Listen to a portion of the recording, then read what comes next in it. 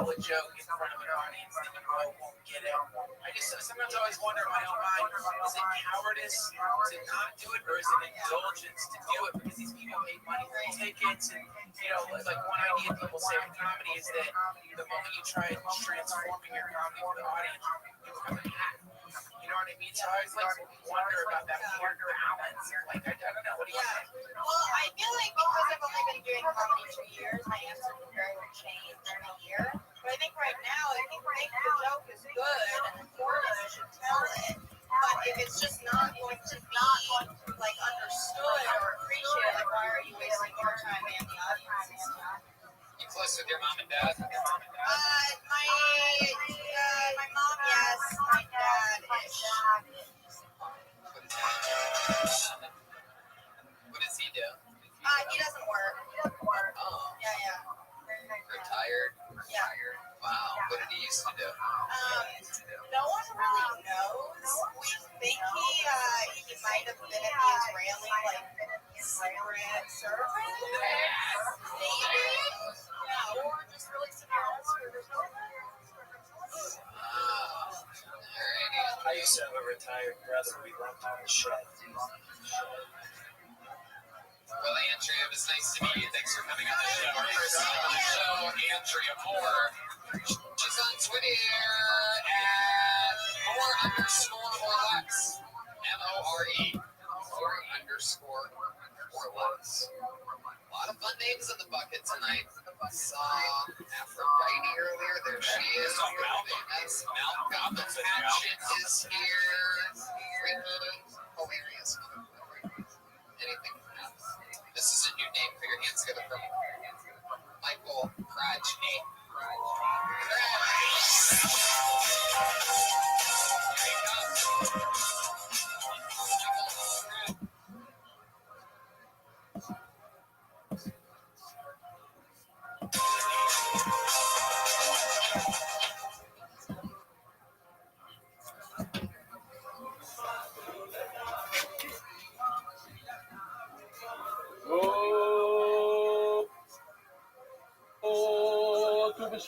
Boys, who knows what PDP stands for? Jüdisch Maß, Rothschild, das Mordechai. The voice. None of you, good. That means none of you have been in a prostitution diversion program that they hold over in Van Nuys. Yeah, I have. And you pay $600 to never talk about it again. Unless you're the one comedian over the 4,000 where you're like, I want to talk about this. Is that okay? So, the prostitute out in the undercover, she was in a use the salt of the way somebody. denim skirt. I should have known, self-respecting prostitutes can be wearing denim skirt, guys, just for your knowledge. Use the salt of the way somebody. I thought it was going to be something where, like, Hitch was going to be there and teach him. Be established for what? For his own carbon. He brings a carbon, that he makes a steak. He needs a lot of heat from the carbon, certain carbonates, kaftos, all these carbonates.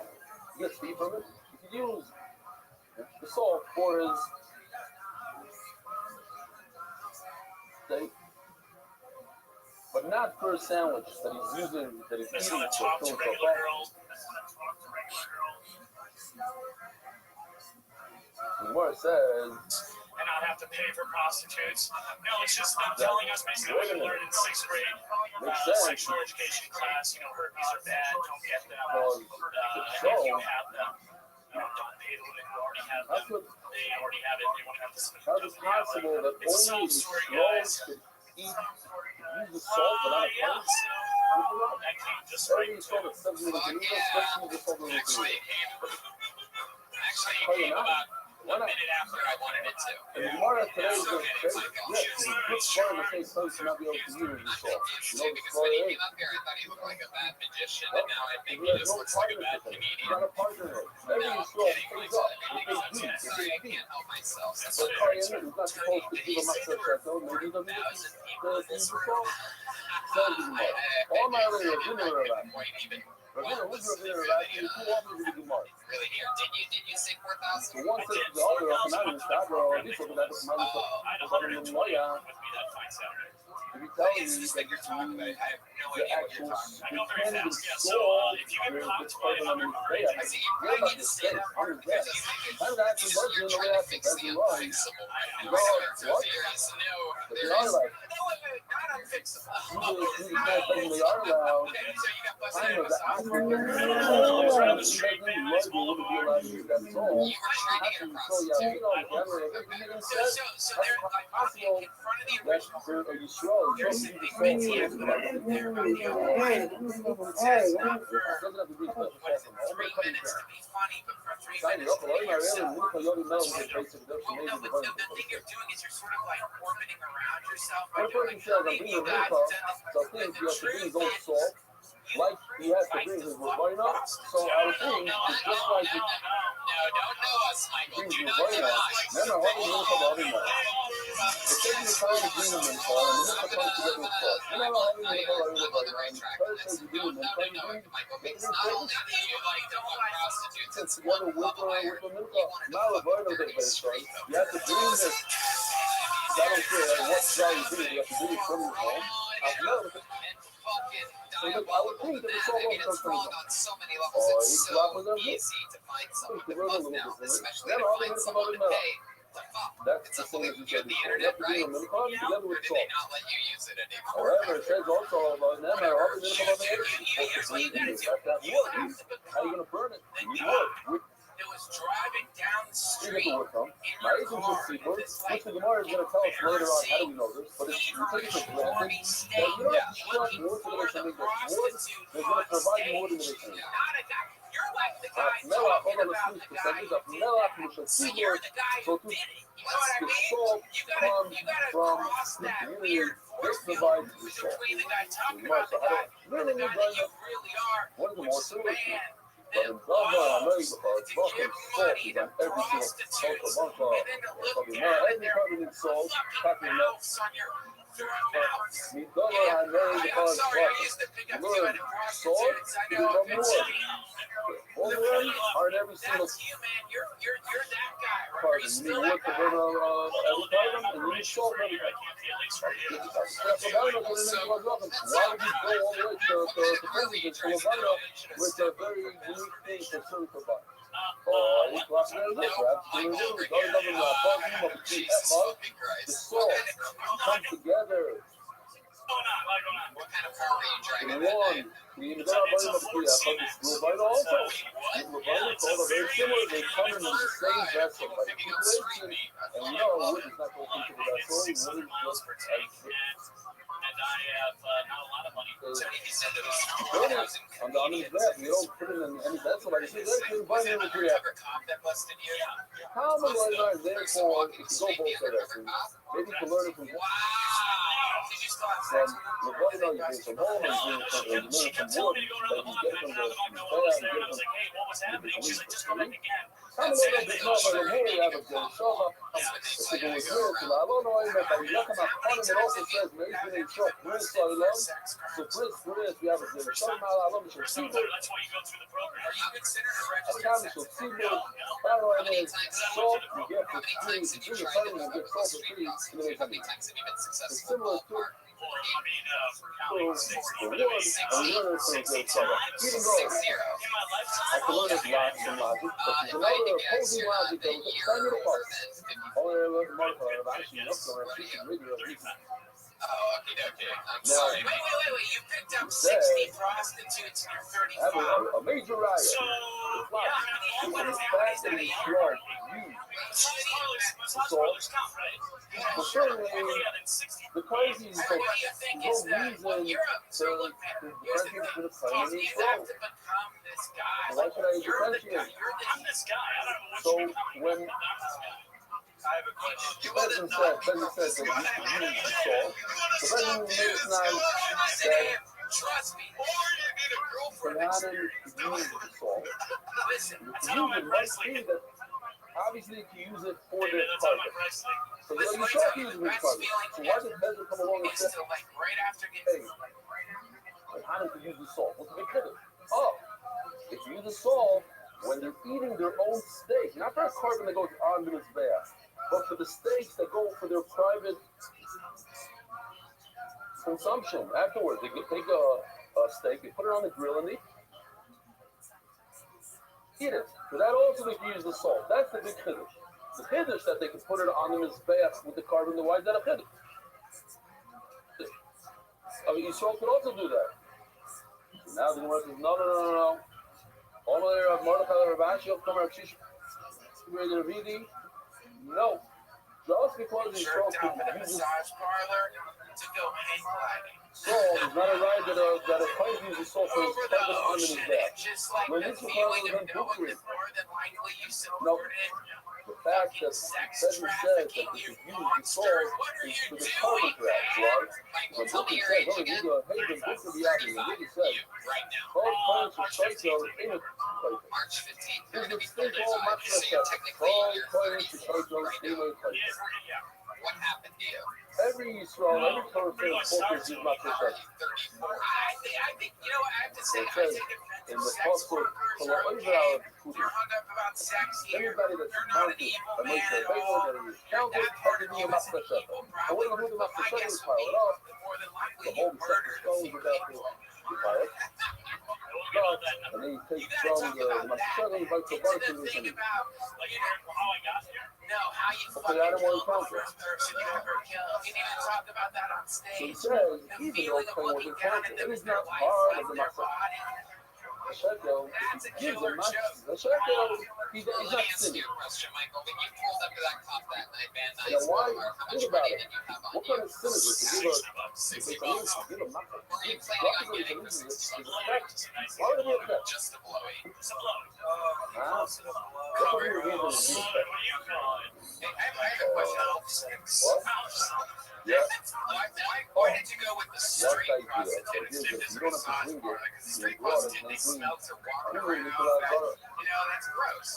Strange, man. It's just strange. I've been to all the And not only massage that, now parlors. you mix She cooling was into new, the whole clearly. push. I hadn't run into her You know, when I before. buy a But she was carbon, fabulous. half of the money is cooling money. I just messed up their money. That's my ability to do $40,000. Don't, Jeremiah, no. Oh, I feel like that's what the money's gonna this say. guy looks like Red Man should. And what is it? What is called? You don't know yet. Okay. We're gonna get there. Michael, what is the craziest thing that you've done that you didn't get in trouble for that nobody knows about? So it started when I was young. When my parents would take me out on family vacations. I like to shit in the curtains in the hallway. And then when somebody's got to clean it up, it's not me. And I like to think that You're not, Let's you are go back to now I'm an asshole. That's Now that I part of heard the you, master of the world body flow. don't do that. Everybody has to be much better if you're fighting. Rob You don't want to should do do that, much but better. don't pitch yourself. You're even not there. That's the worst thing you can do. Hello, Captain Honey, Gershie is the last one. That's gonna come so hard. Did you think it would be They, worse? they have their own little drug, which is No, I wrong. think that's just what you decided So to what's tell our us. What's the You drug? really do that, or you just Second department from me, that's coding code. Now, but I mean, I've done that. He has race you up. Why would I lie to you?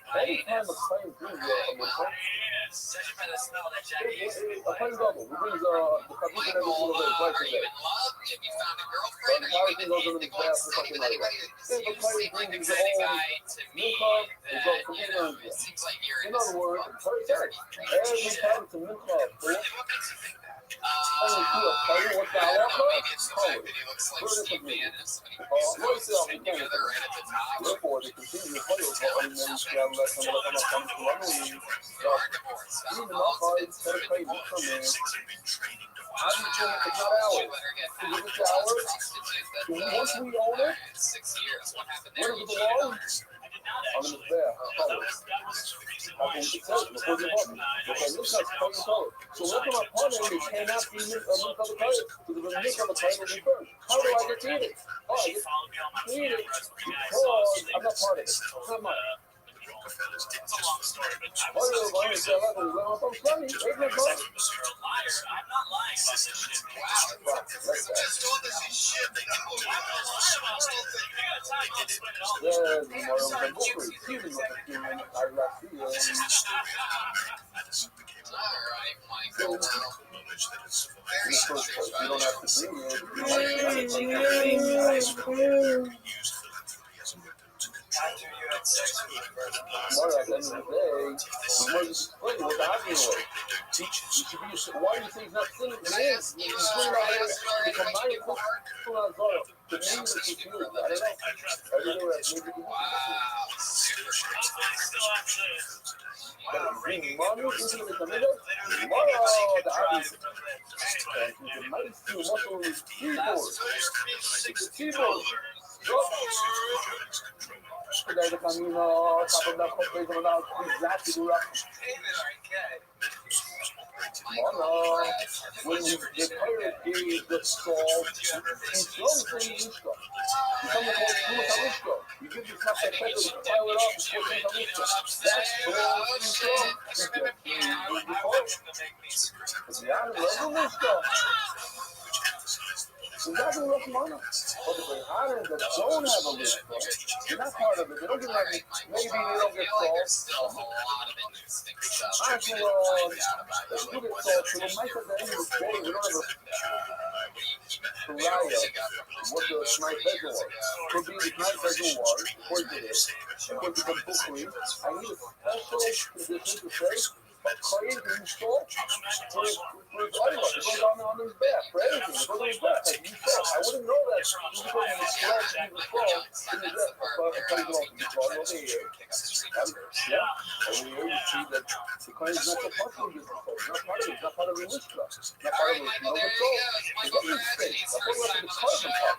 Maybe that's the stuff. Open it down. Go in the water. That's what pays them about. Only up to this stuff. We already established first that we said before that gold should be like wood. Imagine if everybody had to bring a carbon and also put a bunch of wood in it. Stacy's birthday today. Rabbi. It's JC's birthday today? Oh, it's Stacy. Oh, okay. Well, happy birthday to Stacy. Are you doing anything for her?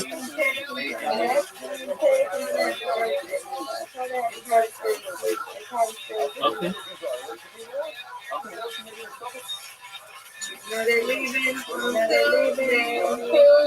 Very cool. Exciting. Very cool. I'm pretty sure these the end of the store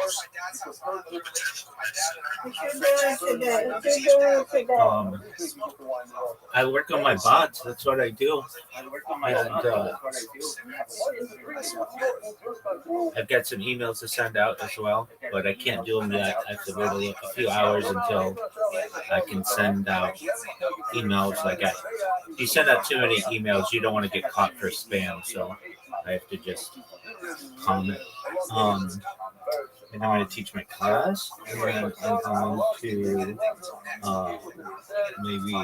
to hopefully play with Riser some, and just enjoy the day. How about you?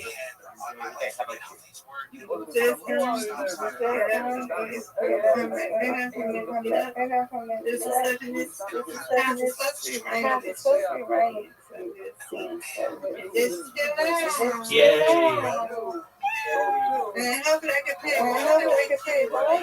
Absolutely. Apologies again.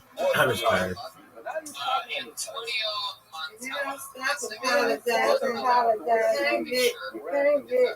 That's right, man.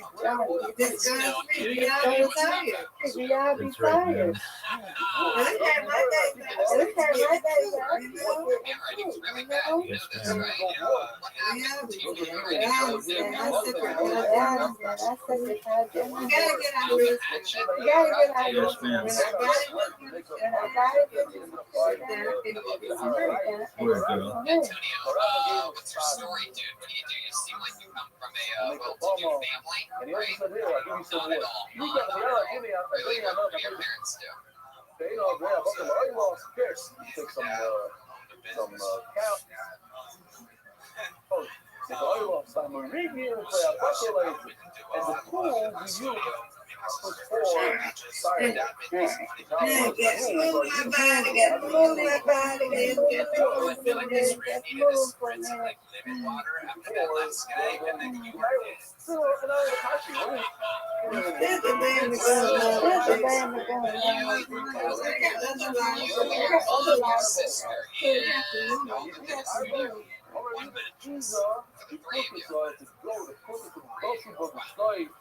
Where was this? It looks a little bit like a goat. And that's How do why you feel right now? Is that real or and real? this is how you stretch Okay, I see. That was good. I was actually convinced. It was somewhere between So not some funny sort of and bad tool. acting. I didn't know which and one we're it getting that was. tool there with parameters. Use it as your firewood. Imagine a cross. On the positive Something side, from you're Moirag, yes, there's the word Moirag, you we're guys using Moirag. bond over fashion. Horror, horror, What? How did you guys get together? horror stories. With that, you'll fresh. Laugh Factory audition, and we met outside there. Malcolm's the man. Antonio, what do you do for work? How long you been on stand-up? 6 months. 6 months. Where are you bartending at? Take a minute off. You have a whole flour. Maybe it How long you has been oil bartending? already mixed in it. Sometimes it has it.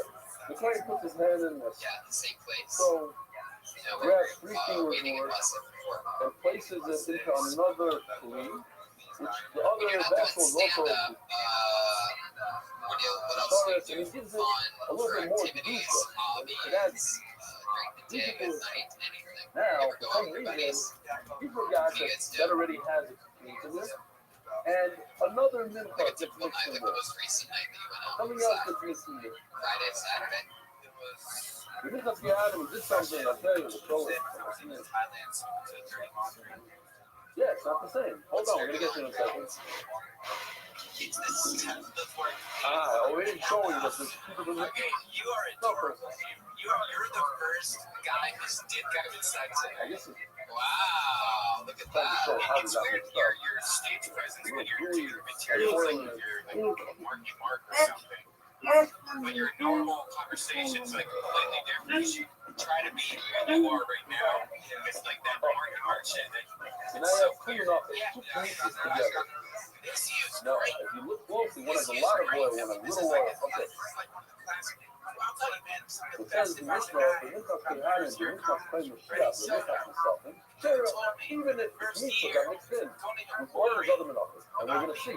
Oh, we can say right now, a Mishnah Kehanim, Mishnah Shia, Mishnah consulting, all these different Menachos, has 3 times more of oil than the typical Mincha. Instead of 1 load, so you started with 3 loads per ton, 3 times the amount of oil. It's very, very liquid. You know, the Mincha started to see talking to why is it hot? It really is about becoming yourself on So stage. I don't like the Which is incredibly difficult to we do. lost the other. It's so weird. Zoom, So we the lost the great racket. man saying, man, that's a We great have a announcement. thicker Your dough with presence less when you're not doing oil jokes that gets is mixed the in, presence you need touches to figure out a how very to have when you do soft jokes. dough. That's really, Then really very good well advice. zoom is zoom. What's the problem? Major problem. Then you don't need to If every story needs exactly look similar, what happens if you put a lid and a half of oil in there? Sorry, but do you have a girlfriend, Antonio? Everything needs 3 look shemen and you put only 2.5 look shemen. Possible. So now that you take the two together and combine them, Wow, she lived near the you. one that's dry is going to absorb the oil. from the very moist one, is going to have more oil than it was supposed to have. And the other one that had a lot of oil is going to have less oil than it needed. The one has more, one has less, and they're both problematic. Because it's possible. Sister and your mother. Now, if I'm following you to submit that that's what happened over They're there. all licking each other's Some of the potatoes oil after one another right now. What's the best thing that's happened to you lately? Like, have you from had the one on anything the like left, one to the amazing right. happen to you last That year? was not a problem. So here we have Anyway, so the kinds of wind and notes. They're both the same. They're both the let me ask you, Jeremiah. just John how also. old are the other boys? Down to the side of the mountain. Antonio Also, over things here. that we have You in said Buckland, you've been trying we to get her have boys back blood. lately. Like, what have you been And trying water to do to get her back? Just send her into the flowers. blood, Like, exactly. It's not like it sounds. Water goes into the blood. where's home? Oh, wow, Every time you go, she's not you coming check an back. animal, and you take blood from the naked animal, and you sprinkle it on his greatest back. of all time. Yeah. Secure our Put fucking your water borders, in this bitch. thing. All right. I get every day that I want it. Why do you want to get her back? Not good anymore. Talk about that. Talk about that.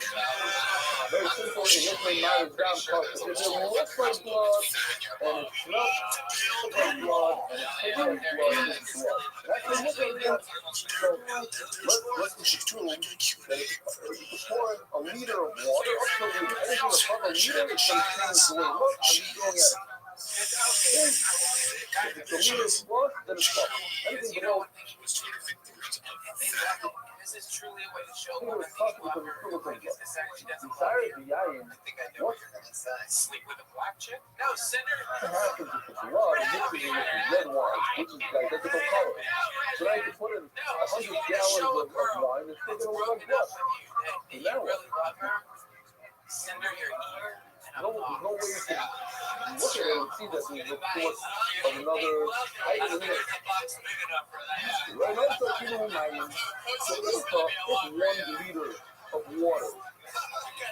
Makes it possible for 1 liter of wine is also going to make it possible. 1 liter of water you can actually see. You can actually see that it's a liter of blood. And there's what enough with the wine where you can't see. It's the same amount as the water you put in 1 liter of wine. How long has she been in Mexico? Sorry, the damn So what have you done to try to get her back? Like, what are some of your methods? Your methods? The good blood of the amigos of the carbon that mixed in with blood, but it's still blood. Send her a raven. Train a raven to fly to Mexico with your ear in a box. What's the most romantic thing you've ever done for her since you married her? How old are you now? On his back. So it's been 4 years of marriage. What's the most romantic? Your name is Antonio. Whatever the fuck name is. Sure, Antonio. That's how I want it. So in 4 years of marriage, first of all, how did you get married at 19? Was this your idea? Yeah, she's Mexico. Yeah. Ain't Sam about to die. She had to go back home. Which means that you have 1 drop of kosher blood that's right from you. I was like, mad love her, I don't want her to leave. So I was like, And you have 2 million drops of non-kosher blood. wow, you're romantic. It will not be about the 1 drop. Where are you guys getting a divorce? For what? I could use all that blood. I can make a giant pail You know what? Don't send your ear in a box. Send your dick 1 in a drop box. of I think you're heaven gonna blood get into her it, and then I back. can use that whole pail and sprinkle it on the all my evidence. It's going to be dropping archery. Send the dude you cheated on her with staying in a box. And tell her that it's your dick. And it should be double surprise. Can you tell her that? It didn't mean anything when I checked it in box. depends on water, and Send the dick stuck in your ear in a water they box. use the blood, then it's not kosher anymore. Even if you have the right. And he says, Because no, your ear can blood wrap is never around going the dick like a cock ring. You understand the good of the archery? She will love you The so lyrics from one much, talk. man. She will come The one back. thing that my partner got my You know what they son. say in It says Buddhism? in you, They say, the kind of to take blood from the girl, bone, send and her blood from your ear around the dick in her box. Now, a bull has approximately 40 liters of blood. A bull Van go wrong. has 4. Look, how much is it? Schulberg is in the house. 10 I have a times. question. I have a question. It's Yes. 10 times that amount. You talked to her recently? Yeah? I talked to her today. 10 times the amount. Just for that. 4 and 40, 10 Did you times the guys amount. talk? So it says you have to cop as much blood as you can. She said it. So you have 10 times the amount. I need to get treated because she said her So psychologist the thinks two, and when you mix the two, sex. you have to mix the two. Oh yeah? Well, what's the most recent thing that you got? Times Last time you the knew, amount of last full time you had blood sex versus with this girl? Oh my god. No. It was. good blood, and yet adult blood is not full. You see them there what? I have corduroy jacket. I follow whatever his lead. What's your sex problem? So learn it either way you want. Either you see. Let's just say this guy makes more potatoes than boys eat. No, what do you feel like? Everybody knows there's a lot more blood in a cow than there is in a goat. How about a coffee? The buffet Like all the time, like I'll fuck anything at Hey, any time. you And can't you know what they say in in Buddhism? You know what they say in Buddhism. Buddhism? What do they say? How them view it as something different? Where They there is say, why suffering, is drinking there is attachment. here heard this that before? idea of So, like, the problem is, like, no, it's not about you have me. an attachment problem. It's about You know what I mean? two You have a thing animals inside that go you, in it's the a bed. black vortex, like a black hole. You don't feel good in the I day. don't You learn feel that. you need I don't something, care if one right? is small, one is That's giant, called one is fundamental dissatisfaction in Buddhism. And so you're essentially trying to like One solve is a that full. problem If by they both go on fucking this as many path, people as you one can. cannot You're cancel trying out to the other. fuck heal yourself. That's one way That's to what do you're it. trying to do. But you know Buddha was the biggest fucking You asshole. saw on the time of the Nobody videos, says the that Bible, shit. the This concept dude of is no like a kindness, prince. no He's got fucking affection. red hair, But everything, is that one of the and he books you leaves wrote? his wife This and is the child book. to You go know it's find very their nice. father. Okay, thanks, Buddha. Thanks. When you come back and you fucking got the fucking kid Oh, here, mom, you this is son the of right a... time. I don't know. They put him up on Then the pedestal, Buddha said, fucking from guy. here you see, why the Never heard this before. Buddha left blood his wife and child. is not fucking And in the abandoned gold blood. his throne, and that's something I so want to like, tell when you, you're every saying time I every this is guy so simple. Now I'm just going to divorces their wife we're and going to try child to is an become those asshole. who happen to be And there. what's the Why are divorce we rate? told You're saying 98% of men are assholes. why do I want to get this idea that the teachings are going to they are You're not an asshole. simply You because like of you're both such a blood, and sweet one blood man. cannot You're cancel such out. a great energy. You hear that? That Corduroy blood is jacket, beautiful. man. Oh, yeah, you know, correct, you know, even, so we just talk about the same, I also have a sex the problem. same, And I the same just, men, the I same hope that you get product, the same blood, you love this girl, and I hope that you like, really do and not talk about get back two together. corbanos. Okay, you're right. Concept, yeah. you know what I mean? Oh wow, there you go. Get rid of What are poly. you talking about? How can I put it over here? I should have said it in another case. I don't know where. I was thinking, like, yeah. Why did I put it in on your kipper when you put them both on the back? Obviously, if they're saying that keep Okie dokie. He's going in the back. You don't have each other out. Nothing to do with you and me. Maybe you gotta know when to Tomorrow, if you're not making you and me, maybe they keep after it. I mean, if you're just like, I mean, if you're just waiting for the thing to Maybe, move on, look, then the one I'm pulled from the pocket, but it's exactly, you it's just super can't bucket. give the Review the advice. pull from the pocket, it's Let only it me. go. Maybe It's you not don't. gonna happen. They're both right. Let Look me at the tell you both. this. Antonio, there are plenty of fish in the sea. Exactly And review. it's like 80% of them have tight pussies. There's Review the so many time great when fucking you fish out Review there, the pull man. from the pocket And and the see that best it's move the to make, same in. give up this thing with women. Get out there in the ocean and start fucking. Blood and blood, it doesn't matter. Blood of the goat, blood of the cow. The cow is only about to do the goat, and you're going to do it on. You give it as mud going to the very infrequently to people. And if you when really they do are get in us love started, and maybe you're we will need to engaged see and the you guys people are like really one be of together, I the mean, that's how people used to get together, was they were together when they were in love at a young age. So yeah, so that's all. Definitely not good. talking about the same product, two bloods.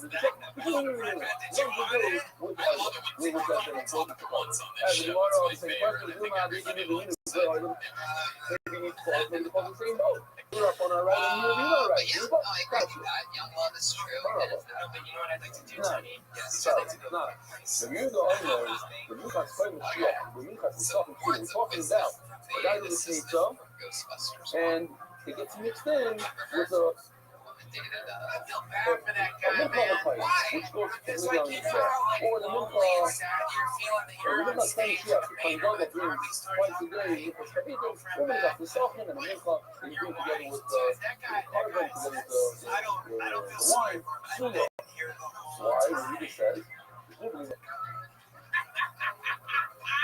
That's all that was usually lost You a guys lot. want to go back to the bucket one last time? This one has 3 times the amount of oil as the other one. Good. So I already pulled a name out.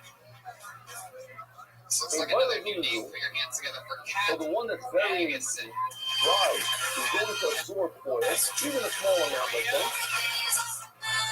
But now it has more oil than it needs, so it became popular. Now the other one that had a lot of oil has less oil than it's like, so it became popular. That's the who cares that one absorbs from the other? Because you know, you don't view it as an absorption. It's the same exact minutes. Oil and oil. And it's as if the oil stayed where they were supposed to stay. The oil of the pizza stayed where it is. It has the same amount. They don't travel with one another. They're not in the back of one another. Social media. Like she's always stressing, like, why doesn't he like tag me? I should never be there. No, review the oil. It's all never review. Amarava, Sabar Yehuda, Hoshi Nidino, good over after. So I like this communication. I never ask anyone what they do. Doesn't Ever. matter. It's so LA. What do you do? Something very I don't ask because you know. We have oil and oil. Podcast was more than The like one is not a about couple the guys water. on the why. We forgot about Like if I something. want to hear more than There's two another men ingredient talk for each called other, I flour. can go anywhere else. Like Okay, I have a pizza. We're talking about this. Yeah? Let's talk about this. I have here, I don't know, I have a pound of flour. Yeah, I know it's not a pound. Coming in, crushing. I remember you. You've been on the show I have a pound of flour. What was it that you found out last time? Something crazy, right? You, your boyfriend, both comedians or something like that. Something weird. Oil. Really? She was a professional whiskey Comes taster. another quarter of a liter oil. I'm a Scotch master sommelier for Scotch. It's really Boyfriend's not a There's 2 comedian. quarters of a liter. We're not about to No, report. he's a very But I'm going to get serious rid of. What kind of car is it? Oh, okay. So I'm going to pretend. Yeah, the brand new. Because we're not about to, I'm going to pretend that the oil that I have in my hands to begin with is not free. So now I have a bunch of flour. I have a half a pound of flour. This half a pound of flour is going to be Morocco, the oil from the other one. A quarter liter went of the other guy, this one. Do you like? Guy went into my hand. That sounds like a shalom. Like, do you want to take over? Well, my flour in my hand is going to give him a bucket of oil. Again, this is very simple. There's another ingredient called flour, and the flour is in the bucket of oil, not the oil in the bucket of oil. This is more said a little bit of a snake, so we pretend that there's no I think it's a really cool coincidence that the headliner actually ended up going up last. I've been pulling names out of the bucket. It's in my hand. You're fucking funny. That What was happened? great. That was great. Now it's just, I just think you're amazing. I was like, it's really a pleasure to watch you do that. That's cute. I agree. Likewise, you guys all night. The oil from here goes into here. So my flour in this hand is going to be vodka with newly introduced oil. It's going to be vodka, and that's a problem. Then it becomes that, anyway, this one has too much, this one has too little, because it's bad. And that's the problem. What this means is like, Hoshi didn't mean like, love a hot I like this meal. Get rid of the oil. Pretend that this hand doesn't have oil. And everyone thought you were so cool because, like, you're the comedic relief. Appreciate it. Is this a Any question? meal, and the new, Yes, that's the Like, you weren't like the oil came from the other meal, but from this hand, whether it's there, it's very good. Is this like a psychology Logo test or is something? not Yes. the I talked about it on camera. numerous The podcasts. flour in this hand A is going bunch to of be dudes talking over each overcovered other, and like JRE you're and not to let shit like Rabbi that. Rothschild have a wonderful guy, fairly good Kudish Rabbi, or something. Check change the name of this podcast to Dudes Talking Over Each But it worked around the world. I'm just curious. I just like I can so envision just like the comic relief of my second grade class. Yeah, and I like you too, Pat. You remind me of like you're right. Wait, not to talk over people, but Tony, didn't you tell me when you were a kid you spent 3 years in a cum barrel? Yeah, just a cum barrel. I've never seen any of that in my life. Tony also doesn't use it naturally. Good morning, Rabbi. All the podcasts. Hi. Dudes talking over each other and JRE are two different things. Trust me, I'll make this as funny tomorrow. Okay. So we have a question here whether or not wood. What's your question for me? Carbon, not a carbon. What else? You put salt on wood. You put salt on blood. A ton of those things. I will like dress you This up is in like my the love. sign. Stop it, And I want to put you in like form-fitting Shine black. behind the 18 October. Aim to the mill. So here we have You're such a silver fox. and all my guys that says that these four things don't have salt. It's great to take over the show. I mean, I like you. I really do. You remind me of Tina Fey ever did comedy. Eight. That's right. I'm He just said saying. need Shout out salt. to Tina First, Fey he and said Amy need Schumer salt. Let's see. tonight. Mommy, what is this price Tony, go for? she's into makeovers because when she was a kid, she She's dressed ready. Amy up Ready as to enforce on wood. Bingo with to carbon. hide them from Requires impressions salt. things you He wear. rap on catch the predators. He saw that a button hole that is predators with I big get first. that a lot. Yeah. Since I was a little kid, I You got put salt. Yeah, Then we're going to see along the page where exactly you put the salt on. Very interesting. Where? What do you think? Where did you put salt and fire?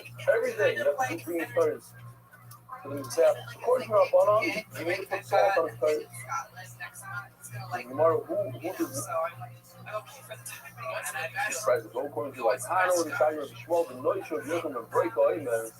My problem is food. Over to the Kabbalah Kuma. So let me just remind you, we're not going to discuss this a lot. So there's no such thing as drama for follow by the file anymore. But let's say you're new. So the Torah says that on a carbon you should put salt. Now carbon, you can eat all these items.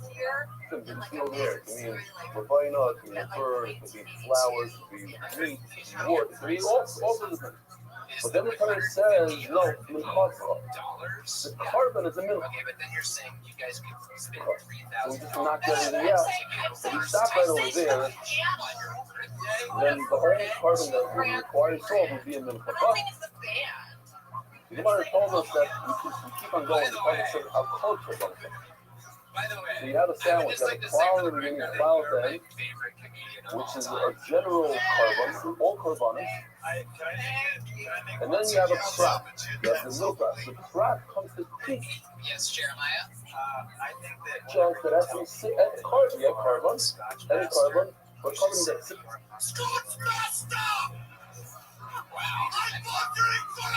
to the prat. And now we're going to go one step further. Just for a minute. Scotch. Now, that is word goes in the Kabbalah Kuma. What do you do when you're doing What's the prat that we're talking about? The middle thing, prat is the middle as a thing. Scotch master? What types of things do you do? Scotch is the Kabbalah Kuma. Why? Because anything that's a food item, That's shocking. but except Kuma, you can even comment. If a shirt touches it, it's acceptable to Kuma. That person certainly talking about, even if that person, a person that's close, so, a place on something that's in Kabbalah Kuma. I like Boil to the celebrate leaves and you put those. it on a fire, you burn it.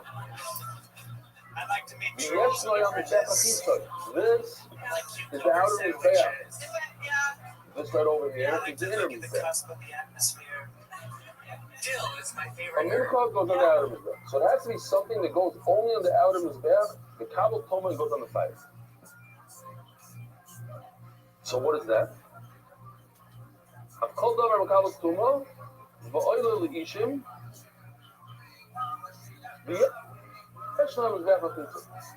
What does it come to exclude? Just wait. Shame kabel toma. This man, the Omar holds that wood does not require salt. Why? It's not a kabel toma. Strictly it's just a piece of wood. A piece of wood is not unless you fashion it into some sort of vessel. But just a piece of eight, a piece of wood. It's firewood. It's not a problem. Notre Dame, the Yain, and I know of the other two items in there. There are 4 items that we're looking for. Perhaps last vacation you went on, anything like Well, that. that's the price Anything. of I mean, your first answer wood, was blood, so I'm sure you can dig a little bit deeper. Titus, Wait, hold on a hold on, the fourth one. Let me tell you, Tony. Why is it that wine and blood don't require salt? And other than lesion, you don't put them in the fire. You put blood on the wall. You The put thing I love more than reading is telling people how much I read. fine on in the back by the sheet right over here. This is kind of how you'll be able to see it on the video. Jeremiah, I read a lot. I have a question. Did you That ever is too solve old, that mystery with Scooby-Doo? Two of these like drains that have like a little cup on the You top. look like her, I you're don't think you dressed have like it. her. It's Okay. that chick from Let's see, maybe Scooby-Doo. you do it in. No. She would have gotten away with it The too. point If it wasn't for is, these guys you talking put it on about the back, you don't put it on the fire. You know, the fire is and why fire is not one of these. Shane out on the back of the pizza. Fire goes on the back of the pizza. And therefore, it doesn't require salt. It's not put in the fact, yes, you burn it. Yes, you can have a hummus, but it doesn't go on the outside of the bread. It doesn't. This doesn't require salt. No salt here. So what do we have to do now? We have on the question whether or not wood requires salt. Yes, So already knows what is a real carbon, you'll a see real Danny Trejo on the front cover there. Click on it. carbon is wood. Survivor's Wood Guide to requires Prison, wood to burn it. Family Hour. You take the wood, you put it on Jeremiah top of other Watkins wood, was here you burn tonight, wood, ladies you and take gentlemen. salt, you sprinkle it on. Look, you do some dialing and never dream of thinking. People didn't know that you could bring wood at the carbon. And then you bring wood in the carbon, you sprinkle salt on it. Yes. Again, Talk Glass. And I'll be with Tony Hinchcliffe We in learned Salt that Lake the City. fire has a carbon. That's Okay. right, Patty Reagan. Just keep it wet out there, because I Now we have sure another can't nice get subject it. now about blood. The whole And here, band is I coming asked the with us to question Phoenix on before April here, 5th. They're going to be doing as we stand-up started and here, 10 what, before shows how April can you 6th drink and blood? 7th. Joelberg's also going to be there. He was here tonight, ladies Regular and blood. gentlemen. But you wouldn't be like the cards. Maybe you know how to drink it like that. Probably not. But you're not under the card. They're doing their podcast Crime Live in the Belly on March 17th. Jeremiah's the guest. Good Come check it stuff. out. And I'll be here Heck, next week. tomorrow, I I haven't been love laughing it. I'm till doing now. stand-up comedy by myself. We had this whole word out with some set card that tells us Salt that Lake blood City with Jeremiah, Spokane, Washington with doesn't Josh get Hart, San salted. Francisco with Who A lot Knows of them Who. have amino down. And I'm at Boston But I think Big it's salt Crazy blood. Music Festival, I think Boston the water came Calling, out May there. 26th. But how can you We salt are in blood? Once you Phoenix, salt April blood, 5th. you ruin the Hiltonians, blood. the entire And band, once you and ruin the Nashville, blood, the you 21st of April. So make sure you see that. If use you it live as a anywhere party. near those You go on areas, the back. It's really sign up blood. for the show. If Give you're it out, another interested, way to just stop. come get tickets and see it live. No más digo, pero Camilo. Dan tu mismo y Five-year anniversary of this podcast, the if number you one take live blood and you podcast in the world, and that'll be posted okay, on our you're website, not over the card cooked blood. You hear this? So here's the way out.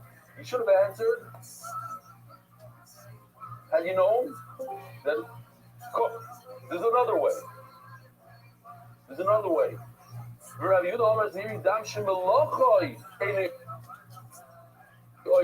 If you add salt to it, you're not over. Says Rashi right over here. And he says that here it's just underlined. Says Rashi. When you add salt to blood, it's like as if you boiled it. And when you boil it, it loses its properties of blood, and therefore it's not really kapara. It's not something you can spray on his death. So why do I need a puzzle to tell me you should put salt in the blood? When you add salt, you ruin it. Rabbi Yehuda today.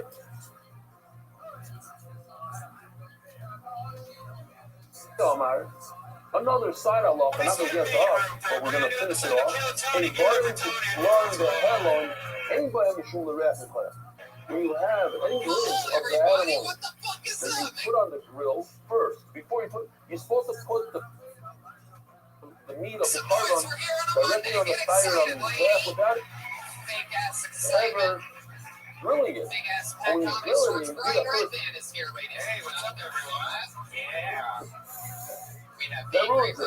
Because the moment comes out of it at that point. Now this same moment off. The guys like this. Why do you need a faucet to say that you don't put the salt in blood? Bloody salt. Blood that has salt is not good blood. You can't even drink it. But right now, we have breaking news. Special announcement. Kill Tony will so what do you need a special party to say kill blood, salt in the blood? Sorry, you can't put salt in the blood. Kill Tony. And not the same another Kill Tony show announcement. September 29th, Fort Worth, Texas. You just got your own fucking Kill Tony. There you go. You're in the midst of salt. And, ready for this? Let's do it again. Hit that motherfucker again. Because I forgot to write it down. Granular, or whatever it's called, 1 grain of salt. Is in, of all places, get ready for it. 1 grain of salt. Michigan. Ladies and gentlemen, Kill Tony will be at the 2nd annual Motor City Comedy Festival in Detroit, Michigan. That is on Saturday, September 22nd. But if you put a little bit in, then you didn't ruin it. It's still a good available. option too for that one, Still but for this back. I guess we'll do that. We're also all doing stand-up comedy at the Tempe very Improv little, after it could be the like Phoenix show, not- April 7th, 6th, and 7th, and 8th. In Put it Providence, away, I'm doing that's stand-up still comedy in Providence, culture, Spokane, it's San on Fran, that. Houston, But if you and eat I'm that making blood, my return to you're Chicago tired, and Zanies in October. But at the That's same a time, special you're young to the midst of so a lot of dates coming up. salty. They put in a little tiny bit. Oh yeah, I another think one. that. Snake And that's why I need a Weekend fossil. just They announced. shouldn't even put a Legion of little bit. Skanks are good friends. Move on my By the way, this one, you are ready for this? damn It's a to fucking special announcement thing again. Let's work. There you go. If you cook up the Next blood, you week's boil the guest, blood, the Legion and of you're not on the Skanks, cart. Big J. Just Okerson, rub it and all my Louis law, J. like my Gomez. show. They have And what it the says first is ever so. truly Ratio all of comedian my no bad, it's comedy a bomb festival that they do. And of all This places, was that New York dom, that City, and it's color. fucking massive, and we did it last year, and it's so much fun. So what's the And work in I the cannot person? give Rashi you the says, exact man, date of our it's show, on but that I can show. tell you that Cutting Skankfest so high, just like you announced said. that it is the weekend So of when July you're watching a 14th. couple times, this So is that fire is stuff. a bunch of breaking, It exciting means that news. it boils And up. speaking of exciting news, I've been having a lot of Sequence fun are lately. done. The I'm color married now. My sex life is great. And but for those of you having sex the performance blood issues, is they are congealed. more common than you think. It's like a solid form. Gala, You can get gala. these like boner pills at the gas Oh, station. mommy's They have a bunch of gala. supplements in Here, it I'll that show you a little bit of supposedly video. gives It's you really like cool. acorns and shit like that. And you've done that Yeah, already. yeah. You're addicted to that. This is schmacky stuff. Or you can just get generic. I've seen one advertising the countertop. You can just go to this website, connect with a doctor Oh, online. Next thing you know, you have $20 a month worth of Viagra. That's super cheap because it's generic. And you don't have to This is go for to the Gemara later, so we're not going to show it later. Basically, the Gemara says later. Well-known generic equivalents to name brand prescriptions to give you erectile without Take it, Vinosan. It's like the mountain's thick, you should put it. backed by science. Try Hims for a month today I for don't know just what the background $5. noise How is. about that? Who wants things for $5? Or stop, okay? Hell yeah. We'll get you started for just Look at AI. $5 while supplies last. Take See it to website that hollow. for Oh, she details. means like a halo Gemara. Here's a figure for it. The Torah says you shouldn't eat kalo. You shouldn't eat fat. So what if you liquefy the fat? You boiled it up and it became like a liquid. Maybe that's not a person. The person shouldn't eat. But you drink it with a straw. Kalo. It's still kalo.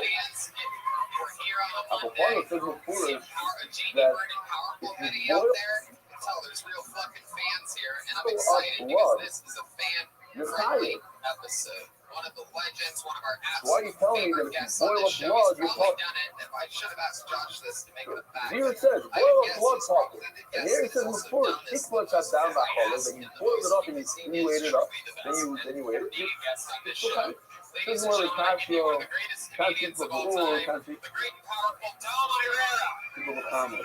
There's different ways to heat it up. If you heat it up with a fire, it'll never go back to where it was. If you heat it up in the sun, Hello to my fellow millennials. wood, as Mark explains that away, boil it, hot it never goes back to the original All time. consistency. But how about hot? You're right. Right now, Is that true? you can't. How can I compete with another day can't eat it, that it's not drinkable, it's congealed.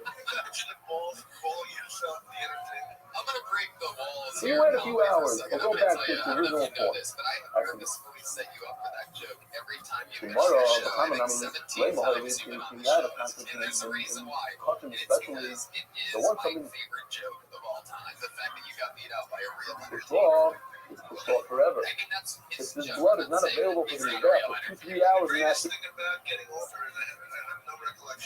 Yeah. it can never be available. So you're gonna wait until it liquefies again. Thanks to LA Speedweed, I also have short-term memory loss. Goes back to the original form. It's too late. Right now you can't use it. So right now it's never good blood. It never We have a becomes good band on again. show, as you know, Dom. When I have you on now, I like Rabbi, to do this. the Rabbi was money in the dress, and somebody has to do it. And money has to do it. Dom Shakar is not calling out. Blood. Best damn band in the land. Congealed, and you ate it. What's that love? Oh my leg, what is it? Look at it. Even though in 2 hours from now it's gonna be liquid again. Right now you ate it at Scala, you bought it. I never know what they're gonna be. We don't know. History. You already know what to say. They make jokes Tom with those characters. There are a few days. Oh my God! No, it is love will say clearly it. a St. Patty's Day celebration. They are leprechauns The today. Leprechaun is the raya that once it's pushed off, it's pushed His off. body is shaped so weird. I would rather say that there's there's a difference between if it became boiled in the sun or boiled on an oven. The boiled in the sun is going to go back. Eventually it's going to go back to its form, but it's too bad. When it comes to cooking, let's say you have a mizbeach that's missing a chunk of it, right? We saw one little chunk. You can't be a carbon. Then the guy comes and hears it. We just celebrated one of our favorite custom holidays. Great. The carbon is garbage. Why? The ones who put it on his bath for 1 minute, even if you were taking his bath later, it's it. Kama kadol sa pitsoy noise, kama kadol sa pininga. Pininga. I got so drunk. James Joyce's novels started making sense. I would think they take it out. I got so drunk I read a Tom Clancy novel backwards. Wow, how about this No, I haven't. But it's back to yes. Okay, read it. All right. Then my bad guy, kama kadol doesn't make sense. The bad guy, kama kadol sa pitsoy noise, the pitsoy sa pininga. As you know, going to play. All right, that is the explanation. I started to listen. The other thing is that he's talking about the difference between blood. They put on the outer of the bath and the inner of the bath. The other thing is that it's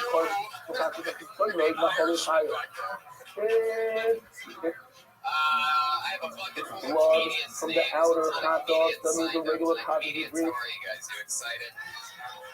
All year long, and you do it, even though it's congealed, you're tired. Why? The look up the lots like we saw in this video right over here, you could grab it.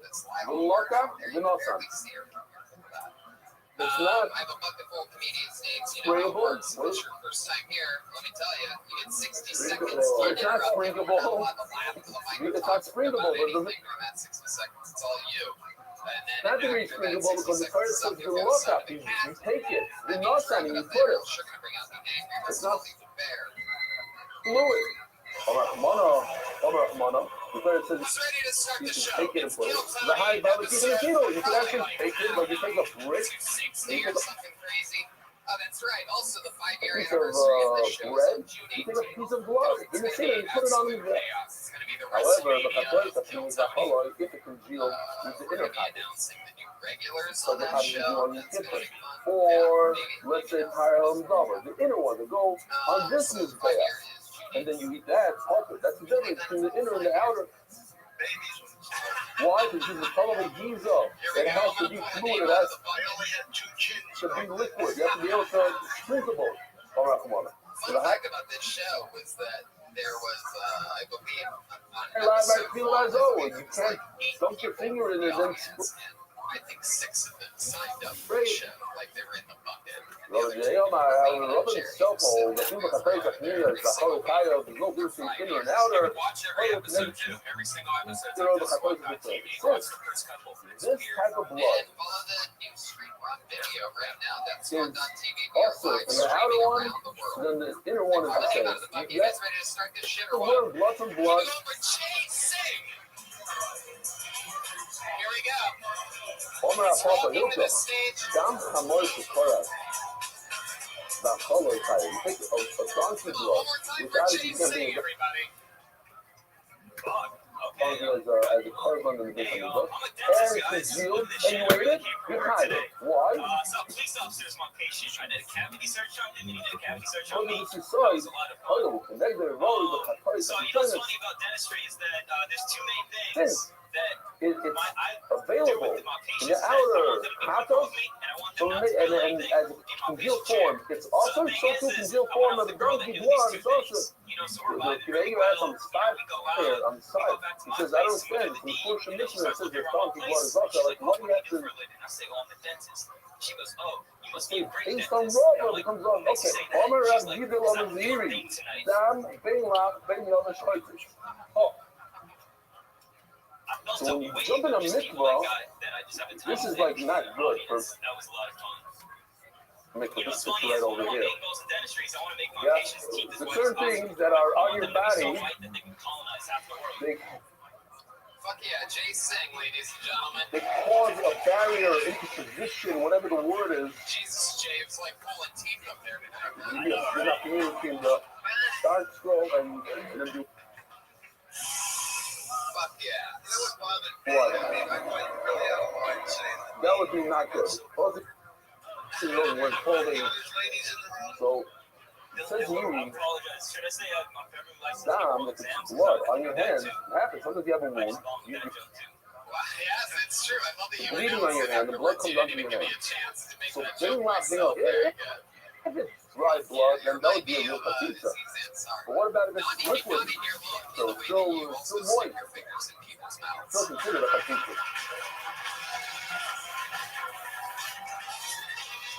You might ask about question. Basically, I don't have to go back to hollow. It says, I'm so proud of that one. for blood and ink and honey and milk, invasion cartridges. If you're dried off, that's a real patita. Oh, that's what it was. This is, I guess this is, I didn't realize, this is honey. This one. And you do go back. Go back. Let's just want to go back. You go over here. You go over here. No. Wow. There we go. I guess this is honey. This would be dried off. Now I get it. Lock in the cartridges. It says before, it says if it is moist, no patita. Why did you say that it's moist? It's like people like that. Hold the syrup. There's a difference. If it's sticky or not sticky. It says not if it's sticky. If you touch it, you pull your finger away. There's like a little stream that comes out that's sticky. You know that little sticky stream. So if it's sticky, that's a patita, not sticky, then it's literally like just it's like water almost. It's not a real patita. Next review. You're welcome, I also. We had this puzzle. Reminds everyone it says Melech 3 times. It says Melech Kimla. It's like a double R. What does it tell us? Look at the times. How much salt? I've always asked. How often do you How take much care of salt? those things? The edges. Pamela, Yoho, Kabinegi. Tell like So the word Kabinegi, we're going to try to understand what it means. But in general, it means a lot of salt. Okay, you gotta, how do you say it in English? Pack it on. yeah, because if you don't do anything, that just fucking Pile it on. Okay, pile it on. Pile it on. where are you from? You sound like I'm from Vegas. No, pile it on. Tom, Lloyd, my Kimla. No, pile it on. I don't mean like some, one of these little places you stay like in the restaurant. It's a lot. Like, pile it on. Come on. saying, Tony, once in Vegas, you paint a secret. Come on. He says, no, not that much. Come on. Salt it. It's in love. No other name. Maybe you salt and water, which is real. Please, I do That's this. my boy. I'm a little vanilla. Really packed with vanilla. Oh, and it says, really packed with vanilla. Holy milk chip. This is that. You should bring salt that never rests. What does that mean? Bezoi, Zumel Zoinus. This is salt that comes off the ocean, especially in Yamamela, and it never rests. 7 days a week, it's bringing the salt. The water goes out to the shore, it evaporates, and then it leaves the salt piles up over there. Right? He says it's very thin, it's dark. Okay. Versus salt that you have to mine. You have to mine the salt. What is this? What's going on? Okay, there's some sort of thing.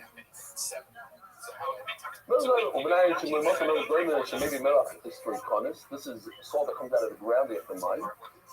And that's not melach initiative. That says it's not in the village pastures. Here's my first time. And then, this is your first time at the comedy store? No, first time at I'm a lawyer, my tackle. Yeah. And then, Tackle culture. West Side Comedy Theater, Fanatic Salon. You learn from the word tackle that any type of salt, tackle can come up, and even if you import it from another country, from Kutzlar to Rashi, tackle is Batil B'Shabbos. You're allowed to use it even on Shabbos. And this is difficult for the Rishonim. What issue is there to salt something on Shabbos? Now we know there's a malacha of salting hides and it seemed like that came out of totally nowhere. that's evil, but there's no issue to salt food. Food is definitely no issue of ritual salt. Shabbos. So the Rashi says for us is talking about the oila. The oila is not food. The oila is Kula Hashem was on his bath. And to salt that might be an issue. But let's discuss it.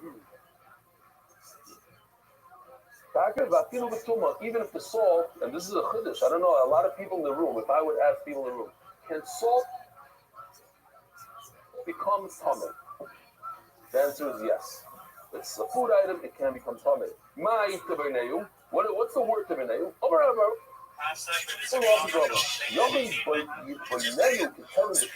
Maybe you should pile it on. That's the lesson we used before. The word tabernacle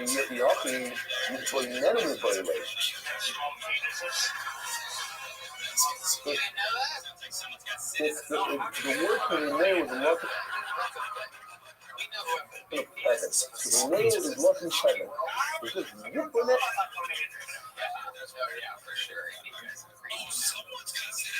You should put the Shemen in there. It's not Tabernacle. Hello, Rabbi, Yochai. That's not the building. The word Tabernacle means to build, like a building. The word it should say Tabernacle is to build, not Tabernacle. You know, pile it on. Not that's what he said. Pile it up, bunch of piles of salt. Put a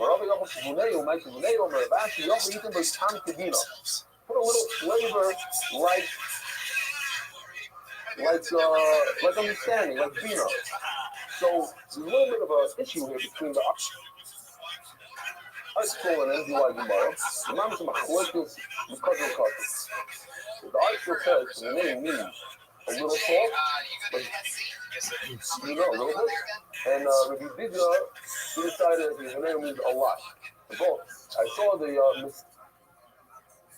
Tifta actually says a lot, and he brings different shining according to the article.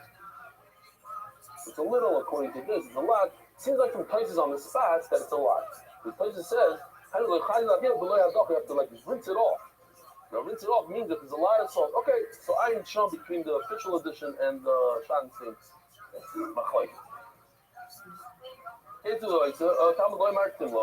You don't need a lot, you put timlo. How you do it? Maybe everyone knows on the melach. You bring one limb. You're showing him. Yeah. Maybe every night in melach, you bring one of the limbs, you put salt on it. You flip it over, and you put salt on again, and then you're good. And then if you want to eat meat today, that's what you do. You don't just put salt on. on one side, but salt on both sides. Korabon the Kobak. Oh, the displays. Korabon. Melo shall Gabi Aver Moilan boy. So, Eric's not red band, I know. Here's the thing. Salt on top of the like the last date you went on, when was that? 2 weeks yeah, ago. it looks like, let's see how it's up here. 2 weeks ago. 2 weeks ago, where'd you meet the girl? Bumble. Bumble. Yeah. Yeah. And what is your Bumble profile? If I use this salt on the ramp, am I over on the Elo? Do I have to bring a carbon? Totally a dentist, and then Yes. somebody gets a fucking like, oh, I think my If tooth's the salt hurt. is You're like, on a oh limb shit, I gotta call my doctor. of an animal, and I use the salt right off the limb. Really? Let's do Okay. So. something else. Forget that. I put salt on the limb, and it fell off the limb after it. I'm done salting. Done. No, salt doesn't stay. There you go. Some of it falls. Now you're So learning. some of it fell onto the bed. And I use it now to salt my driveway for snow. Yeah, so far. Over, not over? What'd you order? Not over. Why? She forgot what she got too. You know what? I'm not over, Nilo. Not over. Hold on a second. Not over. But if the salt is on the animal, That's why we're not Carolina. What? So shiny. I'm over on Nilo. I am done. I'm done. I was behind the mitzvah. Why am I over? Because that ain't a puzzle. If it's on the list, I'm over on Nilo. So, Shagabi has feathers, but it fell off my animal, and it Yeah. landed What happened? Then you're like, Dave. on the ramp, says Rashi. The direction is that. Fell off the animal, it's on the top of the desk. Hey, Marlon, there's no answer. Hold on, man. When I throw what I see, is exactly what I said. The Shlucha for Hannah, I live Melach. This is referring to in the future base Hamikdash Beis Hashem by Shlishi, Ve'elohim Ha'ila Hashem. This salt is considered an oil. When it's still on the animal, it's an oil, and that's why it's supposed to be mild. Even though I'm done with my myth. Not awesome. Melach Maloitim, to Akihanim is a brand new sugya that a Kayan is permitted. You're on this day with the white girl. She has 3 or 4 drinks as well, and you're just getting drunk. To use the salt of the Beis and the word of the Beis. And we have to understand what they're talking about. For what? For example,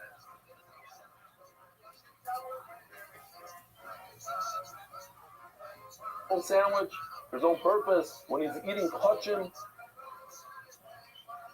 What's going on? Omar Shmuel Lishona the Karban Nam. When the Kayan brings his own Karban, if he brings a sandwich, nah. Let me ask you this question, Stamazon. Are you allowed to bring a bottle of ketchup from home into the Beis Hamikdash? Typically speaking, you're not allowed to bring chulin into the Beis Hamikdash. It's awesome. But what about ketchup? I want to use my... I want to eat my steak with barbecue sauce and ketchup, whatever I eat my steak with. Am I allowed to bring it in? So we have a place showing. Places says you're allowed to. Rashi says you're not allowed to. So it's the get also. We're talking about the salt. We're talking about food that's from the outside. In the Gemara says we thought maybe it means salt. Their own car machila means lachilas kachim. They're not allowed to eat the steak of the kachim with the salt of the Beis Hamikdash. You can't use the Beis Hamikdash spices for their steak, which is kachim, and they're only allowed to eat it in the Beis Hamikdash. So they have to eat it. They have to eat it like really bland, without any spices in the Beis Hamikdash. I said, Gemara, how could that be? Hashem let. The Kohanim, they get the hide from the Beis Hamikdash, and we give them the right amount of salt to process the hide, to tan the hide. but to give a little salt for the steak, not. The sign you didn't take that going there. There's 3 piles of salt. The lishkat hamelach in the place of the salt is a room, just a chamber of salt. Out there, we even have a picture. Here it is, right over there, salt chamber. That we saw already on the ramp itself. There was a pile of salt. Can't find it now, but Gershon threw it in there. Very near me. Yeah, this one. Why do you need 3 piles? It says Mufurish that the Kohen gets the salt, and it's his own private hide. We give him salt for his own private consumption. What do you need salt on top of the ramp? Or in all the limbs of the animal. Why on top of the So this is super interesting. Where do you salt? Where do you put the players on this? Where do you salt the players? Over here. Why? So for that, place it says, I understand. First of all, the salt over here on the ramp. Why do they go all the way here? Go on the ramp, you come back down and go to the Heichal. So it says,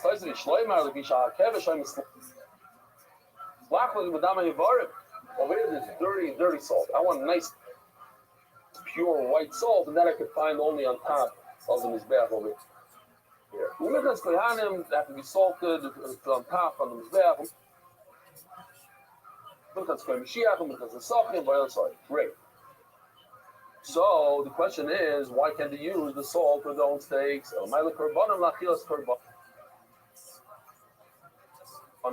No, they could use salt for the steaks that they get off the korbanos.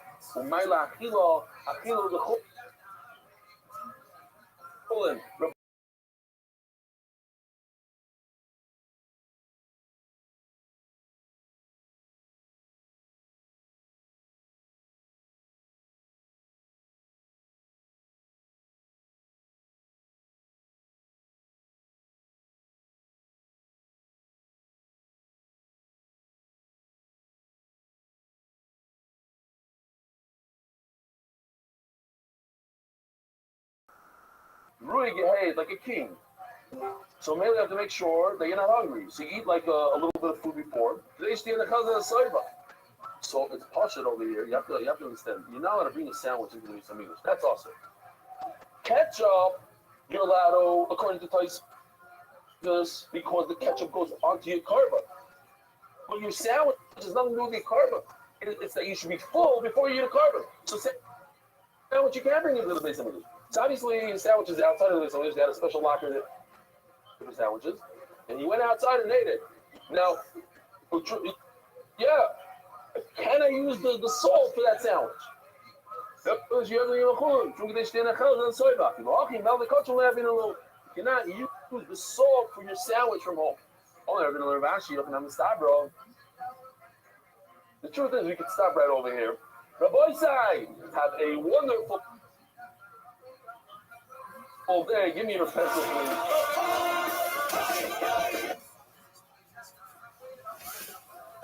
America's book is spreading Torah throughout the world. Sponsor a share today. MDYsponsor.com and sponsor MDY.com.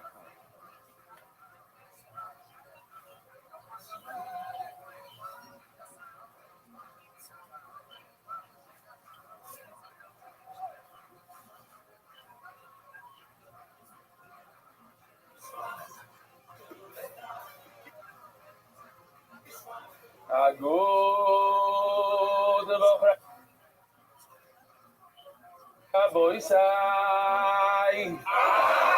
Really nishmas.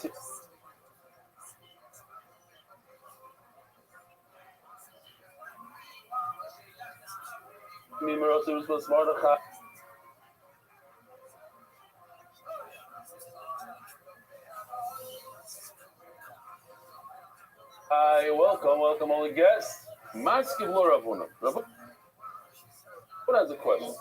2 lines from the bottom of your test of a base over in the bottom. Hare Melach.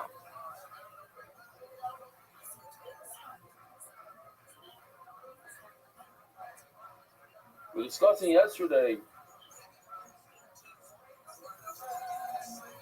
the things that are in the mincha, are they ma'akev, not ma'akev? Are they, how do you say ma'akev again? You got a good word.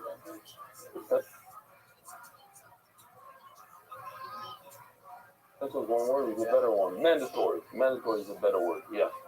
Mandatory. Hari Melach. The Tana be. Tana in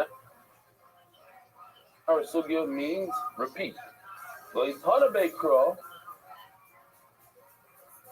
The Torah doesn't repeat it twice. Umakiv be. We know salt is mandatory. It's ma'akiv, at least according to this mandama. This on your bris melach oilam hu. Shtei bris amur b'melach. That's it. The Rabbi Yehuda, Rabbi Shimon Oimer never can bris melach oilam hu. It's like in Zer Shabbos, says Rabbi Shimon. It says the word bris. V'never la'alom bris kunatz. The same sheyev shali karbonos b'lei kavuna. We know that you need a coin for a carbon.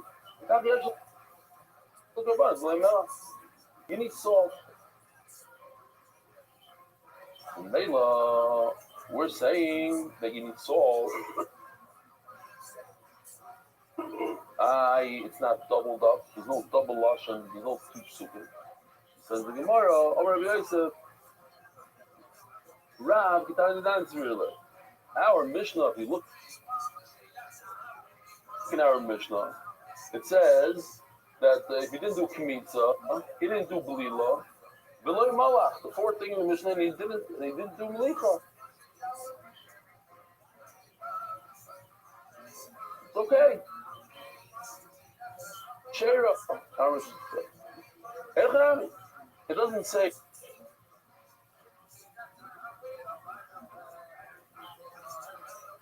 Melach twice, and therefore, if you don't do it, it's not the end of the world.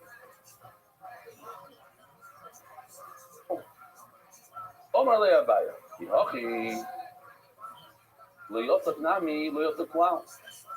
Going back to the Mishnah. The Mishnah starts off. He didn't do Yitzika, he didn't do the third oil. He didn't do Blila. He didn't do Petitza. And then he didn't do Melach. He just said Melach means he didn't do it at all. So then you have to say that the first thing in the Mishnah, Le'yatzak, Le'balal, means he didn't do it at all. But we know, we already established, Elo, Le'yatzak, Kayin, Elazar. We already spoke about it, and we said that Yitzika means, not that he didn't do it, just a Kayin didn't do it. Yisrael did. Which we need to understand because the Gemara already spoke about it, and the Gemara said, what about Blila? And the Gemara says, each word could be a different meaning. So just because Yitzika means that a kind of didn't do it doesn't mean that Melicha means the same thing. But okay, where it says, maybe it doesn't mean that he didn't do Melicha at all. It means that a kind of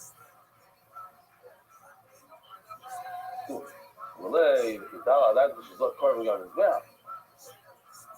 What do you mean? How could it's impossible? Yisrael cannot come close. Then what do you do, Melicha? On his back. Yisrael can't get there. Say, see what big bris, command the Tanabe, so we had similar shot yesterday. In other words, one of the things I remember was Tia. It said Tia, it's like a lotion of, it's a must. Where it says, we we're talking about it says chukah, it says Torah. Sometimes you don't need the word chukah. Sometimes in order to say that it's a ma'akim, it's mandatory, you could say other words. One of the words is bris. Bris means the covenant. I have a bris with you. So you have to do it like as so. No, you can't just almost do it and forget to do it, you must do it. Risk. Mandatana brother. It's just as strong as repeating the pasuk twice. It says the word bris, you must do it.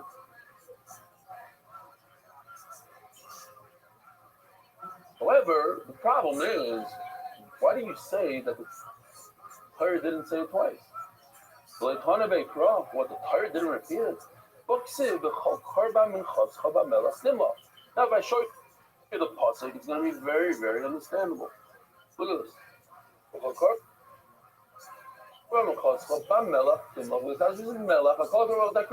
says 3 times in the pasuk melach, not twice, 3. So the Torah did repeat itself.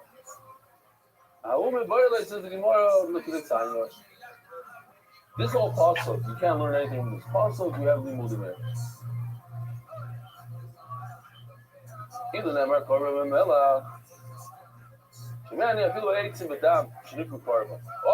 I think now we're going into it. What needs to be salted? I think maybe you have to salt the wood. Maybe you have to salt blood.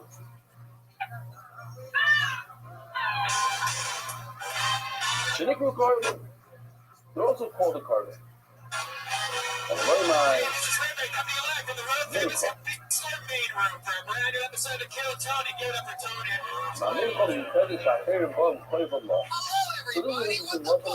and try to remember it because you're going to mention it 50 times. It means that there's something else that comes together with it. In order to put the kiritza on in the bath, you need wood. You need to burn wood. So there's other things. That's available right What? Wood doesn't need wood. Blood doesn't need wood. Meat doesn't need wood. And in Nashville, as you know, so what requires salt? Something that you need wood.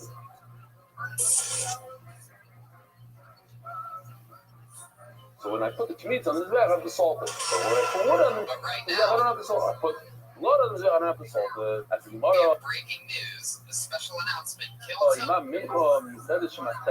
Oh, everybody stop what you're doing. Oh, everybody stop what you're doing. Yo, everybody. I don't care if you're in Australia, you're in South Australia, you're in Adelaide, you are a Raw Comedy South Australia finalist. I don't care who you think you are. You need to stop what you're doing because the Riser has bestowed himself upon our stream. How you living, Pam? You ready to get your ass kicked first thing in the morning, son?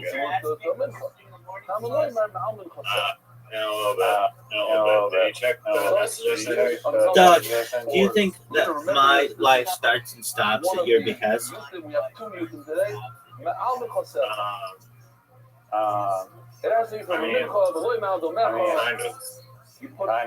I mean, it does. It really does because I interrupt you a single day. You have to stop what you're doing. Okay, so this is an interesting. This is interesting. So you see on the chart the Shirayim also. Stop it. Oh, my carbon. Carbon don't melavonik. Where do you put the salt? On the carbon part, not the edible part. That's not the carbon. On the part that goes on his bed. Okay, so the thing on the top left, the Shemitah part. What about the top right? The Levina part. I mean, the Levina came forward, you know, the Kliyata. The Levina, and the flour coming in one vessel. I'm trying to pause How do you compare? So yes, and that's why.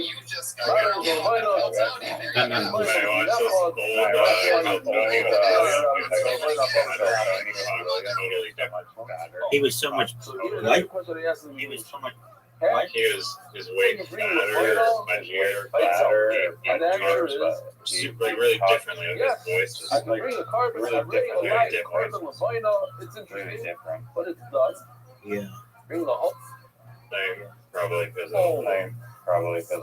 whatever in his nose. How do I know that it comes by itself without any flour? It also requires salt. What about the levina that comes in the two spoons on the lechem apanim, on the shulchan of the lechem apanim?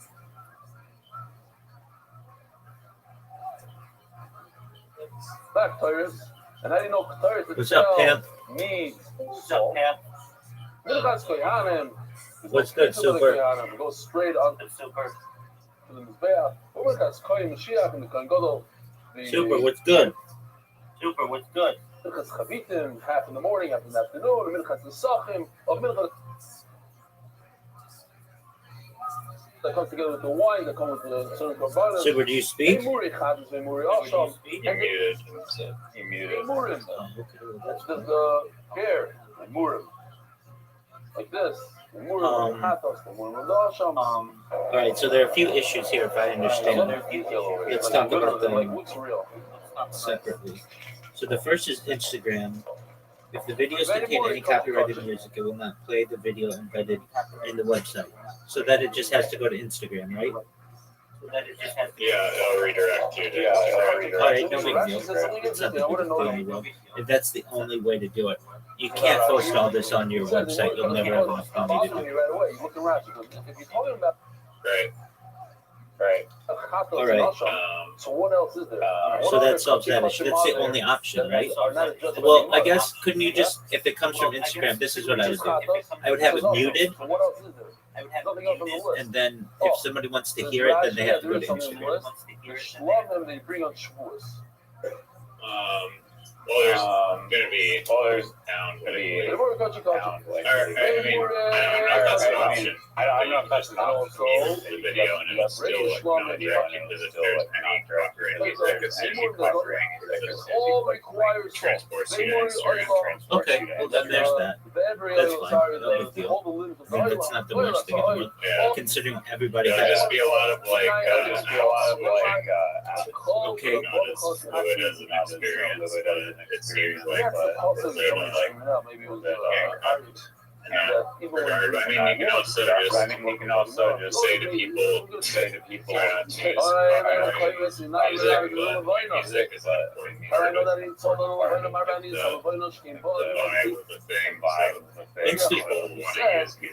Reddit makes you switch a lot of times, so How do I know that? it's similar. Isn't there like maybe there's like restrictions like if you use like a Justin Bieber song, don't you have to pay Justin Bieber royalties if you want to use it commercially? Like posting it on Instagram, Real is one thing, but then there are legal That requires salt. like protocol or how you're able to actually use that. Yeah, you're gonna have to.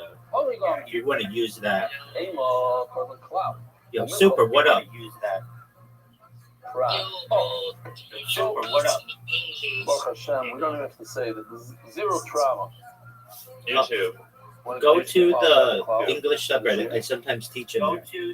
So it's, or not subreddit, Discord. So discord.me/English, and many times I'm in there to teach English, but there are also others.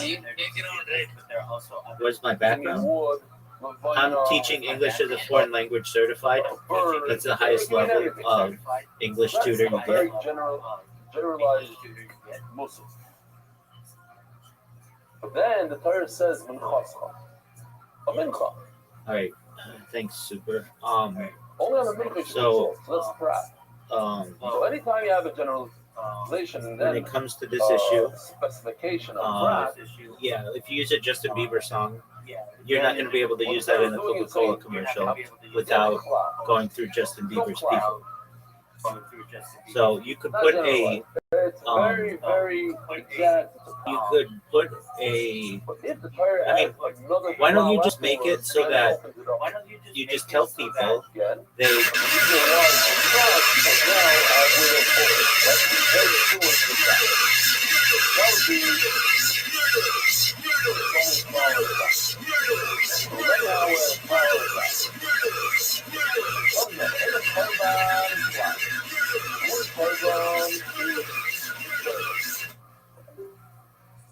that was fun.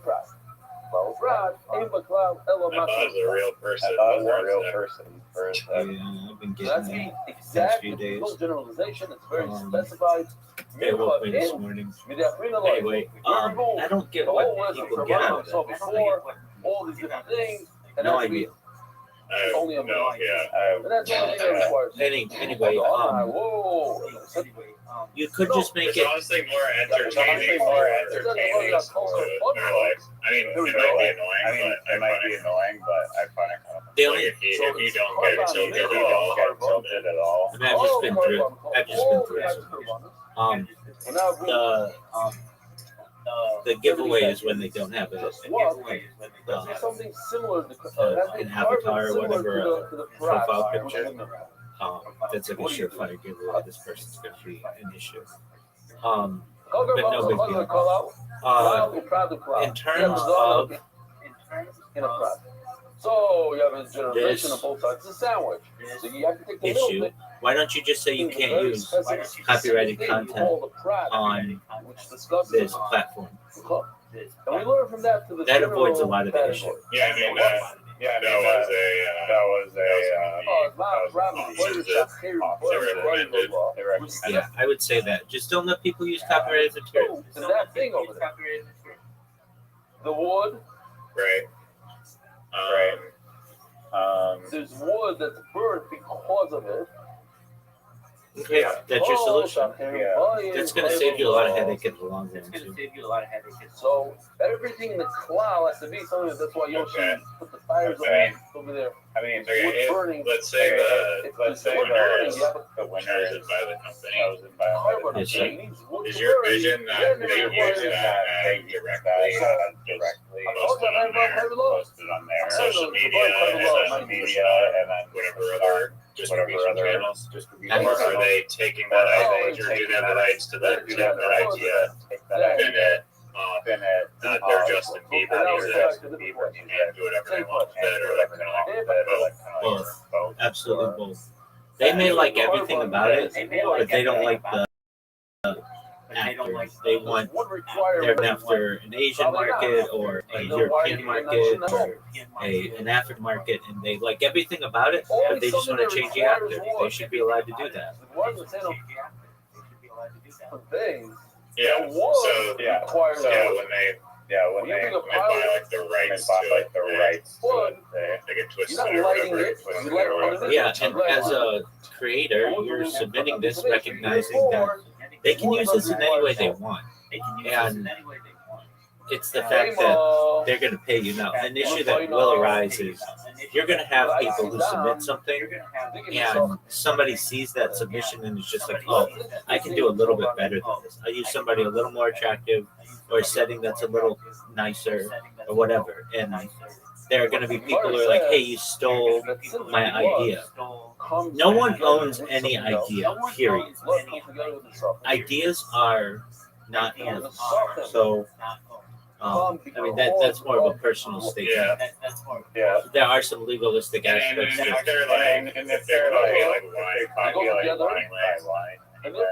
They can do that. They could, the original. yeah, that's true. And people would criticize them for not going with the original. But then again, they can just take that and give that to their marketing team, and then the marketing team can just create their own and not have to pay anybody.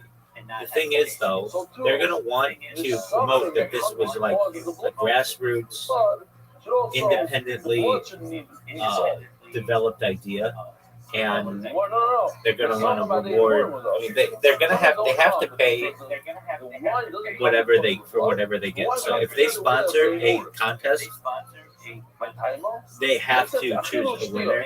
It's not like they can say, well, none of these were good enough, we're going to go back to the drawing board and not pay anybody. That's not allowed. That's not fair. That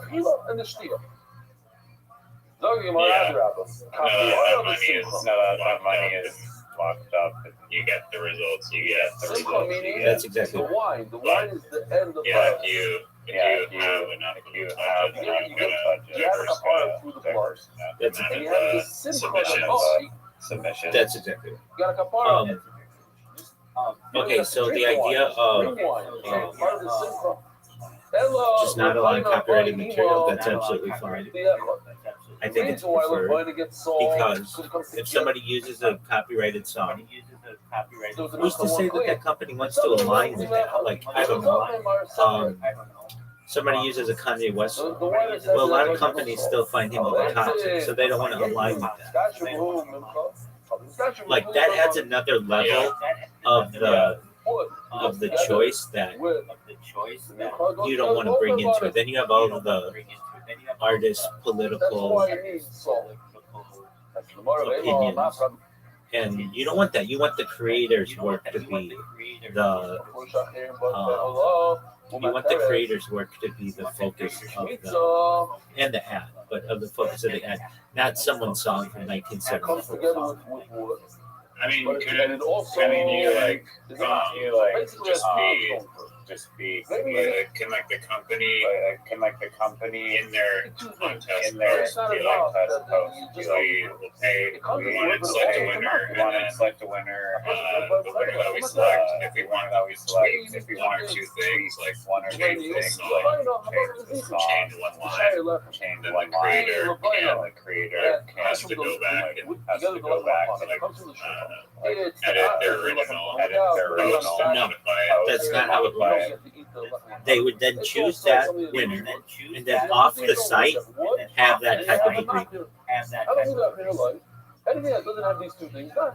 Okay, so if they want to pay extra, that's different than the contract. Absolutely, that's basically contracting with an artist. It only has one thing. Okay, yeah, that makes sense. Automatically, it doesn't insult. Keeps our hand Exactly. And if they want to work with that artist for the next 50 years, that's okay. You figure something needs salt. And the fact that you don't get any money from that, that's okay. This whole idea of residuals and all this bullshit that goes on in media, you can't let that get to you. You have to say, we're making 10% off these huge contests, and eventually these people are going to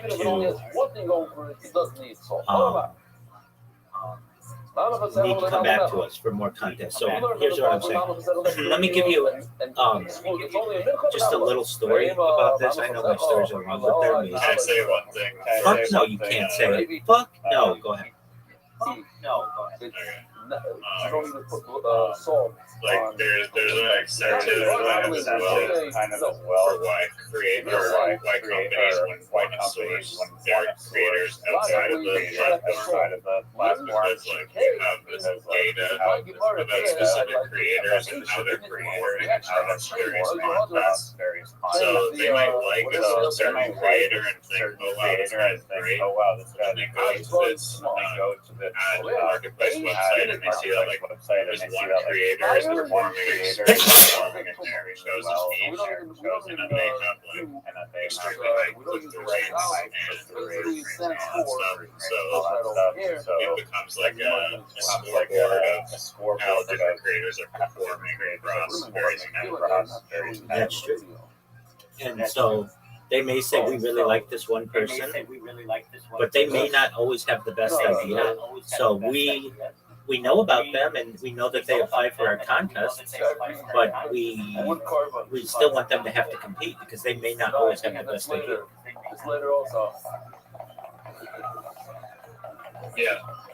Yeah.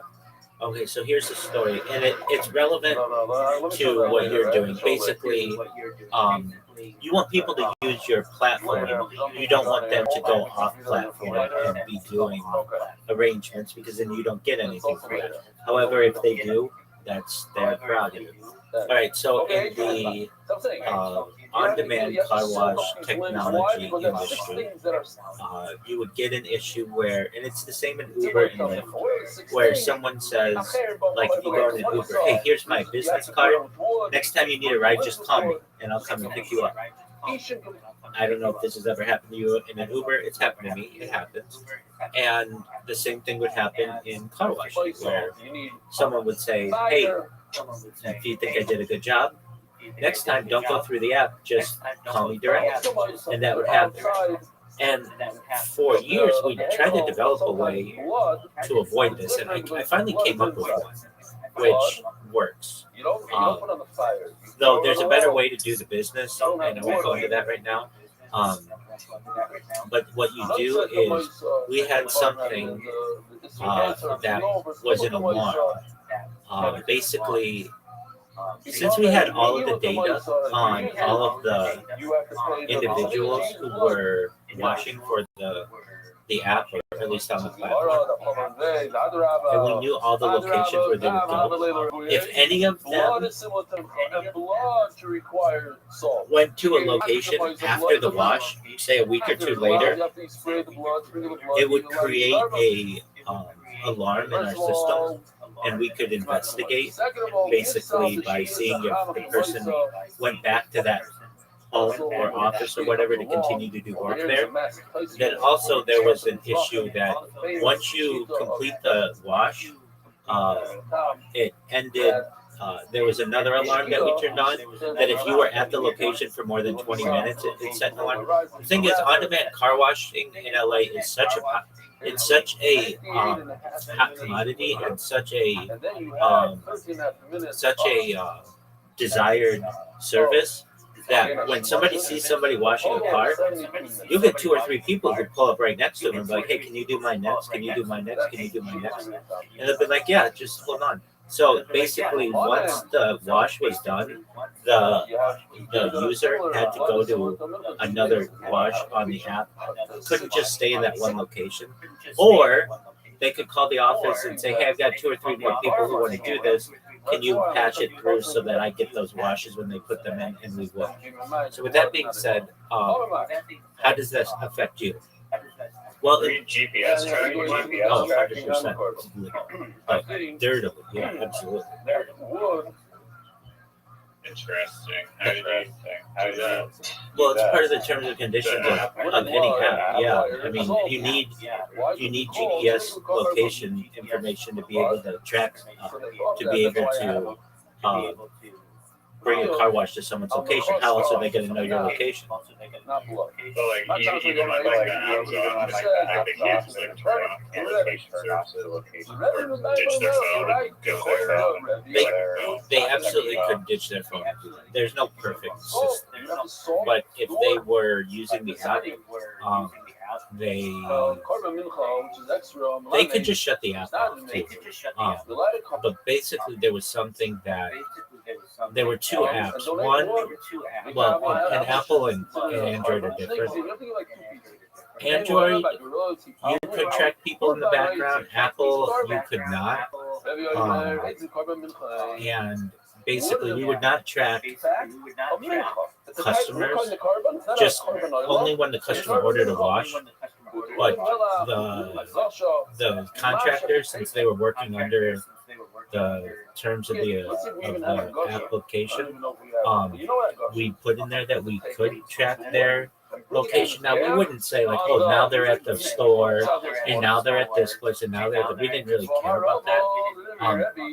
The only thing we cared about was when they went back to a location they were at previously. And that raised an alarm because it basically told us that this person gave the customer their card and said, "Hey, anytime you need to do business with me, let me know, and just give me a call and I'll come directly, and I do the wash for cheaper, and I'll stay here longer," whatever. It's basically a free way to get customers. So in your way, for the advertising platform, you're going to run into issues where you have, let's just say Coca-Cola says, "Hey, we really like XYZ's content. They're great. We want to just contract them to be in-house. We might even give them a job." That's okay. You have to be okay with that as a platform, that they're going to maybe take some of your talent. You've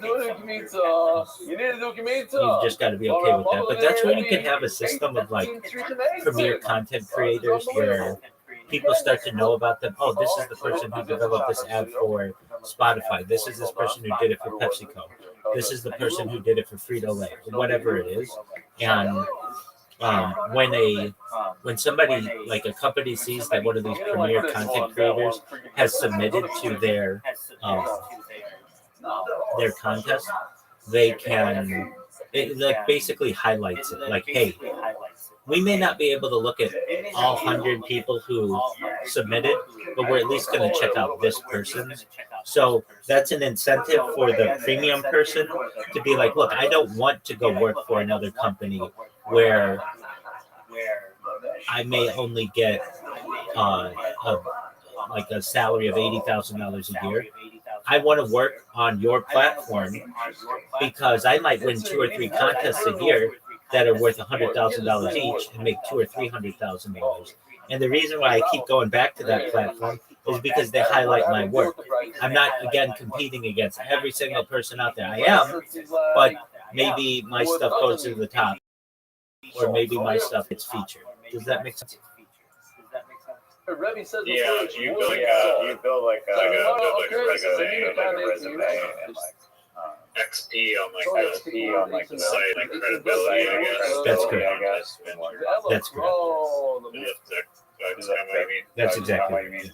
So now we have so that is a whole long route here. There's 2 new that we have. Do you think this would affect sponsorships, like on YouTube, like Montgomery Show, whatever podcast, interject with their mattress, add like 5 minutes in or whatever. The mattress company, I'm gonna get better costs for impressions on this question. They're affecting YouTube creators on this YouTube creators platform, and then no podcasts exist. I think I get what you're saying. So you're saying that well, you won't be able to replace that. I hate to say it, but I see it on the Fighter and the Kid. They do something called a live read, which is where you read the text. So Brendan Schaub and Brian Cannon will read the text for Progressive Auto or Marathon Gasoline or whatever. But then they also will show commercials during the show for Pluto TV. And that Pluto TV ad is made by Pluto TV, and so there may be a little bit of both, and there's nothing wrong with that. So I know in the advertising world, it's usually more expensive, it almost always is more expensive, to have a live read, basically the talent, the person who hosts the show or whatever, reading your ad as opposed to just showing a commercial, because people pay attention to the host much more than they do just some random commercial.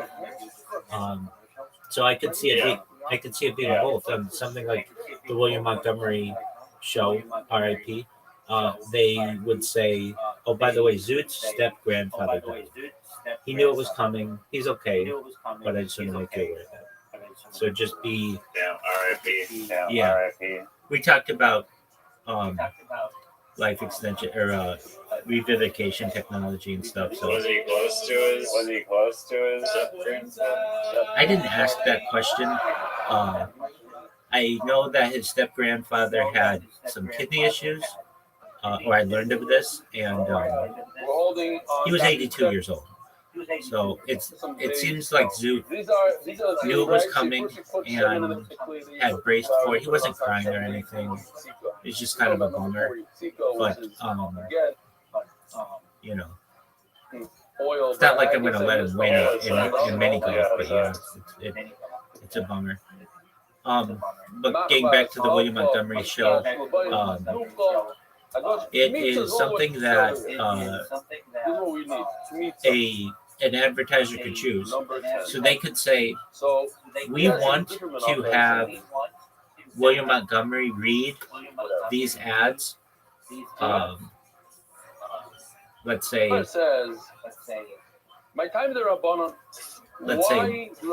twice an episode, but then also we want to add a commercial in there, maybe twice an episode as well, that basically allows us to convey our brand in a way that William Montgomery is not going to be able to do. So, like, what do I mean by that? Like, let's say it's Red Bull, just as an example. So you know how Red Bull does all kinds of like cool action shots and stuff like that. So it's great for William Montgomery to be like, drink Red Bull, it gives you wings. Okay, that's cool. But then it's another thing to be like, Red Bull gives you wings. Here's somebody jumping out of a plane drinking a Red Bull, or whatever it is. And William Montgomery isn't going to be able to convey that same information. So, one more. So do I think that it's going to put podcasts out of business? Absolutely not. If anything, it's going to complement it. Sure, yeah. I mean, like with like the Fire and the Kid, like the Fire and the Kid, plays their ad like it's not good. Plays their ad like it's not good. Pluto TV could then place to source a better idea for their ad. That's exactly right. And I was thinking that, you know, Pluto TV just shows this like ad that's like a generic ad. But do they know, is this the best kind of ad? Is this the best voice that they could be using? Is it the best background music that they have? Like, it seems like a good ad, but that's just a good ad to their in-house team. They haven't actually focus group this, which is basically what your website is. And I think it's a really interesting opportunity that you could say to somebody like Pluto TV, like, look, you guys are spending huge amounts of money, perhaps millions of dollars across all of your platforms to run your ad. And you would ask them, like, right? And they'd be like, yeah. And so you'd say, okay. And let's say your click-through rate is, I don't know, 3%, right? Yeah. Well, what if we could get you 4% because your ad was a little bit better? That's going to be worth like $250,000 to you or something like that. And all you had to do was sponsor a $100,000 contest. So in the end, you're going to be making $150,000 more. Does that make sense? Absolutely. I mean, because I know that generic Pluto ad was playing during that awful or stream viewers, and it's brutal. I love it. I sing to it. You do this. Oh, does it have music? No, but kind of. They do this thing. It goes, this is the mantra. This is the mindset. Right. Right. 7.5 years from now. That's another thing.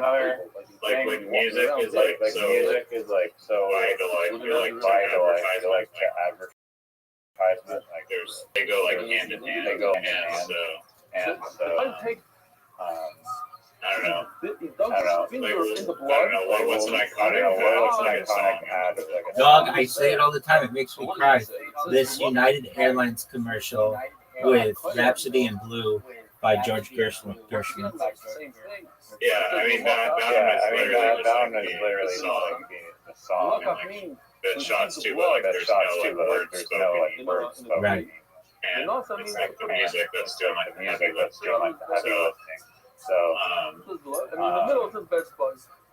I mean, you can still obviously use non-copyrighted and again, maybe there should be like a way for the company to. I mean, I guess they can. We like the submission. We want to use it on Kanye West. So we're gonna buy the rights to it. Get you to send us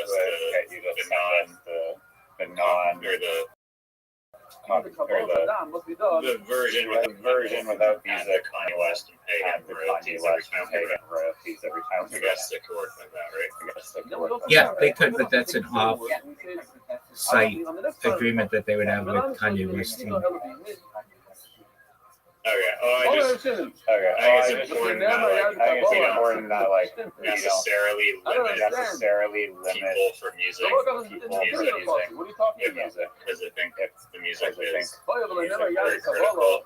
And it could be worth people for that Justin Bieber song. Hold on, let's talk about this. You don't want to have anything to do with the copyrighted material. It opens you up to lawsuits and all kinds of other stuff like that. If Coca-Cola wants to take your content or someone who won the contest content and then off-site call Justin Bieber's people and say, hey, we want to put your song Baby over this, and Justin Bieber's people see the ad and they agree with it, they're allowed to do that. All this involves with you is that Coca-Cola paid the $100,000, you got 10% of it, and the creator got 90% of it.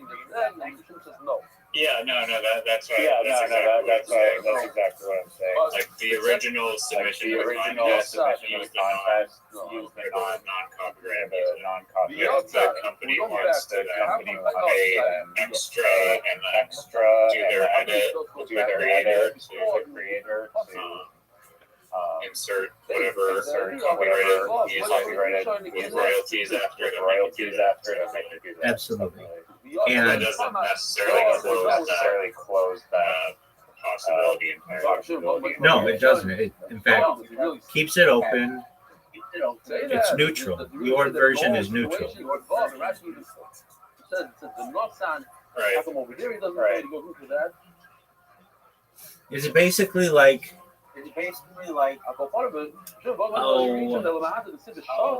it's like you're hosting a baking contest, and everybody can make their version of the cookies and submit them, and somebody's going to pick the winner. And if that person picks the winner and they want to add sprinkles on top outside the baking contest, they're allowed to do that. No big deal. It's the fact that they paid the winner in the baking contest $100,000 and you got 10% of it.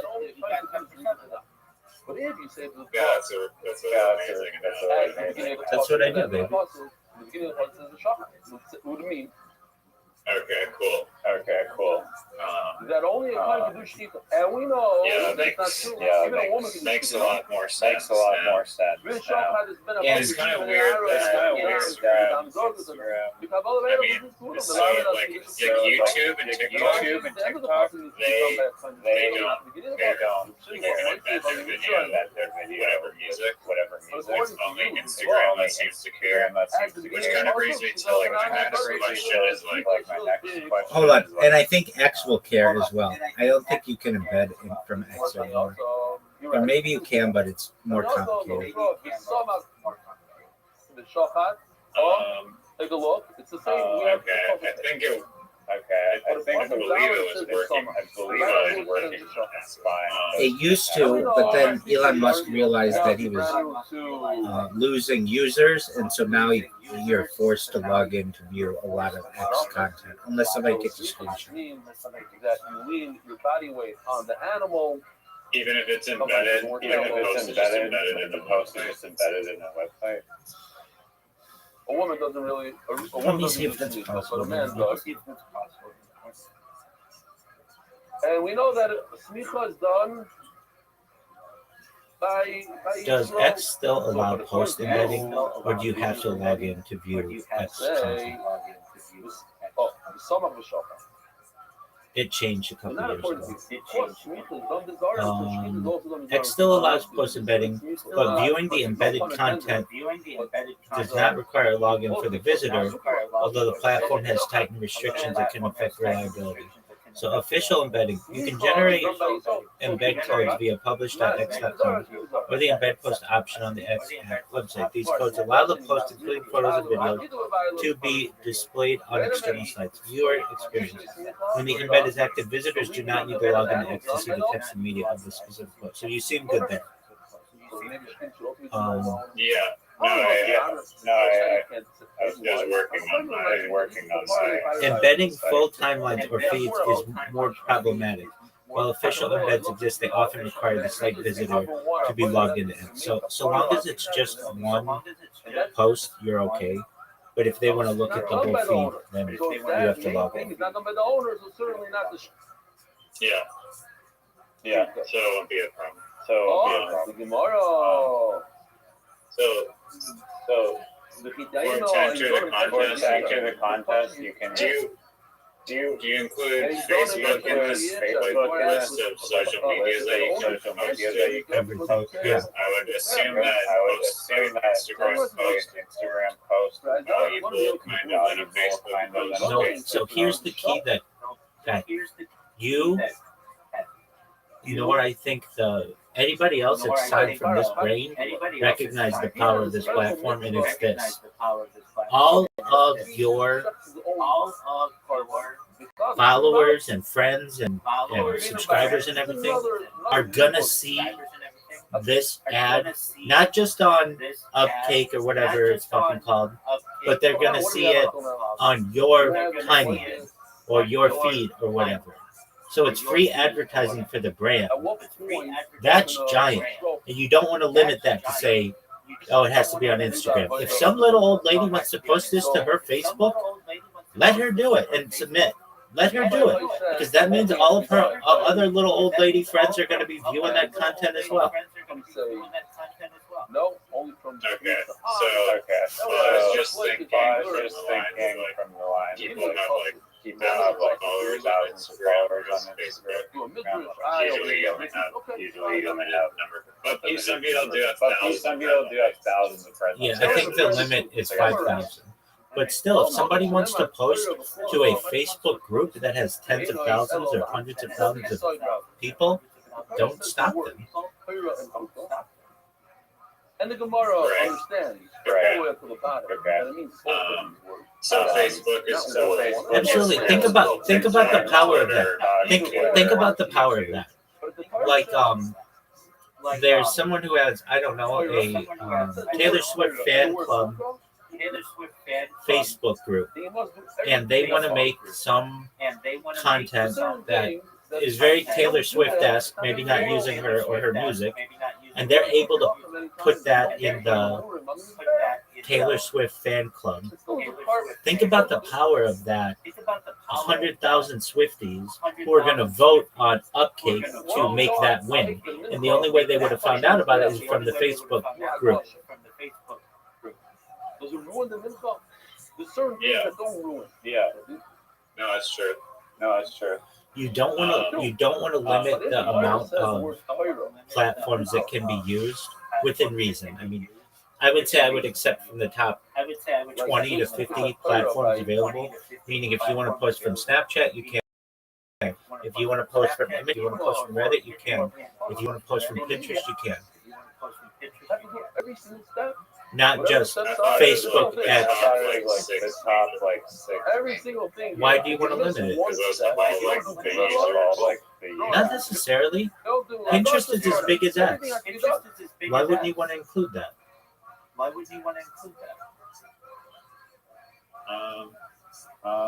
didn't even know there was video interest. It literally just looks like a collage. Okay, so if you're talking videos, you can't. But Tumblr, why wouldn't you want to allow people on Tumblr? Tumblr has videos. It's not like a 2011 site that no one uses. Why are you trying to limit the amount of people to see your ads? Of course, the Gemara always leaves the bomb. Because everyone will have one of like the major social media sites. Not necessarily. Not necessarily. Not everybody is on Instagram. Not everybody's on TikTok. Not everybody's on Facebook. There are some people who only want to use Tumblr, and they only use Tumblr. There are some people who only use Reddit. A lot of people only use Reddit.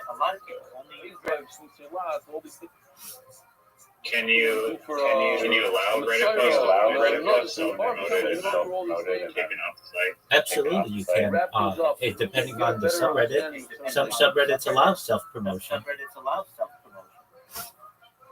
Oh, I thought it was a universal rule that you can. No, not to my knowledge. I'm trying to think of like, there's like YouTube promotion channels, small YouTube creative channels or subreddits. The minimum is 30 days. So, like, that's how you get people to know about you. There's Find a Podcast Guest. Those are all self-promotion subreddits. It's just the big ones that don't allow that. At the end of the period of time of the zeros, let's go through a process. Over there. So It says, people can go into a Reddit subreddit that allows them to post their video or their advertisement or use that link and then post. Exactly. And let's talk about allowing all of the different social media out there. Look, I remember a time not too long ago where TikTok was not seen as a serious competitor. And so if somebody would have been like, hey, this is on my TikTok, okay, well, who cares? Nobody uses TikTok. TikTok is Chinese propaganda. That's what everybody's saying. The president said it, until his boys bought it. So if you're saying like, oh, we only want the top 5. Okay, what is that? YouTube, Instagram, TikTok, Visual. A visual. X and Facebook. Okay, so you're saying you're not going to take Reddit? You're not going to take Instagram, Imager? You're not going to take Tumblr? You're not going to take Pinterest? You're not going to take Imager, Pinterest, Tumblr, maybe not Tumblr, but Imager, they don't seem like I don't know them at all, but are they like typical social media platforms? Yes. Timelines and stuff? Yeah. There's both, but you have to think that not every piece of content that you're going to be going for or that people are going to be submitting is video. Some of it is just going to be a static image. Hey, we're a band. We're giving $1,000 away to the person who can come up with the best poster for us. And then he burns the hair under the Shlomin pond. And you're going to get people who submit 30 different posters, and you're going to get $100 of that for you, and the winner's going to get, well, it would be $110. It would be $1,100 to post or whatever. But the winner gets $1,000. You get $100. The band gets the best poster that they've ever seen in their entire life. It's win-win-win. Okay, so each one we're going to come up with an excuse. You're right. It always says Torah, but it's market. The Lufa is market. I see what you mean. I see what you mean. Same with songs. So you would want SoundCloud on there. Somebody, they may say, hey, we want the best jingle. We don't care about the video. We just want the jingle. It says the positive. So it's as if it says before. Now, usually the jingle would be, you might include video on there, but it doesn't mean you have to. What I'm saying is this. The power of having your brand in as many places as possible helps to aid your mere exposure effect of a brand. And if you don't include people to like submit from anywhere, and you say you have to do it to the 5 biggest ones, well, you're basically alienating half of the audience out there. And there are going to be people who just post their shit and never pay attention to it again. And that advertisement that random ass people are going to see on the internet is going to last 20 or 30 years. Okay. Yeah. For like the band submission example, like the jingle one, would it be like the contest rule, would it be like a contest rule, and there's one entry, or is it one entry, or one submission, one submission? I think that you allow people to submit as much stuff as they want. What you're going for is the person who's making the decision at the corporation wants the best choice that they can get. And if that means that the people who are entering the contest, every single person submits 15 different things, so what? People are going to vote on it, and the top thing is still going to, the cream rises to the top. Well, just because maybe too flooded in spam. You know what I think of that word? You know what I think of that word? Who cares if it's spammy, quote unquote? That's not even a thing. That's non-institutionally approved advertising. That's what you're about. All of this is spam, really. If you want to argue that spam is just unappreciated content, like it's just advertising. Yeah, but like spamming like 30 low quality band. Okay, so let's say you do that. Wait. Then nobody's gonna upvote those things, and the things that are gonna get upvoted are things that people like, and then that people are gonna see. They're gonna order it from most voted to least voted, and nobody's gonna see the shit at the bottom, and they're just gonna see the stuff at the top. So the format, once you don't have ASI, you can spray the guy. But you could also put a thing that shows like you could filter by people who only submitted once versus people who submitted 50 times. You could put a thing that, and I guess you could have some kind of thing on the website that says one person, one submission, but I don't think that's smart. I think you allow. Yeah, but I don't think that's smart. I think that for a contest creator, you want to say this. I want.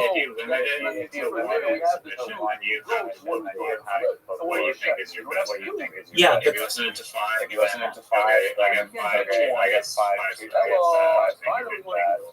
and that's the better. And so what if they do?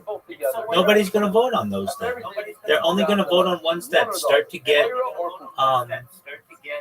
some momentum. And you know what? There are going to be people who want to see all those shitty jingles. And you should let them do it. Sometimes you're too open-minded. Look, I'm saying to you this. Let me just ask you this. Wait. Let me just ask you this. It's just very simple to me. Just one moment.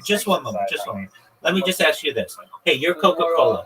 I have 100 things that you could view, or 10. Which do you want to view? The word hookah is strong enough by itself. You've got time. Show me the 100. I'll take a look at them. And they're all ranked? But you're not going to get 100,000. You're not going to get 1 million. And if you do, that's where you have to prioritize creators who shit goes to the top. And that's why you have the voting system of people who are going to, upload it or whatever. Let the market dictate what they like and what they don't like. Because here's what I say. If you say, I think it should be one person, one submission, some people are going to have two really good ideas. And maybe they just wanted to change something small. The shirt that the woman is wearing in the ad. That's all they wanted to change. But they don't know which one people are going to like the most. So they add a red shirt, a blue shirt, a green shirt, a yellow shirt, and a purple shirt. And then all of a sudden people really like the red shirt.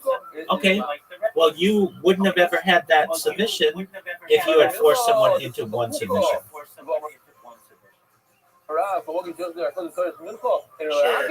Sure.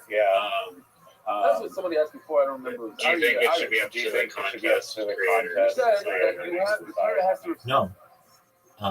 You could if you want. I'm sure there are going to be some people who say that, but you could really say there's no disadvantage in allowing more submissions. There's no disadvantage. Now, you may want to take from one of our premier submitters because they know what to do. But if somebody wants to just sit there and submit all fucking day, let them. They're not going to get chosen. Yeah, I mean, as long as there's like a filter or something, like maybe it's only going to show they're like one or like one of their ads, click on it, or it'll say like this creator has submitted 50 ads.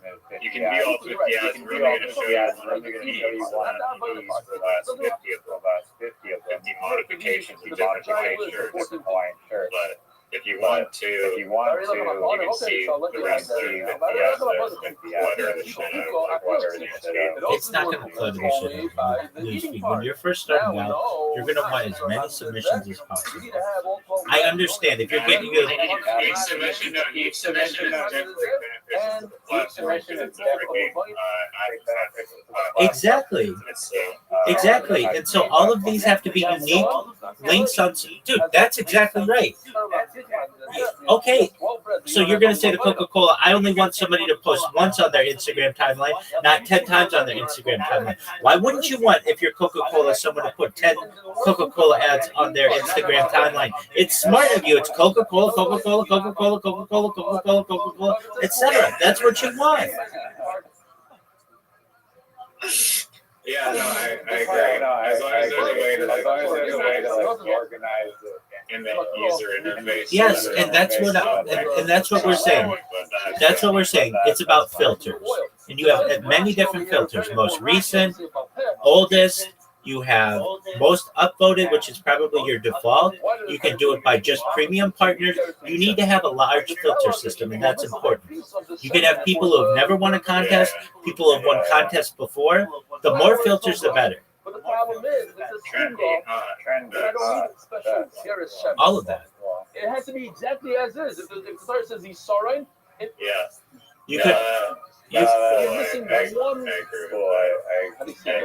And you can force tags on creators so that they have to say like and you probably have AI do this too, especially in the future, but that'd be very expensive. And so you just have it say people tag it with whatever the content is: woman, shirt, fashion, trendy, and then somebody can just go through a word cloud and be like, I want to see everything that has women in it, or I want to see everyone that has men in it, or I want to see everyone that has dog in it.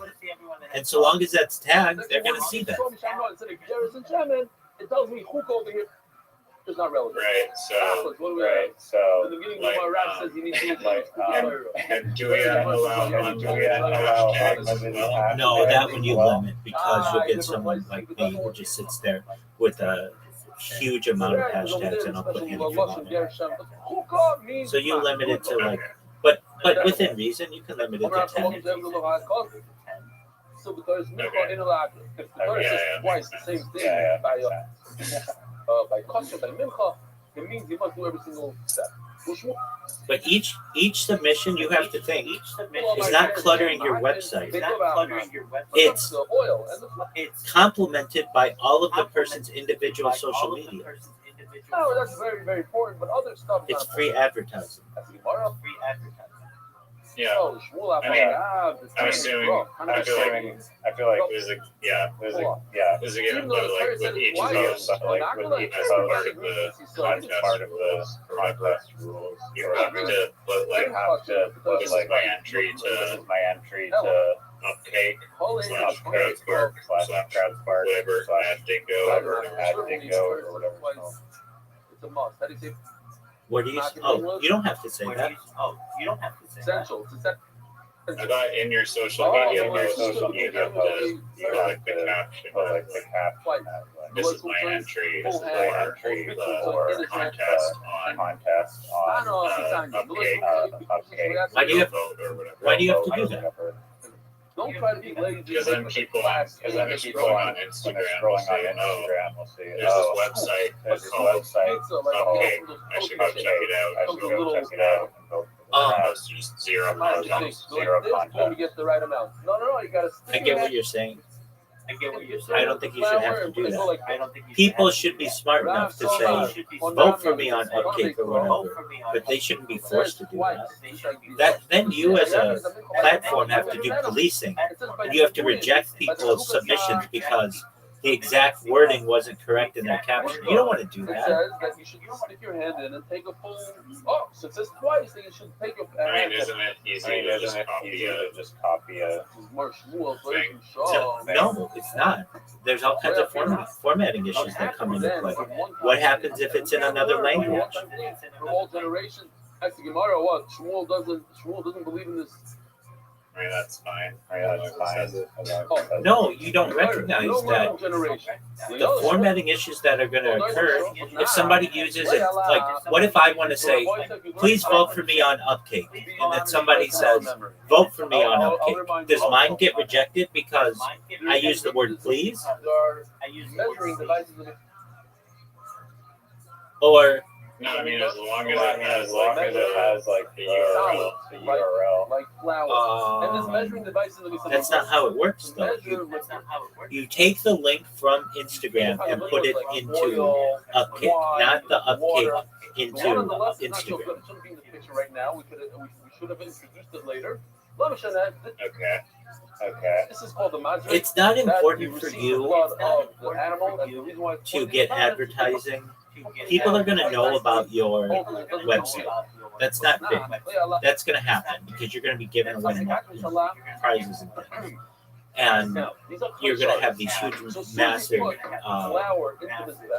advertising companies that are gonna you're gonna trend on by word of mouth. Like Coca-Cola for their ads. A measuring device that our exactly on your. It doesn't even matter. It doesn't even matter. You're going for you're grasping at pennies, and you should be focused on. Other. That's an interesting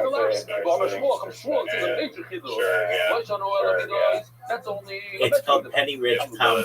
It's called penny rich pound foolish. Basically, you're already going to have Coca-Cola and the NFL and PepsiCo and all these other companies who are going to be promoting. Don't worry if some person you're rejecting some person with 4 followers because they said follow me on Upcake instead of vote for me on Upcake. Like, you don't want to worry about that. You don't want to worry about that. Yeah, I agree. No, I agree. And that I assume that is like a fundamentals of like companies that like posting the contest. I mean, maybe not. I mean, but if maybe not their best interest in their best interest, yes, they're running the contest, they're running spending the money. Exactly. Even just use the band. Like, you're going to be starting out with mom and pop coffee shops and things like that. A band. Hey, you guys have social media, right? Yeah. Okay, well, we want to work together with you. We want you to have the best band poster that you can get, right? Yeah. Okay, so in your post saying, hey, vote for the best and make your submission for the best band poster or whatever on Upcake or whatever, you're going to want that band to have a successful contest, so they need to tell people where to go. Where do they see the Torah that's twice? Yeah. Bring it to Hashem and others bring it all the way to his bed. They're going to do the heavy lifting for you. So you don't have to worry about some little old lady on Facebook making sure that she put a period after vote for me on Upcake and period, and that now gets rejected. Like, that's not, you don't want to be fucking with that. And plus, that makes it really complicated with other languages, and now you have to go in and make sure, like, you know every language. It's just that complicates it. Possibly like the other social media sites don't like now. They're gonna like you because you are. Well, you're having them create content, but in reality, they shouldn't even know about you. Though they will. They will. Yeah, so let's think about it. Instagram, it should just look like somebody uploaded something for Coca-Cola on their Instagram, but it's an outward link to your website. And so what they could do, though, which would kill you, is they just prevent linking to your website. Any link that goes to your website results in a dead link. On the ramp, going up to his back, to the face of his back. we have a little. Well, oh yeah, that would be. Like a URL. Like a URL. Can you write other external URLs? Okay, so what do you do? I don't see it often. I do it. I do it all the time. I do it constantly because I push people to my link tree. Okay. So you do it Southwest. I've seen like I have it in the title. Absolutely, I put it in the titles of my stuff. I put it in the description of my stuff. I do it all the time. I put my Discord in it. Right. Yeah, no, so as long as like the and also are able to provide the link, do it also Right. on the And the thing is that somebody like Instagram, you're going to have to be able to say to them, look, you're going to get more people running ads on Instagram because they're going to take the winner of the upcake contest and run it as an ad on Instagram. So it's win for you as well. Oh yeah, and they'll have more money to spend on more ads and on more ads. The ad is better. Absolutely. And they don't need to go to some third-party advertising company. So they take that whole budget and pour it into Instagram. Mark Zuckerberg's going to be jerking himself off raw with this idea. I'd buy that t-shirt.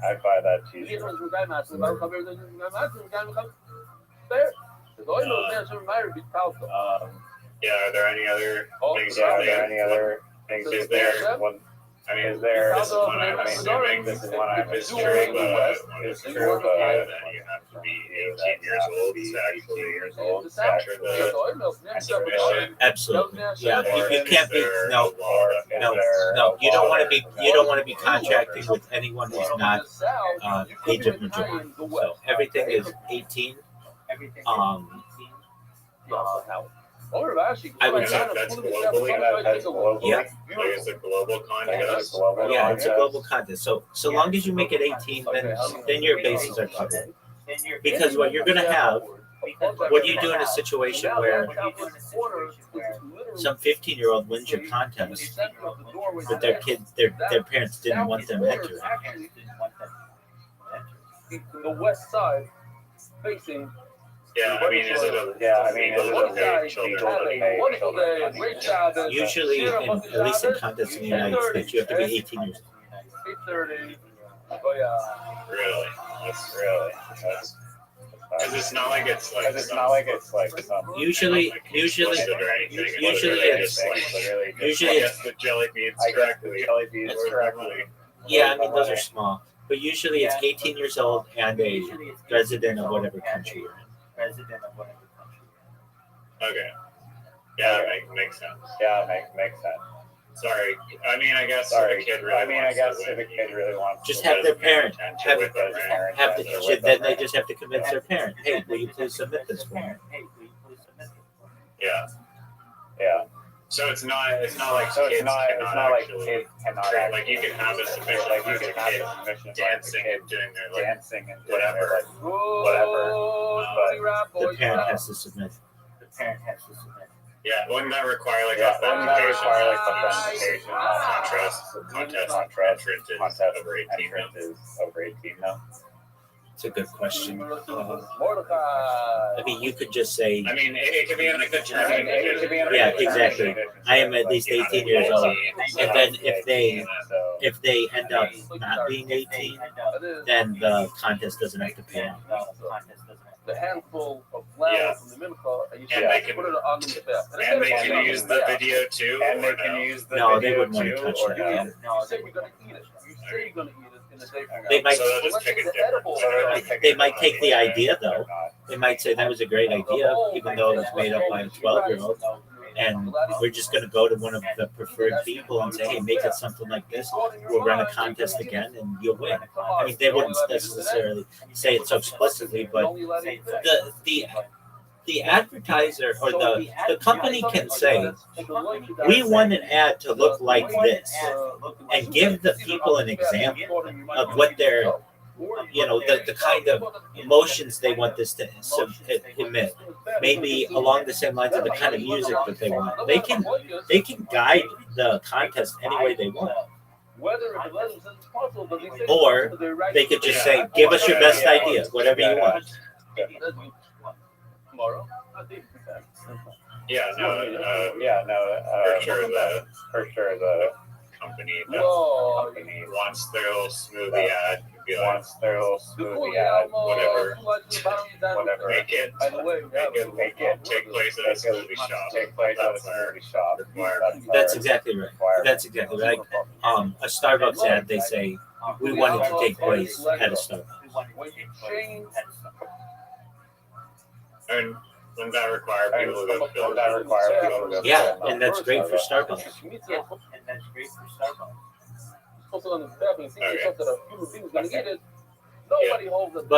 But Starbucks may not say that. They may say, because they don't want people filming in their establishment, so they may say, we want this to be wherever you like to drink your Starbucks.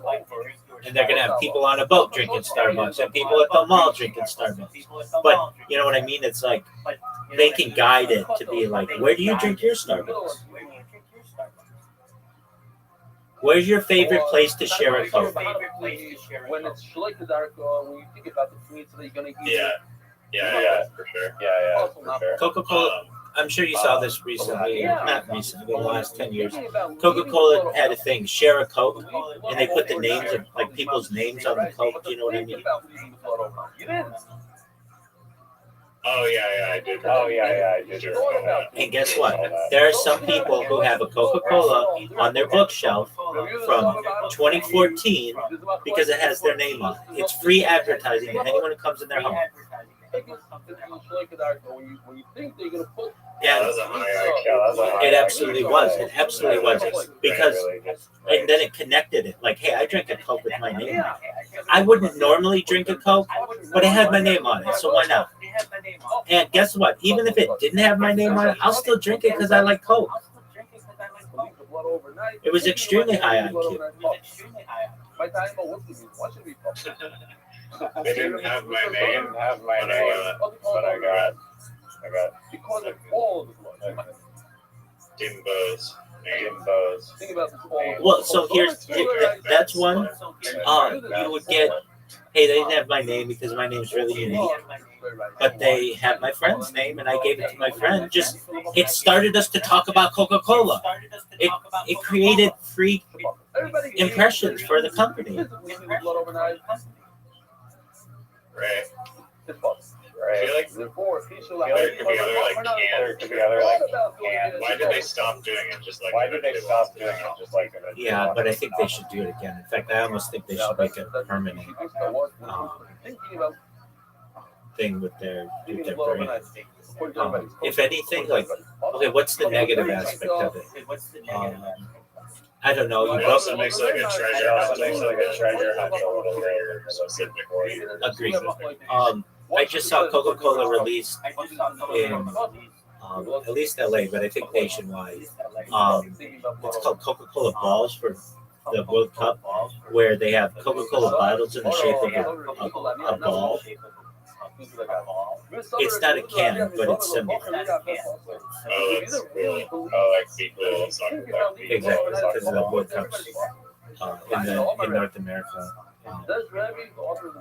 this summer.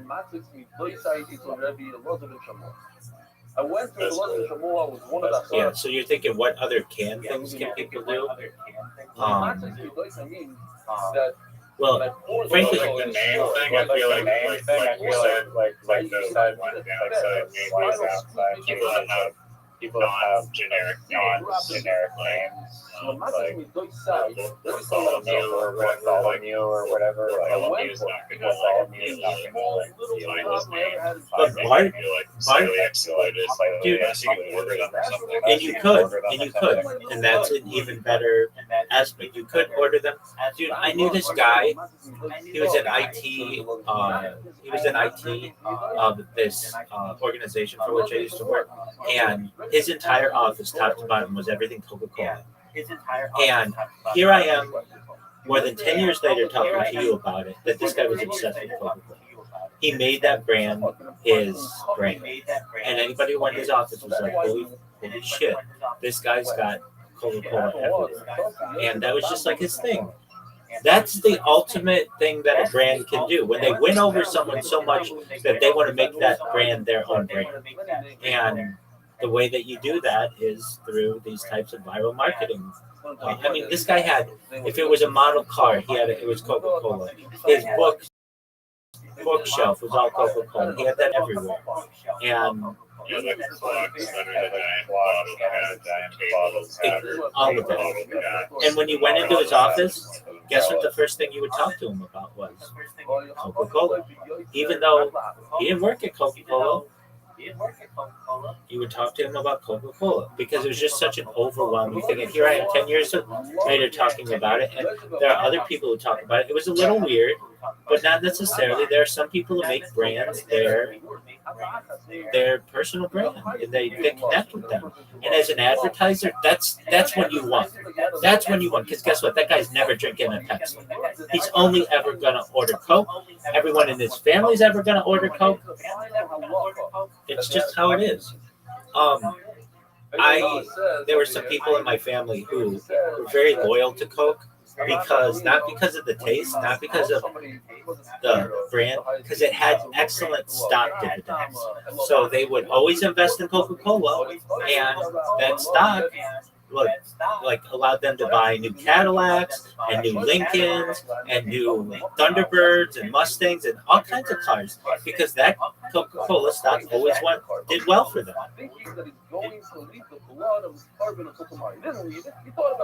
Right. Maybe not every. That's for the ones that do. For the ones that pretty lucrative passive income. That's true. But year after year, it would just do. The dividends would. I think it helped him. I don't know for sure, but like the dividends alone, I think paid for like my cousin's doctor. Like they just were like immense over the course of like half a century of investing or whatever it was. I don't know. It wasn't something like I was privy to directly. I just knew that my aunt and uncle had done really well. They invested. Some things really well, other things they didn't. Coca-Cola paid for their daughter's doctor, or pretty close. I'm not saying exactly but you could say like her undergrad too, perhaps.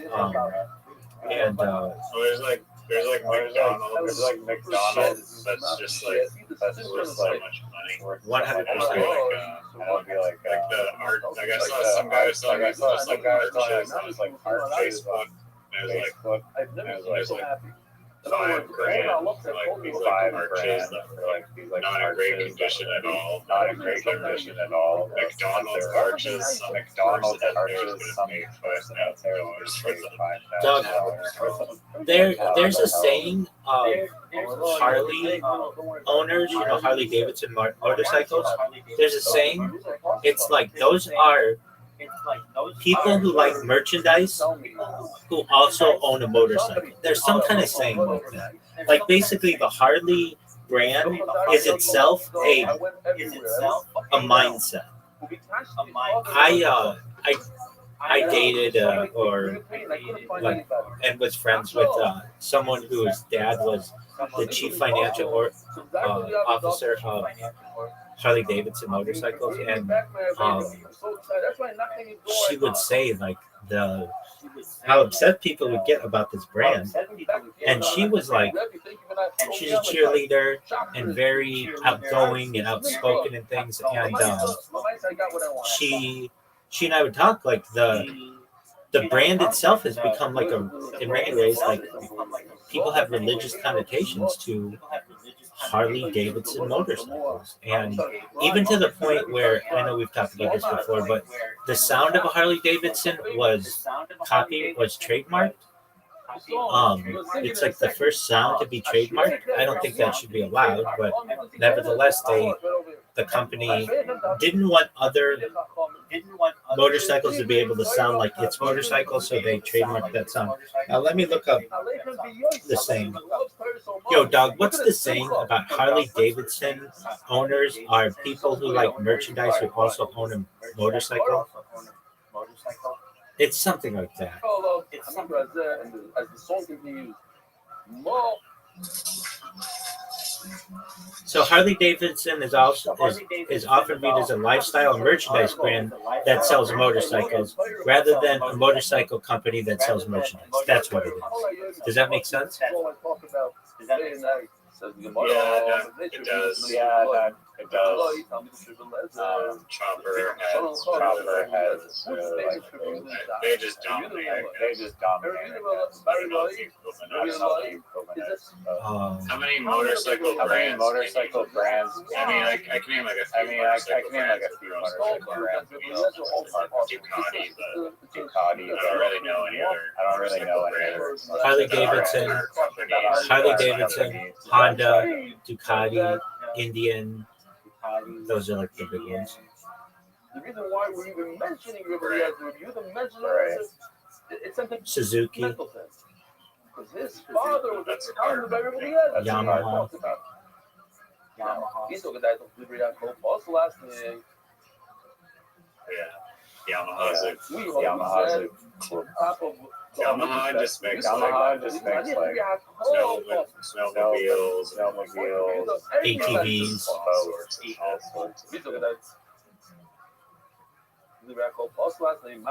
It's very interesting how all those companies got started. It was like either after World War II, I want to say, some before World War II. But like some of them started as like not car companies. They would start with like Nissan and Toyota and like even Nintendo. Nintendo started as a card company. Like it was not a video game company. Some of them did not start as what we know them today to be.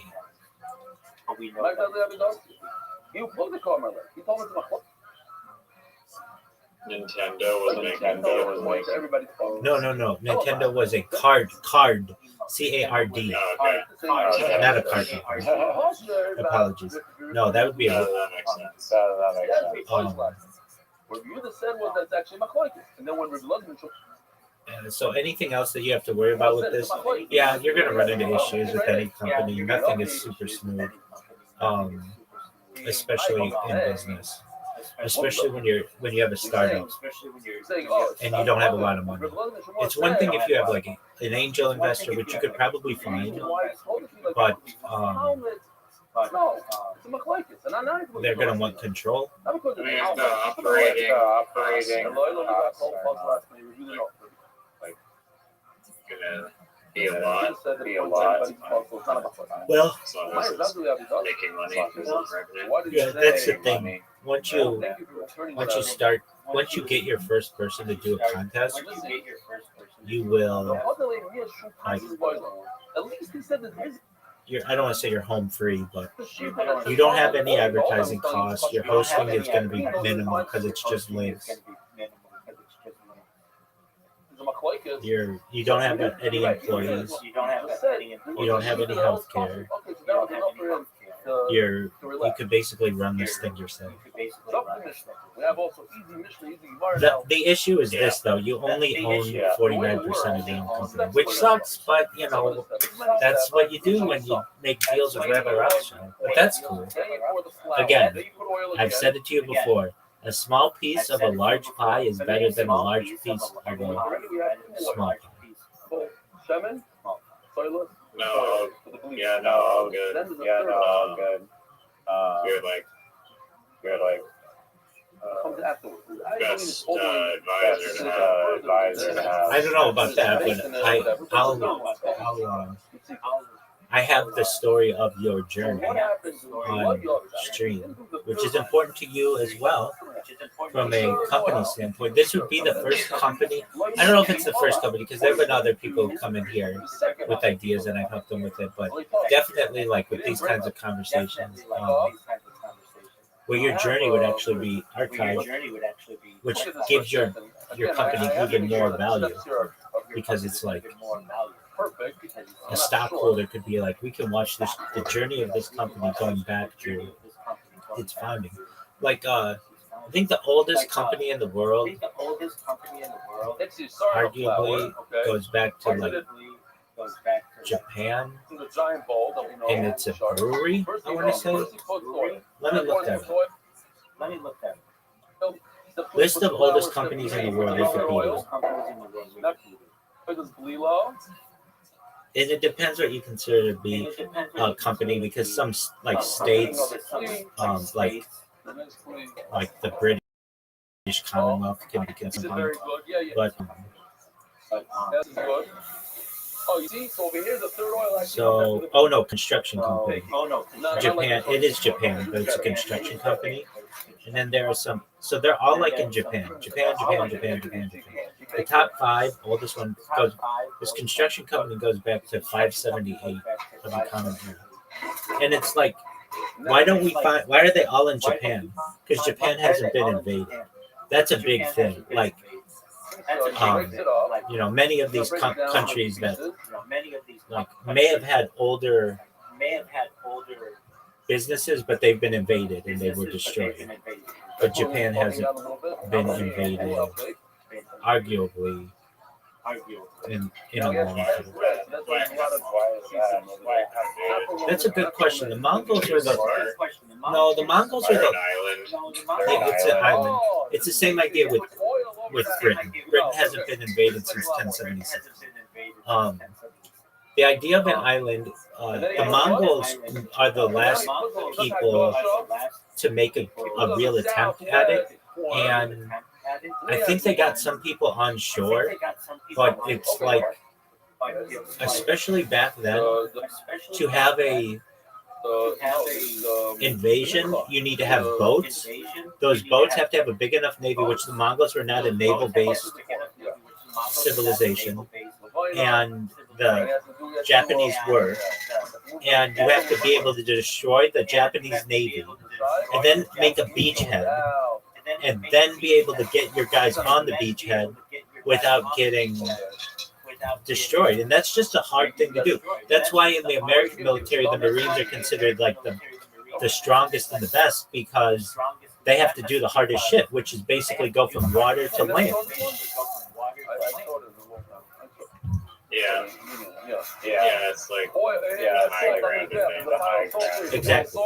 I think there's a statistic, in order to successfully invade a country, you need to have twice the army size that they have, at least. Just because the defender has the high ground and they have knowledge of the terrain, and they have their supplies there, and you have to bring in supplies. You are unfamiliar with the territory. You have the issue of morale. Like, if you have an army of guys who are far away from home, that wears on them quite easily. So they want to go home and they want to turn around. They get sick, and then you get unrest and morale is low. And then you get I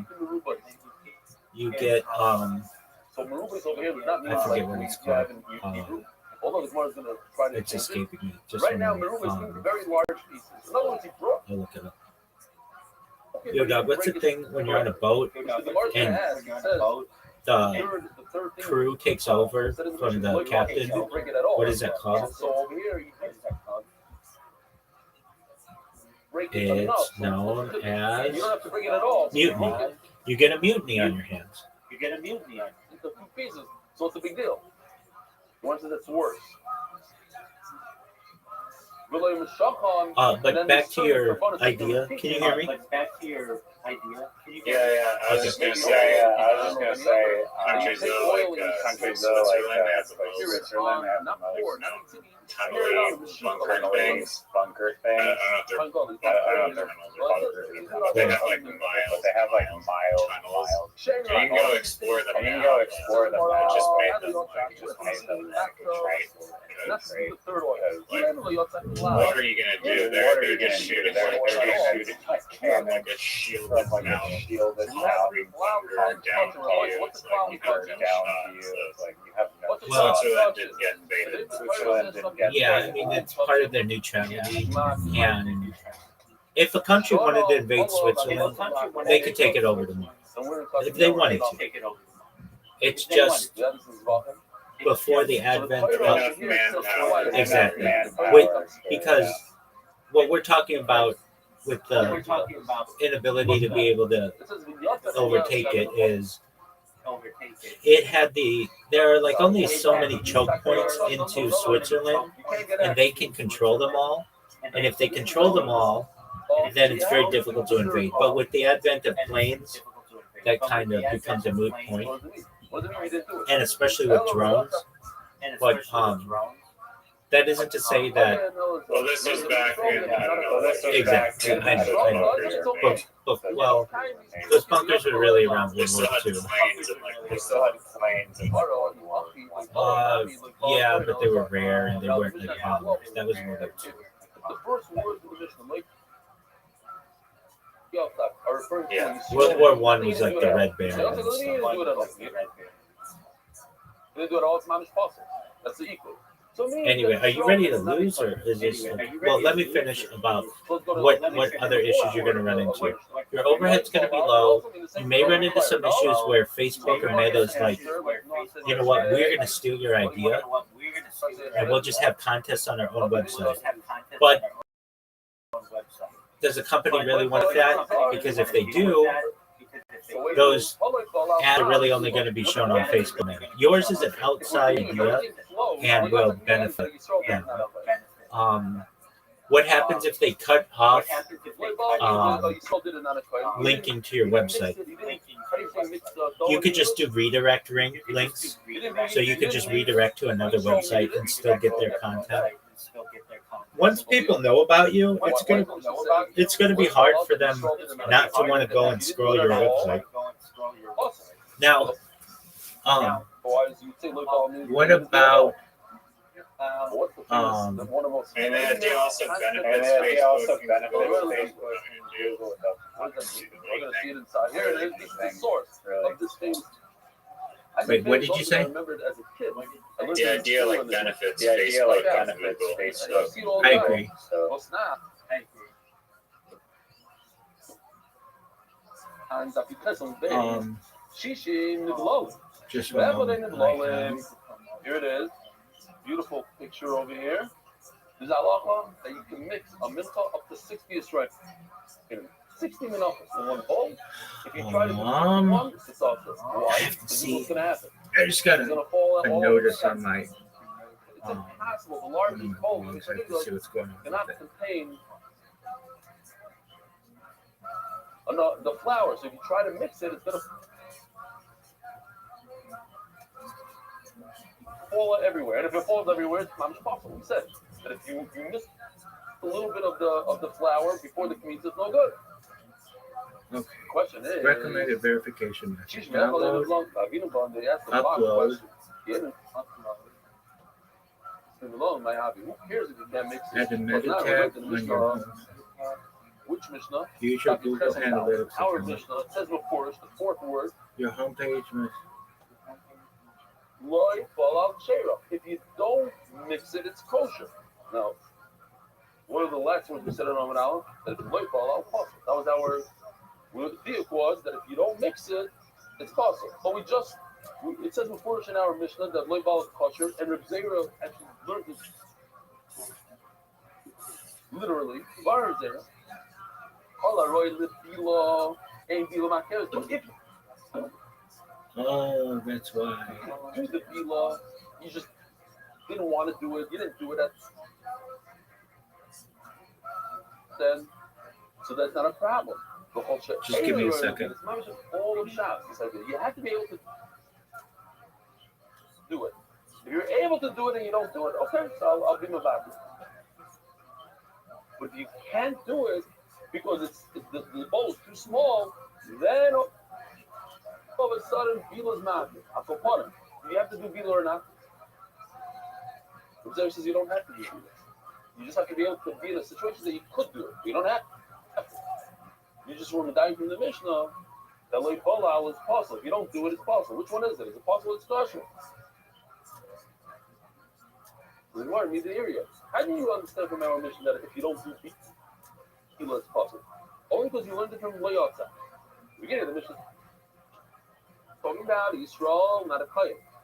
Yisrael did it, they're not a Kayim. But if you didn't do Yitzhak at all, it's 100% possible. So the same thing should apply by Bila. That if you don't mix it, it's possible. No. Okay, this. The first two words of the Mishnah are, if you don't do it, it's possible. The second two words of the Mishnah are, if you don't do it, it's kosher. When it says in the Mishnah Loyotzak, it means that's a Kayin Elazar. It's referring to Yisrael. But when it says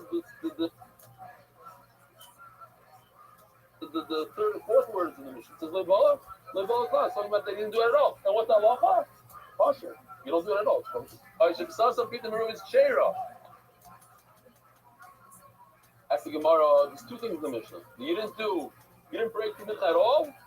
And you broke it, the large pieces.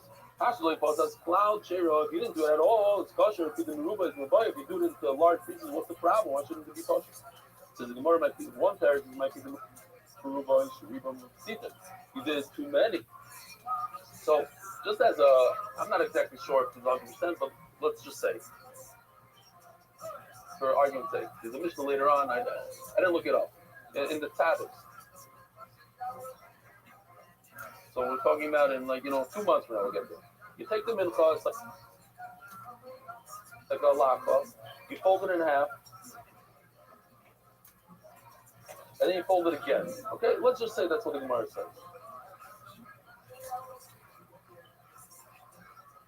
And then you open it up, and you have these lines on it. So then you cut it on the lines. You go like this, like that, and on the line. So let's say these are the 4 pieces, or whatever, how many pieces come out. So this is the side. He went and he only did 2 of these. Ruba means instead of doing 4, he did 2 large pieces. It's like this side. Instead of splitting it, you put it together. Okay, that's the problem. So one shot is Shufriba, he did many small ones. Now instead of 4 pieces, he cut it in half. 8. No, now it's 8. Whatever, 8, 16, whatever, let me show that. That's too many. No, it means it's a very large piece. Are you ready to lose? So what's the problem? You said you didn't do it at all. It's okay. So if you made large. Oh, look at Riser here. We're on Riser time, everybody. I said, yeah. Were you gonna say something else? Yeah, let me think if there's anything else. You can't come home and tell your wife, I bought house for Shabbos. Broken into 3 pieces. That's not a Any house. other issues that I can perceive? I mean, there are going to be tons of them. You're going to have legal issues. You're going to need an attorney. That shit. But that's with any business. So don't think that. There's Joe Rogan has a phrase. I don't know if it's to Joe Rogan or whatever, but you haven't made it in business if you haven't been sued yet. It's just going to happen. Okay, so what do you have in a situation where, let's say, okay, this is a good instance. Not like Coca-Cola, but like, let's say the band, they say we're going to give $1,000 to,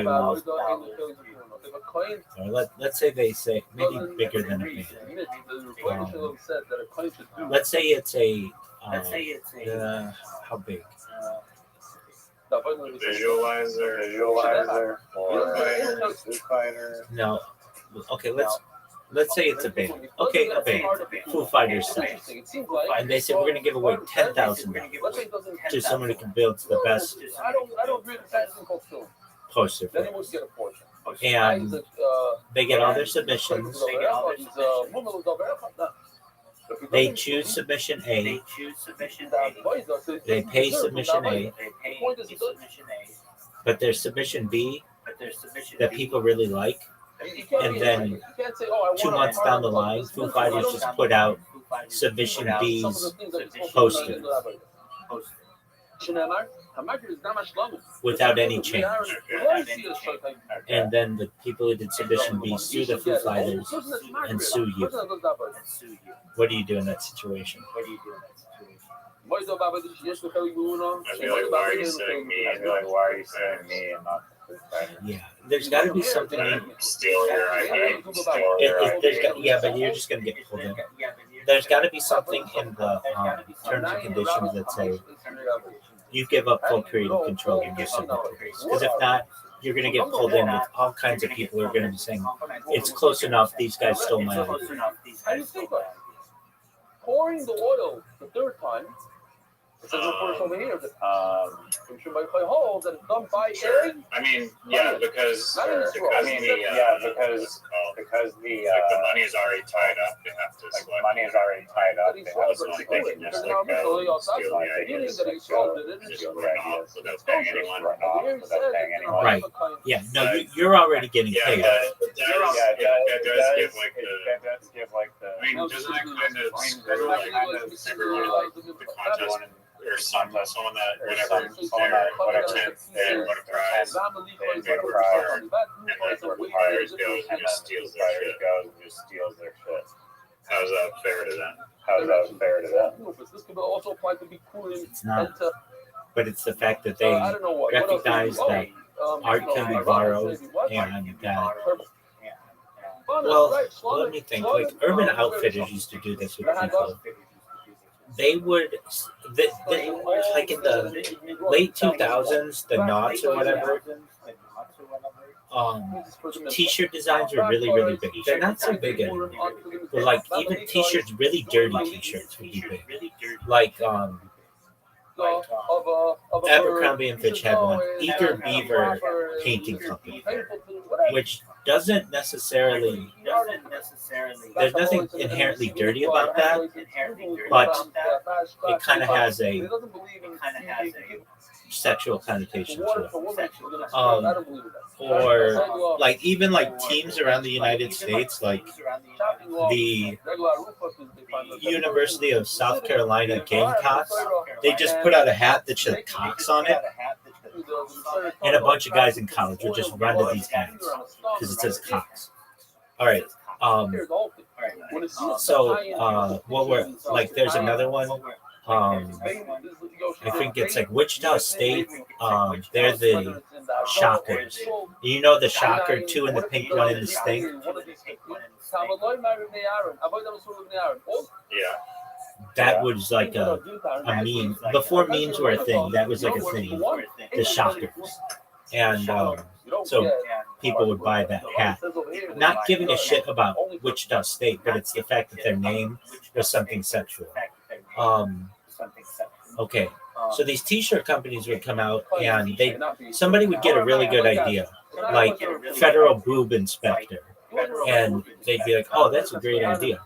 So what places like Urban Outfitters would do, and it was found to be illegal, but they would just see what the highest selling shirts were on these websites and then just change the shirt slightly, or sometimes just take the shirt altogether and then make shirts out of it. And because they could sell in all these different places across the United States and not just some little website, everybody would think they came up with the idea.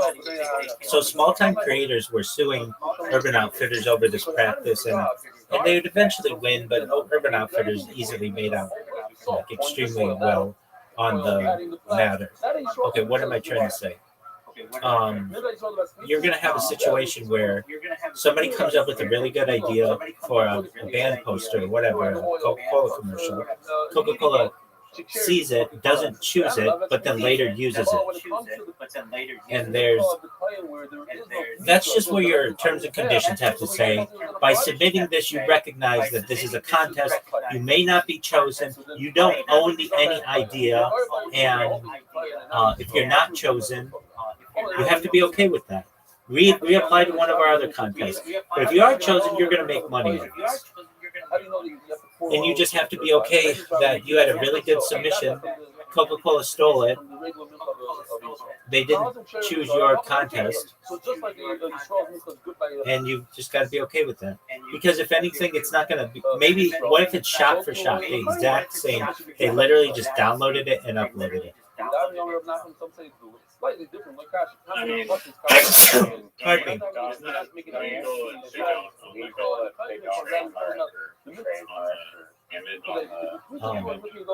I think that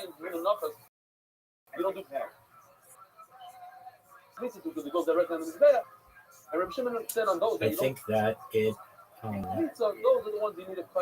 it could be allowed. Like, I don't know. If you've ever seen like a car company commercial, all car commercials are basically the same. It's a car driving down a winding road, and they show the car from different angles, right? That's like every car commercial of the last 30 years, right?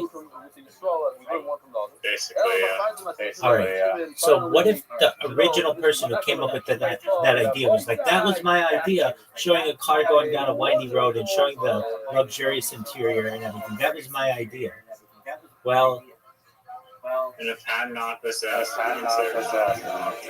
yeah, that's true. And so it gets down to, was it obvious or not? And a car driving down a road. Pretty obvious. Yeah, I agree.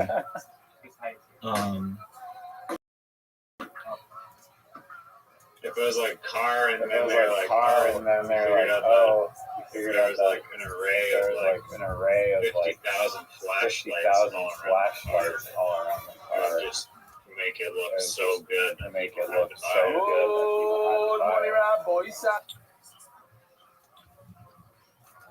Do you think? Isn't there? I know lawyer. But wouldn't there just be some terms and conditions conflict, creating like a bubble chamber of legal immunity for the platform, being like, you can't unless if you submit a contest, and then also, because I feel like the small creator in Coca-Cola stole their jingle, I feel like it's like disservice to them if you say that you cannot try to get your jingle royalties that were stolen from but I have no lawyers, so I don't know exactly the correct way to do all that. It'd be in an ideal world, any lawsuits from the website, but also protect these ideas about stolen. And it's a very cringe case. It's a very cringe. Hopefully it would never happen. We live in a society. So that's people. Yeah. Okay, we kind of did this at the startup. The owner of the business used to love to come up with what he thought were original ideas, and he would, or like, here's what he would do. He wouldn't do any of the work. He would just finance it. And he would drive around LA all day in a fucking super nice car, go to a massage parlor or two, and then just look at advertisements all day long on billboards. And when he saw something he liked, he'd come back and be like, "We need a billboard that looks like this." So he was driving in Beverly Hills one day, and he saw, or maybe it was Beverly Hills, Hollywood, somewhere on the west side, and he saw a sign for Tinder that said something like "a million dates delivered" or something like that. And he liked that. And it was something like that. I could be wrong exactly this story, but it was similar. So then he comes in and he's like, "We need a sign like that that says car washes, because we deliver car washes." It's like, how do you get a car wash delivered? But on demand. And I said, "But we haven't done a million car washes yet." We at the time had done like 100,000 or something. And so the idea was, I had the sign cross out car washes and we put in smiles, something like that. So it looked like somebody had edited the billboard like with a hand, and instead of it saying "a million car washes delivered," it said "a million smiles delivered." Something like that. And that became our tagline for a little while. But, and it gave you the idea that we had done more business than we had. I mean, having 100,000 car washes is no small feat, but it's not a million yet. And then it was the idea that we're delivering happiness. And we literally just took the idea of another company and used it. Did we get sued over it? No. Did we get sued for other shit? Oh, fuck yeah. But did we get sued for that? No. And it was kind of like borrowing from the... And did we have more billboards around LA than Tinder did? Absolutely. We had maybe 10 or 20 times as many billboards as they did. They'd have like 1 or 2 billboards. We'd have 250 at any given time. And I would say that... I mean, I think I told you this before. But just one day, I don't know if you know who Stephen A. Smith is, but he's like a big ESPN personality. He's Mr. ESPN. He's the highest paid employee of ESPN. And I signed him to an exclusive contract as our spokesperson on ESPN Radio. And I met him. We had lunch together at LA Live. And then we got a tour of the ESPN studios. And when we were there meeting the head of ESPN LA, he says, "Hey, I just saw your guys' billboard on a Netflix show." And I'm like, "What?" And he's like, "Yeah, it's with George Clooney and David Letterman." And I'm like, "Huh?" And he's like, "Yeah, David Letterman has this new show." This was years ago, but I think it was called "And My Next Guest Is." And Barack Obama was episode 1, and George Clooney was episode 2, and there's your billboard right smack in front of George Clooney on this Netflix show. So immediately we had to go check it out.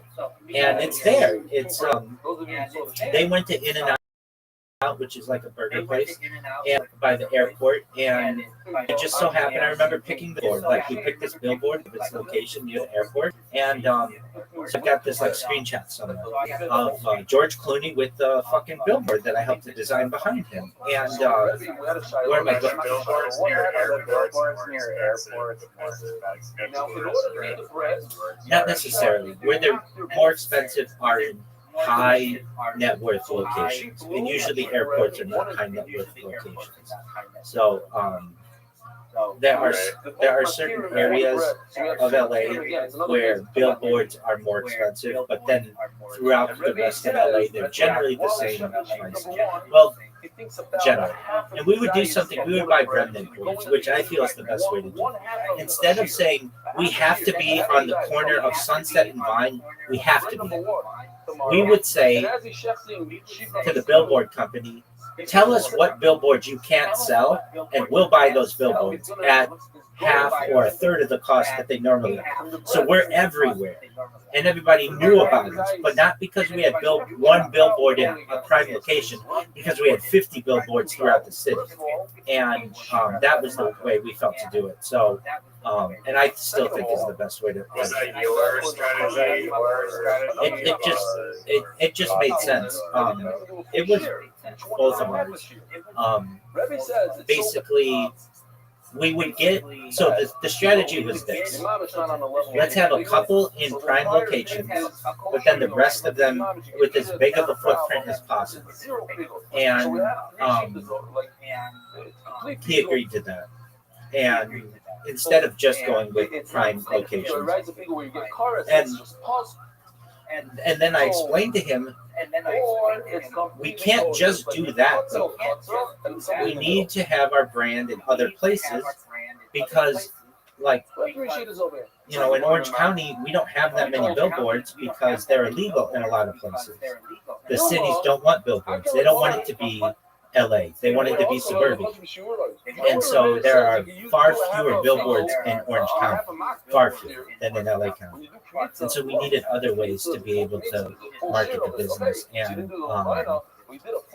so we would do things like, there's like a way to advertise on a radio in someone's car where like you'll be listening to the music, but then where it normally would say like whatever the KIIS or like KBIG or whatever the radio station would be, you can put advertisement in there like 26 letters or something. And so we bought that. So we were in every single car in LA on their radio for it was expensive. It was like, I want to say like $100,000 a year or something like that. But then whenever you turn the radio on, it said get a car wash to your door, you know, within an hour or whatever. But that kind of advertising was important because in a lot of places, they don't want billboards. So you had to get your message to the people in one way or another. We did do also some banner ads and some like pop-up ads, but I generally avoid that because I would just show the owner of the business, look, this is how a pop-up blocker works.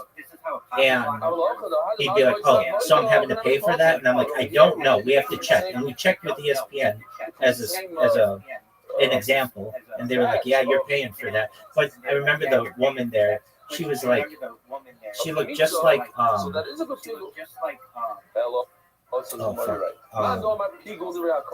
whoever Ryan Reynolds' wife is. What's her name? Anyway, who gives a shit? But a real pretty lady. She was like, yeah, but you're like the only one doing that. I'm like, no, I'm not. I'm not the only person using pop-up blockers. There are a lot of people who do it. Anyway, they basically was like, don't waste our money with that. Use the budget in other places. All right, so what am I saying with you? With your business, you will basically have other people, other companies who see a submission that you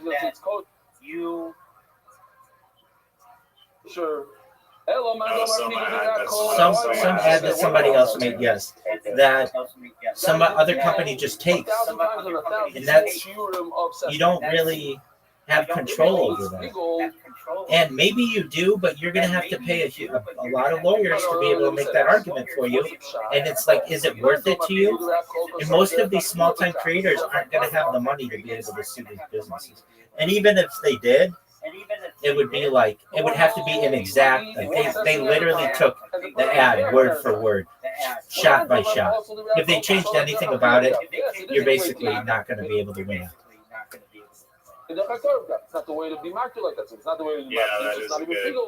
is a good point. I mean, I think the ads are, I guess, tailored specifically products to some degree. They don't pursue a universal Most of the time, anyways. I mean, if it was like a drink company that does Coke, whatever, someone else just takes Coca-Colas, budget, and then takes the rest.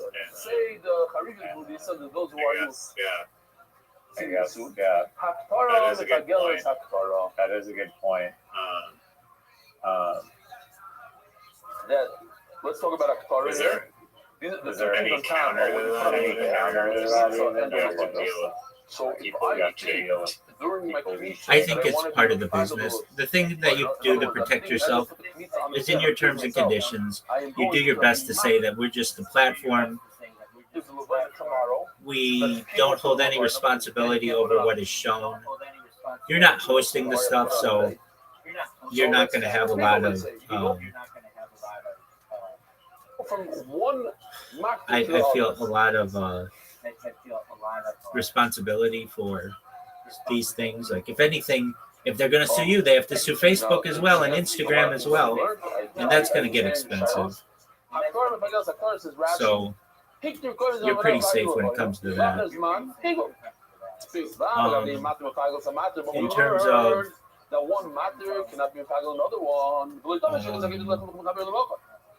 at what point will you need an employee?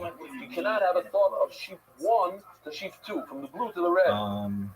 But that's different. The hustle when managing all the context becomes way too much. Yeah, or there's some kind of thing that you're going to have to like verify people,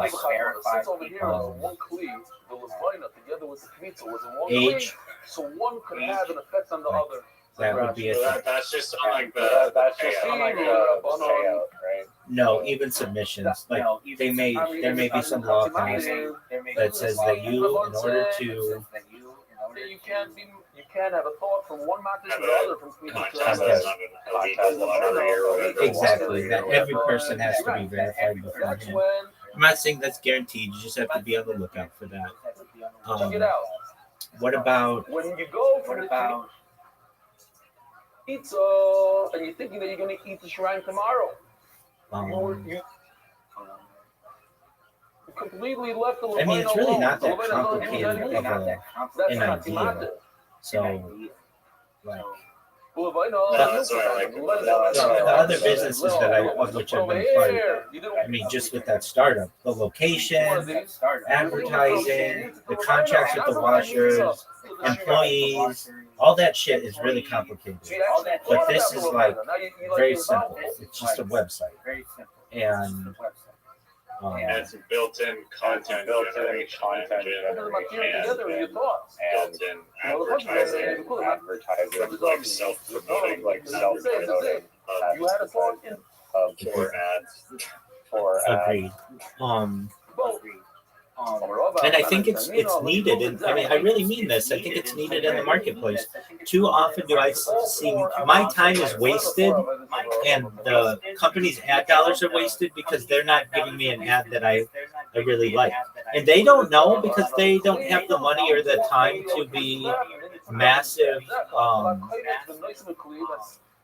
focus grouping this stuff. Focus groups are really, really important thing, and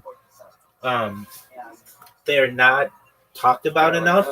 The focus group, I think, began like en masse around like the 1950s, and they would have like, this is when like two-way glass or one-way glass, whatever you want to call it, became a thing, and people could see different people's reactions while watching them. Typical outside of its place is puzzle. Very big cars because never gets cars. I would say that which is outside of it a lot of times, then this is just a bigger version of that. Okay, so let's get into what if somebody's trying to rig the contest for themselves. All the Swifties say, let's all vote for something Taylor Swift related or whatever. Okay, but they're not the ones who are picking it. It's the company that picks it. So people can try to rig it as much as they want. It doesn't really have too big of an effect. Maybe it will promote them to be the most viewed thing or whatever, most uploaded thing. But that's, with any social media, you're going to have that. So there's numerous prizes, right? Eagles by the Kmitza. Because if you only have one prize, it's 10,000.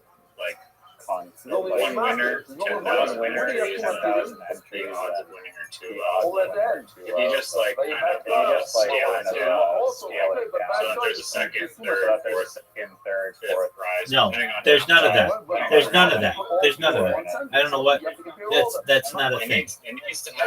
No, it doesn't. No, it doesn't. A company. Yes, they will. I don't know where you got the second, third, fourth idea. That's not a thing. A company doesn't want the second best idea or the third best idea. They don't want that. They don't want to reward that. They want the best, and that's it. And that's what they're entitled to. If you didn't win, that's fine. We've got another. And if you don't have like these consolation prizes, they don't have to be huge. They don't have to be huge. But look at any single first prize and consolation prize. And those consolation prizes are motivate the people that probably win better odds of winning some. Incorrect. If you look at any major company's contest, they never have second place. No, you're right. It's in the same sentence, but they're different. The first three are different. They say winner gets an all expenses paid trip to Fort Lauderdale or to Miami or to wherever. Generally, they don't have second, third, fourth. They don't have that. They don't want to. The idea of this is you don't want to reward second place. You want first place. The Olympics is different. The Olympics isn't a marketing contest. The Olympics is about the best. Yeah, that's true. And they still acknowledge the second, third person who did well. You cannot the company could still do that if they wanted to. That's not necessary. Then you've got to start giving out more money, and that's not something I think that you want to do. A company, it's a waste of money for the company, frankly. They don't want to give second and third.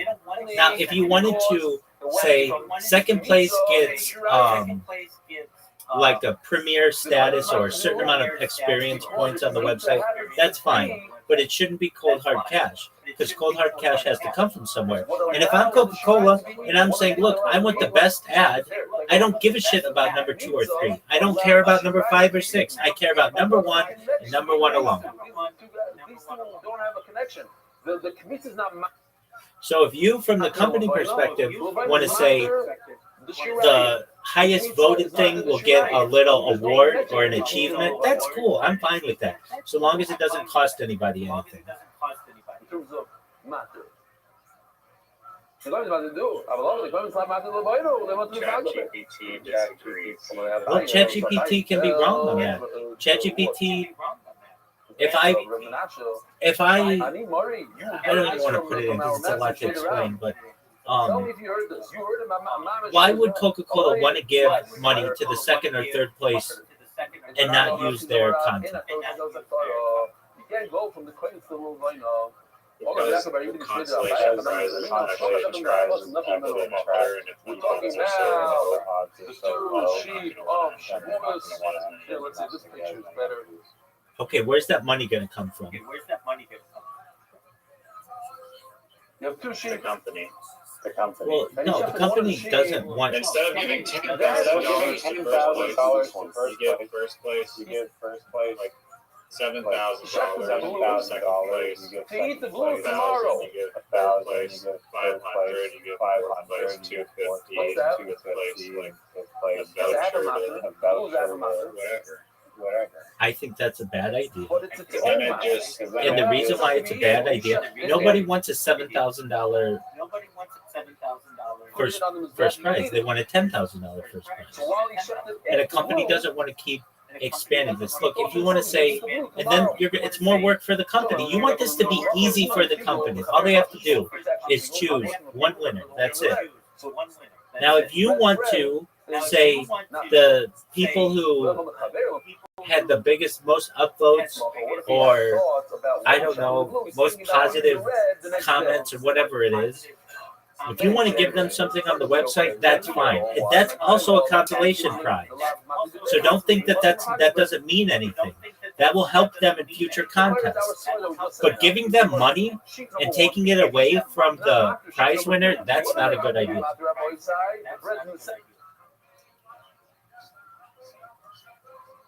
Over there for themselves, but they're not coming to match one another.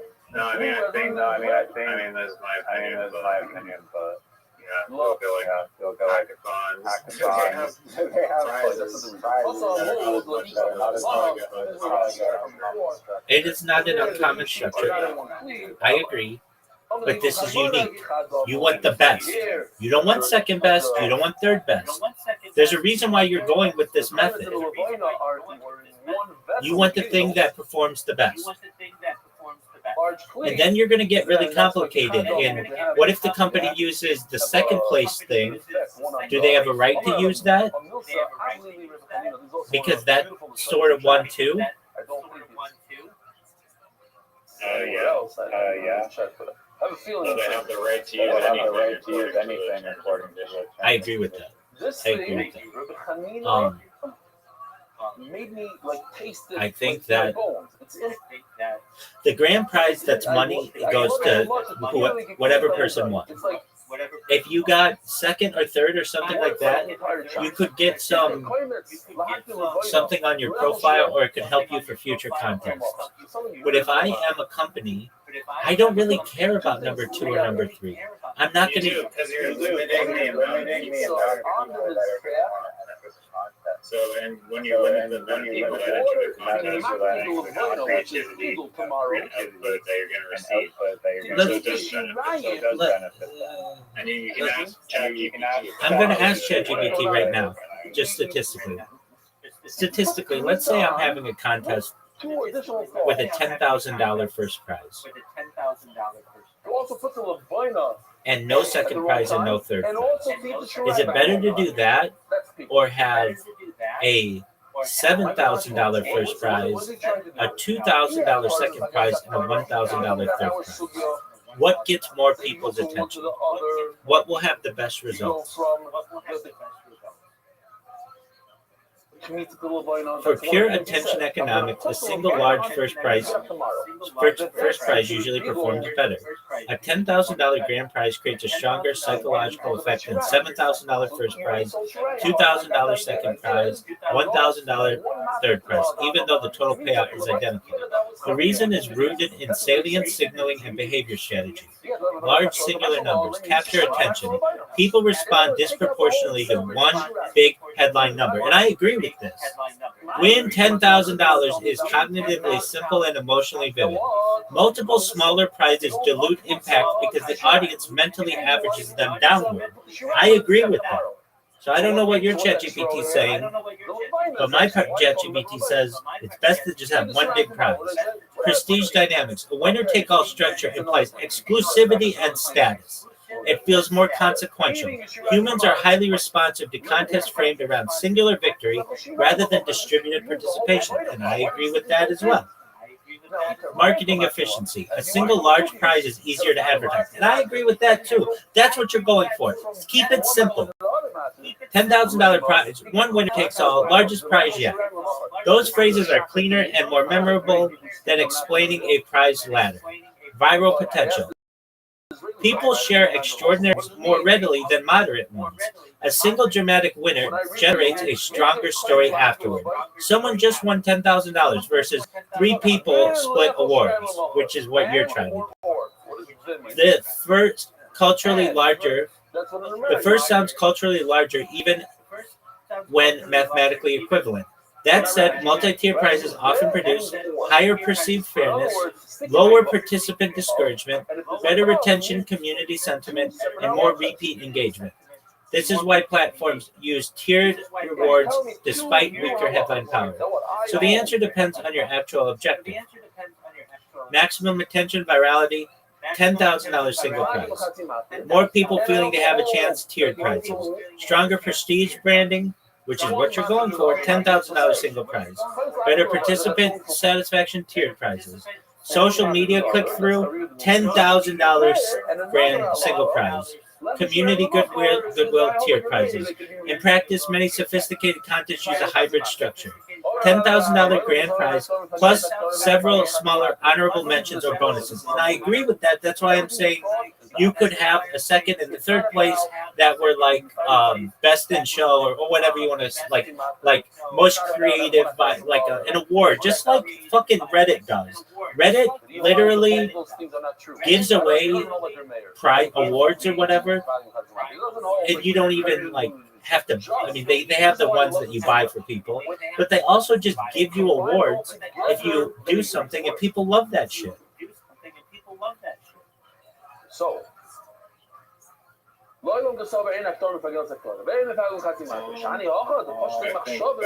think that for this platform to work, you have to have participants. If you're shunning and you're shooing away, participants because they feel like they have winning anything. Look, if you want to do it, then I would say this. Do this. $10,000 grand prize, and that can still be the grand prize. Okay, and 9 winners, and then 10 winners of $100 each. That's what I would say. Nothing big. You don't want to take away from that grand prize, and you don't want to make it that much more expensive for your advertisers. That's the best of both worlds. It's a hybrid model. But I'm not saying $1,000. That's too expensive. And Koimitz, by the way, is one of the two Matirim. Is that true? But I also don't like that idea because a company then has to say, but what if we don't like the other entrants? Now we have to pay them even though we don't like them? There's a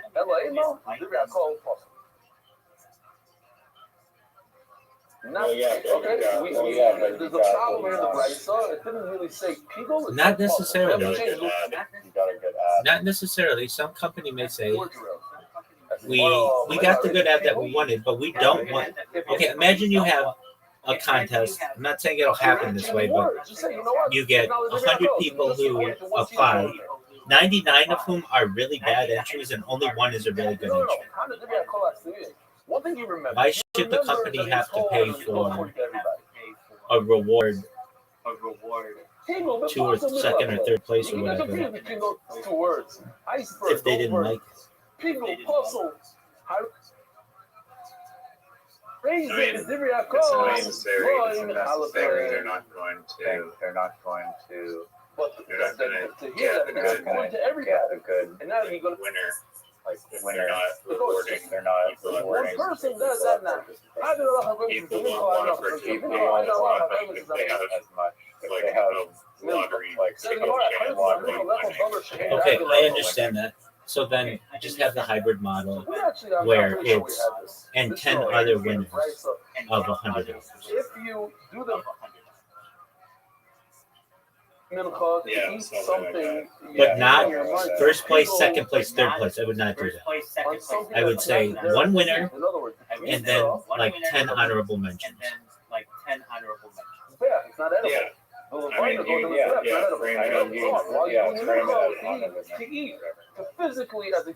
and that's the way to frame it, as opposed to second place, because the company doesn't want second place. An honorable mention is like a little.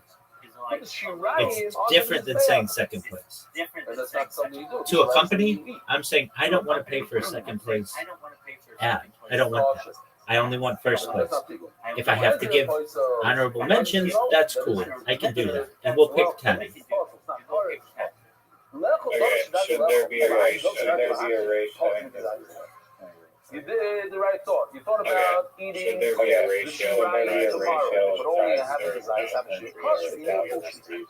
or now you're asking a market designer question. It's not about vibe. It's not about vibe. It's about incentive. Short answer, yes. Price distribution matters enormously. It's not as simple, it's not a straight shot. It's perceived expected. Traders subconsciously calculate probability of winning times the price size minus the price size minus whether it's equal. If you have 1,000 entries and only one winner, that feels like a lottery. Lotteries attract no serious investors. If you have 1,000 entries and 10 prizes, now we're at a 1% payout rate. That starts to feel competitive, but not absurd. Structure matters more than count. Here's the key count. You want enough winners to sustain morale, but not so many that the prize. If too few win, then there's creator fatigue. Too many wins, then prestige. There's a psychological sweet spot around 1 to 5%, meaningful reward distribution. Venture capital startup selectivity creates status. Here's the trick. Not all rewards need to be cash. You can structure tiers. First place, major payout. Second, fifth place, small cash, top 20, public recognition badge. Now suddenly instead of one winner out of 1,000, I have 50 visible placement, 0.5%. That dramatically improves fairness. Another option is dynamic price scale. Entries exceed price goals band. That aligns incentives, creates more participation, now city guarantees 100 guaranteed 1,000 entries, not automatically. It depends on the price line. Example, $50,000 better is 25K first place winner, 10K second, 5K third, and 1K times 10 on release. Now you've created a layer upside with without diluting. There's another structural qualification game. If you allow unlimited entries of zero friction, 1,000 submission, like contains 700 logs, distorts your ratio. Introduce like friction. Submission deposit entry. Minimum quality threshold. Account reputation requirement for certain contacts. Quality control increases payout probability. Here's a deeper economic insight. Creators consistently invest 5 hours in entry. Statistical payout rate yields negative expected hourly value. High quality cream. Repeat participants to feel that over time their skill increases. That means reputation weighted and tiered access. Eating of a vinyl, me eating a comedian. Beginning pool contest, higher payout ratio, How does the legend know? Oh, take forward, not before the result. markets fail when they thrive when skill appears to so yes, you likely need more than one entry. Quality, transparent judging, transparency, prioritize your placement, physical price systems, because morale is mathematical. Marketplace is not just a competition. Design the reward curve carefully and creators will tolerate low odds because they believe skill odds in favor of skill. I'm telling you, Coca-Cola doesn't want to be associated with second. You can label them all as runner-ups or No, I don't. I would do it one winner, and and then honorable mention. That's it. But I would not use second, third place, silver medal, bronze medal. Yeah, no, that's fine. Yeah, no, that's fine.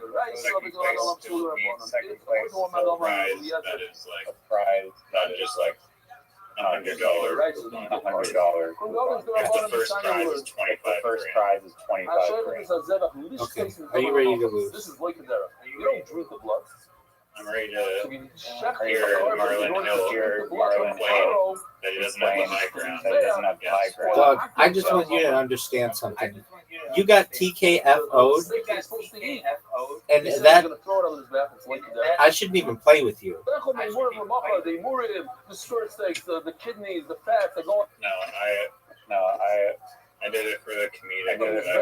You think they eat it? That's also shleikadara. You got TKFO'd. That's all I I know. wasn't. You got TKFO'd. I wasn't even. I was stirred. I was just. Just to leave the blood, not to do anything, not to drink it, just to leave it. If you're the faisal, remember, Rabbi Yehuda says faisal.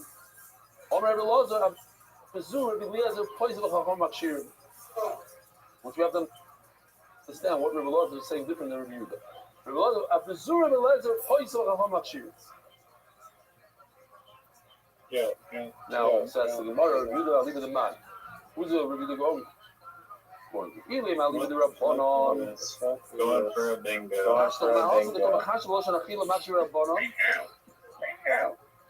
When you're drinking the blood, you say, I want to drink the blood. He said, it's kosher. Yeah, illegal play. Illegal play. Disqualified. Not illegal. It's not illegal. It says, oh, this also relates to this possible. I review this. He's saying, what world is that not? Oh, wow. Ella says, so this is all we wanted. This is the kud over here. Ella. What the argument is, you're right. What is steel? Steel to leave the blood over is just so you don't get cars. It's like steel. But the other case of drinking the blood, that you get cars. Saying to yourself, you're going to drink the blood tomorrow. Both of them is just a psul and no chorus. So you see, there is machlokes whether or not. But it says it's chorus. Rabbi side have a wonderful.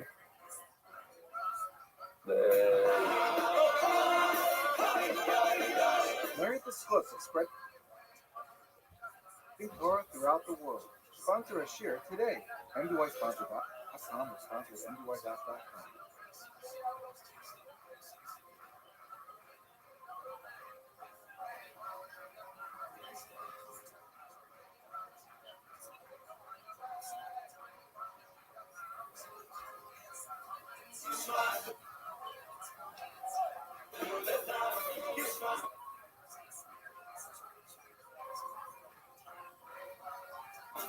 Good morning, Rabbi.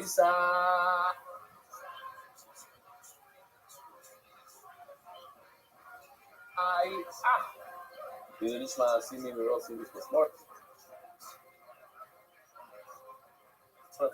So, boys, here we go. We're holding the design without on top. Kigel bekoimed the law. We know. We're talking about Menachem. You want to bring a flower carbon to the Rothschild. So the client sticks his hand in, takes 3 fingers worth, and that's called a peak. That will be in his bag right over. In addition to that, most other menachos have something called levina. You have these fragrant. In order for the client to eat the leftover flour, all this, shirai, here I wrote a nice, but there's over shirai. You have to put these 2 guys on in his bath. Those are the 2 matir. They allow you to eat the flour. Each one by itself is only 50%. You need to put both of them on. That's That's why when you're putting them onto the Mizbeach, you must, and you want to be over on a big Isser called Bigel, and that is thinking that you're going to be eating the flour, the Shirayim, in 3 days from now instead of today. You have to put both of these on Mizbeach. If you thought that only by one, that's a hot timatim, it's only 50% of the two. And according to Chachamim, that doesn't work. You have to have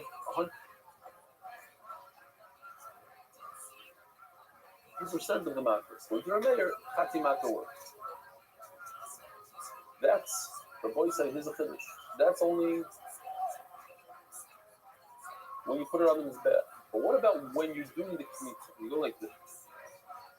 And you think to yourself, Give me back. I'm going to be eating this. Doug, you want to place some tiles down. I am. That is Within 5 seconds. That's very strong pigel. You ignored the Levina. Yeah, place the tile. There is no I'm placing a tile on the All right.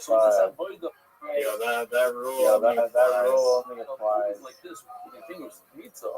if you had tiles on. Oh, wait, well, that was never established.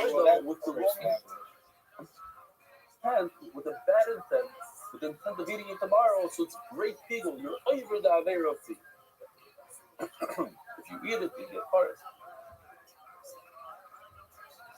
You hear what's going on here? This, which we said that you need to do both, is only on that Torah because both are hot. So by that Torah.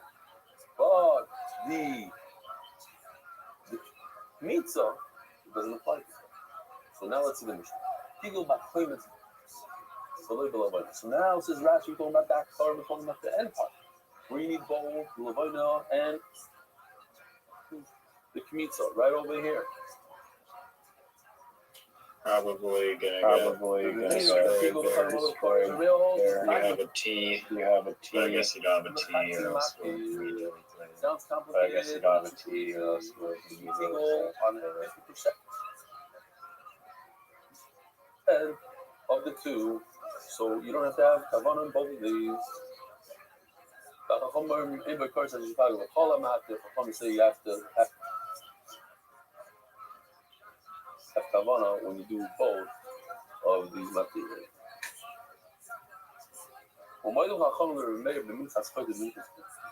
They admit Chachamim to Rameir that when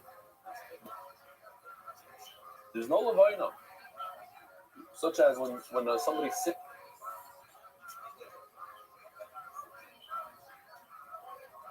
and he has to bring a carbon chatas, but instead of bringing a carbon chatas, he doesn't have money, he brings flour. There's no levina.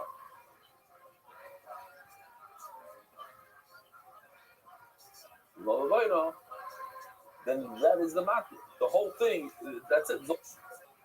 Only one market. It's only the flour. There's no levina. If you had a kavanah while you're doing the kmitza, meaning that start when you're putting it onto the spare, then what are you putting on the spare? Only flour. This doesn't exist. This levina. So Mela, Shupigol, that's a real pigol. The Chayama of first. It seems like there's no tradition. We're talking about Shavuos again. We had this yesterday.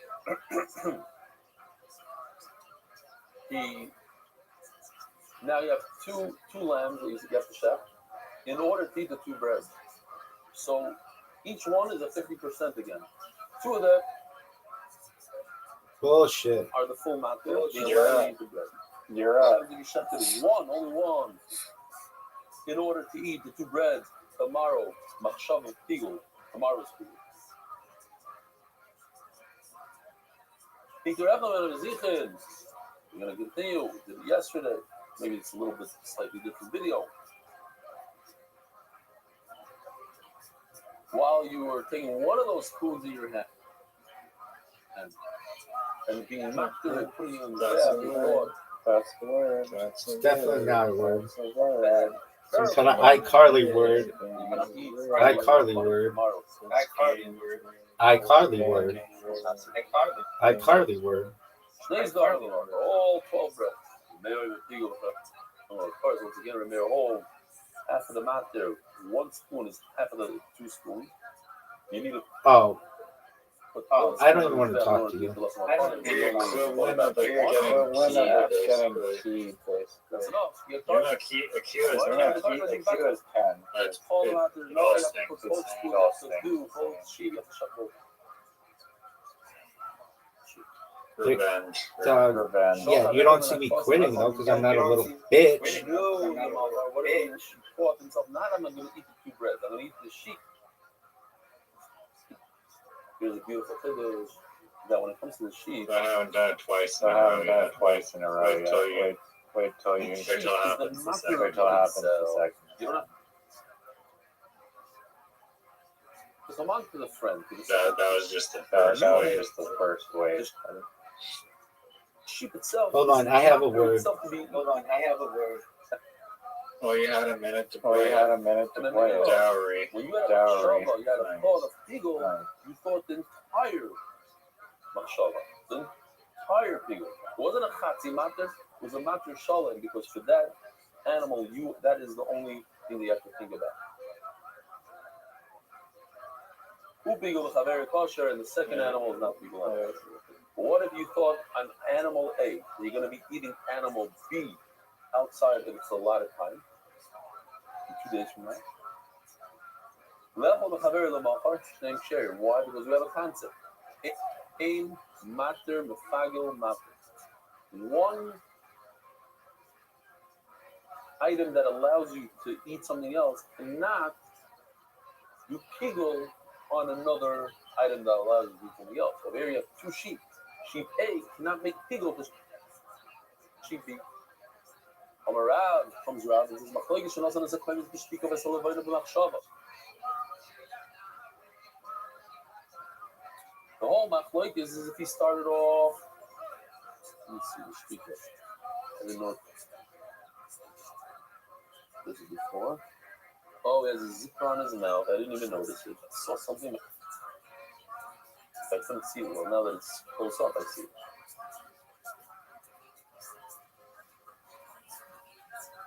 Shtika means he didn't think about any bad thoughts. His brain was clear. No bad thoughts, no bad intent. That's also good. So the machlokes says if he was quiet during the pizza,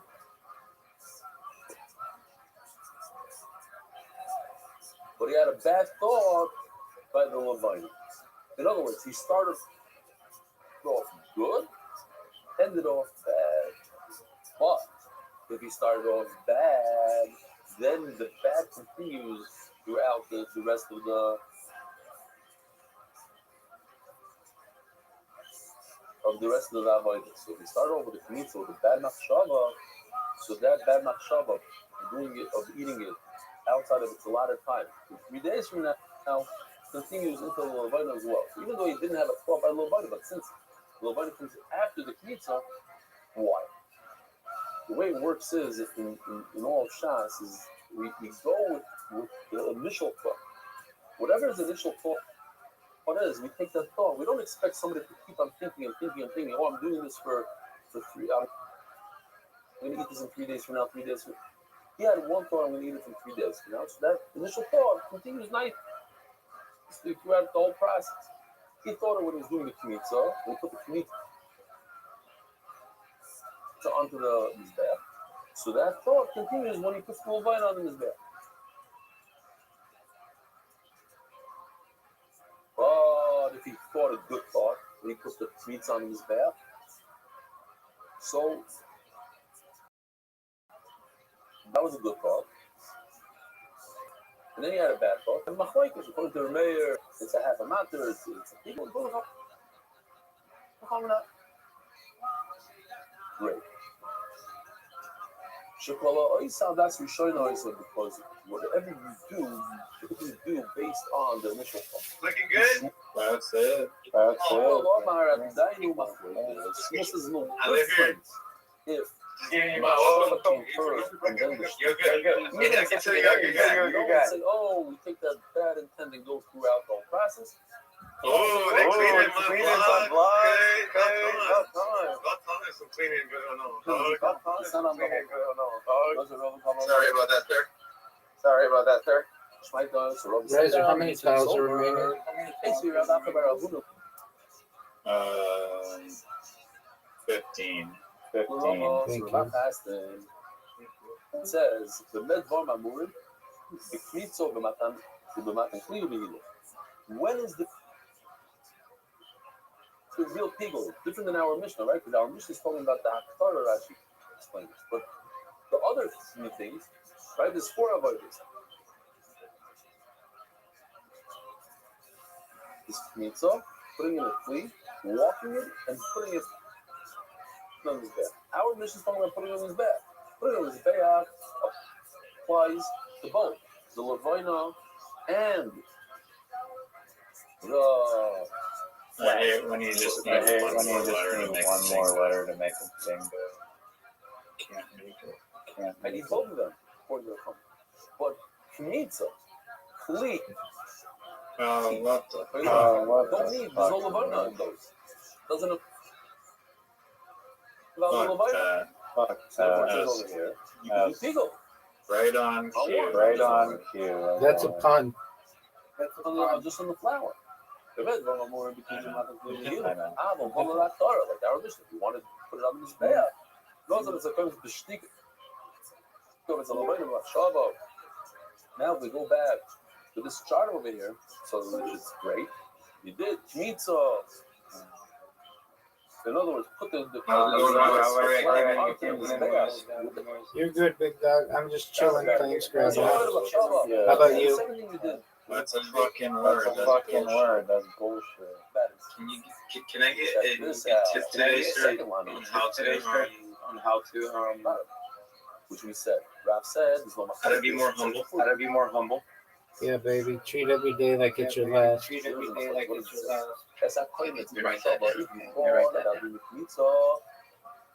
the throwing it on his back. And you're gonna eat the shirayim in 3 days from now. But and you thought to yourself, nothing like blame. Thank you, sir.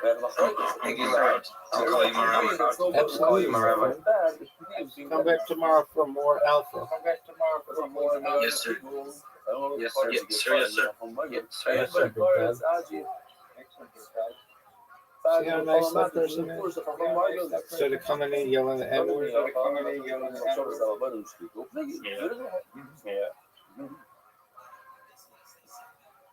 Says Gemara, Ema, Ufarnasan is Lavani Bishtikami. Take a good look at this chart. Switch it up. With the chart right now, it says and then it goes to Machshava. Case number 3. Machshava goes to Shtika. But it starts with the Kmitza. No. We have 2 cases. Case number 1 starts with the Kaimetz in your Shtika. And case number 2 starts with the Levina in your Shtika. And you finish off with Machshava. That's why the Machlaik is in this case. Because we're not talking about the Levina Bishtika. Tool? What's a tool? Came after the wait. Machshava. It wasn't like this. It wasn't Kmitza Machshava and then Levina but Bishtika. It was rather like this.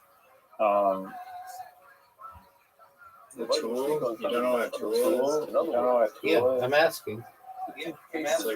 It's like a tall grass like marsh plants that grows in wetlands, marshland grows in wetlands, and marshland grows grass. you That's start not a thing. good on the right and you ended off on the left foot. I mean, You start with Kmitza on the right and you finish off with Levina on the left. You start with Levina on the right and you you're illiterate and don't know. You started well and you ended off poorly. What finish is that? That's an English word. If you go like this, we have 2 different cases. You start off great, you ended off terrible. Start off terrible, you ended off great. 2 different cases. Why would I tell you the same case, the same thing? That's question number 1. Question number 2 is, there's a brisa, another one that we didn't see yet. But it says straight out in the brisa, the first he did shmitza b'machshava, and achar kach, and only afterwards he did lovat. Why are you telling me that shtiga came first? The lovat came first. It says before the shmitza b'machshava was first.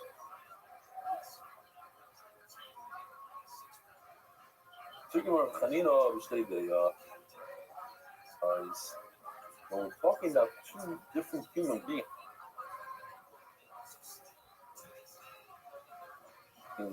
doing these two things. So, typically speaking, when you start off on the left foot, Zero tiles.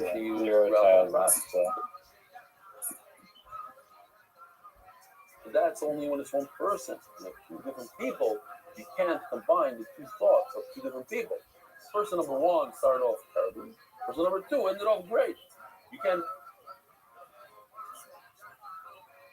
say, oh, person number two ended off terribly because of person number one.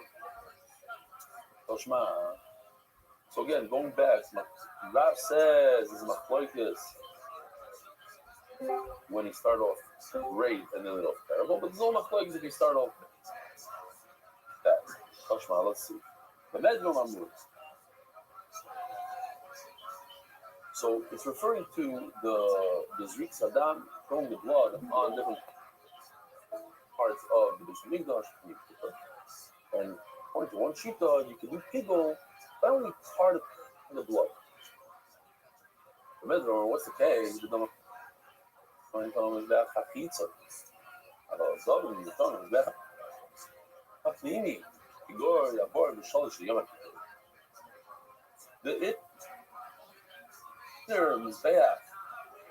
so here, just a quick chart. On Yom Kippur, we bring two korbanos.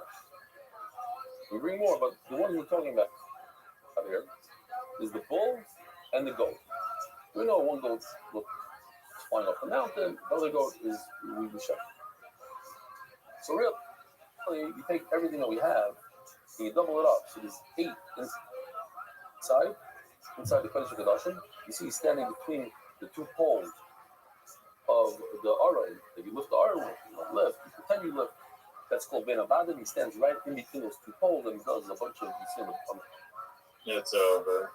Wow. Wow. So that's a total of 8 plus 8, 16.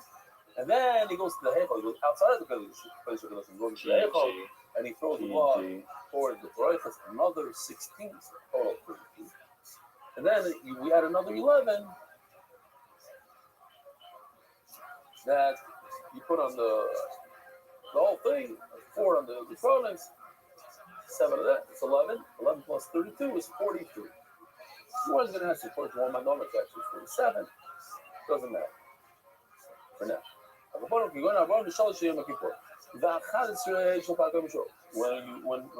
Kohen Gadol brings a bull because another ass, Can't stop. Won't stop.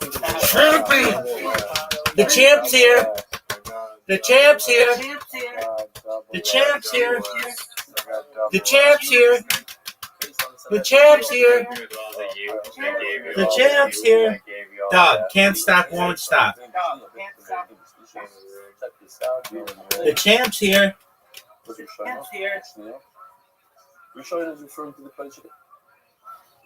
Wow, if we include yesterday's performance, where you got KTFO'd, baby, KTFO'd, you are 1 and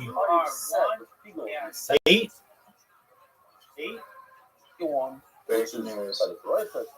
and 8. 1 and 8. Baby. Baby. The champ's here. It's enough to do by one set, by the first, second, or third.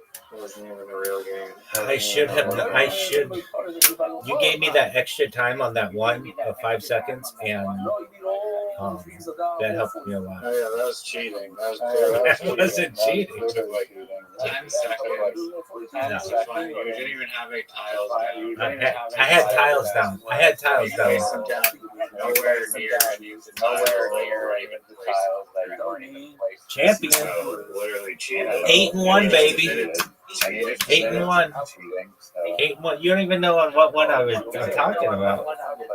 I was distracted. I had fans here. I had members of my community.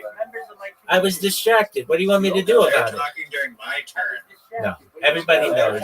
Everybody knows I had to focus on that. But I couldn't focus on my own self. All I know is that I got really fortunate by getting a Q and a Z. Like, there's no doubt. But I still didn't get to double blank you. You, my friend, you used a blank on an O? At the end, yeah. That's ass at the end. That's ass at the end. That's okay. All the S's. Double S at the blank. You got the. There's an element of like luck at the end of the game. I got stuck with two U's. I got double U'd at the end of the game. Double U'd. That's a new one, babies. You just can't. You can't just flop those down, and then the other person gets points. Complete kangaroo. All I want to know is, remember how you were like, oh, you got Florida wrong, you got doing wrong, you got one wrong. Now, the shoe was on the other foot. All I know is that I'm superior. There's not even parity, baby. I'm the champ. The champ's here. The champ's here. Do you know what that's from? No, you don't. It's from Muhammad Ali. Rumble in the jungle, baby. Rumble in the jungle, baby. Well, congrats on winning the warm-up game. Are you ready for a reload? I'd be pretty stoked too. Are you ready for a reload, son? It takes a Q as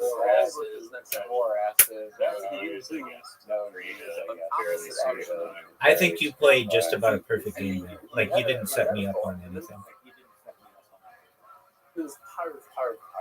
No, I was not. Like I played a lot. Like I played points that were like marginal points. 4, 6. Whatever was. Like, I don't know. It would be nice if there was that said your average points that you could like keep track of. Because I feel like it should be above 10. Definitely 10. Definitely. If you get over 20, that's 15. That's pretty good. 10 is like kind of okay. Are you going to go? Or are we going to just have to listen to your iCarly stats? I am going to go. Literally going outside. No, I sent you an invite. I'm going to the beach. No, fuck that. Play one more game. No, she's got her harness on. This is fucking bullshit. iCarly-esque fake news garbage, son. Say, oh, I want to do Fago on the That's third. cool. I mean, we can talk about something interesting. Well,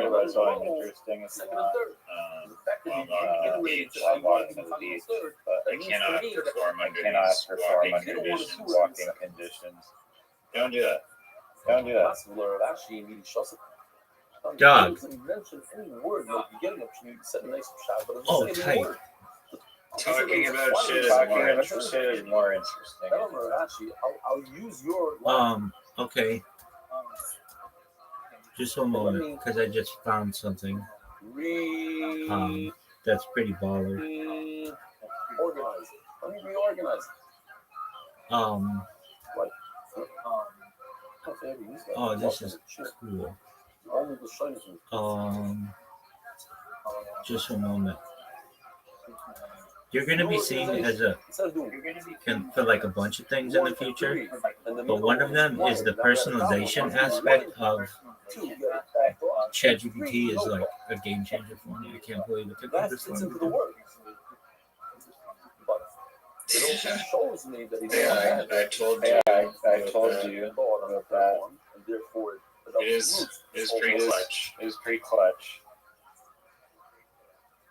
Because if he wanted to have the thought in the third one, then he wouldn't have thought it in the second one. He would have All right. thought in the first, and then I would just roll it. Why would he have the thought on the first and the second, and then stop, and not have it on the third? Obviously, he's showing me something. You're going to pick up a show Ubashnia. Ubashnishes, he shows it, and he's not going to Damino. He's over there for as a person goes to the first Machshava. Why would he rethink it? In fact, go in the second one. That's the Zion Omen base. One Zap asks, well, Bain Katani, it doesn't fit in so well what you're saying because it seems like he did it, he had his machshava only in one of the three, because it says Bain this, and Bain that. In other words, he had one machshava of. You probably know this, but do you know that ChatGPT, when you ask it to write a story or whatever, it can include pictures? We learned, Mayor says, if you do people, no, I've never gotten a response. Text in a image in the same with text in a thing. I knew that it could generate image thing. I knew that. Yeah, not what it's created to their but upgraded image thing. Right, but now it's this is fucking fascinating. So now, like, I was just looking at one of the things that it generated for me. I'm like, what the fuck is this? It's got pictures, and it does. It had pictures in like the Yacht Rock article that I had it generate, and what's the Yacht Rock? You don't know what Yacht Rock is? I know what Yacht Rock is. I asked what the article. It was about Yacht Rock. Okay, well, what about Yacht Rock? There's like a million. Okay, I guess I have to read it to you, and I will. Word for fucking word. You can just summarize. What do I look like? Fucking ChatGPT? Here we go. Yacht Rock and soft architecture of late 20th century memory.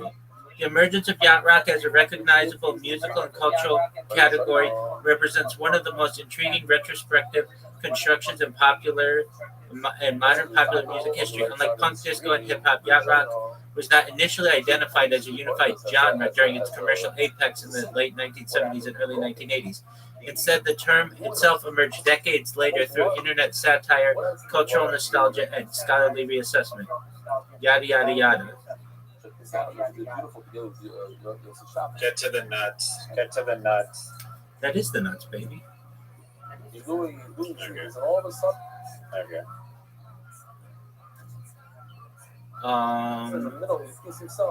Let's preview this bitch.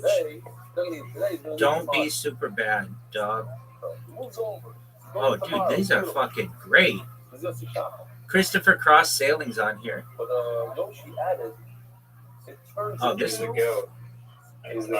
Everything you know. Are you interested in sucking his dick or something?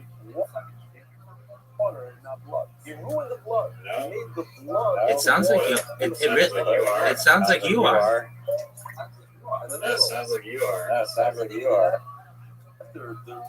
You're having those thoughts, not me.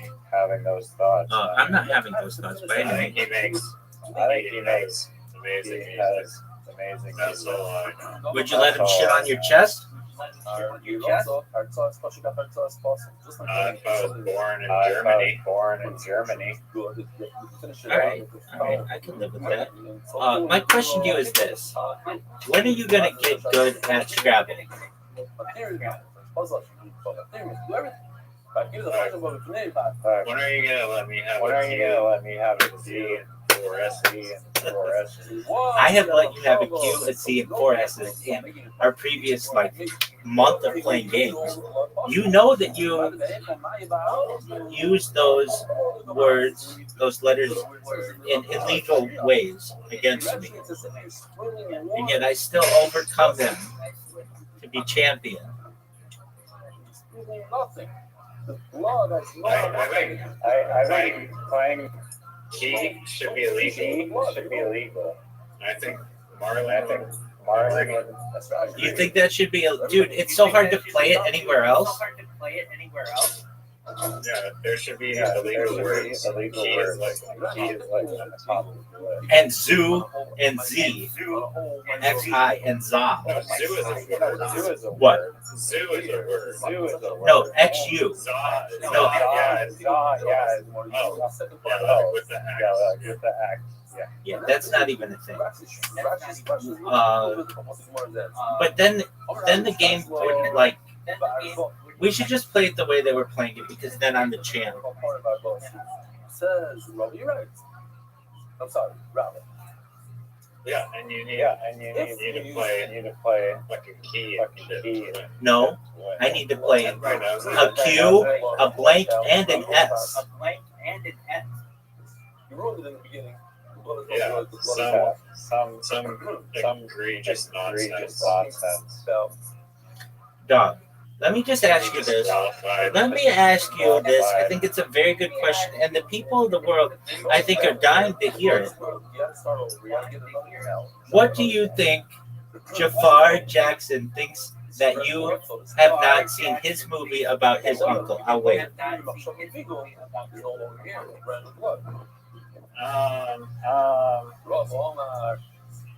mean, it's just not VR quality, and that's not necessarily Jafar's fault. I'm sure he's a great actor. Probably a phenomenal actor. Do you think it's Michael Jackson's fault? Do you think it's Michael Jackson's fault that the movie is not VR quality? That's my question. That's what any rational person would think my question would be.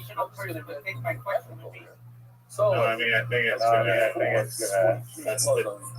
I mean, maybe it is VR quality. I don't know how cinematic it is.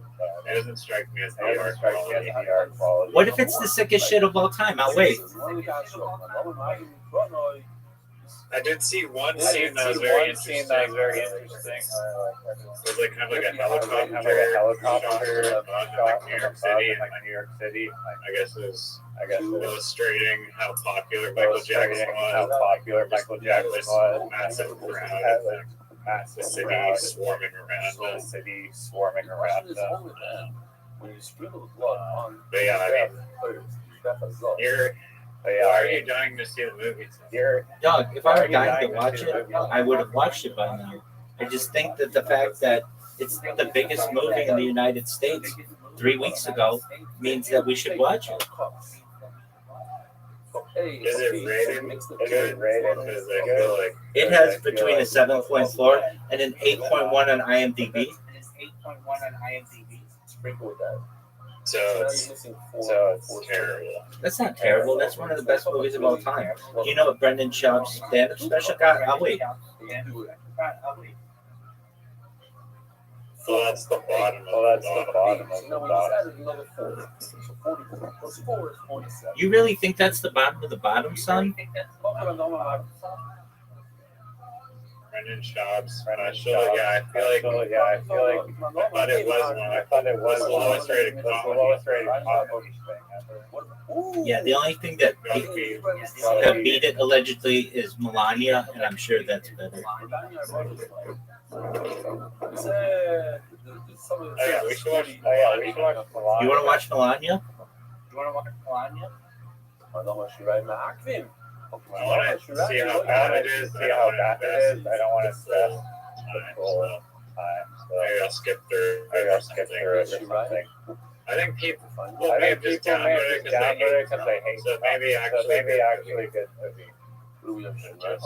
Just politically motivated, terrible rating. And also the director is an Epstein file, a prize winner apparently. or it's not part of that avodah. Dog. Here's my question for you. So if it's part of that Who is avodah, your favorite iCarly another one is character? I'll wait. 48. I'm just going to say this down because I'm not sure. Probably. I haven't watched it in a long time. I'd go with Spencer. That might be the worst choice of any person in the history of iCarly. Do you know? You haven't even seen the show. You didn't even know Spencer was a character. No one knows that Spencer's a character. Everybody who's watched that Doug, the best character on the show. Doug, I have a question for you. And this is a very serious question. Maybe one of the most serious questions in the history of humankind. Do you think, and I'm not even going to say it yet, because I think you know what I'm going to say. I think everybody knows what I'm going to say when I say this. Do you think that Marlon Hill has seen Jafar Jackson's performance in the biopic Michael? I'll wait. Flower. Do I need to think about the Levine also, or only the flowers of 50-50 chance. If it's really the number one movie, there's a 50-50. I don't know how. Marlon's probably a reader. I don't know. Maybe Marlon does. It's not Netflix, dog. It's not Netflix. I don't need to walk. I can pass it for one way. Michael's not on Netflix. It will be. Okay, but that doesn't mean that it is. That's easy. So the same thing applies. Well then, for it'll. I don't know enough. Well, Marlon, but we need to call him in contact. Dude, he's gonna be in the Discord. He's gonna be a moderator. Oh, you're gonna give him that honor. Moderator. Yeah, he and G.I. Joe, they're automatically in the club.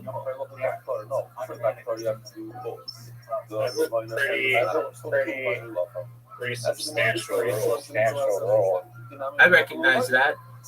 I'm comfortable with it. I think they're cool. Yeah. You have to walk the flower, you have to walk the Levina.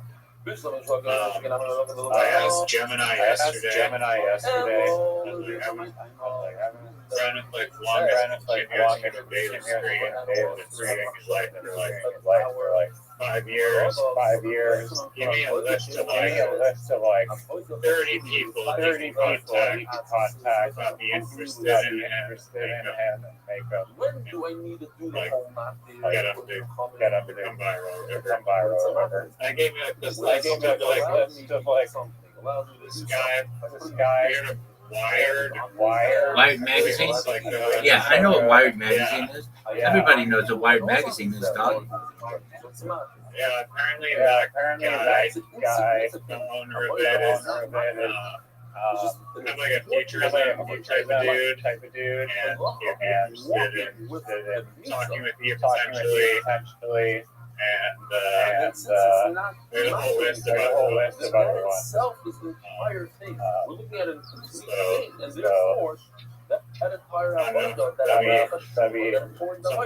Something you're interested in. I go through the list to hear the entire full list. Doug, do you think? Let me just ask you. Do you think I want to hear that list? Entire process. When are you after this trying to be? If you care about networking, which is important, is kind of famous, right? Seems like your whole kind of thing that you're trying to achieve. When I'm talking about, I asked you a question. Do you think I want to hear that list?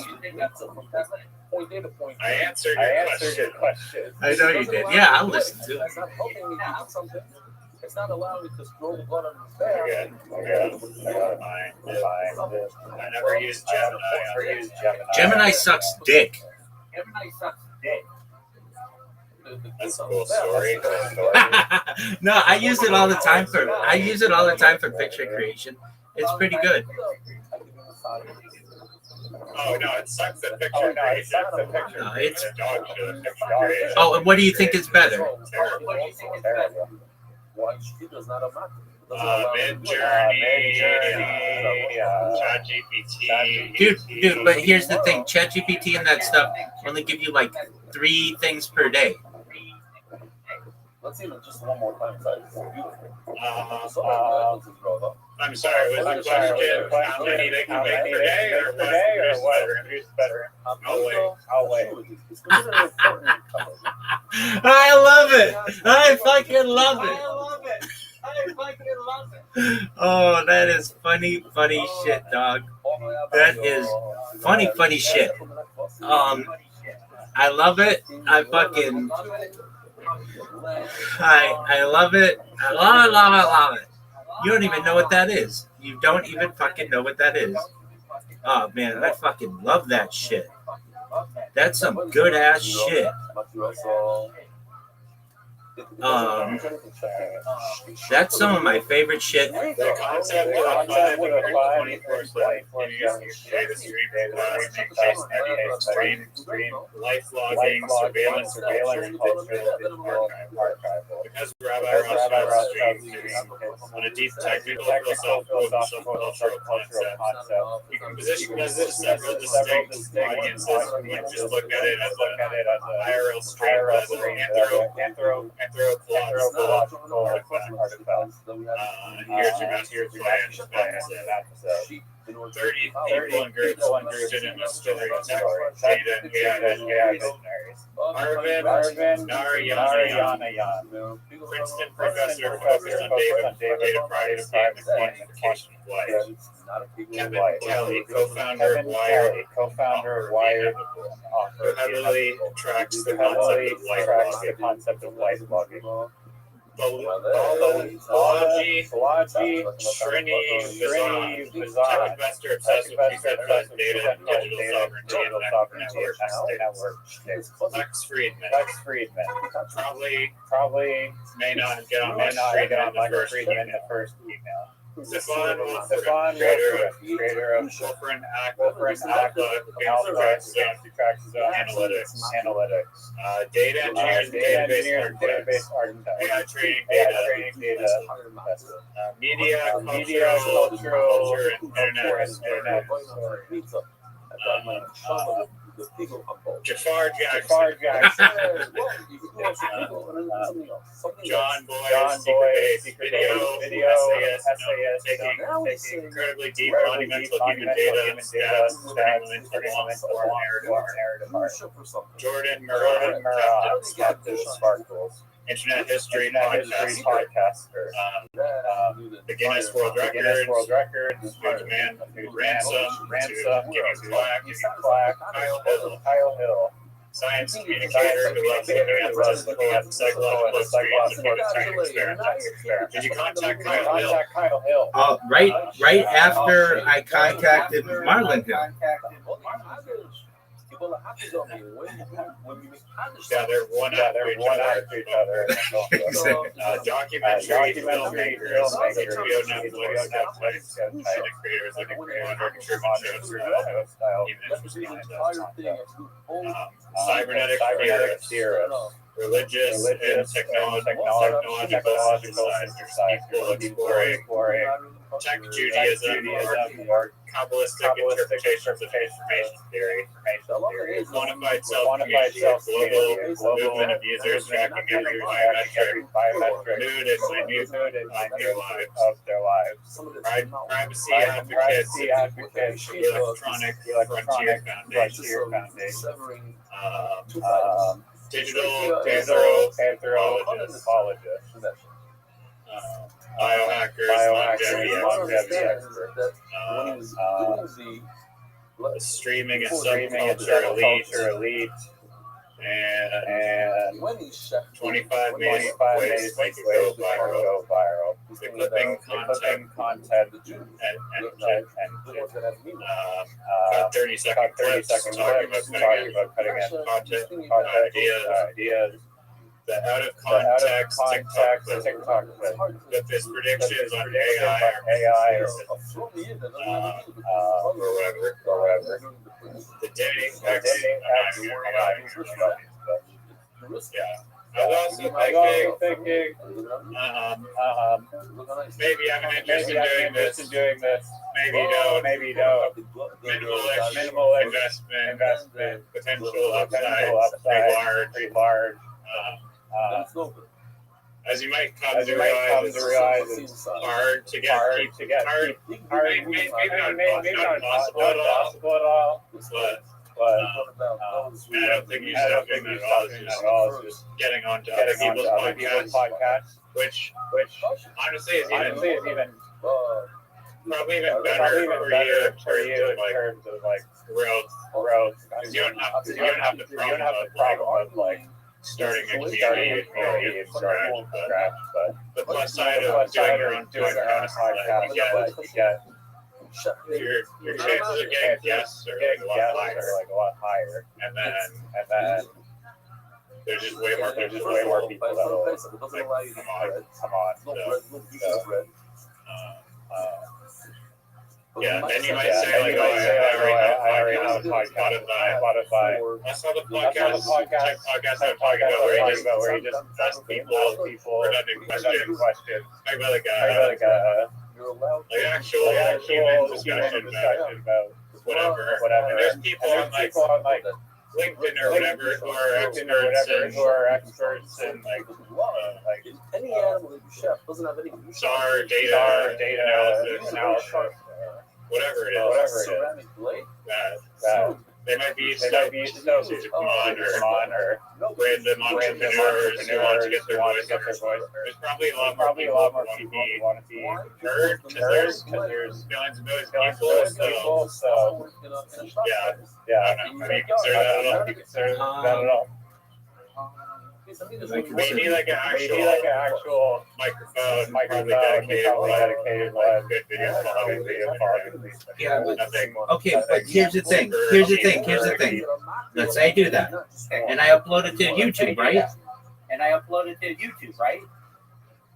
Yeah. And then I lose my YouTube account. Next question. Why do you lose your YouTube for uploading? Yeah, exactly. And imagine we still get 100% of them out there playing the phone now. Well, you gotta figure out how to invasion. If you going on other people's podcasts, they can't. Exactly. That's why. You're confident. You're gonna get banned. I did, and I got banned on 13 different accounts last week.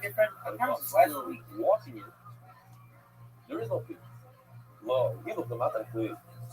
Right. So YouTube is no longer your friend. I don't think they were ever my friend, my man.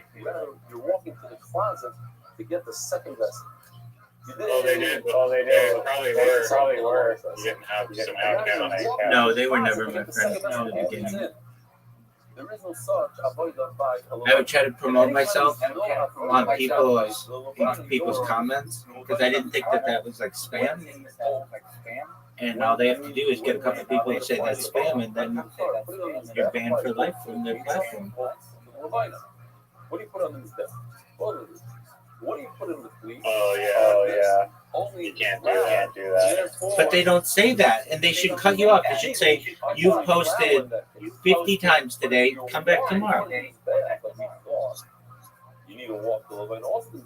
So you'd have to have thought of both the flower and the Levine. That's why the person, we're not talking about walking the death. Is there any world where you contact someone Dude, I don't think they want people doing what I'm doing. I basically show copyrighted content, which is against their terms and conditions. I have been where do you contact? like Kill Tony's copyrighted. That you need to do both the frankincense and the flowers. Just not far at the I end. feel like if you upload a video on YouTube, Yeah, I kind of do like, too. don't complain about people watching your video that you put out there for everyone to see. Why do you want? Literally anyone can see. Maybe because they're not whatever receiving a little tiny fraction of ad dollars. Still, it's promoting it. You're literally advertising for them 24/7 basically. So, should be mentioned. To me, that's very flawed. I agree, and I want to get that changed. That people should see any kind of publicity is good publicity.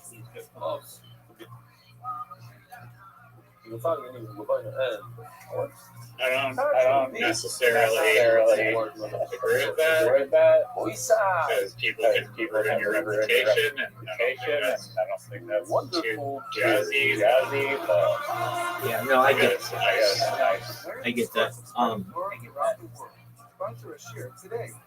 I think that there are arguments though that like look at Kanye West. His he did all that stuff, and he was selling out concerts all over Europe. It was like the concert companies that had to stop his concerts from being played because there was such an overwhelming demand for his shit.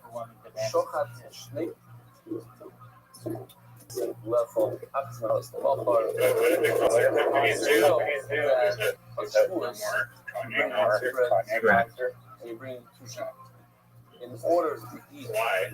Don't they want to sell tickets? Yeah, but they don't want to have controversial guests.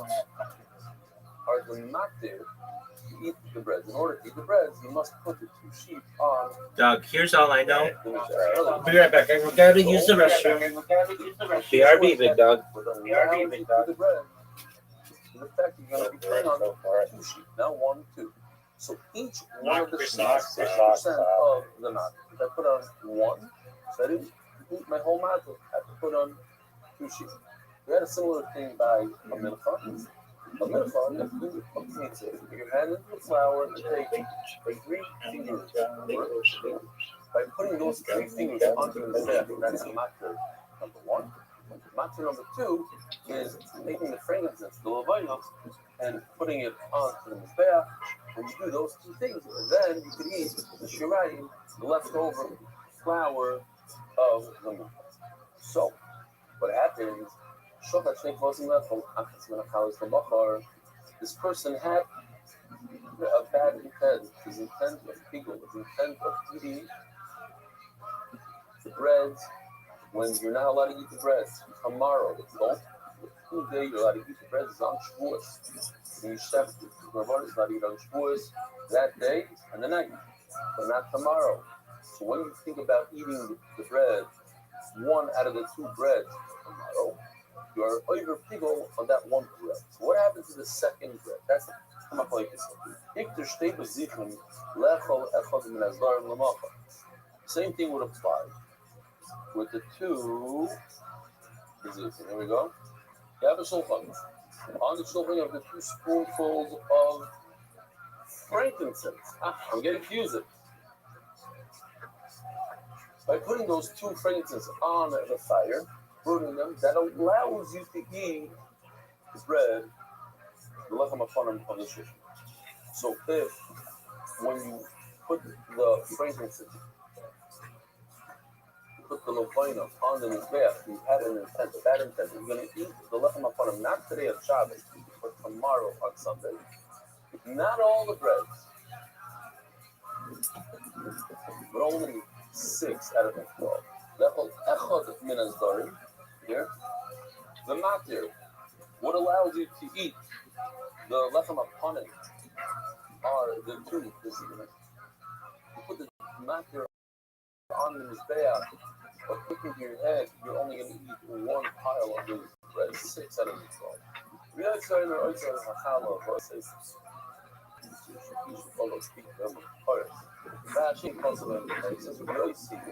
pigel only works what your intent was. Your intent was to eat only 6 breads outside the allotted time. In other words, tomorrow.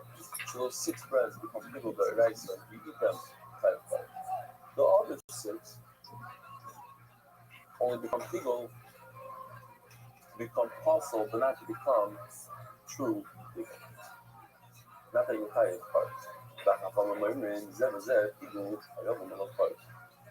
arguing and say no, they're all connected. Everything's connected. So we must remember this common, this really simple.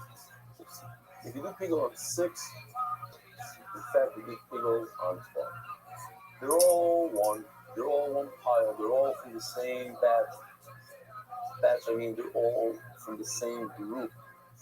They don't have to be the same batch they're made in the oven, but they're all the same. So you make pigel on one, you make pigel on all. Or the Rabbi said, no, whatever you make pigel on, that remains pigel the rest. You're possible, but not pigel the rest where you get part.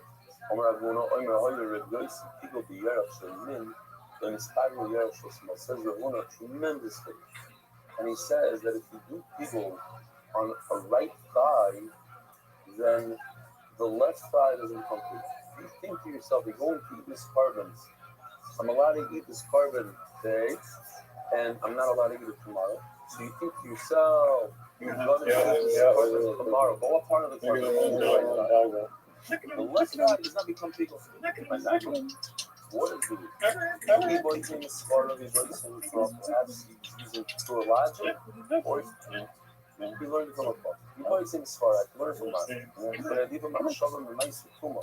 The same thing with a body. If a person sets himself high or touches the right thigh, so the right thigh becomes tummy, and it doesn't magically spread to the left thigh.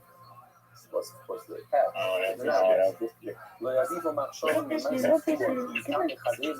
If one thigh does it all become in a way? Everybody's and so like,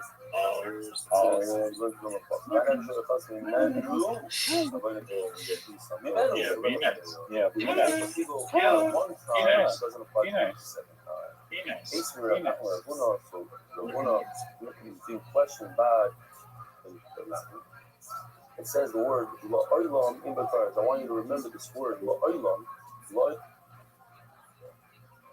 La'olam means in all cases. The Gemara is going to ask because it typically means more than one case. La'olam in all cases, in 2, 3, 4 cases. Ain by cards that you fago b'shtein b'gazayis. You have to be fago in both. If you have 2 animals and 2 sheep.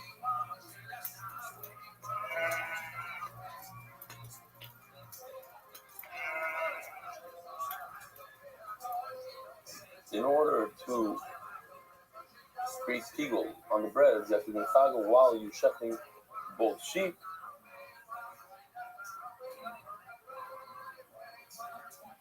Because ice, it won't be ice. So you want to stay in, bachas loy. Let me just make sure. No, wrong. You have to do pigel. The Gemara is talking about the breads. You have to be mufago, Rabbi side, pay attention, you have to be mufago on the 2 breads. Saying that I'm going to eat the 2 breads tomorrow.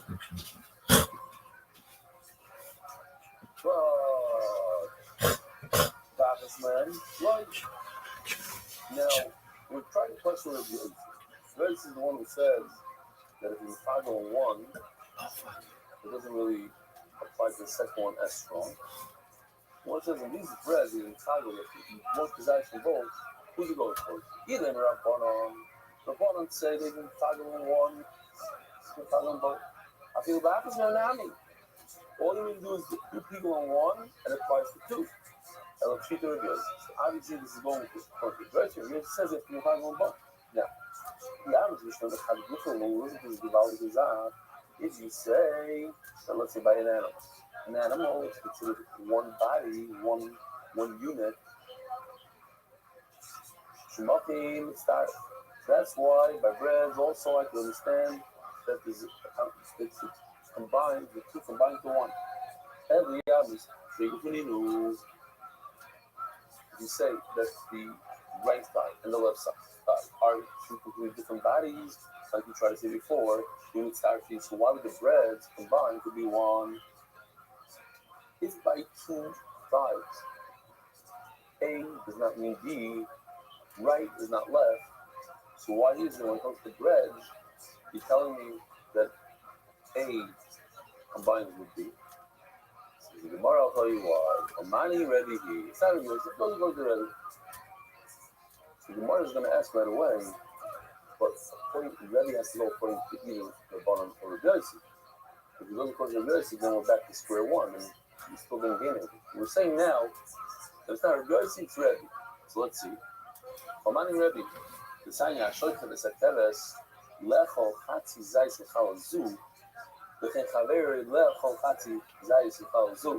So if we take a look, let's say at these two sheep and the two breads, he's gonna shech the one right next to him. Let's say the sheep on the left, and while he's shechting the sheep on the left, he's thinking about a half a shear, a half a kazayis of bread from the left bread. He's gonna eat that tomorrow.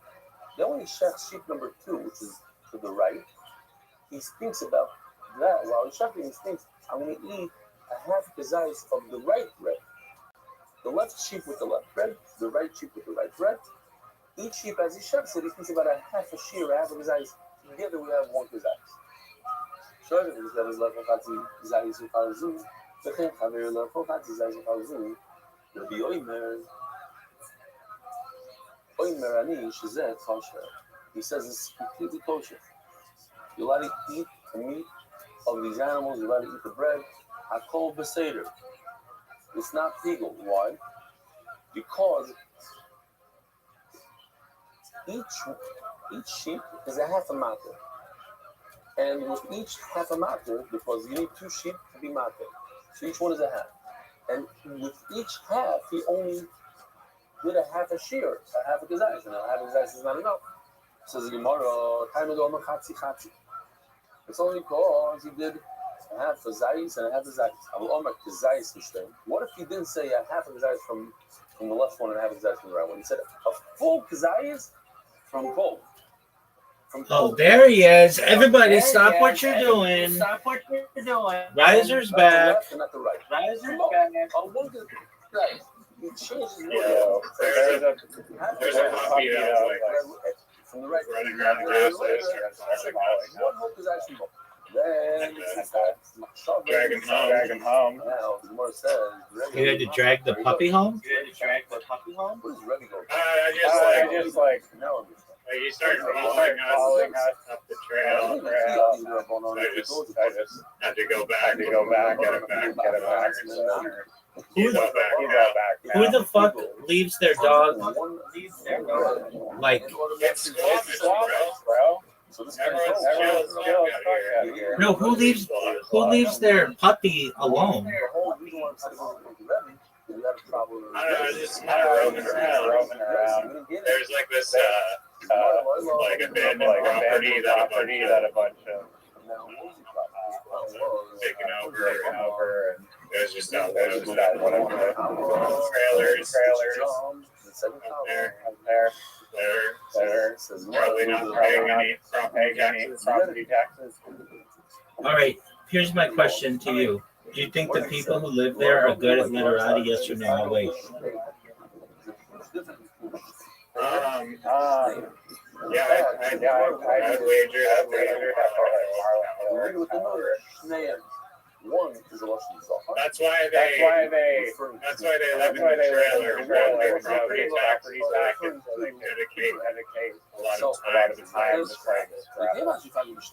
That's my theory. Do you think that working theory? Do you think that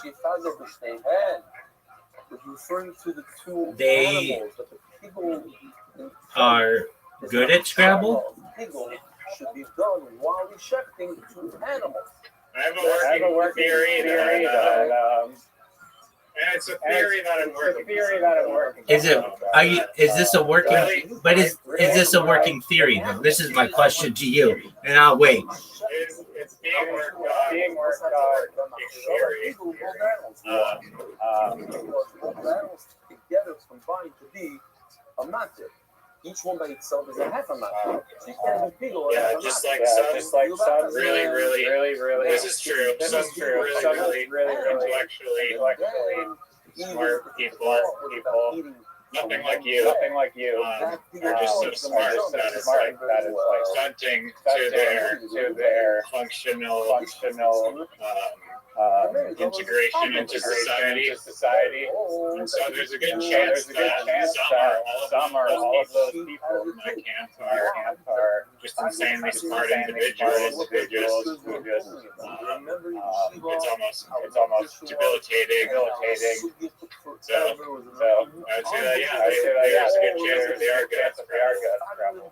Maybe not good chance, but a chance. That chance is as good as any, as far as I've heard. What are your working theories about? I'll wait. Oh, you're gonna wait for my working theory? Yeah. You're gonna wait all day. You gotta, yes, you do. Here's my thought. The city of Squamish, it's not even a city, it's a fucking town or some shit. And all of the people there are disappointed to have you as a resident because you use iCarly words. Not because you suck at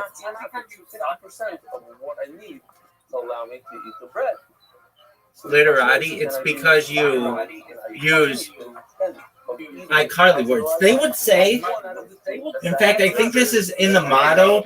I think this is in the motto of Squamish. They say, we are disappointed, not that Riser is not good at literati. It's the fact that they're not good and they use iCarly words. Welcome to Squamish. That is one of the most fallacious following the kettle arguments I've even heard. Coming from a guy who plays key every single game. Just the amount of hypocrisy. Dumb. Is just overwhelming. Dumb. It's a word, is it not? Don't you use that word all the time? Forever and ever, it's like this. No. I mean, you use it all the time. I know that. I do. I know that. You use it every day. Multiple times a day. Literati table. Okay, so let's get. Could be a floor. That's true. Let's get to a real, like an this might be the best question in the history of humankind. And I'm just going to lay it on you, and I'm not going to beat around the bush.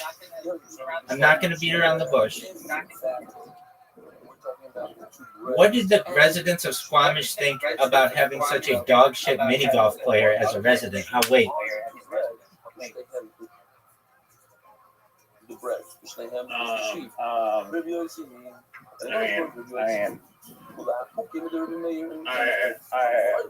I'm one of the greatest of all time, and everyone is aware of that. They do indeed know it. They won't forget it, and it's going to be in their memory for a very long time. So, false statement. Some people call it lie. Some people might even go as far as slander. But anyone in the mini golf community knows that I'm superior in every way, and that is the truth. That's incorrect, but I mean, it's a cool story, and everybody thought it was a cool story. Here's my take on the matter. You're dog shit at mini golf. That's not even a thing. That's not even a thing. Oh, it's a thing. As you know, the host doesn't always go first. The idea is that when a person thinks Only 99%. That's incorrect as well. I don't know where you're getting your statistics, but those are iCarly statistics. Anecdotal evidence. iCarly's dog. Dog. Out of the way. That's a good question. What's inside? Do you know what iCarly statistics? Do you know what? Do you know what iCarly statistics are? Is inside and outside. Inside the hay hole, that's inside. I do. Right outside the hay hole, and that's Okay. I know all about stuff. Of course you would, because you play iCarly like strategies, and everybody knows that iCarly strategies are garbage and dog shit. I know that they're garbage and dog shit. Marlon Hill knows that they're garbage and dog shit. G.I. Joel knows they're garbage and dog shit. Miranda Cosgrove knows that they're dog shit. Jeanette McCurdy knows that they're garbage and dog shit. Jafar Jackson knows that they're garbage and dog shit. All of these people know that your iCarly strategies are garbage and dog shit. He's standing in the Azara, outside of the I'm going to do I didn't know day-to-day, but tomorrow. Doug, that doesn't even exist.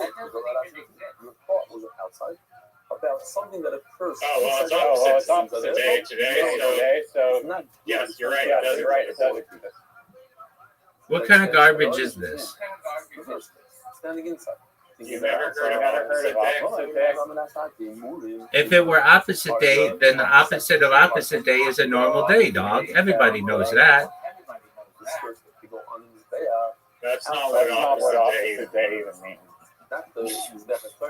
I don't know what they teach you from the Great White North, but everybody knows if it's opposite day, the opposite of opposite day is a normal day. Everybody knows that. I know that. Jafar Jackson knows that. Miranda Cosgrove knows that. Eli Manning knows that. You don't even know who Eli Manning is, do you? He's a quarterback. Everyone knows that. Do you know who Arch Manning is? No, you don't even know who that is. No one cares. No one knows that. Doug, he's the Heisman Trophy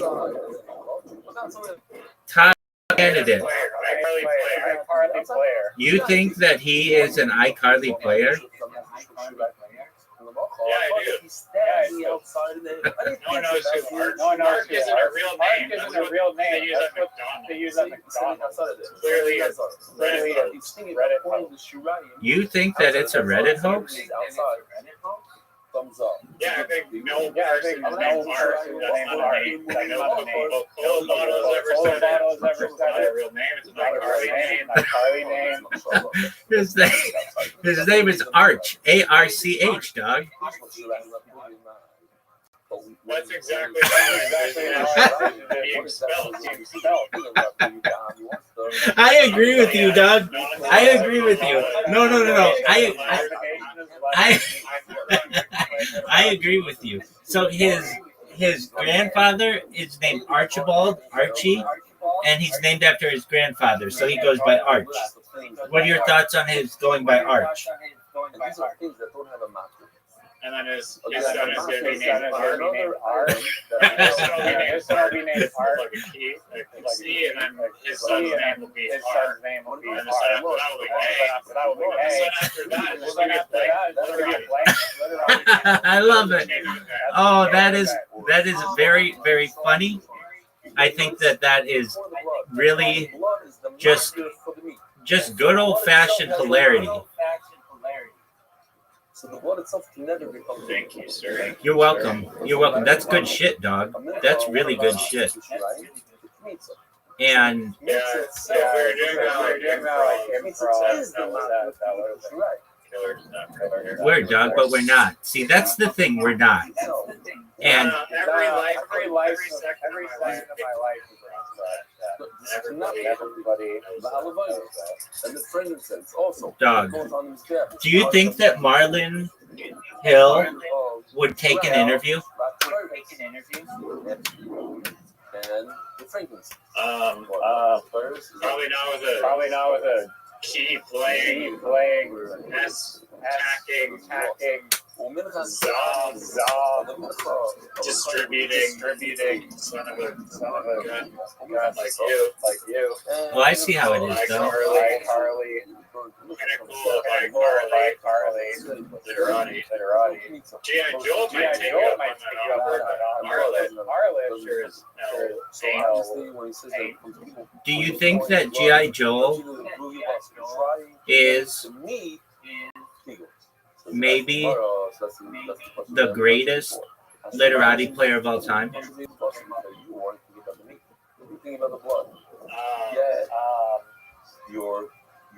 No, I can tell you this.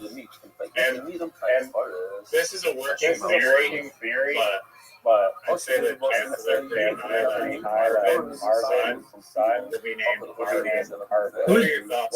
Who's Marvin? Marlon. You said Marvin, and everybody heard you say Marvin. Well, I got him confused if you initially said it's Marcus and then Marlon. No one's able to keep up your incorrect literati.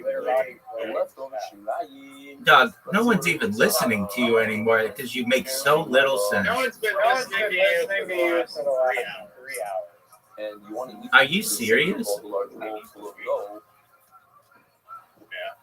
You really think that Marlon would take you seriously with that kind of... I don't even remember your shit. No one remembers that.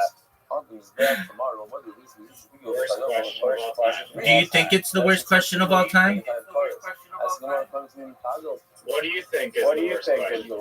We just said a second ago, but nah, maybe should be That's a good question. The kmitz itself is not the contigo. Why? The kmitz is what allows you to be shirayim. The shirayim has what to be matter, which is the kmitz. The kmitz itself has nothing what to be matter. It itself is a matter. A matter cannot be contigo. So obviously we're trying to. You want to make the shirayim people. Is everything a door? You weren't thinking about it. You were thinking about it. The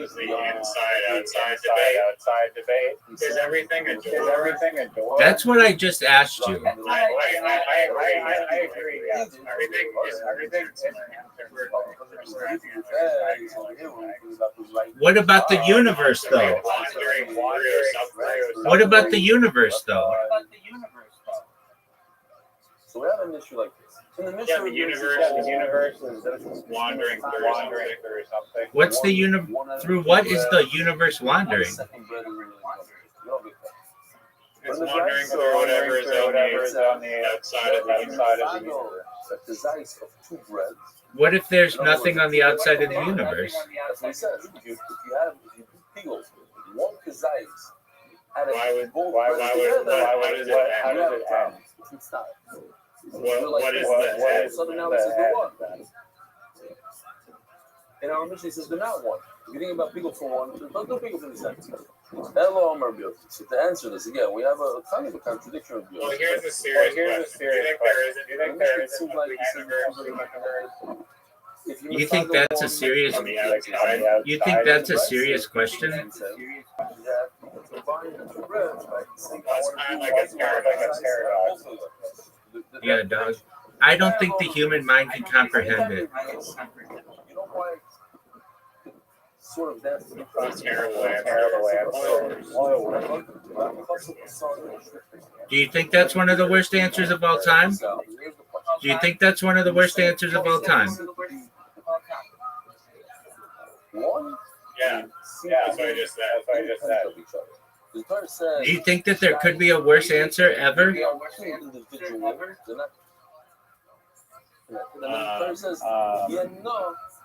two of them become I mean, one. subjectively, sure. I think that you just On the one hand, Objectively, also, sure. is everything a door. Is everything a door? I've answered this question. And I'll answer it again. And the answer is yes. Tell me one thing that is I'll wait. The universe. I already answered that question. That's in the entrance way. Is a door frame a door? then they are divided. Yeah, because it's an entrance Okay. thing. Easier The wall. The boys of the carbon. It's going through the wall. Something special happens It's to you. very Person slow is very speed. Are you sure about that? Terrible disease.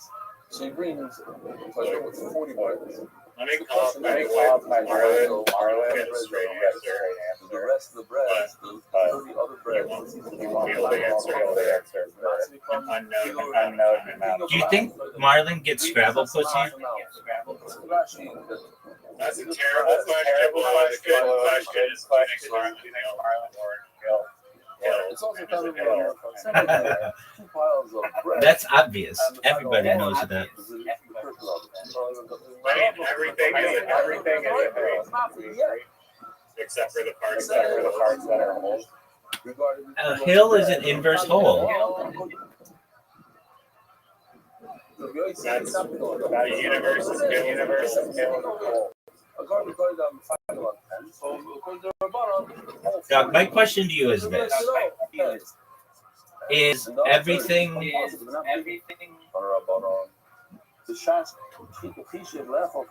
energy? Oh wait, that's a good one. Is energy a hill? I'll wait. Or is in energy a hole? I'll wait. Believe it or not, is a map. Zrika is certainly a map, meaning by throwing the blood on the spear, that allows Energy, hell, or hole. But also, by the way, is a little bit of a map. Not a little bit, it's a map. Energy is neither. Oh, I got you, B. I got you. Not everything is a whole, dog. Energy is like a way to describe. No, it's not. It's not. It's not. Energy is not a way to. How many times have you ever used the word whole to describe energy? I'll wait. How many times have I used the word energy? To describe a whole. To describe what? A whole. H-O-L-E. Look, you're not even making sense. How many times have you used the word? How many times dog. How many times have you used the word whole to describe energy? I'll wait. A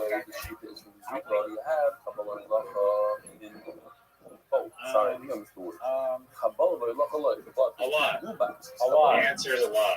Incorrect. No. Look, I'm going to just summarize this for you as easily as I can. Marlon Hill doesn't think that energy is a whole. Jafar Jackson doesn't think that energy is a whole. That Scrabble guy Shannon doesn't think that energy is a whole. Miranda Cosgrove does not think that energy is a whole. Jeanette McCurdy does not think that energy is a whole. And I don't think energy is a whole.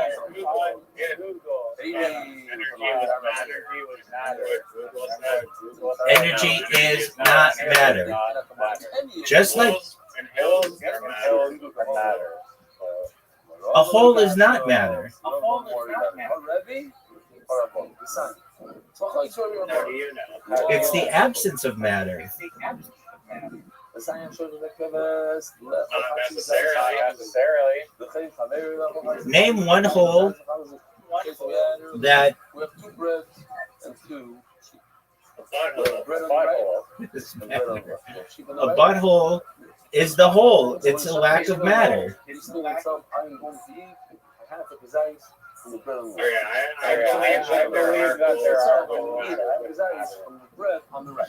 They have air. They have air. Air is matter. But not all of them do. In a zeta reticuli hole, there might be. Since you need to shut 2 sheep in order to allow you to eat the bread. Okay, well, obvious. Thank you. Another problem is that what he's thinking about is each time A non-zeta reticuli hole. The hole is the matter. What about an Alpha Centauri hole? I'll wait. There's no pig over there. That's not a civilization. Star. That's very close by. We need to extract resources. That's great. Do you think that half a matter, meaning 1 sheep, and a half extraction of resources from other star systems should be allowed? Yes or no? I'll wait. But in our case, I think they should be allowed. There's a lot of benefits to extracting sunlight. I mean, it's arguably solar panels are the light energy. That's just there. It's like the sun being like you're stealing things that I'm not didn't want to give you. But yeah, you're. Maybe we would say that's I don't know. I think Marlon Hill would agree that it's fine. Is the sun a hole? I'll wait. What do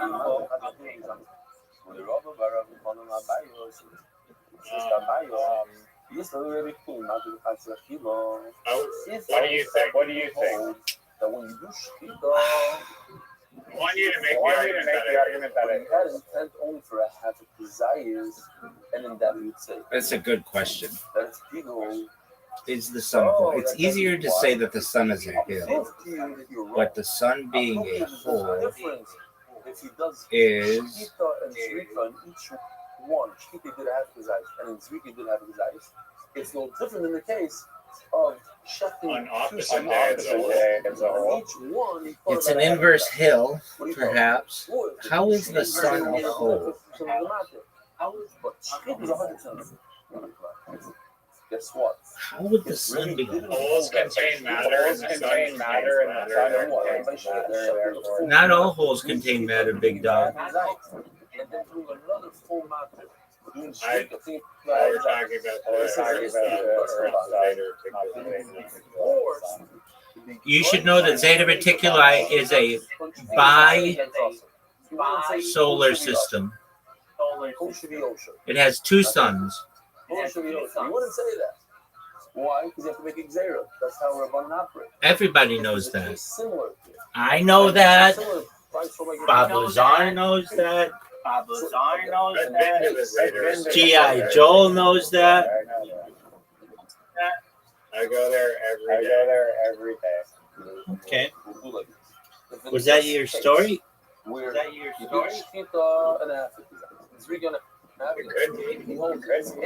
Do you think that story was cool? Rabbi would also be forced to say that it's people. It's a working story. Do you feel that that was the greatest story that you could have ever told in the history of humankind? I'll wait. Thinking about having that's one, right? It's up there. Okay, here's my question to you, and I think this is an excellent question. And for anybody who's watching this or witnessing this at this very moment, I think everyone will think that this is a very interesting question.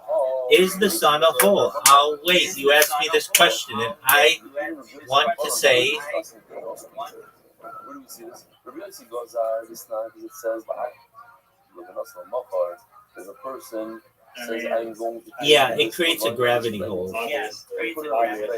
Tomorrow, the Rabbi never possible any cars. He makes it clear and he says, listen, it's not cars, but That's a good way to look at it. It creates a field around it. Yeah, that's a hole. The center of the toroid. Exactly. So, remember that time you played toroids and I played Quee, and then you got T, D, T, KT, FO'd? KTFO. Do you remember that time you got KTFO'd? Do you remember that time you got KTFO'd?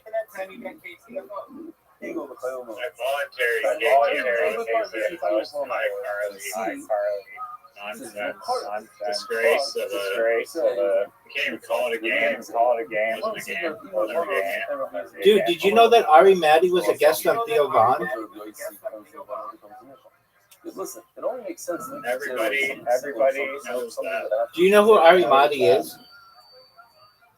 But in our case, Yeah, everyone knows her. Yeah, everyone knows her. That's a boy. They're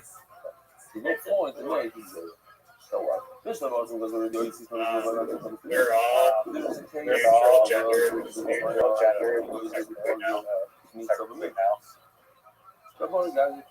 That should. Let's look this up. And Rabbi said, listen, I'm going to go on one thing. It doesn't have any other, it doesn't have shua. If everyone is neutral at birth and then develops their gender, hasn't everyone technically had a sex change?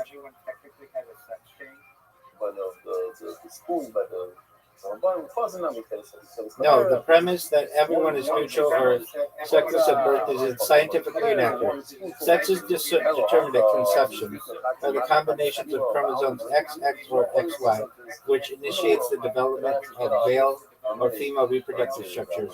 While all human embryos initially follow a female body plan and develop gonads that are undifferentiated for the first few weeks of gestation, this is a developmental stage, not a state of being sexless or genderless. The confusion often stems from conflating biological sex with gender identity. Biological sex is the mutable physiological characteristic determined at fertilization. Although external genitalia may not appear fully distinct until later in fetal development, the genetic and hormonal pathways leading to male or female phenotypes are established early. Therefore, a person does not change sex during development. They develop into the sex determined at conception. Gender identity. This is a person's internal sense of self. It's not assigned at birth in the same way that sex is observed, and it develops over time. However, changing one's gender identity or expression is distinct from changing biological sex. Here's my question for you, Riser. Is the sun a door? Yes or no? I'll wait.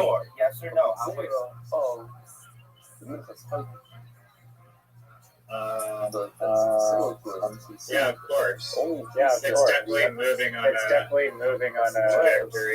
That's definitely going through the universe. Obviously, it's a door. You don't know who Ari Mahdi is? Wonderful. Yeah, he's a genderless human. This hook is spreading throughout the world. Did you know? Is he the comedian that's from whatever that country is? Estonia. In Europe. Where? Estonia. Yes. Yeah, that guy. Okay, so here's the question. I'm going to read you. I got it right. No, you didn't get it right. I had to tell you it, obviously. Okay, here's it. Doug, you didn't say Estonia. I did. Okay, so here's a question on the Kill Tony, my friend. Here's a question on the Kill Tony subreddit. Is William coming back? My gut feeling says he's done. Is he really going to stop? And there are 112 comments that I'm going to read to you. The first one is Pat Forever. And then the next response to that is Pat is my favorite regular. The next is, I honestly love that he's taking a long break. I think it massively benefits the show to have the regulars to take breaks. I love William, and I'll be pumped when he's back, but the oversaturation of all these guys hurts them, in my opinion. Take Pat, who I find hilarious as hell. I wish he wasn't going to be an every show closer. Give these guys time to really develop a good minute, and it'll keep the audience from getting tired of them. I feel like Pat is a different kind of comedian. This is a new person. He said the other week that he writes about 15 jokes a week, and about 5 of them are good. If that's true and he can keep it up, he will be fine for at least 6 months. He should hopefully be selling tickets and touring on his own merit by then. And it's wise to come off the nipple at that point. Next person says, it's a lot of pressure, I agree. But if you think of all those comedy troupes like the Groundlings, that's a performance every week too, right? Next person says, pressure creates diamonds. Next person says, pardon my French, but Cameron is so tight that if you stuck a lump of coal up his ass, in 2 weeks you'd have a diamond. Next person says, troops are multiple comedians writing skits, so I would imagine it's less taxing, but still pressure. Next person says, I have no idea who those people are, but yes, I would agree their performances would probably be better given more time to prepare. Next person says, of course Kill Tony fans wouldn't know what the Groundlings are. Next person says, I mean, stand-up and improv are parallel things. They don't intersect a lot of viewers, and a lot of Kill Tony viewers seem entirely new to comedy. Next person says, of course the NBA wouldn't know the name of a cricket team. Next person says, LMAO, I am truly surprised how many people are triggered by my name. It says Kill Tony regular. It sends people into such a tizzy. Just to help you out in the future, oh man, you should definitely check them out if you haven't. They're a fantastic group.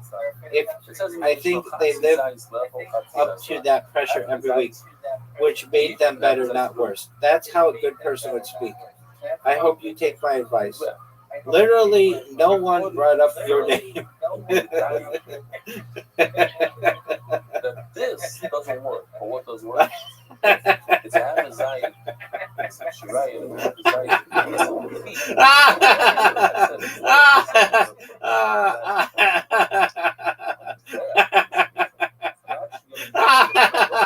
Oh, that is funny as fuck. Oh, that's exactly how I speak. That's exactly how I speak. Literally, no one brought up your name.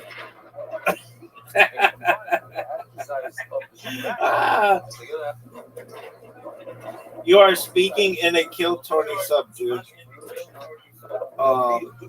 That's a fair enough. That's fair enough for sure. JC, you seem like an insufferable friendless loser. Probably Kill Tony Raw 2.0. Lie to yourself however you like, man. It's a free country. Have a great weekend. Next person says, totally agree. Oversaturation is a real thing. Next person said, it worked for Hans. Whenever he happens to pop in for a set, he's exponentially funnier than when he has a weekly thing. Next person says, I agree. Tony loves to Fetty Wap the regulars. Definitely should hold off of them starting full-time regularship until they can at least have enough material to stretch into 2 years of content, which shouldn't be hard, considering it's a minute a week, but still. That would give more longevity and not end up with regulars flopping so much on the show, or at least let one regular go 2 weeks on, 2 weeks off, sort of thing. That they seem to do that with Timmy No Breaks and Ari Maddie, so it's strange they don't do it with the rest. Next says he doesn't have to be. Next person says, I'm sorry, I'm not sure what you're trying to convey in your comment. Could you elaborate? Next person says, no one has a gun to your head forcing him to close every show. Next person says, I didn't say that. Next person says, they do actually. That's what the gun on the table is for. Next person says, he did say he's already used what he considered to be the strongest minutes on a recent Joke World video. Next person says, wow, great post, dumbass. Do you actually miss him or something? No, but seriously, I do miss him too. He may have just gotten burnt out on the show, and I think Tony always pushing for the yelling bit got a little old for him too. I wish the Vanilla Gorilla nothing but good things. Next person says, it's definitely this. Tony kept forcing the same old BS over and over. You could tell William was over it. Next person says, I ain't ever gonna miss William Tony. Next person says, pew, pew, pew, pew, pew, pew, pew, pew, pew. I tried spelling the air horn sound. Next person says, Red Band's mom won't let him leave the house. Next person says, I wouldn't blame him if he got disillusioned. Next person says, he's been doing the show the longest, and he's still that guy from Kill Tony. He never broke through to the next level where he could build his career away from the show on his own, which, to be honest, happens to pretty much all regulars. And then there was that phase after the bomb clip of his. He then tried to change his style, and Tony pretty much showed him his place and shoved him back into his old persona. I think that made it pretty clear to William that he was in a dead end. What bomb clip? What was this? He opened, next person says, and that was a new person as well. He opened for some sound-based comedian, and it got filmed how he bombed there and booed and all that. To be honest, it was a massive mismatch of crowd and material. If I recall correctly, the guy he opened for is pretty much the opposite of William. Next person says yes, and that's kind of what the OP to this comment chain was hinting at. William is a one-track pony. The only people who will find him funny due to his comedic style are Kill Tony fans, and most of the time, they're complaining about him. William probably wants to reach out past that, like a few other killers of Kill Tony, and are able to do like Ari Batty, Aaron Belial, Martin Phillips, Fiona, etc. These are all people who have been doing comedy just for less than or as long as him. But he's the only one who isn't able to move past the show viewers in terms of audience. Either that or the dude wants to retire, because based on what they gloat about on the show, he's absolutely rich. Peak as fuck username. You've lit a blaze of inspiration under me. That person's username is Shadow Hearts Armpit. Next person says he was at a performance or festival and tried doing his yelling kill Tony shtick, and he bombed pretty hard. Everyone bombs, and it's good for them to bomb. It means they need to change something. Seems like stepping away from the show might be what he wanted to change. I don't know. Next person says part of his set is making fun of his own bombing. He reads headlines from a note card. Pat tells jokes. William is an act, not a comedian. He has a funny moment 10% of the time, in my opinion. Love the character, but I'm here for comedy.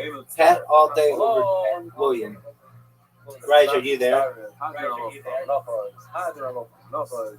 Oh, this is bullshit. Riser's not there. Are you fucking serious? I've been reading. This is your boy, though. This is about your boy. All regulars should have longer breaks. Writing a minute every week seems even harder than writing 10 minutes every month. I never I liked just saw a seal. I never liked William's style. Reading Twitter, you just saw a seal? Everybody agrees that that's illegal. You ruined it. I wonder if that seal cared about your story. I never liked William's style. Reading Twitter style jokes off a note card isn't for me. But for his sake, I hope he takes some needed time off and comes back when he's ready. I love William. Personally, I love William personally, but absolutely agree. All regulars need longer breaks. It's way too much every week, too much for the comedian, and too much for Kill Tony fans. This is a long-standing tradition. I think Tony needs to tweak. I am shocked already that he doesn't get it is too much every week, and it ruins it most of the time. Oversaturation, as somebody mentioned above, is the real thing. His style is unique. Love it or hate it, he's special. All these other generic minute doers can always be tracked back to something unless they're the R1. Next person says he got imposter syndrome and quit. Next person says it happens to us all at some point in life. Start to forget who you are, lol. Next person says this might be closer to the truth, but why? The syndrome does come to haunt you after doing well, I think. Next person says, I think it's because Kill Tony is just a sideshow, and rarely is anyone Tony takes under his wing a true comedian. They're just Kill Tony comedians, meaning if he sunk anyone goes down with the ship. Next person says, the day may come where, like a glorious balding red phoenix, he returns to the stage. The next person says he needs to go out and do shit so he has more things to talk about. The talk about rowing was getting old and he ran out of ways to make it funny. Taking a break to go do shit will give him more material. He should go on a pilgrimage and come back with tales, like a Forrest Gump Odyssey. He should wear all the outfits for all the different jobs he did while away. The prophecy will ring true. Next person says the prophecy will ring true. Next person says, last episode Tony said William is going through it. Dude, what is he going through? I need to know. I love me some William Montgomery. Casey quit his podcast. Emily quit his podcast. I think they meant Erica. Then he quit his podcast. Like, damn, I need some internet investigator. This shit is breaking my heart. What is happening? Next person says, didn't you hear he has Legionnaire's disease? Next person says, a black dude named Kalen J. Stroder walked up to Tony Williams' buddy, who was walking in. Rise, are you listening to this? I fucking am, unfortunately. No, listen to this part, though. A black dude named Kalen J. Stroder walked up to Williams' buddy, who was walking his dog in the early afternoon, and shot him in the head for no reason. The perp had a long criminal record at age 22. He never should have been roaming the streets. But he was, thanks to not good judges and DAs, and now Alex Rainier, a husband and father, is dead. And then somebody writes air horn. And then somebody writes, sounds like a new regular. And then somebody writes, the difference between an assassination? popularity of the person. Next person says, staying home to raise the kids now, no doubt. Next person says, with Amy O. Next person says, with Monkey Tony. Next person says, I think he will be back. Sometimes you just need a break. I think people forget other people are humans. LOL. Next person says he was certainly pushing his limits, or Tony was. Next person says, I love William, but I have started going back through old episodes, and I can definitely see that he was funnier and put more effort in back then. However, I can't remember when he dropped the coke. Next person says yes, he's been on a roller coaster for sure with his sobriety and everything. Next person says dude needs to focus on the row machine. Next person says he may come back, but the era of there's only one way to end the show like this, I'm afraid, are long gone. Next person says definitely seems like the reason they made Pat a regular is because to phase out William. Dude did his time, but this past year I feel like it was incredibly hit or miss. Didn't seem like he has the same fire This also must he go on used in to. this day. Next person says maybe he can actually write jokes with his time off. They must go on Next this day. person says good, he sucked. Next person says man is just not funny. I don't get why he screams and people laugh. Maybe I'm just the R word. I don't know. Next person says it was his time, Tone. Next person says he's fucking shit. I hope he didn't. Next person says your gut feeling is 2 years behind, Tone. Okay, that's my time. Next person says at least he was funny sometimes. Dedrick is just plain awful. Next person says I hope he's done. My girlfriend and I skip him every time he's on. Next person says he should go on like a Martin Phillips, maybe once every 2 or 3 months. Next person says he was. I told you 112 of them. Next person says I told you 112 of them. I will continue after being terribly interrupted. Next person says he was always. No. We need to finish. This is where they start to get good. Next person says he was always mentioning he felt exhausted or burnt out, so maybe this is good for him. Next person says I don't find it funny anymore, but I do know he can be funny, so I hope he's just taking a break. Did I hear that he has some sort of health problems? Next person says, I have a feeling he's taking a break, which he deserves and needs. He did cancel the shows last minute in Providence last week.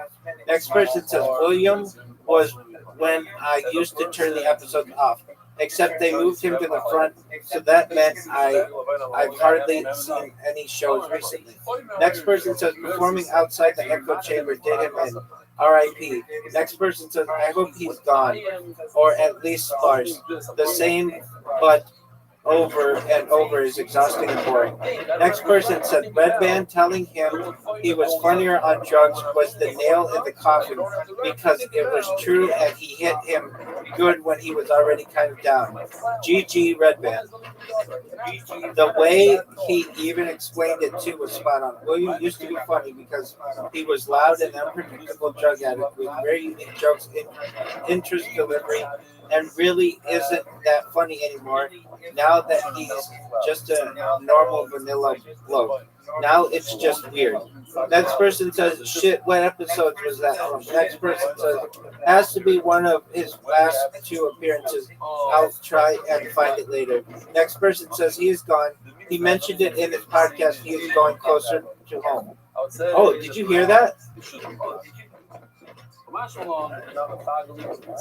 He mentioned in his podcast he's going closer to home.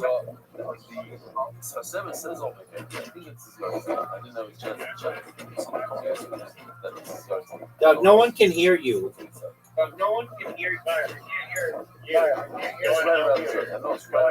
His home is Memphis. Everybody would know that. He's the Memphis Strangler.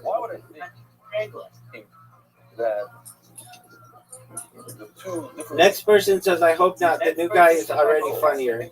Next person says, he ain't ever done Tone. Next person says, he needed room for Dedrick to regurgitate the jokes he heard in middle school, though. It's a good thing, everyone.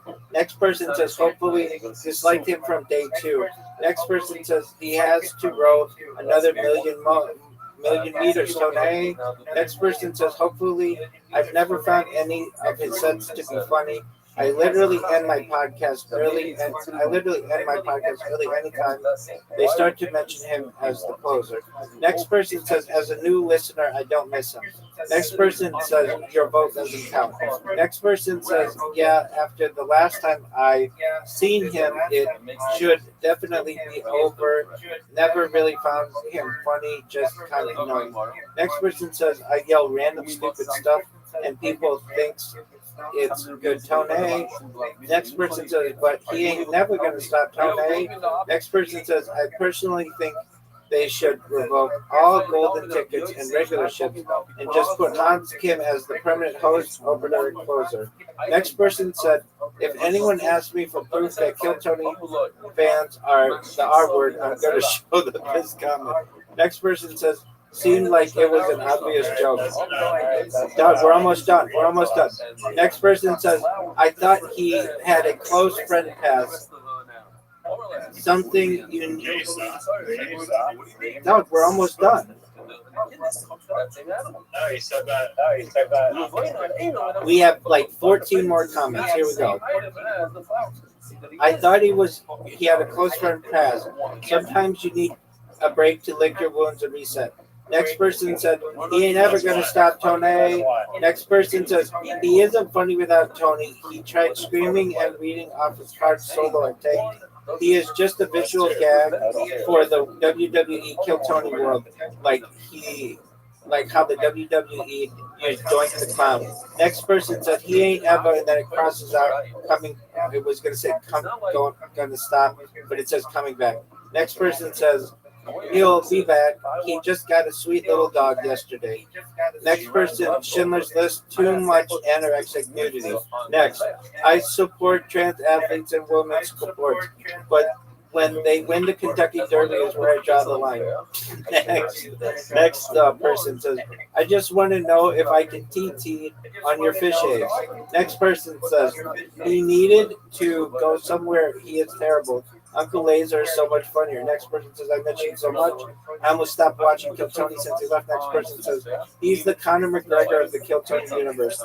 Next person says, I ain't never going to stop, Tony. All jokes aside, he needed a break. Hopefully, he comes back better than ever and less frequent.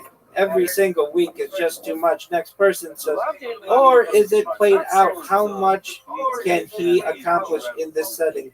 I feel like it's all said and done. Next person says, but with no William, no more Raisin Bread, and that has a picture of like a meme of him. And then the final comment, honestly, with Casey leaving and his personal life having issues, I think it's good for regulars to move on. Look at Ari. He barely stuck around and is doing great on tour. Williams always welcome in my book, but I think all the regulars should have a reasonable shelf life so that they can grow and move on, leaving space for new rising comments. What are your thoughts? On Truist, It sounds like they all love it. Do you think he's going to stop? Yeah, he's not going to give up. You cannot be Mufagdo for $1. Maybe it'll take some time. Accepting Shlomo number one. He is the main ingredient. Do you love him? That's not big. Why? Yeah. Because Is William Montgomery a hole? Because they're not. He's definitely putting a hole in Tony in that sense. No, but we know because he has a gastrointestinal tract, he has a hole. Everybody knows that. So, you have the look. Now let me ask you this. This is another excellent question that any true William Montgomery fan would know. Do you think William Montgomery will perform on Kill Tony in the next 6 months? Yes or no? I'll wait. Oh yeah, for sure. Yeah, bet money on that. Couchy. Polymarket. Well, what's it called? Yeah, Polymarketer. Crotchy? It's Couchy, dog. No one said crotchy. It's Couchy. It's not crotchy. It's Couchy. And putting it on them is bad. Now, let me ask you this. Nobody's ever gone on Couchy. No one ever has gone on Couchy. Never. Maybe I've checked out. Let me think what I checked out. I don't really recall. I don't know. I'm not too into that kind of stuff. Maybe in the future, but as of right now, here's what I know. And for anybody watching out there, if you really want to know, I'm a true William Montgomery fan because I read through all of the comments on Kill Tony. Riser over here who only has to let the wind run through his microphone and has to do no other work except listen, got sick of me. Oh, dude, it's so loud. I just moved it from area A to area B. So let's move it over here as well. Not this one. This one. He's moving it from So, Razor, here's my question. How much more time do you need until you can play Literati? I'll wait. I moved it closer Yeah. Now it's easier and closer to get to his back. I moved it. Sometimes you move something. It's gonna be a little bit. I mean, is it going to be 10 hours? Is it going to be 9 hours? Is it going to be 8 hours? Is it going to be 7 hours? Is it going to be 6 hours? Is it going to be 5 hours? Is it going to be 4 hours?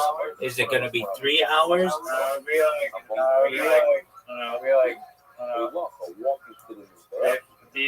Oh, I can live with that. That's amazing. Now, here's my question for you. Who do you think would win in a game of Literati? Marlon Hill or G.I. Joe? I'll wait. They're the four of us. What do you know about Estonia? I know everything about Estonia. I know that it is one of only 2 flags, I think, that has the color black in it, and the other being Jamaica. What are your thoughts on that? I'll wait. Not being serious. I know that the women are really hot because, well, not only because of this, but they've been like, the whole country's been raped by Russia for like hundreds of years. As you can see in this chart, Yeah, they've been like force bred into being attractive. Wow. And the third one, to bring it towards them is back. No, you bring it towards them is back. It's exact mark there. And I mean, I didn't do it. I don't know why you're shocked that I would just state facts. No, I didn't. I wasn't blaming you. I'm glad you weren't blaming me for the fact that Russian raping. All right, so here's my question for you. Do you think William Montgomery will ever be the closer again?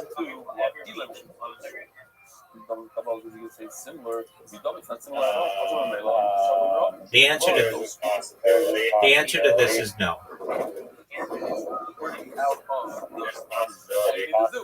It's over for him. Do you know what it's like to be over?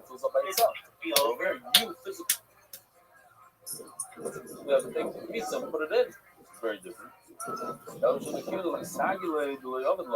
William Montgomery is KTFO'd. Everybody knows that William Montgomery is KTFO'd. He's old news. You don't even like Pat O'Neill, and Pat O'Neill may be the greatest comedian of our generation. You don't even know.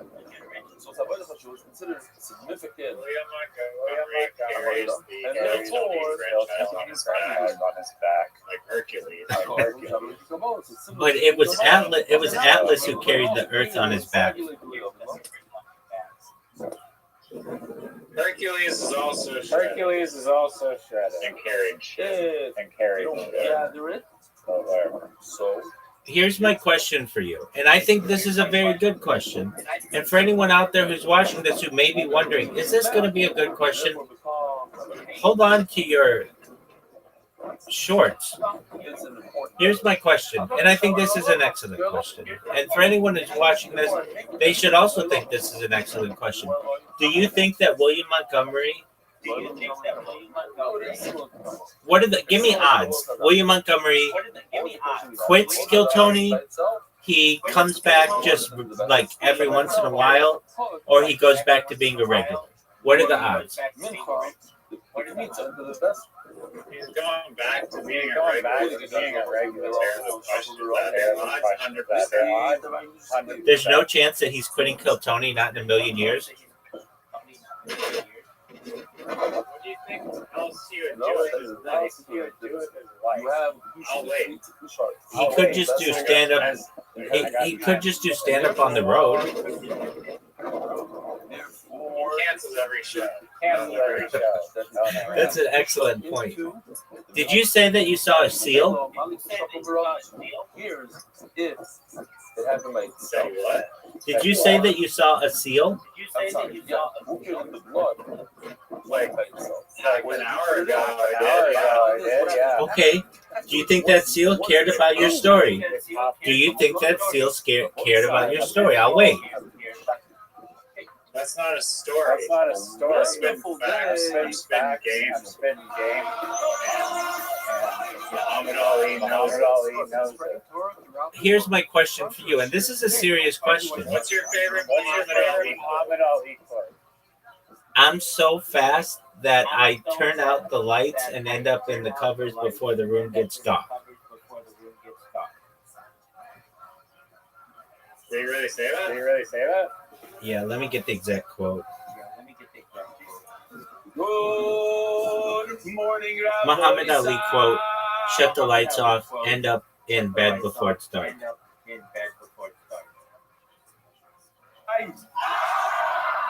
Who do you think could win in boxing? Muhammad Ali with his good hands behind his back, only his shitty hands, or William Montgomery? Muhammad Ali. The quote is, I'm so fast that last night I turned off the light switch in my hotel room and was in bed before the room was dark. What's a mincha? A mincha is a gift that we give to the Rothschild. Usually it's a gift. It's made out of flour. Did you enjoy that quote? Bread. Pretty fire quote. All right, now we're going to learn all of Muhammad Ali's quotes. Yo, dog, please tell me all of Muhammad Ali's quotes. Like this. I'm not going to do the whole show that I did yesterday. His hand into It's the everything flour. has to be. Takes that much. That's how much goes onto the mizbeach. The rest of the bowl, the kohanim get to eat. After You mean like, is a hill a quote, or a door a quote, or a hole a quote? To eat everything that's left over in the bowl. No, just anything that you say. The kohen who does All right, so there's, I don't know. There's, I guess everything's a quote if somebody else references it. All right, here we go. Float like a butterfly, sting like a bee. His hands can't hit what his eyes can't see. Next is, it's hard to be humble when you're as great as I am. Next is, I'm so mean, I make medicine sick. Next is, I am the greatest. I said that even before I knew I was. I figured that if I said it enough, I would convince the world that I really was the greatest. I do that. That's what I do. I am the greatest. He got that from me. Next one is, if my mind can conceive it and my heart can believe it, then I can achieve it. Next is, he is too ugly to be the world champ. The world champ should be pretty like me, on Sonny Liston. Next person, if you ever dream of beating me, you'd better wake up and apologize. Next person says, don't count the days, make the days count. Next person, I keep saying next person says, next quote is, hating people because of their color is wrong. And it doesn't matter which color does the hating, it's just plain wrong. Next quote is, a man who views the world the same at 50 as he did at 20 has wasted 30 years of his life. Next quote is, it isn't mountains ahead that wear you down, it's the pebble in your shoe. Next one is, silence is golden when you can't think of a good answer. Next one is, I've wrestled with alligators, I've tussled with a whale, I've done handcuff lightning and throw thunder in jail. Next one says, I wish people would love everybody else the way they love me. It would be a better world. Next one says, it isn't the mountains ahead to climb that wear you out. It's the pebble in your shoe. They just quoted that. Next one is, inside. I can't believe they would make that kind of mistake. Now, a mincha, you can only eat one day. Why could you only eat it one day? Because it's like kachim. Wow. Next one is, isn't inside or a ring, or inside or a ring or out? They mean this, dude. They didn't fucking proofread this on Sports Illustrated. Inside of a ring or out, ain't nothing wrong with going down. It's staying down that's wrong. Next one says, To be able to give away riches is mandatory if you wish to possess them. This is the only way that you will be truly rich. Next is, I should be on a postage stamp. That's the only way I'll ever get licked. Next one says, a man who has no imagination has no wings. Next says, I am the astronaut of boxing. Joe Louis and Dempsey were just jet pilots. I'm in a world of my own. Next one says, I'm not the greatest, I'm the double.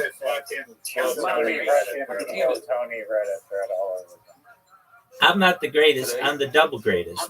Next one says, I am America. I am the part you won't recognize, but get used to me. Black, confident, cocky, my name not yours, my religion not yours, my goals my own, get used to me.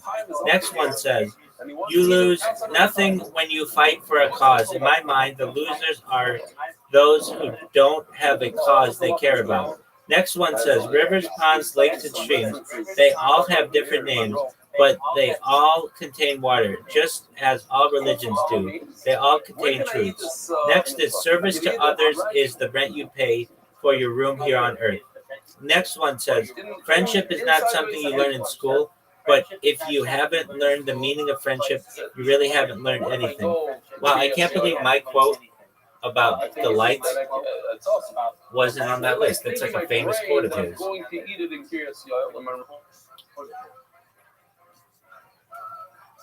So I'm going to start.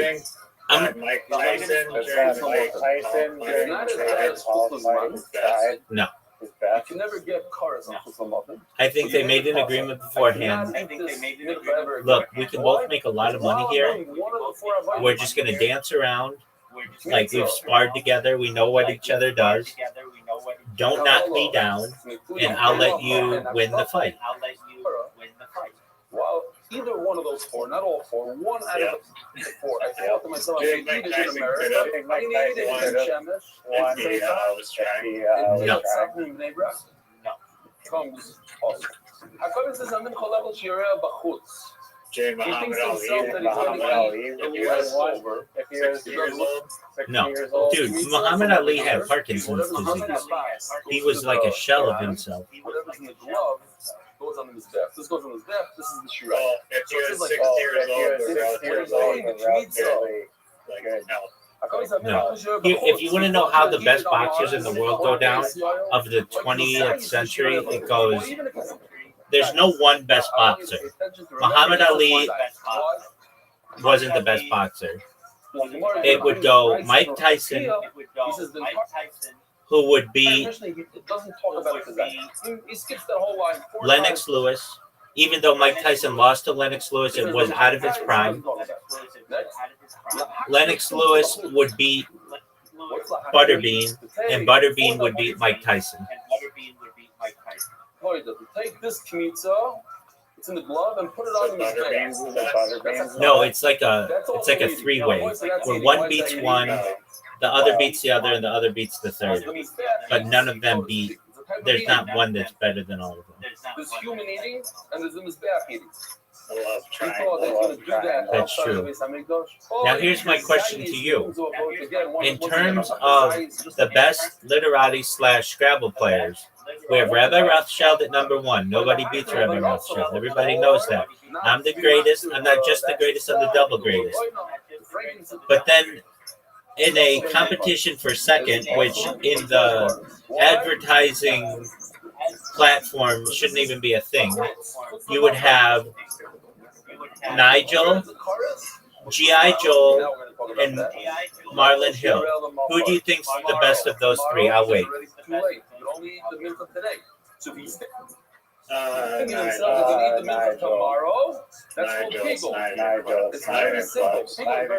Okay, what about almost as many as I do? When you do the kmitza, when you put it into the bowl, I said it was implying it wasn't it could be that you're thinking that you are going to eat the mincha. It'd be hilarious if Scrabble championship, they get like a giant belt, and that's when you get Very, very simple. Let's make it possible. Tomorrow instead of today. That's the reason. Presented by Lucy Snorbush. And if he eats it, it's his highest part. All right. So here's a serious question, though, and maybe.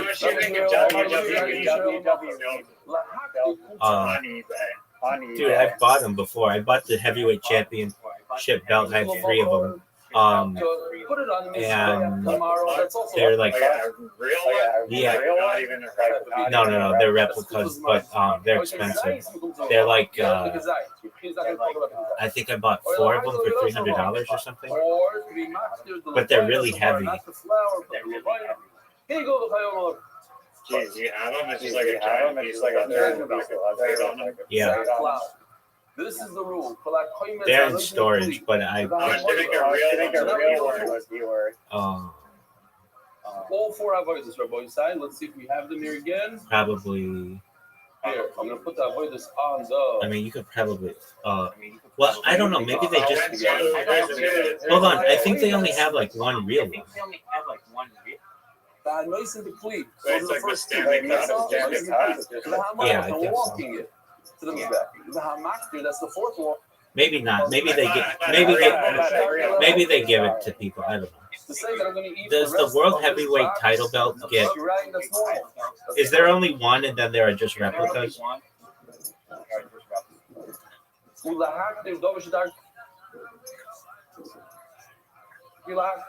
And this part is the Aktara. This is what I put on this back, what I took with my fingers. It's not edible. That's the Mizbeach beads.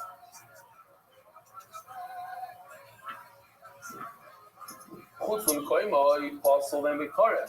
the thought of Nikoim says he's going to eat it on Mars, in the MDY Center in Mars, that's possible. There's no Kares. Do you want to see me wearing the belts? Yeah, I'd be psyched. Yeah, just one more. I'll send it to You you. think that you're going to eat it tomorrow instead of today? That's false. Do you know why? Decided it was like Everybody knows kind of a that. unique prize. Most things is like Yeah, because it came from It came from boxing. Okay, well, let's start at the I thought that I'm going to eat it tomorrow. Tradition. So that you could wear it. Here, I'll send it to you. Check your In order messages. to be over, in order to make it Isser, you have to be makriv, put it on this beach, ki mitzvasa. Shtika, nosam kli, okay, shtika, what shtika means? Shtika means Yeah, dog. Is the red one also a red one? Yeah, I bought like 4 of them, and you can't fit them all on you. They're really heavy, and so I wore them like as an X and then 2 on my chest. Not shtika means that I thought that I'm going Do you to think you could wear them as I want to eat it tomorrow instead of today. You could, but here's the thing. I did not know this because I thought like, oh, I'll just wear the fucking belts all the time. They're really sharp, really sharp. Like that metal is like razor sharp. And if it gets caught on something, which, you know, if you wear something enough, it'll get caught. It will fucking slice you open. That was already messed up. He thought he was going to eat it tomorrow. Oh, you should call it his man. The first time The real one is that I do. They don't like those are WBA, like World Boxing Association replicas from like the company. I mean, they're like on the inside they're like sheepskin. They're really nice. They're really heavy. Like the way that they're made, they're like, I'm not saying like when you buy it originally it'll be sharp, but if you wear it enough, it'll bang into things, and then like little parts of it will get sharp. But they're very strong. It's just the like little parts of them will get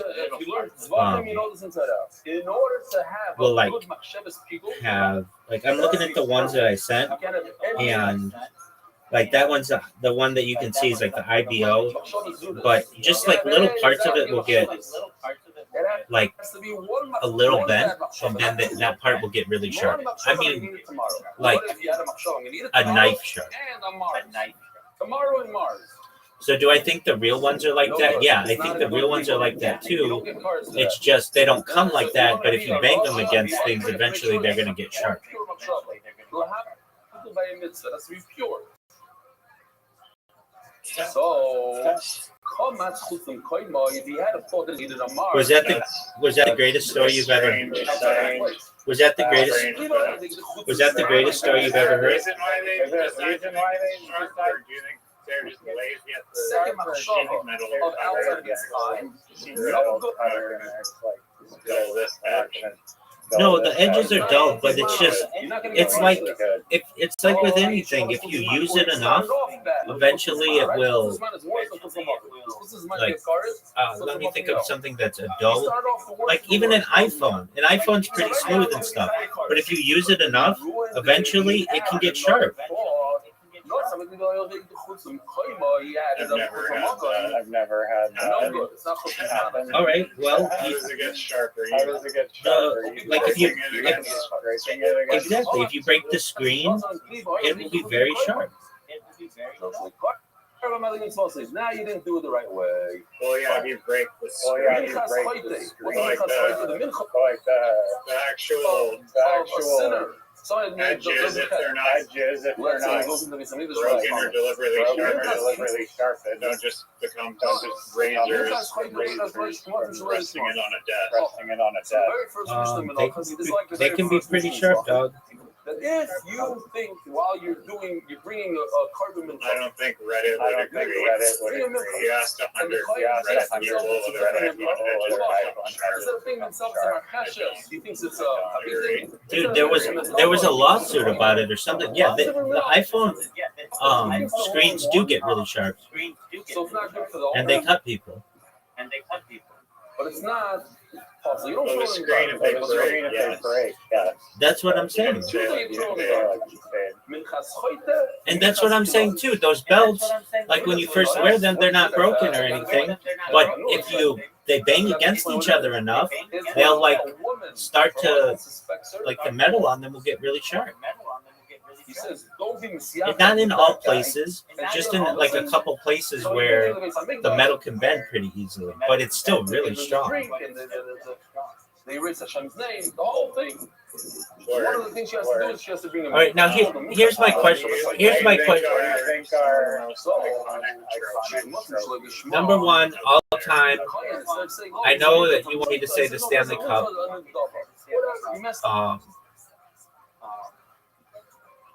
Probably globally is the World Cup, even though like most Americans can't even. Most Americans are like, that's it.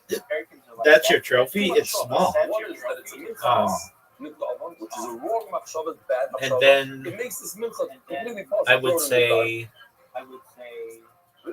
And he also told himself I mean, I'm sure like the cricket thing's big, but I have no idea what it is. The Lombardi Trophy in football is big. The O'Brien Trophy in basketball is big. The Stanley Cup is huge, but it's almost like the Stanley Cup is too big.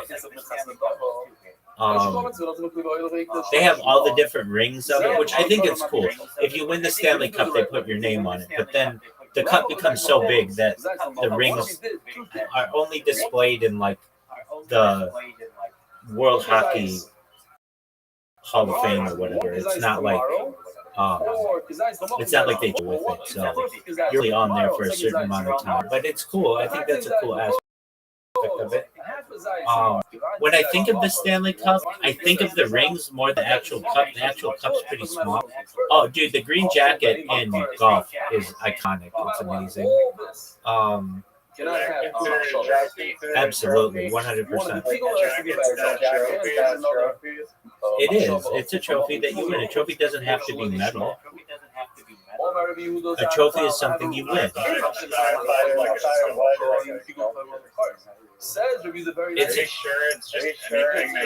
Yeah, dog, and I'm gonna have to look this one up. Is the Masters green jacket a trophy? They also win a trophy as well. Yes, it's just a sculpture of the cabin. Yes, the Masters green jacket is considered a trophy, specifically described as the most coveted prize in golf and one of the most unique trophies in all of sports. While winners also receive a silver Masters trophy, a replica of the Augusta National Clubhouse, and a gold medal. The green jacket is often regarded as the most significant honor. It is a wearable trophy that symbolizes membership and victory, with the champion allowed to keep it outside the club for 1 year before it is returned to the champion's locker room at Augusta National, and then you can't wear that jacket outside the club. Isn't that baller as fuck? For whatever reason, some of the shirayim went missing. What's that law for Rabbi saying? So we had a few machlokes in there. You can't wear the jacket. So first of all, the shirayim, after the year, didn't you just hear me? Then it has to go back, and there's like a Masters jacket room that the only time you can wear it is when you're in the club. What do you do with from step one? Now, that doesn't mean necessarily that Tiger Woods doesn't have like a replica. He could have all the replicas he wants, but the actual trophy, the actual green jacket is only kept in Augusta, Georgia. The shirayim is also to eat. So, could I have a machshava of pigul of something? Did you know that there's an eye looking at you in the Augusta National logo? I can't even eat it today. It's also for me to eat. Step 3 tells me it's also to eat. But I put it on this. All right, we'll Google it right now and let's see if you can see the eye. I'm going to eat this, not today, tomorrow. I can't even eat it today. Another shiloh. Makdir, the comments, the shirayim that's in a bowl, what happens if I use it? Typically, if I use it, I'm over on me'ilah. I can't use something from the way somebody did. But once I put the comments on the mizbeach, then it looks like an eyeball, right? Right? I'm allowed to use it. But this is also to eat them. So the fact that I put the kmitza on the mizbeach, maybe it's a flag in the shape of a stick. Is the letter eye or a human eye? Shirayim. What happens to the shirayim after I put the comments on the mizbeach? Is there pigul and is there me'ilah? You hear the shiloh? Very interesting shiloh. According to the Yochanan, it says look at the cup and the stick going in the cup. Meats on top of them. Yeah, the cup does not. Then you're not looking at the right. Everything left in the bowl is also for you. You're not looking. There's one that's just like a circle. It's a circle. It's like an oval with a pin going into it. Yeah. That's the eye. Okay, barely an eye, still an eye, baby. Everybody knows that, dog. I know it. You know it. Tiger Woods knows it. Jack Nicklaus knows it. Arnold Palmer knew it. Phil Mickelson knows it. John Daly knows it. Tom Watson knew it. Ben Crenshaw knew it, or knows it, or maybe Tom Watson still knows it. Ben Hogan knows it. Sam Snead knows it, knew it. All right, so here's my question to you. I think this is one of the best questions that you're ever going to be asked, ever. So if you're not ready for the question, tell me right now. But are we approximately 45 minutes away from playing Literati? That's amazing. That's amazing. Do you want to know from a scale of 0 to 10 how excited I am to hear that? The question is, does Rika help me to take off the me'ilah? Now, do you want to know from a scale of 0 to 10 how excited I am to hear that? The answer is 9. So Zrikas Hadam is similar to our case of putting, right? We said the 4 avodas of the carbon is similar. No, I just said it's a 9. Throwing the blood on the mizbech is just like being married the minchas out of the mizbech. And over there we have a chayis, Zrikas Hadam actually remove something. Are you ready for another song? It's also just like by us in our case. This song goes like this. It goes like this. I've got a sweet little dog. Yesterday, I got a sweet little dog. Yesterday, I got a sweet little dog. Yesterday, I got a sweet little dog. Yesterday. Did you like that song? When you throw the blood, even though the meat is outside of the English, it works for something that's bad. Did you just invent that? Everybody just invented it, dog. No, any true William Montgomery fan would know that he sang that song after he got his dog Gator. Anybody could tell you that who was a true William Montgomery fan. But it's all there. Yeah, it's the greatest flex in the history of humankind. No one's ever been able to flex that well. In the history of humankind, that is the greatest flex ever. And you want to know something interesting? I think that you are using AI when you play. Yeah, so Yoshi did something. I don't know if this is Oilon or not. Another Scrabble or literati. That went outside. I approve it. It doesn't work. You approve it? Something that's missing, it doesn't work. I said prove it. Oh, so you do it. No, I said. Well, you said you admitted to doing it when you played that bingo right off the bat in one game. Do you remember that? Yeah, I did it. One time. I didn't even know that. So I just did prove it.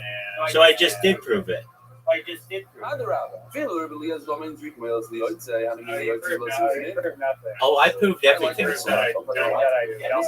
I proved everything, son. Here's what I want to know. Do you remember that time you played toroids?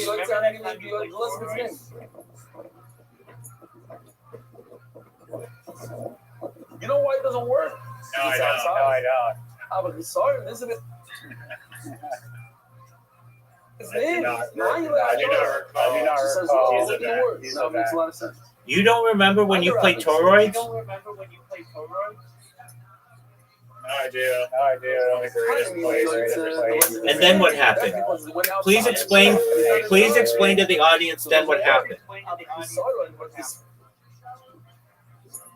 You reached into your problems missing brain and played the most dubiously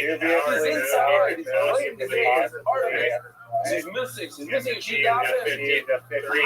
Reward. It works. Personally commentating on Which is a hole. You got KTFO. That's all I know. And you could have just said that. I got KTFO, Rabbi. I got KTFO.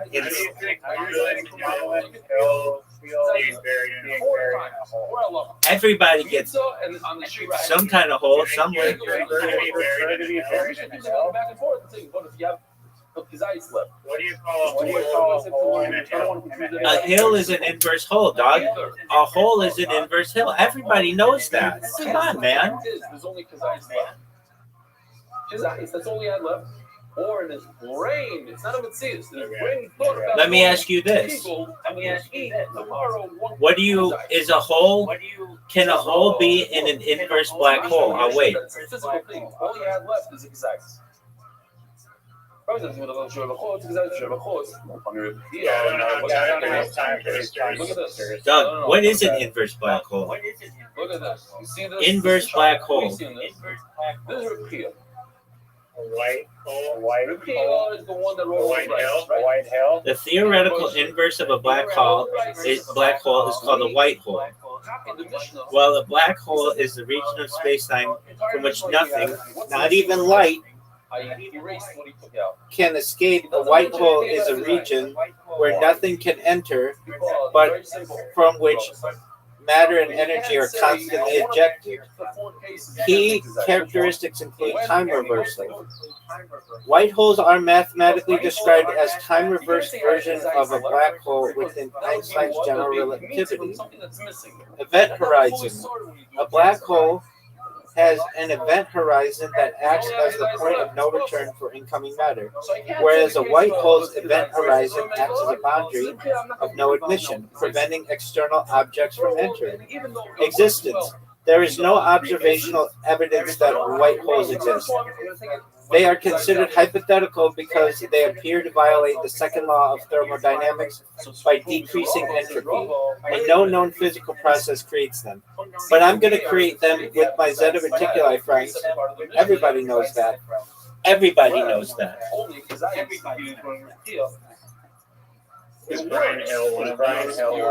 Who the fuck is Brian Hill? The Mishnah says Spiegel works, even though you only have a Kazais left. You ask There was two aliens with the last name. if you have left over in the bowls. Betty and Barney Hill. And they were alien abductees. And you need to learn more. I know it started with a B. Okay, that doesn't matter. Would that count in literati? That would not count in literati. Here's what I want you to know. You need to learn more about Betty and Barney Hill. That's something that's important. I know everything. You've never learned anything about them. Do you know anything about Travis Walton? Yes or no? Okay, that's good. But do you know anything about Travis Walton? Yes or no? I'll wait. They skip these 4 words. I do know.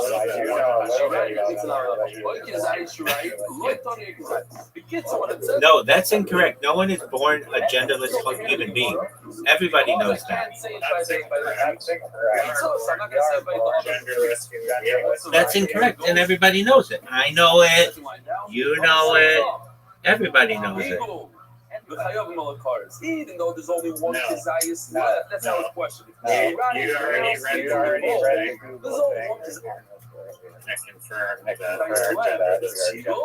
It works. The Spiegel works. You ask me, does Spiegel work? Does Megillah go off? Yes. Here's my question to you.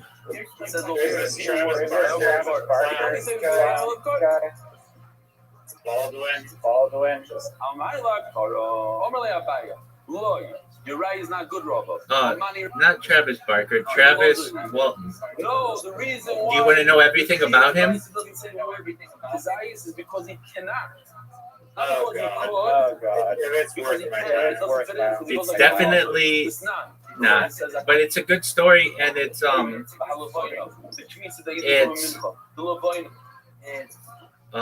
fragrances that goes in the mincha.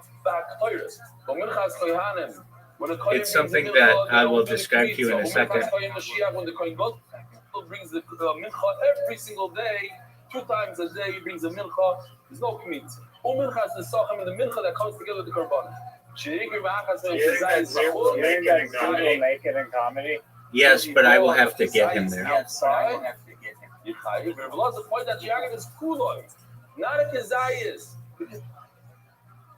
Kazayis doesn't work. You ask me, Yaakov Reb Kiel doesn't say kazayis. He holds like a belazar.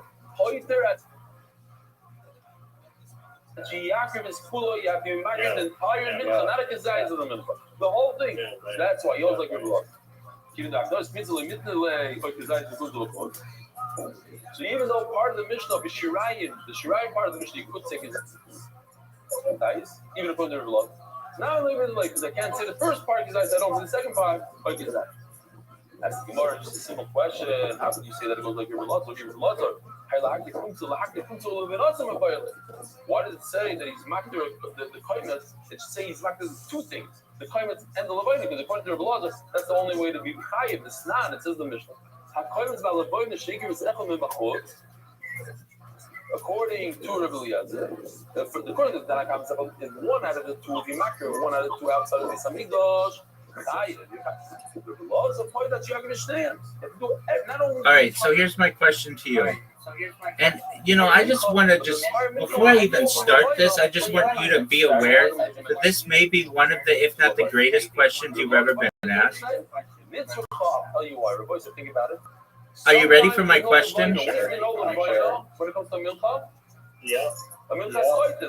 Are you sure you're ready for my question? Been preparing for it for 2 hours. When no one was listening, no one was busy preparing. Do you think that William Montgomery will be back on Kill Tony within the next month? Yes or no? I'll wait. Yes or no? Within the next month. That was your amazing. Did I stutter? Did I stutter? So you need to go back to your question. That's the best thing you're working as my question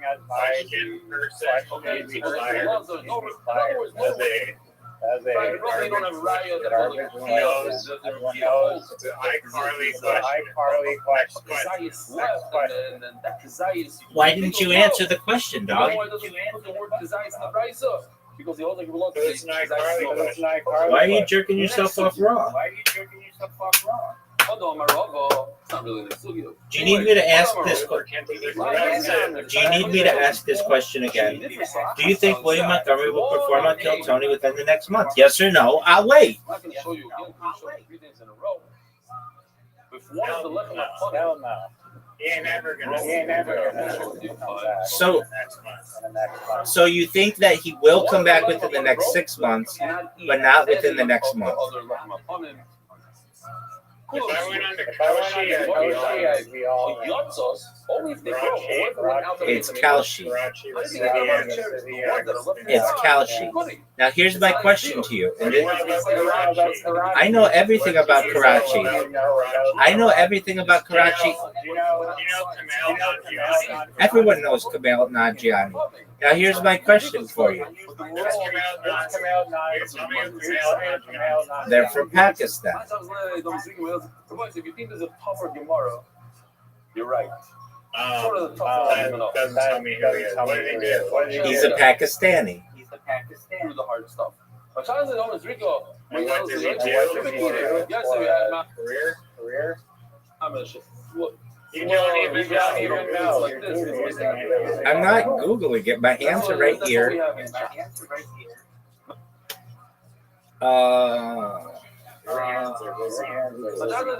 No, they are not. Why don't you give me a clue?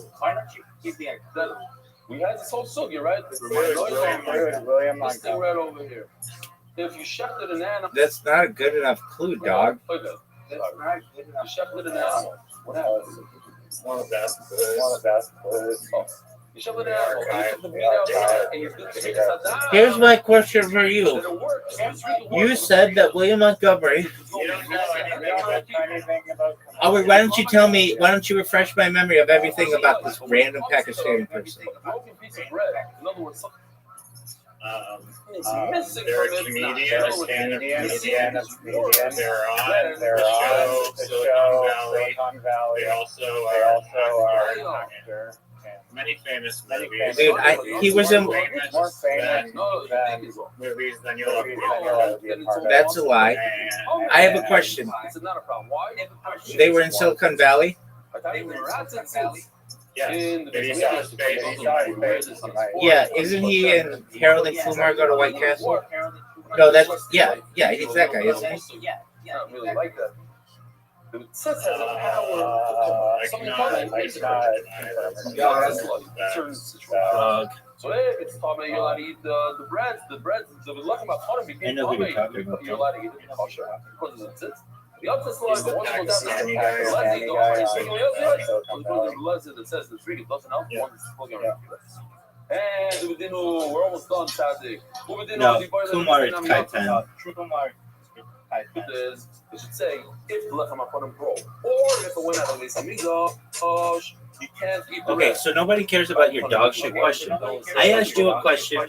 You said that William Montgomery will not perform within the next month, but he will perform within the next 6 months. Is that correct? Yes or no? I'll wait. Nevertheless, being mocked in the position, the 2 spoons worth Dog, of are you fucking serious? Dog, you're fortunate. This motherfucker. When they're broken, then What? Yeah. I'm back. All right. So here's my question to you.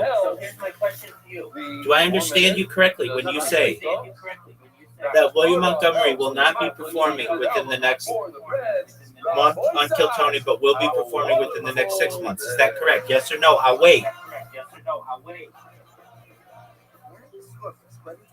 Oh, look at this motherfucker.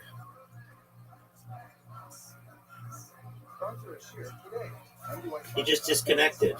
If he doesn't come back in the next 5 fucking seconds, 4 fucking seconds, 3 fucking, there he is.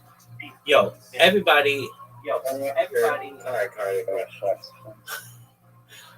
Are you telling me? yeah, that's right. So you think that he'll be on within the next 2 to 6 months? Yeah. All right. Everyone in garage. Do you think that he will ever shave his head? I mean, isn't bald having a shaved head? Incorrect. Having a shaved head. All the time. All the time. Why would he shave his head if he's already bald? I disagree. If you're bald, you have a shaved head. That's incorrect. But okay. I mean, you can just, whatever. It's subjective. Are you going to accept your invitation that I sent like 6 hours ago? Yo, come here. I will in a moment. Show you. Talking about this. Here. One is like this. Doug, do you people recognize this? That this motherfucker.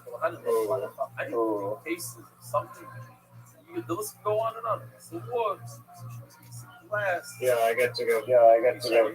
Like, what's the point? 3 cases. Says more 3. A few hours on $1 with $10.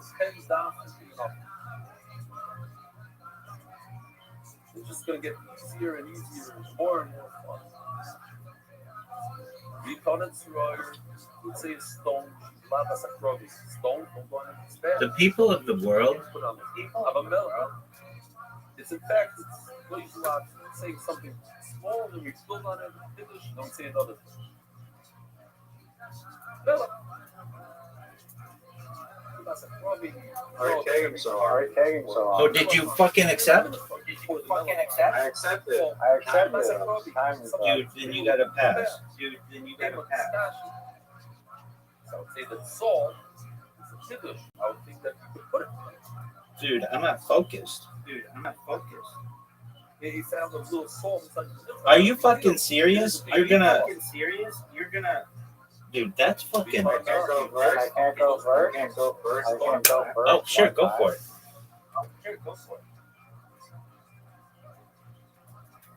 The way you talk about the part because it's not. Oh, the myth part. I'm going to go about the part of the statue, but the voice is part. The dinner part. You put the Levine on top. So please. That is part of it. It's part of it. Down the later on in the I think it's close. National is also close. Okay, so you have 3 things that are close. We're not going. Wow. So all of my things are close. How are you going? Because think about it. This amount, this contained amount of flour is your part. That's what you put on this bed.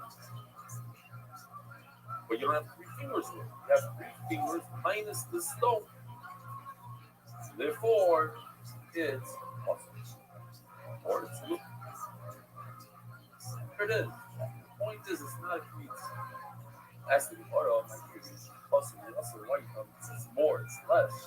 David Lynch, when this stone is on flour, you have a stone in there, it's got all my review.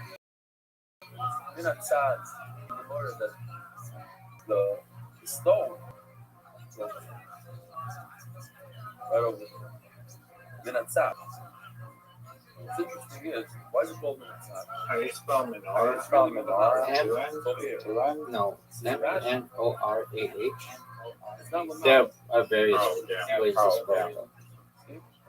What happens is you take your hand out, you immediately turn it sideways. I would not have guessed that. So that the flour doesn't start coming out at the bottom like this. If I was leave it like this, it'll come out. See? So you turn your hand. Now it's sideways on that side. So this is one. Zochatzitza. Zochatzitza is on the top. Chatzitza means it's inside. If it's in here somewhere, that's chatzitza. Between the flour and the hand, that's stone. But the stone is all the way on the top of everything. It's in a that's sad. It's hold either from the pinky or from the thumb area, but that's sad. Oh, Dude, what the fuck, man? go back. We're gonna be using this a lot. 10 lines down. Already I found it. Hates up points. How do you do pizza? Omarley, get it kanzi. It's exactly how people do it. If I told you to take a handful of flour, what would you do? So you go like everybody. Normal people, you go like this. They grab a handful of flour. How many fingers did I just use Rabbi's side? 5. How many are you supposed to use? So that's the Gemara. Ace Day. It doesn't make sense with this. The Gemara goes through all the names of the fingers. Zuzeret. Zukitza. So this finger next to the pinky is called pizza. Never wonder why it's called pizza? Because that's what you do pizza with. It's the last finger of the pizza. So, I got it. Mark, if you want, just put that picture up. No. Go to the list.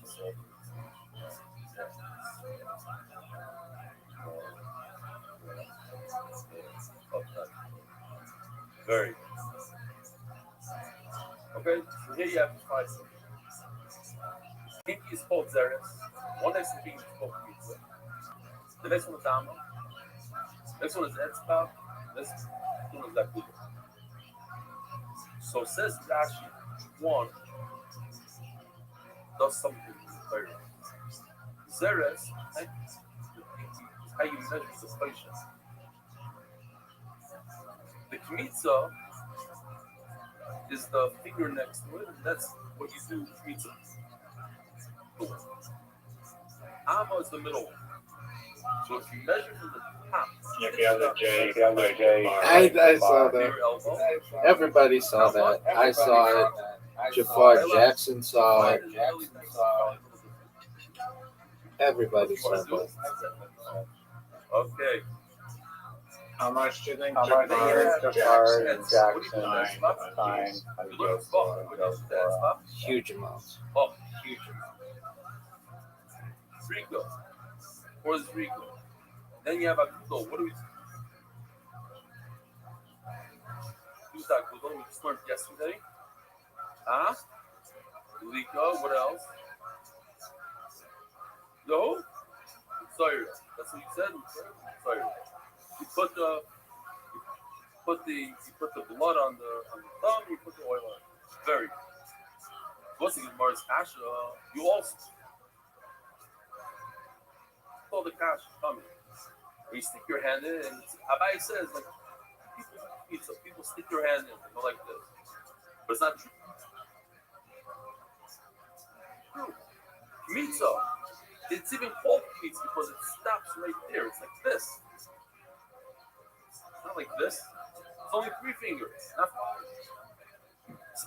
There's the Gemara, Elo Lahashma. It's like you said, pizzas, 3 fingers. But the pinky and the thumb are there, straighten it out. That's perfect. Can't be too much, can't be too little, and we're going to see soon. Talk to Gemara. Eichi Oven. What do you do? Omer Rav Bativi Omer Rav. Place the shoulders of God. Salat Shemakia. I'll pass the other 5 minutes. You take your 3 fingers. You go all the way to the palm. Down. Is this good like this? No? Awesome. Let's go all the way down to the bottom of the palm.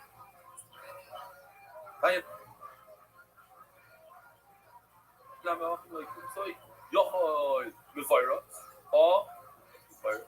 A lot of fun. This is Mevaira. See how it pops out on the top? No good. It has to be like this. Can't have a bunch of flour on the top like this. I'm blowing my bakul. It has to be inside the coin. It's big. Inside is 3 fingers.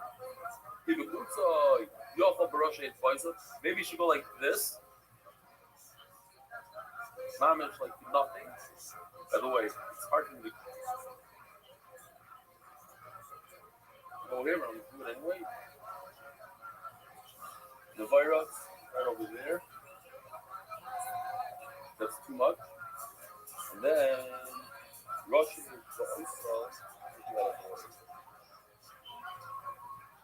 this is 5 and 4. No, I don't like that. No, not true. Not good. Oh, Russian right over. See? Folding up his fingers like this.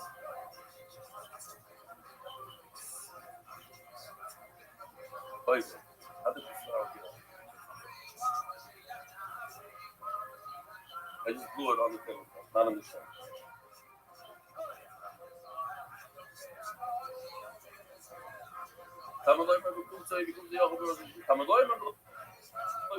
As we fold. Okay, so you don't know what's going on. Over here on my pants. Wow. Okay, it's a okay, great. The machbas is the marfeshes. When you have a very thick bread or thin bread, you break it up into pieces. And then you do pizza with those pieces. I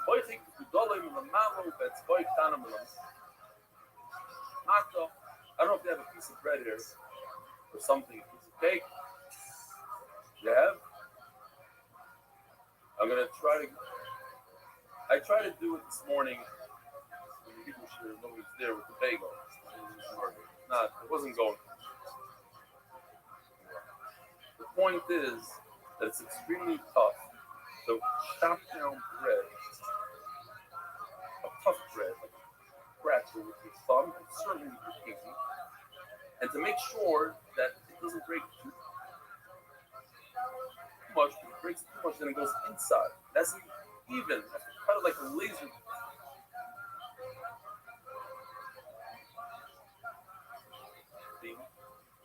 To the top of your.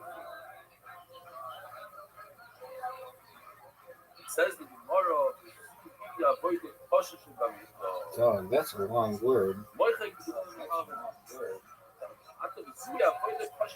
This is the hardest. That's the only hard. I think that is Malika. What's Malika? Let's show Malika.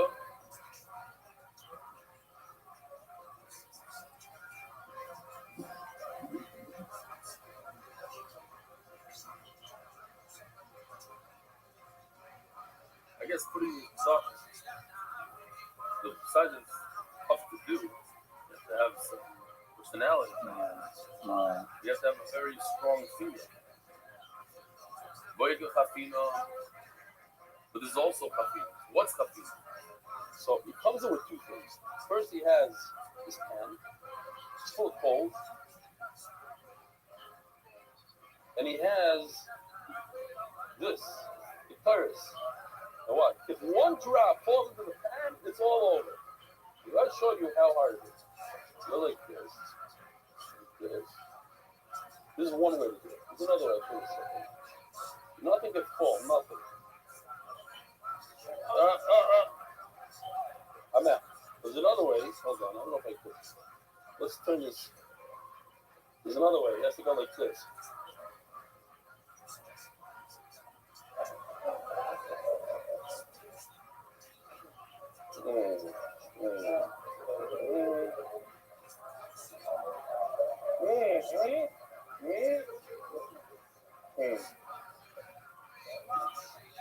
That's why they look all week long the practice of this. Okay, straight up. This is Yoshi's way. I like Yoshi's way better.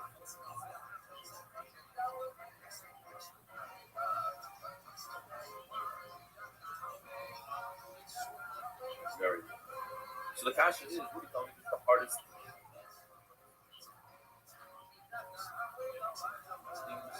Put them in like that. We have other things. It's one of the many, not many. One of the few, 3, 4 that are tough. One of the so it can become like we just discussed, appointment like or do. Boy, wrap up. We have to stop the shears.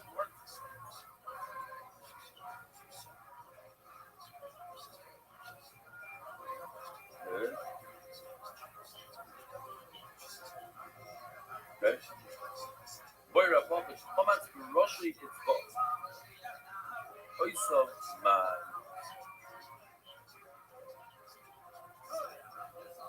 What happened if this palm is facing down like this,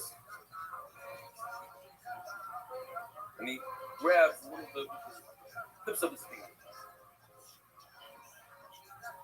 Minat doesn't mind. You got your card. I don't know if I can demonstrate so well, but he puts his hand, palm up, hand down, pushes hard into it, and somehow then he's able to grab something like this. Now, instead of putting his palm in and turning his palm up, pushes down, and then he gets up. Or not the little malo. He goes in like this, straight in, and curls his finger. Instead of this way, what the distractor does, he goes this opposite. What's that law? Take it. Wait until she has no damage. Omer HaPapa, Hofnov is referring to the Torah. It says in the Torah which means 2 handfuls. What's normal for people to do 2 handfuls? Look how it's like this.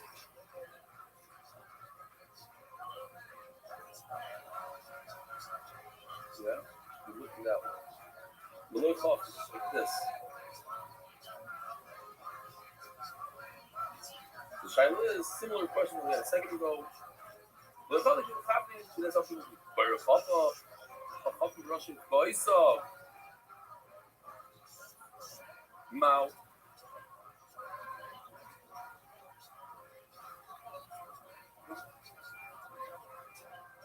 His palm is facing down.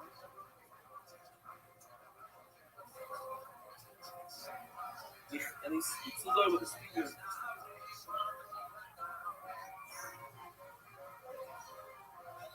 Minat Mao, or The opposite, he goes inwards this way. Somewhere like this. Off of the zoo. Let's say he did like this, everybody. So one hand, and then he did the other hand, and then he put them together. Oh, now I have two hands.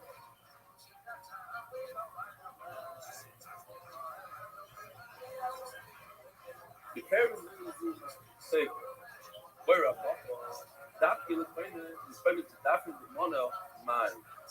How many things are remaining?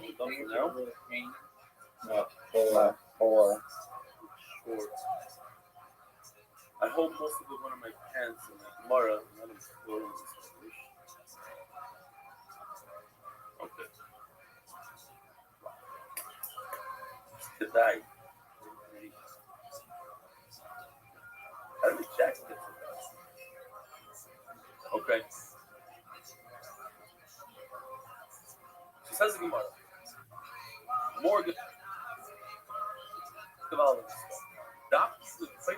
famous is Daphne the one of night. You go. If the pizza is on the wall of the bowl, what's that look? It needs to be inside the kli. No, it's inside the kli. It's great. But I do my enough of the toilet of being on the leg, and has to be on the bottom, not in the kli, but there has to be a hanacha that has to be placed inside. You didn't place it inside. It's on the wall. Leg.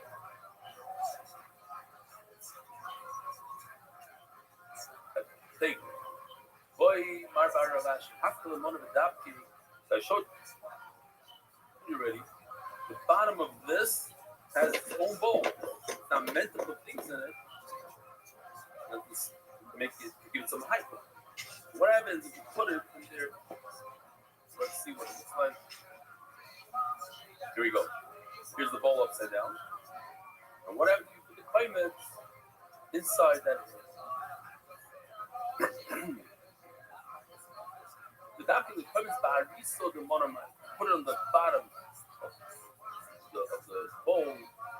How long is it being on? You need to put it inside a kli and you put it inside a kli. You think my being on the leg has to be like normal fashion. No, we put stuff there. Thank you. Zok daily. Kate's at the waist. This voice of Hasioda, which we read, discussed. He takes 3 fingers and puts it like this. Ribo Shamno. The island remembers how much flour do we put in a mincha, everybody? What do you say? 1 sorrow. How much? What's the definition of that one again? One. Do I look like a dictionary, Doug? Yeah, it looks like a dictionary. So what happens if he puts in more than a look of oil? How much more is oil? He puts in too much oil, it's a shamna, too little oil, it's a little nossum, little levina, split it's possible. Says the Gemara, shamna. What does it mean exactly? He doubles up the oil. Instead of 1 look, 2 looking. That if it's half a look or not a problem. It's because he doubled it up. As Gemara I got you, dog. That's why it's awesome. Or use oil from another. I also. Joe, you cheated.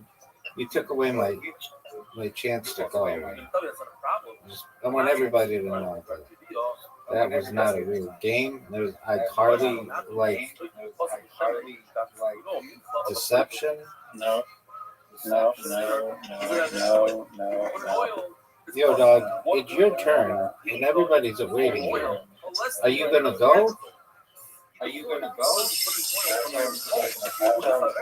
Doug, nobody can hear you right now. I don't know what kind of sound quality you think you have, but it sucks.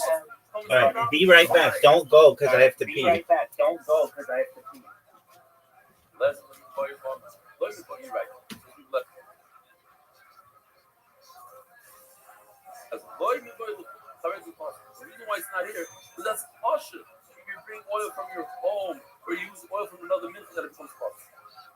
The finish is. I believe it's oil the fuzzy though. The high sorry. Oil the high fuzzy. The high fuzzy. Each look by itself. There's another look that can work. Each one by itself, individually, to be the real oil for this guy.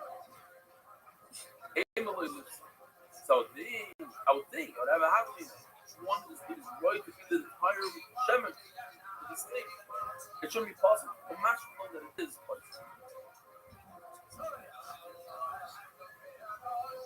The bottom line is, comes out this, that if it's less than the whole thing, it's also a problem.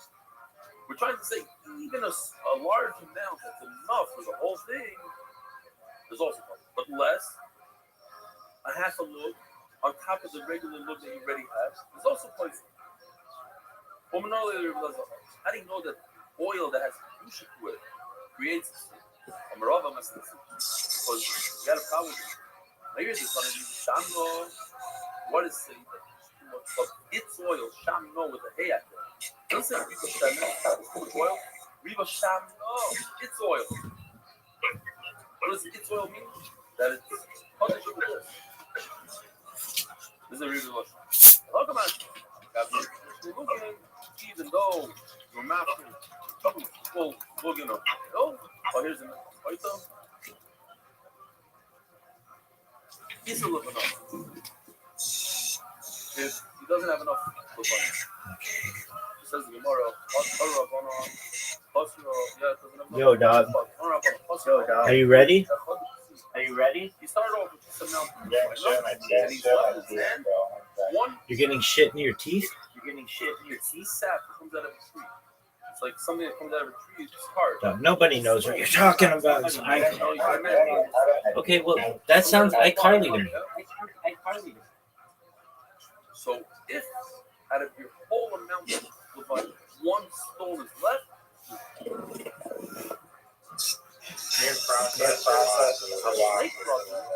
Doug, it wasn't a loss. It wasn't a loss.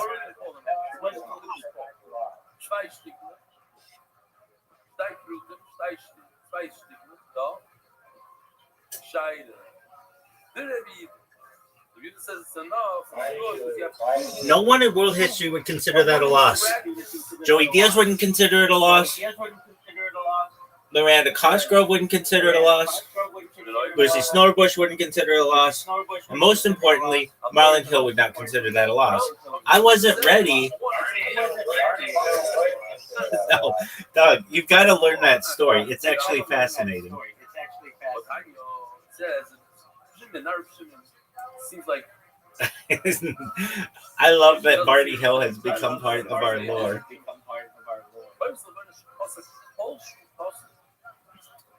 You have 99%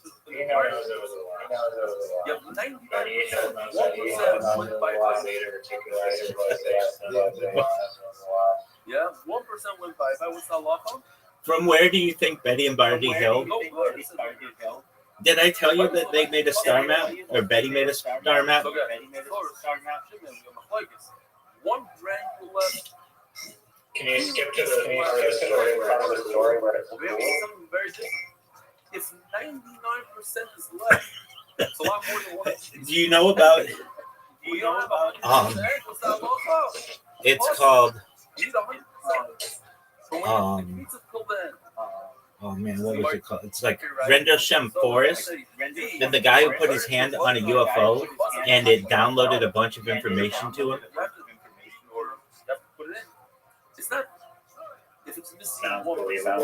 Yeah, it's the most believable shit of all time. Since one piece is enough, if from that one piece, a part of that piece we're missing, What information? Now you want to know what kind of information it was, dog? Of the initial device. Oh, you're down with something.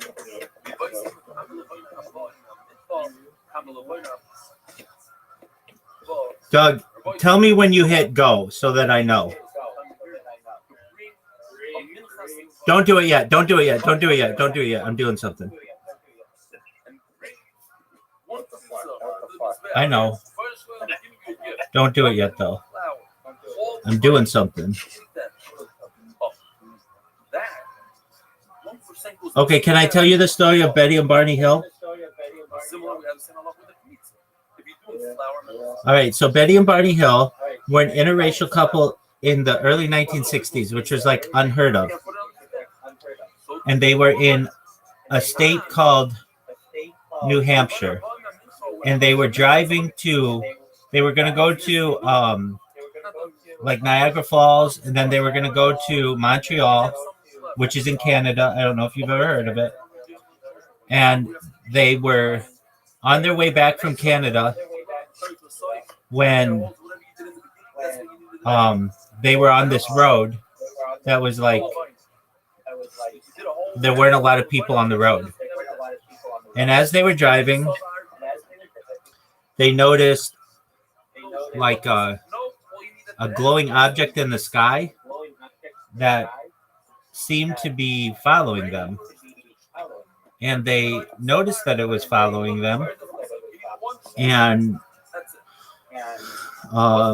they started driving faster, and it started coming closer and closer. And then they noticed, and I could be wrong because I don't know this, I don't remember everything, but like they were driving in the road, and they may have stopped the car and gotten out, and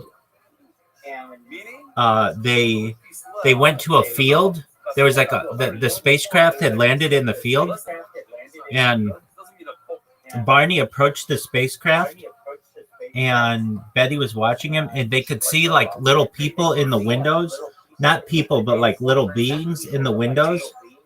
And like as I tell this story, this was only revealed under hypnosis from Betty Hill, but she said that and Barney Hill did hypnosis regression, or yeah, whatever. But they said that Barney approached the craft, and like the leader of the craft came out. He had like a different hat or something, and then like they lost. Oh yeah, no, I remember what it was. When they were driving, they kept hearing like someone banging on the back of their car, and they didn't know what that was. And so like maybe Barney got out or something and to check and see, and then they saw this craft in the field. And Betty said that they eventually were taken into the craft, and they were put on a table, and everything I think was like very stainless steel like, and they had a machine that they could put on Betty's stomach and basically take her eggs, and they did the same. They had like this thing that they could put on Barney, and they could take his sperm, something like that. And they Barney had this like this like weird like burn on his near his genitalia, and when they awoke, or like when they got back and they were just driving in their car and they didn't know how they got there, and they were like, wow, that's weird, like we wonder what time it is. And they had noticed that several hours had gone by, and that was strange to them because if several hours went by, it should have been they should have been home by then. And so they got home and they didn't know what to do. So they went to bed. And the next morning they couldn't really like remember what happened because they had like their memories wiped or something. And they were like very quiet to each other, but Betty basically said, I'm gonna call my sister or something and tell her about what happened because that was weird. And so Betty called her sister, and I think her sister was married to or dating a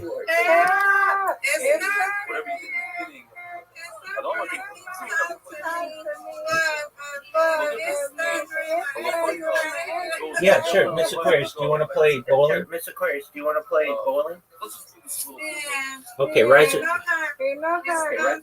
Absolutely. Riser and I will play bowling with you. Just one moment.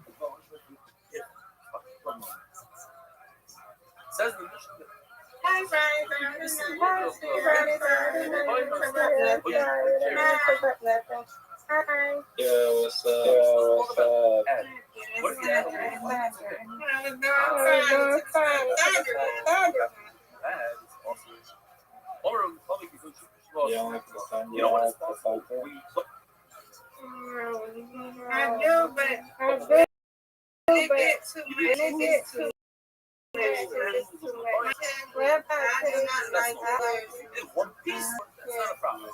Thinking it's gonna. Thinking it's gonna.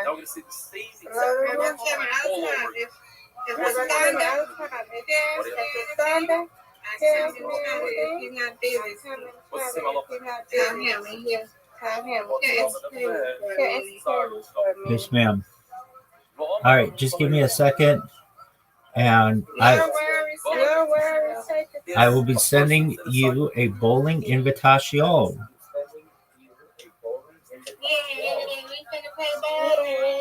That's right.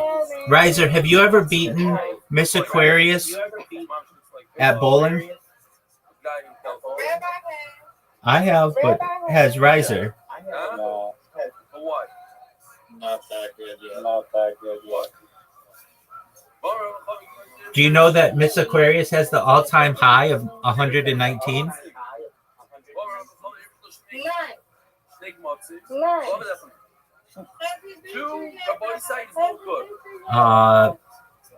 I'm undefeated. I win, he wins, he wins, I win.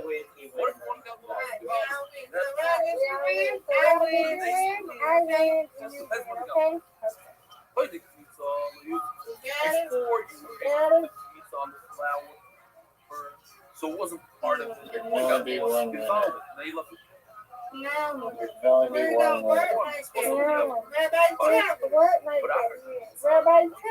Riser's isn't a good sharer. He's not a good winner.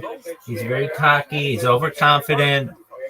I tried to spread my humility toward him, but frankly, Miss Aquarius, he's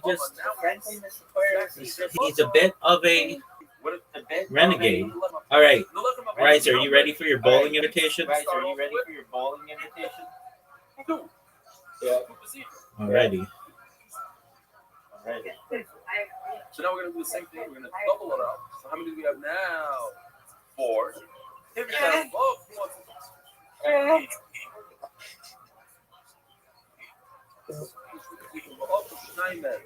You put aside 4 instead of 2. So now it became possible. Double. And 2 of them got lost. So it depends. You can see because you can move this before you declare. Kind of remove. Look at Miss Aquarius. So it's not part of the looking up on him. So it doesn't possible. But once the behind move it. Right. You gotta see Zeus. You gotta see Zeus.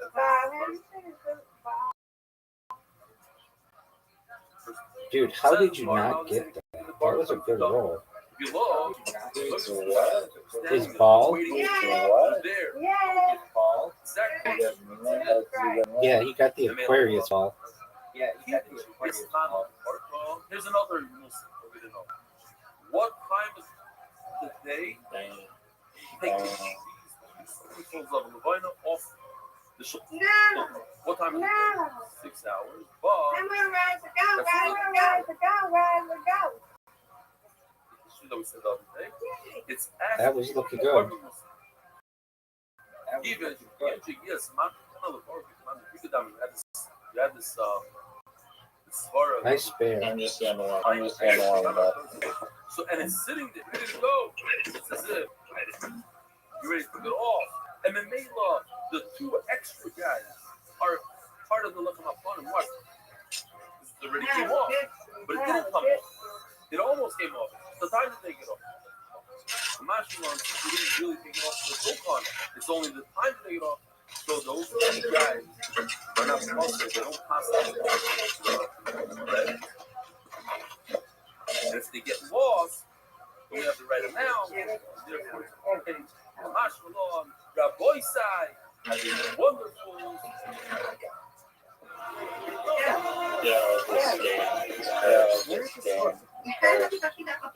Spreading far throughout the world. Oh, no. Today, Get it. Oh, no. That was close.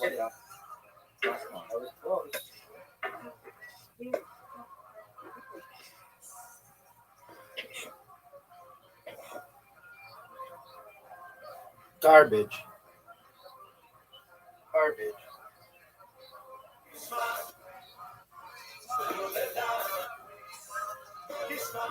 Good morning, Rabbi side.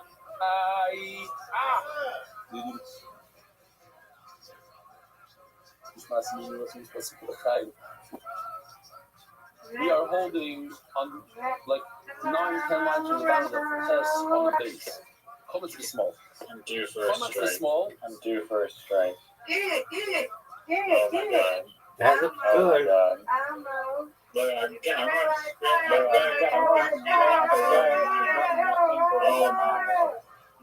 Oh my lord. I run all nines after the first time I see that. That's wild. I like those statistics, Riser. 4 nines in a row. 10, 4 nines in a row. 10.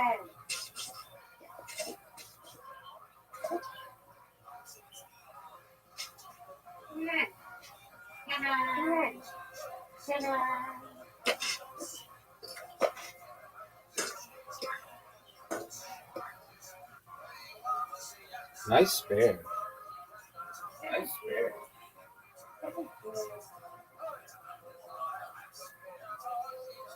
No, touch it. How about that? Touch it. Riser and Rabbi. Miss, Oh no. Miss Aquarius has the lead. No.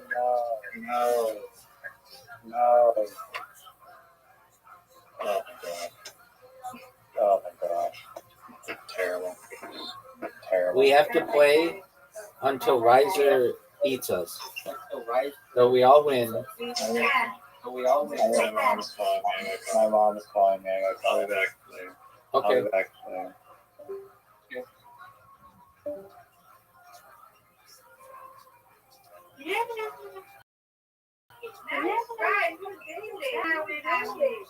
Thank you, Mary. Reload.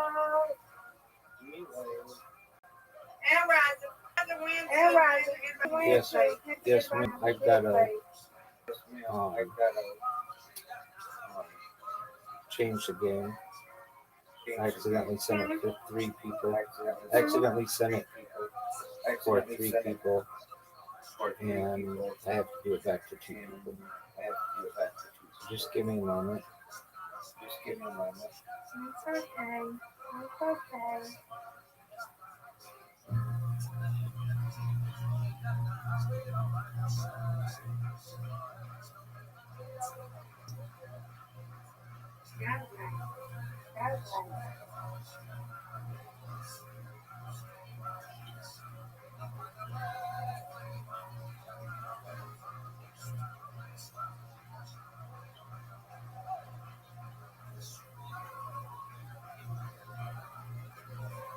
Good spirit.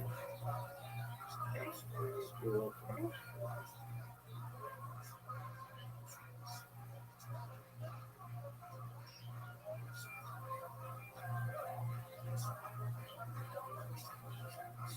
It's 1 hour.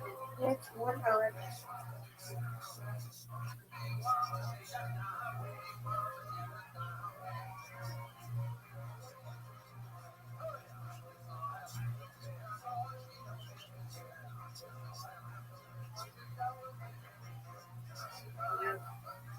Got it, Rabbi. Got it, Rabbi. No doubt. No, it's this, sir. No, it's this, sir. I'm in my other room, Rabbi. I'm in my other room, Rabbi. I'm here. Excellent. Excellent. Yeah.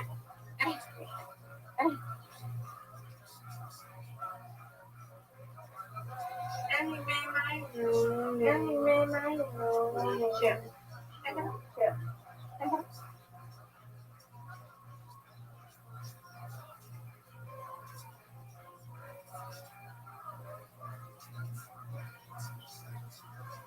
I have a movie Nice bear. I have a movie or something to play on that.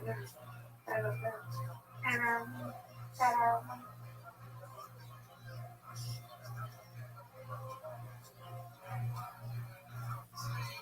Get it.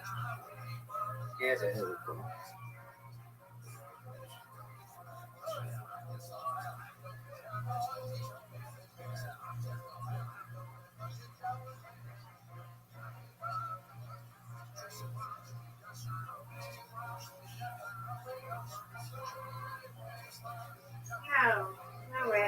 No, Rabbi, you got it. No, Rabbi, you got it.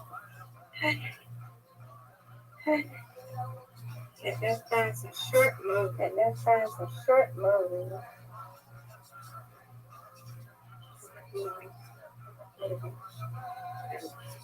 For me, hey. For me, hey.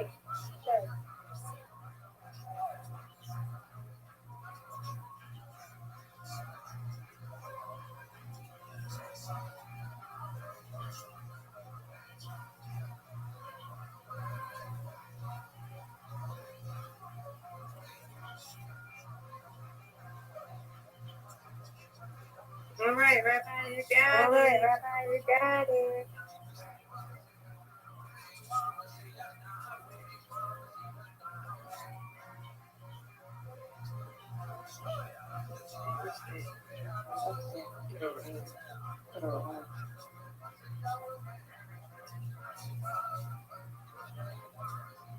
$100. Yay! I'll take it. Yay! Yes, ma'am.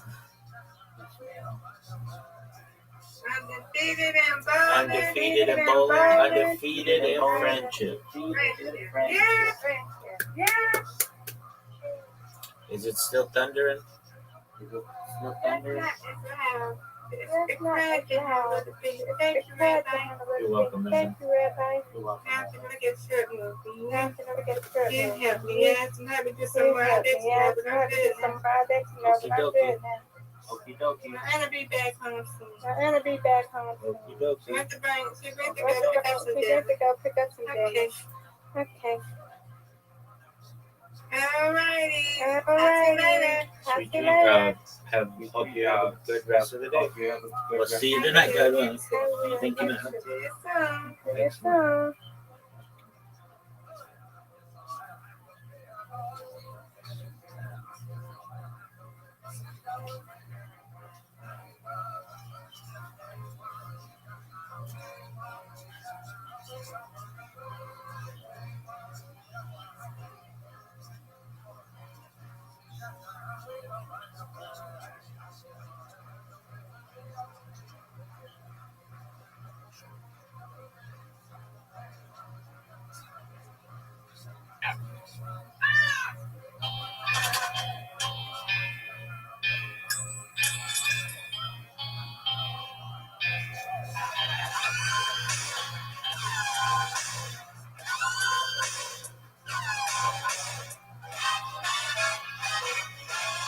this is Rabbi coming live from the Real Famous Comedy Store main room for a brand new episode of Kill Tony. Give up a pony. It's great. Hi, everybody. Come on, make some fucking noise. Here we are. It's Monday night. You're the #1 live podcast in the world. Brian Redband sitting right next to me. The great Ryan J. Abel is drawing tonight's episode. I'm excited about the state of Kill Tony. So much fun stuff happening. Welcome, everybody. You guys excited to be here? Absolutely. Kill Tony's taking over America. This Thursday, we're doing a Kill Tony live in Phoenix, Arizona. We're doing stand-up after that for a couple days in Tempe Improv. All of us doing stand-up. April 21st is Nashville, Tennessee. Kill Tony live in Nashville. I'm also doing stand-up in Providence between there, and I'm doing stand-up in Salt Lake City and Spokane. Salt Lake City with Jeremiah, Spokane with Josh Martin, and we announced 3 new Kill Tonys last week, and I am about to announce another one right now. Kill Tony is going to, on May 11th, Las Vegas, Nevada. Vegas has wanted a Kill Tony for almost 5 years. They got one. You ready for this? Another Kill Tony on the road. We are returning to San Francisco, California on May 19th. We sold out San Fran just about a year ago. We had so much fun with the new parents, Moshe Kesher and Natasha Leggero, and so that's exciting. Don't forget, Kill Tony's also in Fort Wayne, Indiana. That is August 9th and September 22nd. Detroit, Michigan gets its own Kill Tony, and should we announce the guest for that show? Our guest comedian for Detroit's Kill Tony, live from the Motor City Comedy Festival, will be Danny Brown. Yeah. Rapper sensation, friend of the show. Fucking unbelievable. It's going to be so much fun. It's going to be so much fun. And Fort Worth, Texas. You have your own Kill Tony on September 29th. Don't forget Los Angeles, June 18th is the 5-year anniversary of Kill Tony. Have fun here in the Major. That's going to be a blowout. You're going to get to see the new, brand spanking new regular Malcolm here tonight. And 5-year anniversary. We made him the regular just last week, pretty spontaneously. It felt right. Are you hiring? Are you posting your position to job sites and waiting for the right people to see it? ZipRecruiter knows what you're looking for, identifies people with the right experience, and invites them to apply to your job. In fact, 80% of employers who post a job on ZipRecruiter get a quality candidate through the site in just one day. Great candidate is out there. ZipRecruiter is how you find them. That's right. And ZipRecruiter doesn't stop there. They even spotlight the strongest applications that they receive, so you never miss a great match. Businesses of all sizes trust ZipRecruiter for their hiring needs, and right now our listeners can try ZipRecruiter for free. That's right, free. Just go to ZipRecruiter.com/KillTony. That's ZipRecruiter.com/KillTony. ZipRecruiter.com/KillTony. ZipRecruiter, the smartest way to hire. You know, it's really good. My girlfriend actually used it and found a job, and it's way better than the other places. It can really help you to live your dreams. Yeah. You know, and a dream is just a great idea that doesn't have a website yet. Make it a reality with Squarespace. You can create a beautiful website and turn your cool idea into a new website, showcase your work. I use Squarespace, and I made my website shopsquad.tv. That's where you can get the Kill Tony shirt. It's really easy. It's drag and drop. You can make a store. You can sell things. And it's nowadays, making a website isn't scary.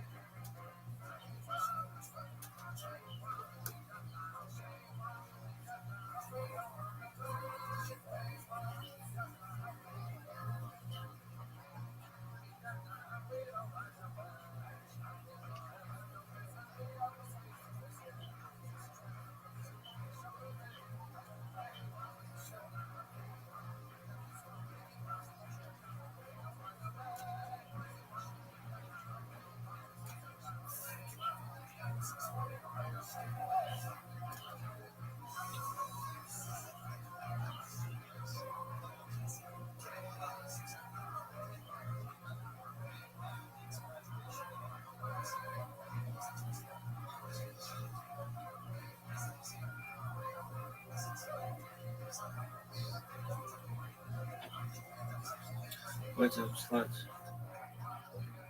It's everybody's favorite thing to do. We should all be sluts. No one is for sure. Elevate for the different elections. But this is over here. We've been doing this for 147 days.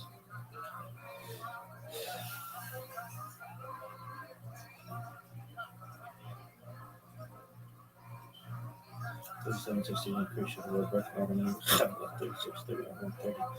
South Senate items 135 26 235 English Senate South 134 36 325 King and Senate English 130 36 1695 Ohio King and Senate Ohio Senate King 3366 395 Ohio Senate King with 3301 460 York Senate Ohio 3159 622 Senate of the Orders.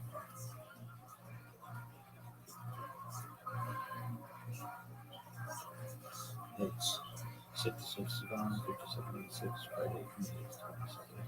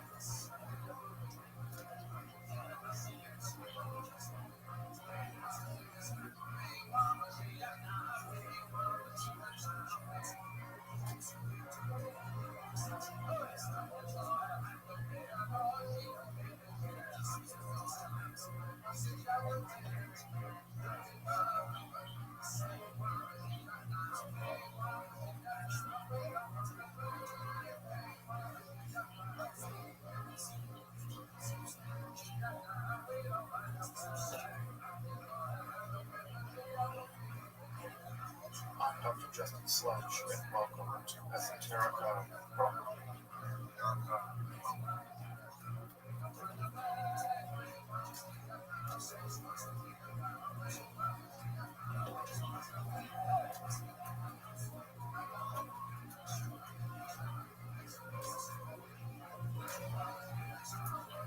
We explore the arcane in history, philosophy, and modern.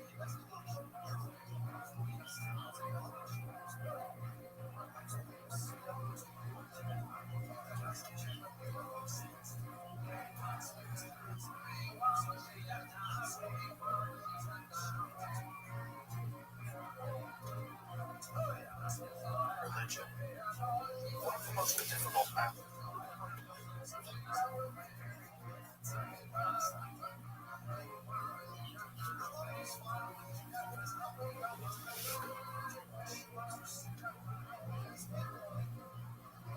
Aspects in starting to study Jewish mysticism and Kabbalah is getting Kabbalah.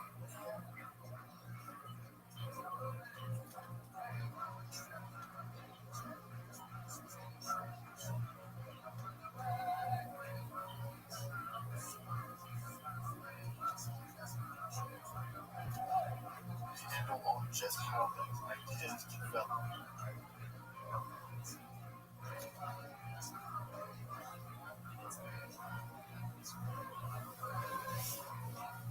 But over time, it's tempting to think that for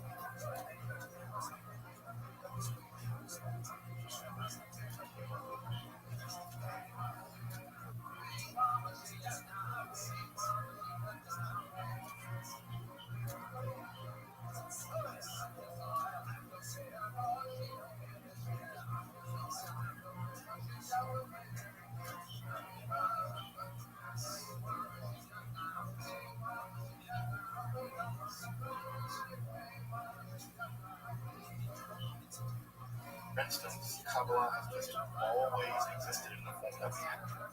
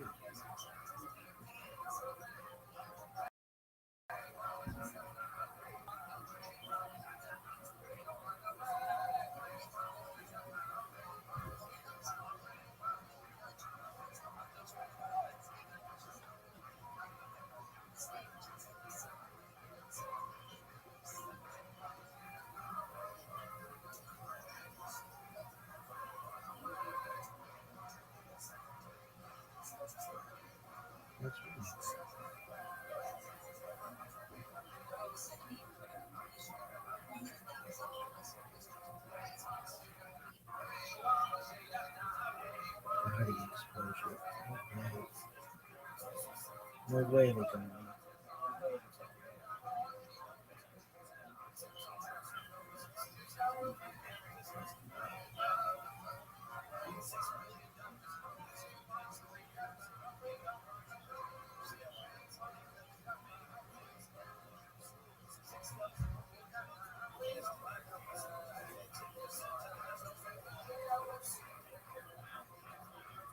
Let's see the video.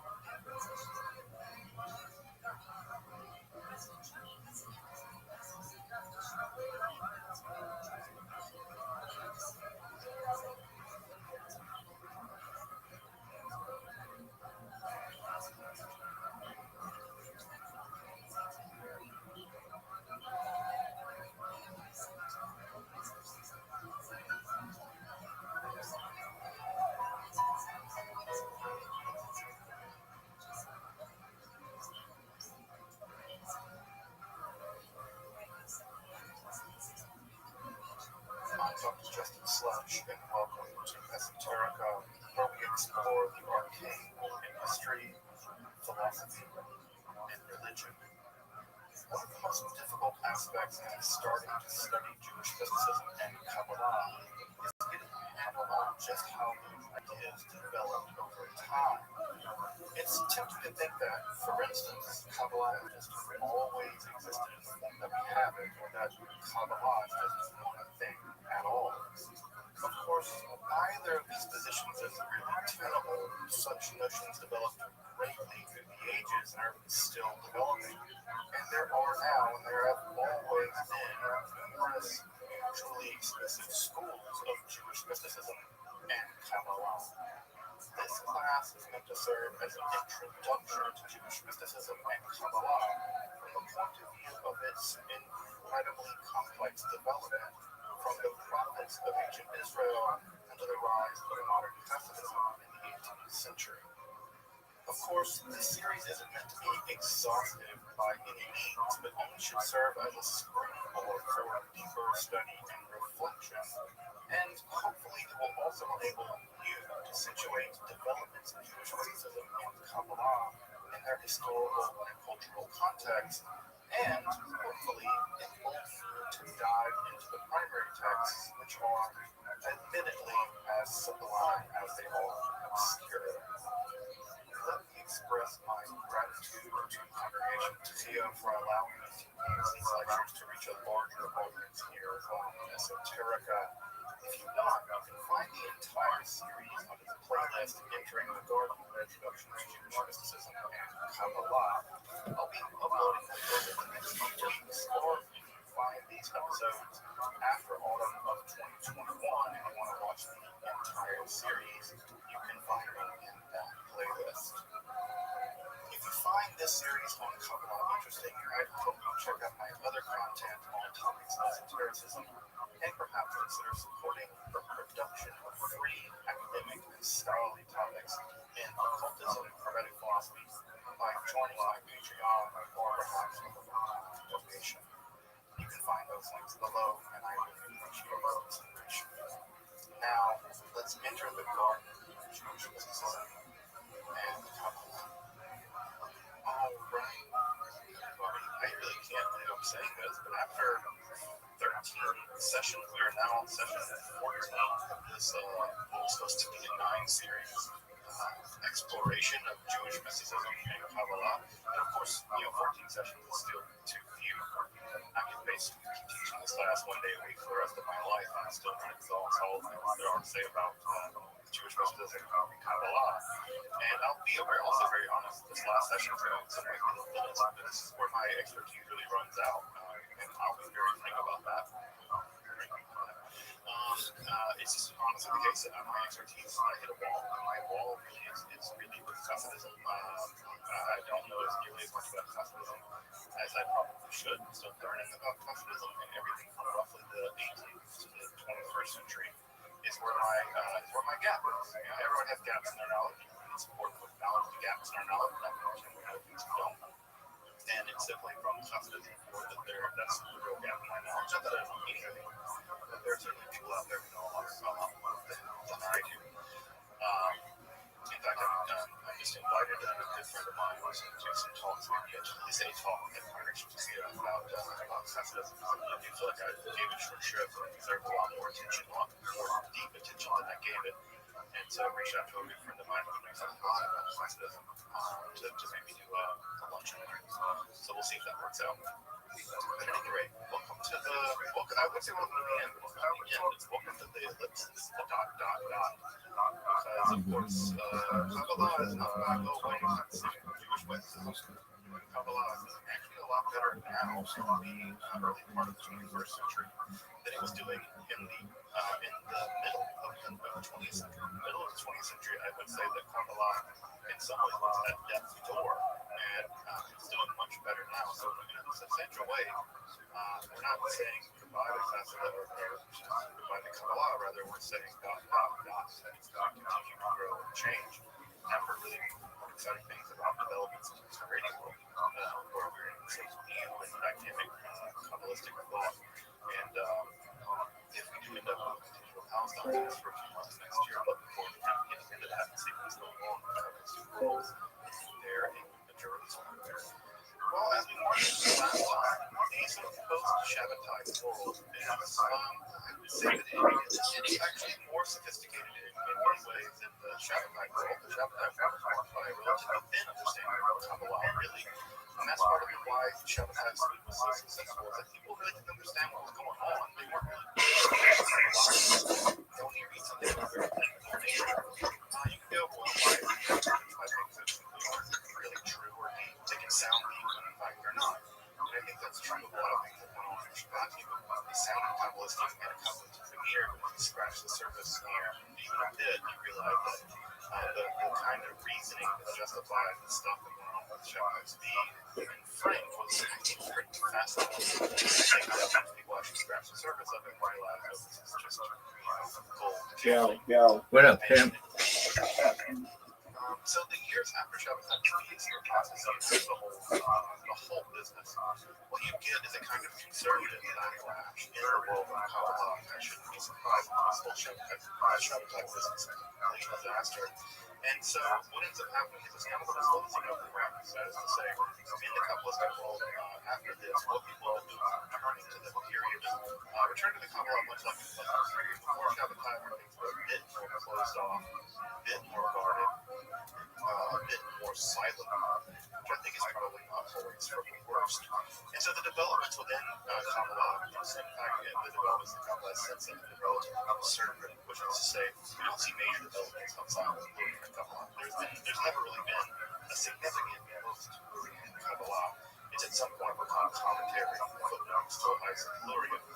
And so that relatively conservative moment, that relatively conservative movement marks Kabbalah for about the mid-17th century all the way till now.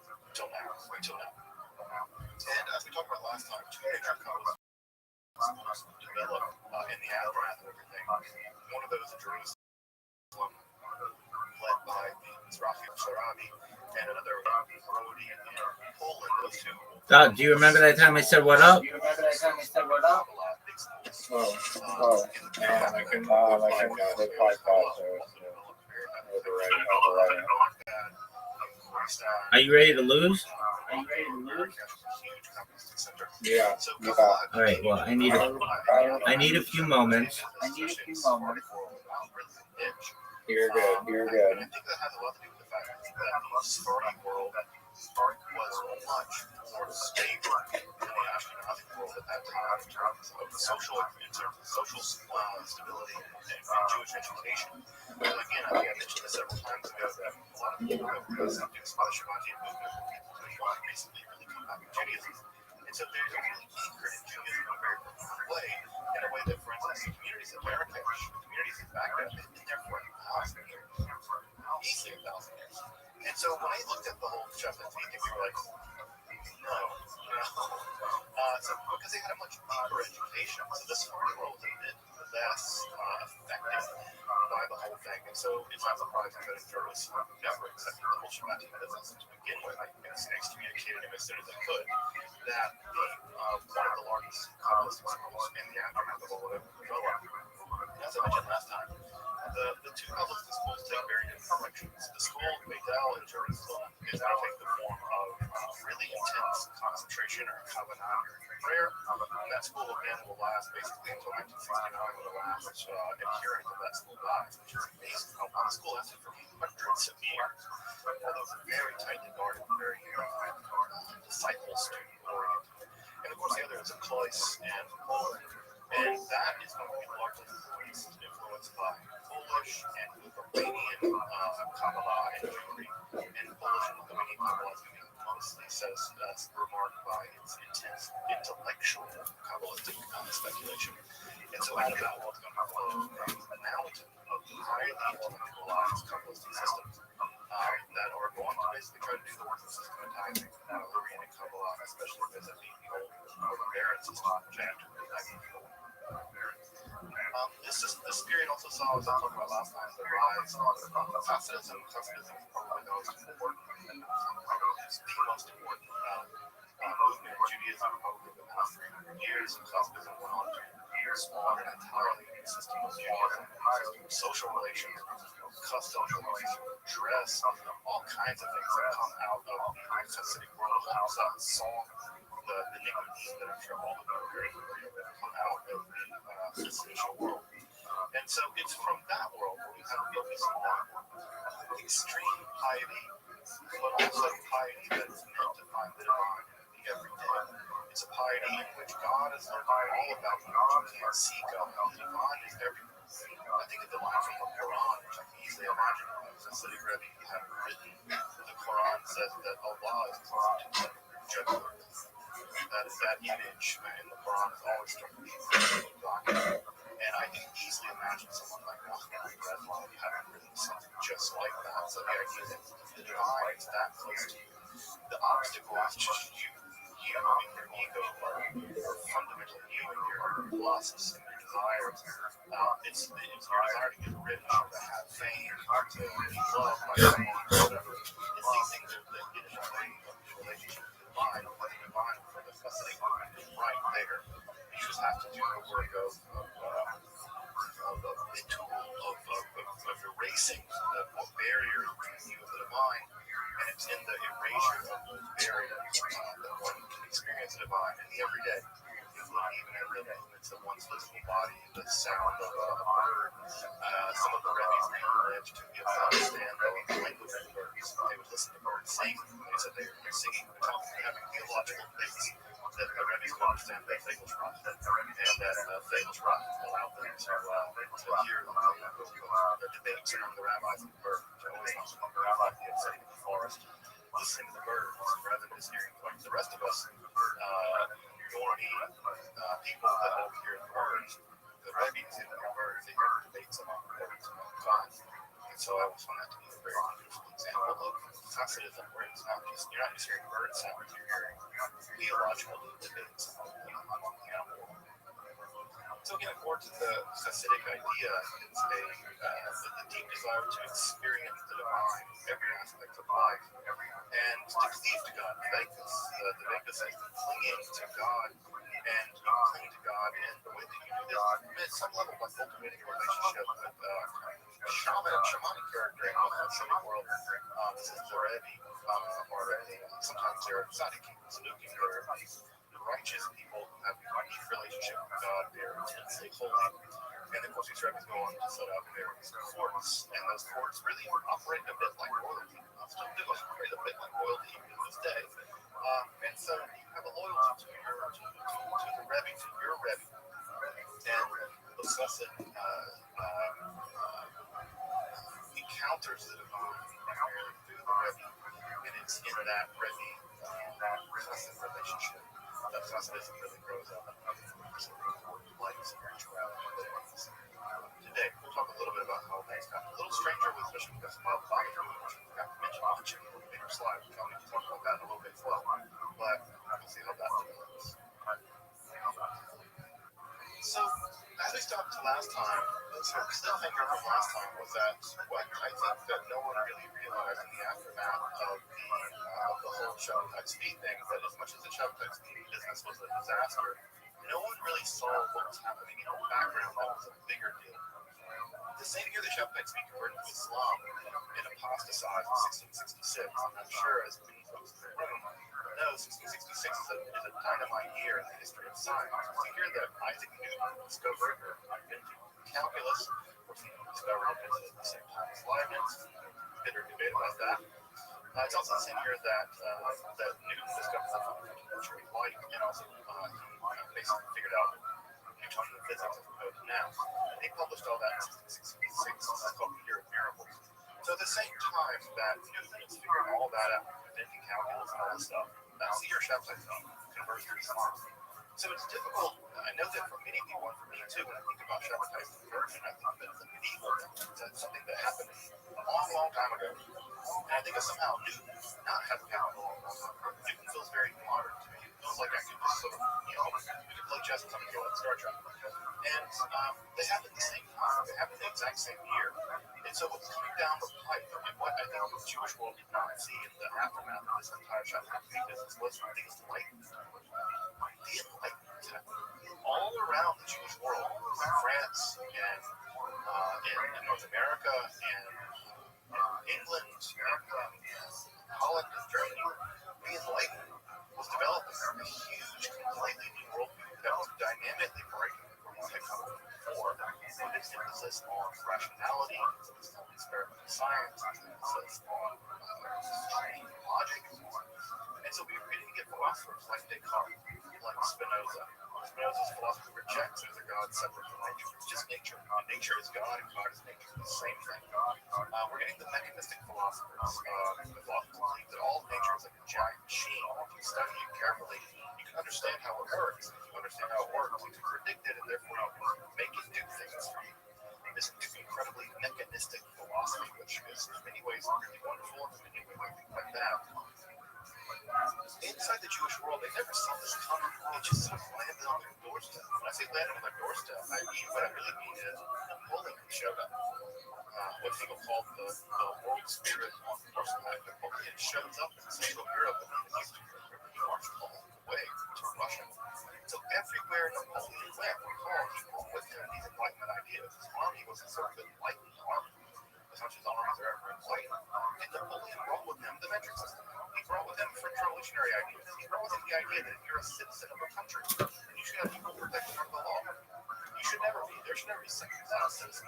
Either you're a citoyen or you're not. If you are a citoyen, you have the rights and privileges of everyone else that is protected by the rational law. Of course, I'm not saying Napoleon was perfect or anything like that, but he was a big enough deal that they overthought that some level he represented the very Geist, the very movement of God, of the realization of Godness in the world. And of course, they got disappointed with it later, but made a big impression on the young people. And so this is at the same time that the Hasidic technology. And so when these two movements come into conflict with each other, come into contact with each other, there's going to be a break-off in the Jewish world where some Jews are going to become very attracted to enlightened values, and they're going to incorporate those enlightened values into the Jewish world. And that is called the Haskalah, the Enlightenment. And I think for almost everyone here in this class, almost probably everyone here in my voice, all of us are pretty enticed with some of the enlightenment ideas. All right, you ready for your invite? Yeah. Measures in this country, but many countries, most countries in the I have a question with the ad marketplace, and we can't confirm or deny this, but I think possibly that YouTube and TikTok don't like mine embedding videos with copyright music in them. So if someone wanted to use a song that is copyrighted, it makes sense to just tell them to upload to TikTok or YouTube. You just want to say you can't use copyrighted material on your platform.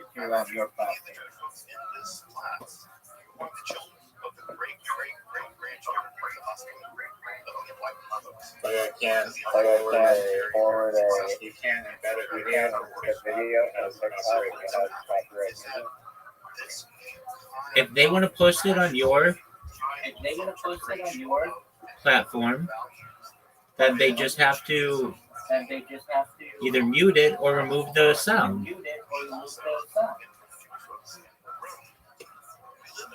Okay, well, TikTok Reels and stuff, they have even Instagram, but like TikTok, you can add all these pieces of music into your video.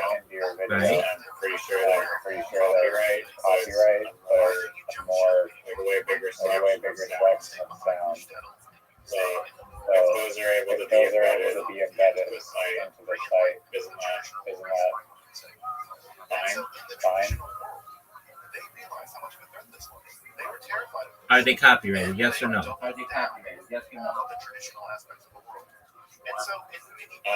Yeah. Then they can't use those on your platform. It's pretty simple.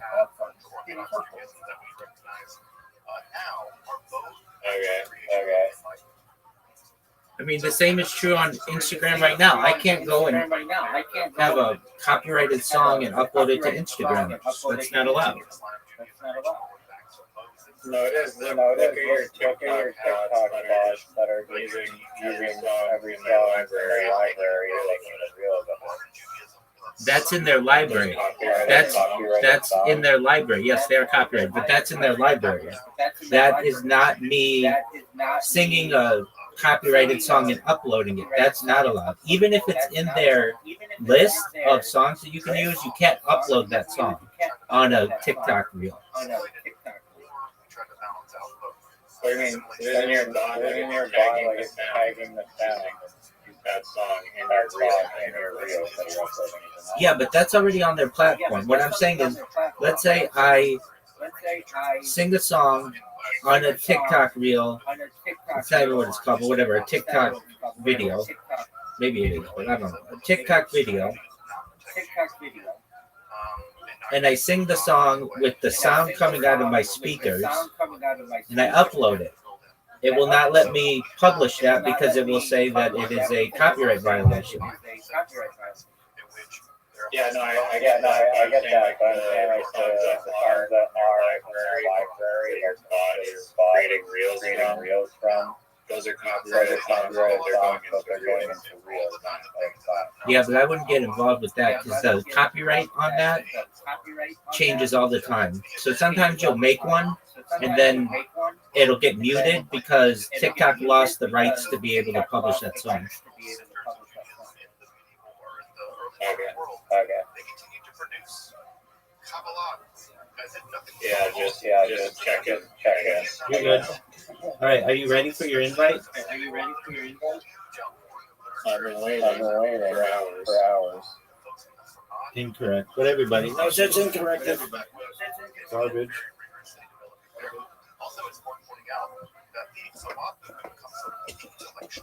Are you going to accept your invite, or are you going to just jerk yourself off raw? I'm waiting on you.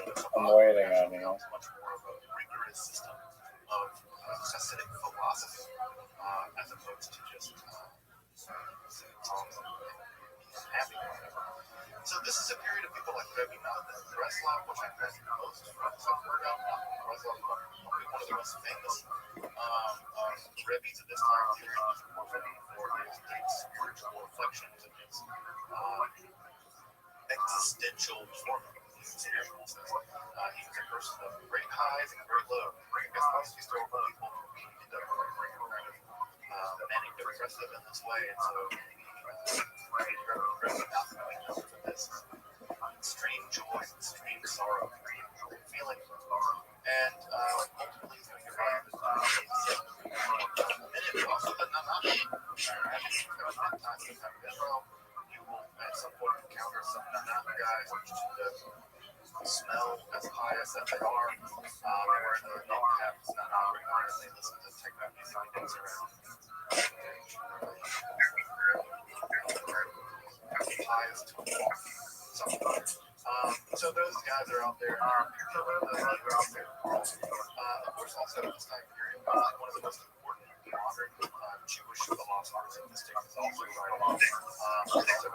Moshe Luzzatto, probably the greatest traditional Jewish mind of the modern period. And Luzzatto wrote stuff. I was looking at something today, and I was like, oh, God, this guy wrote 50 books. I mean, I've probably read 50-something books. Enormously huge output.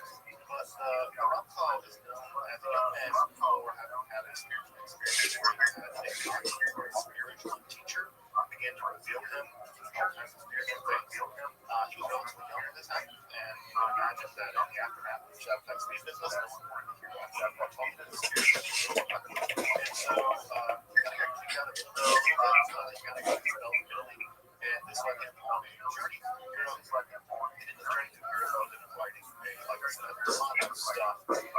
His two most famous books are Derech Hashem, or Derech the Lord. Derech Hashem were probably the most systematic, collection or systematization of Judaism that incorporates both philosophical traditions and Kabbalah. Derech Hashem is a really, really great book. It's a fantastic text that really does the work of finding that sort of philosophy of the day. All of the philosophy got updated. His other major book is the book of Ethics, Cecilia Shore, which is also just really, really great to read and also included in English too. And both these books have gone basically classics in the Orthodox world. They stood people. There's even study sessions. They study these books over and over and over again. So Derech Hashem and Sharia classics of Judaism, classics of Judaism, and again they incorporate Kabbalistic and non-Kabbalistic philosophy into one text. Again, Chaim Luzzatto is probably say he's the most important rabbi in this country. And so, very, very important guy. Also, over in Eastern Europe, they're also continuing to get classical Kabbalah. A lot of what's happening at this point in the great Kabbalistic texts is a lot of systematization texts, which is trying to again systematize the learning system. But also, there are a lot of encyclopedic texts that is going through and trying to list things, describe what things are. One of the problems that comes along with technical Kabbalah is that the Hebrew language just isn't actually that good at doing philosophy. There's a lot of technical reasons why this is. German is a far better language for doing philosophy, even than English. And Hebrew is a sort of clumsy language for doing philosophy.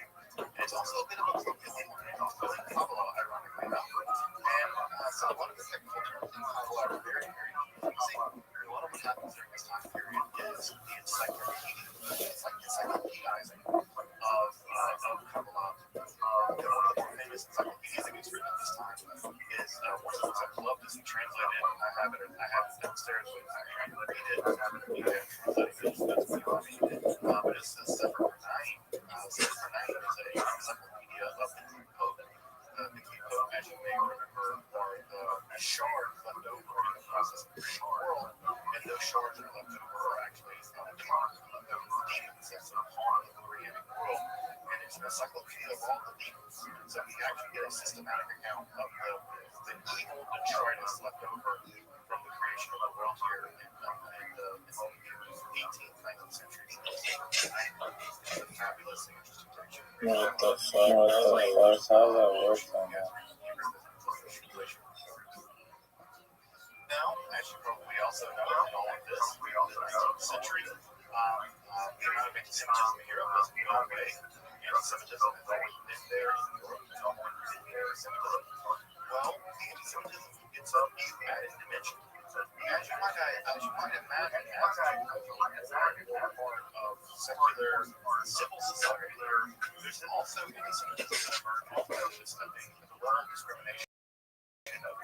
secularism in society. The most famous and infamous example of this is the Dreyfus affair in the 19th century in France. And so, with this uptick in anti-Semitism and the ongoing reality of anti-Semitism, there's sort of three distinct ideas basically about what to do about it. One idea is the traditional idea: double down on society, protection. Go in theory for many thousands of years, but that theory no one gives up. So one is double down on being biased and government protection. The other theory is that at some level, you just get out of Europe. Europe is just a death trap. They've been living in Europe now for 1,000 years, and for 1,000 years, it's just been violence. It's just been pogrom after crusade, after blood libel, after witch hunt, after whatever. It's just that Europeans are never going to accept us, and at some level, it's just a matter of time. Turns out they're right. Hi, Carly. Hi, Carly. Pack your bags. Oh my God.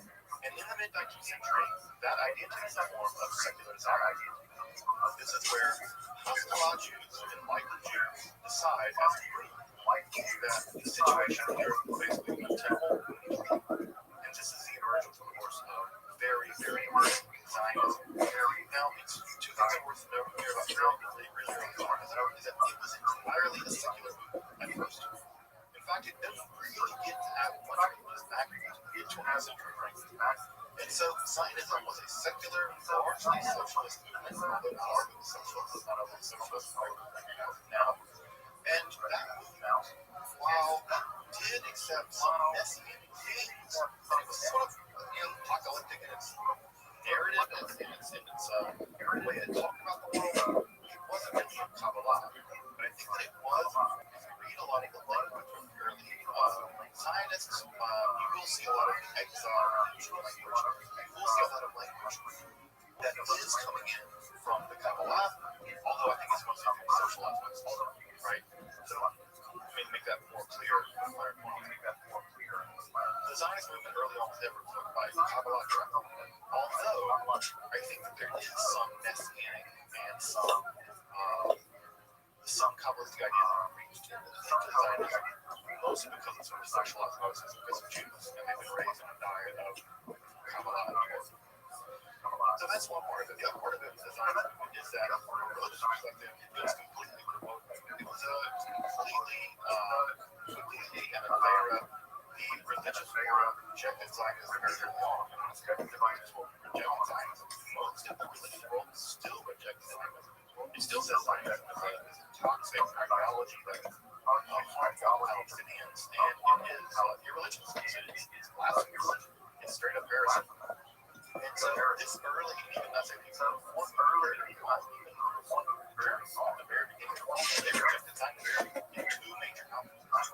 So even at the very far recipe of intellectual Zionism was very popular place to start, and it remains popular now. Sorry, anyone who's been watching the very basically, you'll know it's just a writer who's not that Shula's brother always says he refers to the Zionism, the universal Zionism,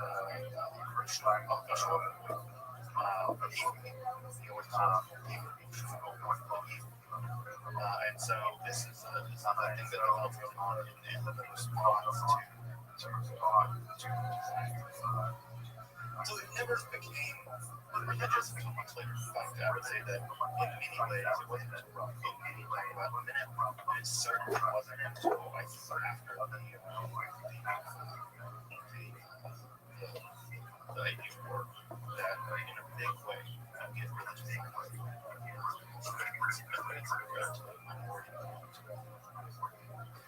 The Kabbalah, of course, continues to develop. Right? It's not like the Kabbalah stops. Slide. Oh yes, this is a mistaken slide, but there's an extra thing down here I want to talk about. This is this slide. But anyway, one last thing I want to talk about here is that in the 19th century, one also happens in non-Jewish world is there's sometimes what's referred to as the occult revival. The occult revival with a real interest in occult sciences, alchemy, and some of the romantic interest in this stuff. And what you get are people like Ebenezer Sibley and Barrett, or people who published the Vegas, give a bunch of people really interested in the occult again. And this sort of occult revival that was in the 19th century also incorporates older elements of Christian Kabbalah, and they ultimately develop a new form of Kabbalah out of Christian Kabbalah that gets referred to as the Hermetic Kabbalah. And this is a completely non-Jewish, occult-centered version of the Kabbalah, primarily used for engaging in ceremonial magic.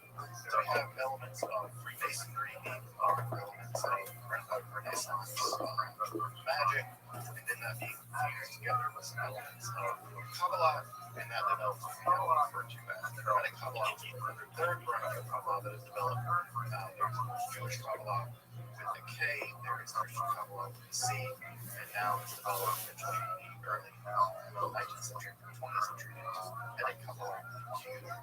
And these forms of Kabbalah continue into a full product of cultivation today.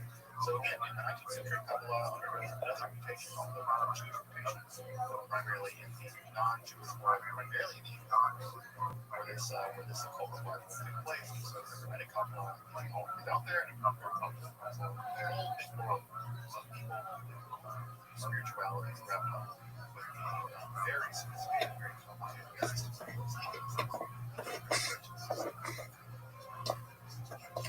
So as I mentioned, right, just a minute ago, one of the things that, one of the other strategies, right, so they have one strategy going down traditional.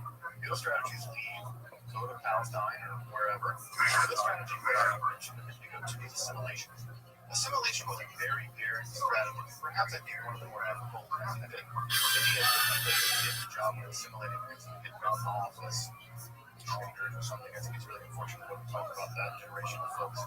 But assimilation was a really difficult task of trying to maintain two things. It was trying to maintain being Jewish and also trying to maintain your identity in a world that rejected you. Trying to be German and be Jewish, and whatever German Jew meant. And the problem was that the Orthodox world wanted Jew because they thought this was a sellout, and the Germans never really accepted Jew either. That you can do anything you want, right? I think of people like Husserl, the great German philosopher, whose son fought in World War I and still got fired. They never could become Jewish and not.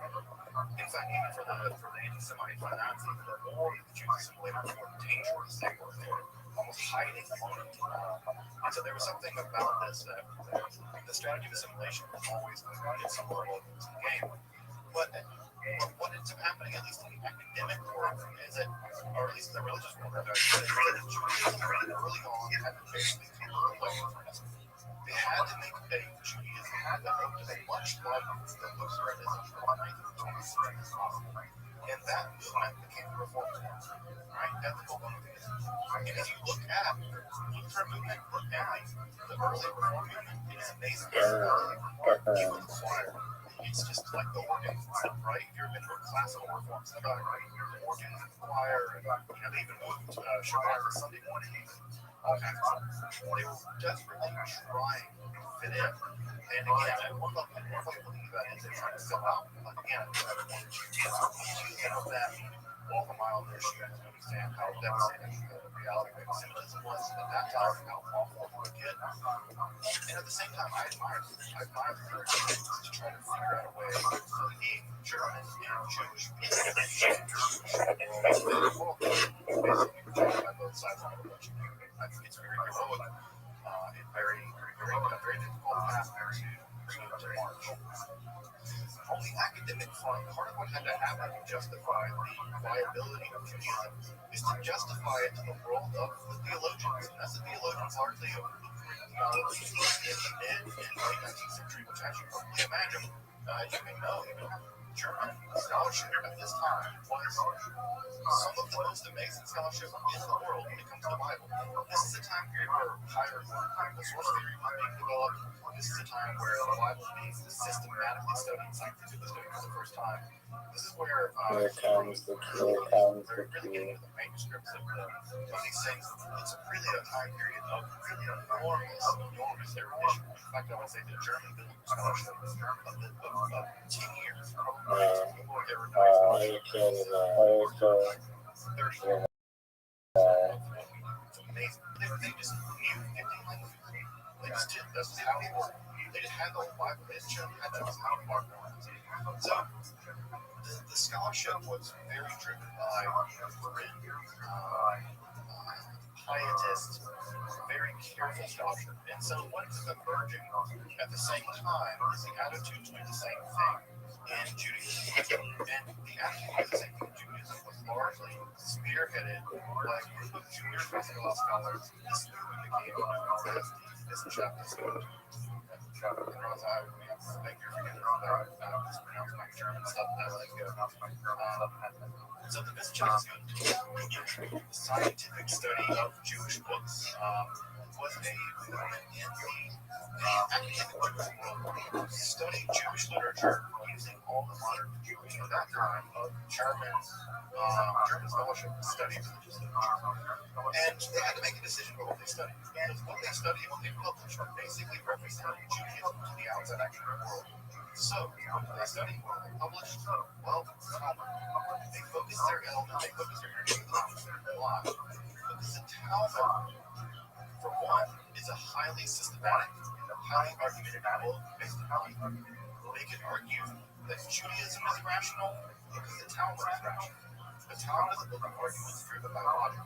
And therefore, Judaism is logical. Right? So we have the ethical components of the Hebrew Bible, we have the logical components of the Talmud, and therefore Judaism is respectable because it's a paradigm of logical. Well, guess what isn't paradigm logical? Kabbalah. So, what did the Wissenschaft do? They ignored it. Basically, it wasn't why? Because it was embarrassing. It was superstition. It was occultism. It was nonsense, made up, fraudulent stuff. For them, for the Wissenschaft movement, Kabbalah was embarrassment, darkness, because it made Jews look crazy. If you've been listening to some of the stuff I've been saying over the past 14 weeks, you think to yourself, God, that sounds nuts. Well, it does sound nuts. And can you imagine a bunch of Jewish scholars presenting that to a bunch of erudite Lutheran scholars, yes, Jews, who believe that God masturbated reality? That's not going to fly, right? It's going to make them hate. It's going to reinforce every negative stereotype about the Jews. The Jews are irrational, driven by superstition, they believe in nonsense. The Wissenschaft movement had a decision. The decision was not Kabbalah, Talmud. And so early on, Kabbalah's literature was largely backwards, widely. And as you might know, at the same time this is happening, this is also the same time that all of the movements of Judaism were going before. The Reform movement, Conservative movement, the Sorting movement, the Reconstructionist movement begins in the early 20th century. All of the movements in modern Orthodox Judaism, all of the movements in movement Judaism, in the non-traditional Jewish world, all of them look at some level to the Wissenschaft movement, and they base their Judaism at some level on the Judaism being pumped out by places like JPS, by places like German Scholarship, by places like Cincinnati, like the Reform Seminary. And guess what? None of those places are doing. None of them are doing Kabbalah. Why? Because it's embarrassing. They do not want to look like crazy people. So the Kabbalah is totally sidelined for 2.5-3 generations by scholars. Completely sidelined. It is sidelined at a decisive moment in Jewish history. What is that decisive moment? The moment of the emergence of the movements. So if you grew up in a movement, Reform movement, their definition of movement. Their scholars were simply not being trained to teach it. Might be a great time to play that with cute people who want This is to the reason work why out folks who grew up, especially folks who are a bit older than me, if you grew up in the Judaism world, you never heard about Kabbalah. There's a reason why. Because the rabbis you had never learned about it. And that's because the generation before them never learned about it, and the generation before them made a decision not to learn about it. And that's what happened. Effectively, Kabbalah becomes decanonized by the modern Jewish community. Modern Judaism basically decanonized it. So the Zohar, Sefer Yetzirah, all the literature we talk about basically goes back to the shelf. And what comes back is Talmud, if you're lucky, but mostly Tanakh. That's the reason why you will never really see in the movements until recently studies of Kabbalah, studies of Talmud, even Talmud. I mean, for folks who here who grew up in here, how often did you all study Talmud? How often was Talmud something that you were being encouraged to study or heard about much? See heads shaking. Yeah, even Talmud, right? Even Talmud, right? Was sideline. You can imagine Talmud sideline. Sure. So that's one part of the story. A huge part of the story is that Kabbalah didn't go away. They still did Kabbalah, study Kabbalah in the traditional world, in the progressive world that it was in. It was decanonized. It's only now flipping back into canonization. And I think it needs to be recanonized because of that. Of course, the other thing that happens in this time is I live in a way of what the elephant in the room. It's of course the Holocaust. The Holocaust devastated, obviously, your Jewish lives in terms of Kabbalah. Really devastated society. And the reason why it devastated the Hasidic world, as you might imagine, is the Hasidic Jews live basically in these very extended social networks. They are distinctively dressed. They look very Jewish. They pay us. They dress like Jews. Targeting them is the easiest thing in the world. They all live in the same shtetl, so liquidating them and killing them, putting them on these counterparts is very, very easy on the counterpart. So the Hasidic world was incredibly destroyed in the Holocaust. I think proportionately, and Roz would be the better, obviously, the better expert than I would be. That the Hasidic world suffered apocalyptic levels of devastation in the Holocaust just because of they were basically sitting ducks. And also their theology, many of them don't leave it. So many of them, because they rejected Zionism, did not try to flee to Palestine. They thought it was religiously forbidden to flee to Palestine because they were also tied to the Rabbi. They also didn't want to individual, right? They were tied to this person. And so when the Rabbi they did. And last right, when the Einsteins were going to Mark, they're there. They're living in that. They're living in that shtetl. And they're there with that reference. And they're there with now. It doesn't take but an hour really black out drunk from the Einsteins to do the deed, to basically eliminate an entire Hasidic dynasty. And Sasson Shaw has happened over and over again in history of Europe, especially Palestine. I think 1 in 4 Safar were killed or something like that. In the Holocaust, it was just devastating, apocalyptic story. And as you know, the only people getting relied on at this time, in many ways, for Kabbalah, it's the people in Eastern Europe, it's the traditional people. They're the ones keeping the lights on. And with their execution by the beasts that were the Nazis, the light goes out. The light went out. It was a devastating blow to Kabbalah. Now, luckily, our Sephardic brothers and sisters, our Sephardic folks, they were still doing Kabbalah in Morocco. They're still doing Kabbalah in Baghdad, still doing Kabbalah in Northern Africa. So it wasn't like that the devastating blow that was dealt to European Jews in the Kabbalah. But it is just important to say that the Hasidic movement and European Jewry was very important center of developing Kabbalah and the Holocaust and profoundly destroyed some elements of that continuity. Luckily, they did survive. Many of them survived, and they would regroup. So his groups, Samar, originally like the Samar Rabbi title ball, originally based in reality before the war, in the middle of the war, and the Lubavitch Rebbe also made it on as well, and they refounded their Hasidic dynasties in Brooklyn, Holy Land, real Holy Land, which is Brooklyn. So Borough Park and Crown Heights, respectively. Go visit them. It's just right over there. You folks have this right in Israel, just a borough of This might be my record for the highest there. I wouldn't get too excited about it. I'm not really paying attention. The rebound, folks. The rebound. It's all rebound. We have the Holocaust. We have the Haskalah. We have this justice movement.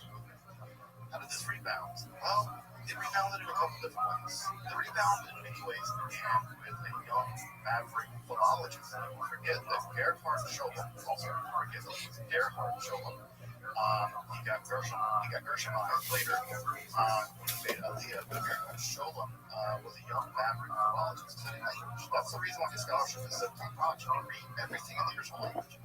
Then Scholem made the crazy argument that Kabbalah deserved to be academically studied. It deserves that because part of Jewish history, we need to study it. And so in the 1920s, Gerhard would do all the heavy lifting of reading basically every single Kabbalah he can get his hands on in the archive, every single one. And being the good German scholar that he was, he did that. And unlike the Wissenschaft students that rejected the importance of Kabbalah, Gerhard Scholem argued convincingly that there simply was no Judaism without Kabbalah.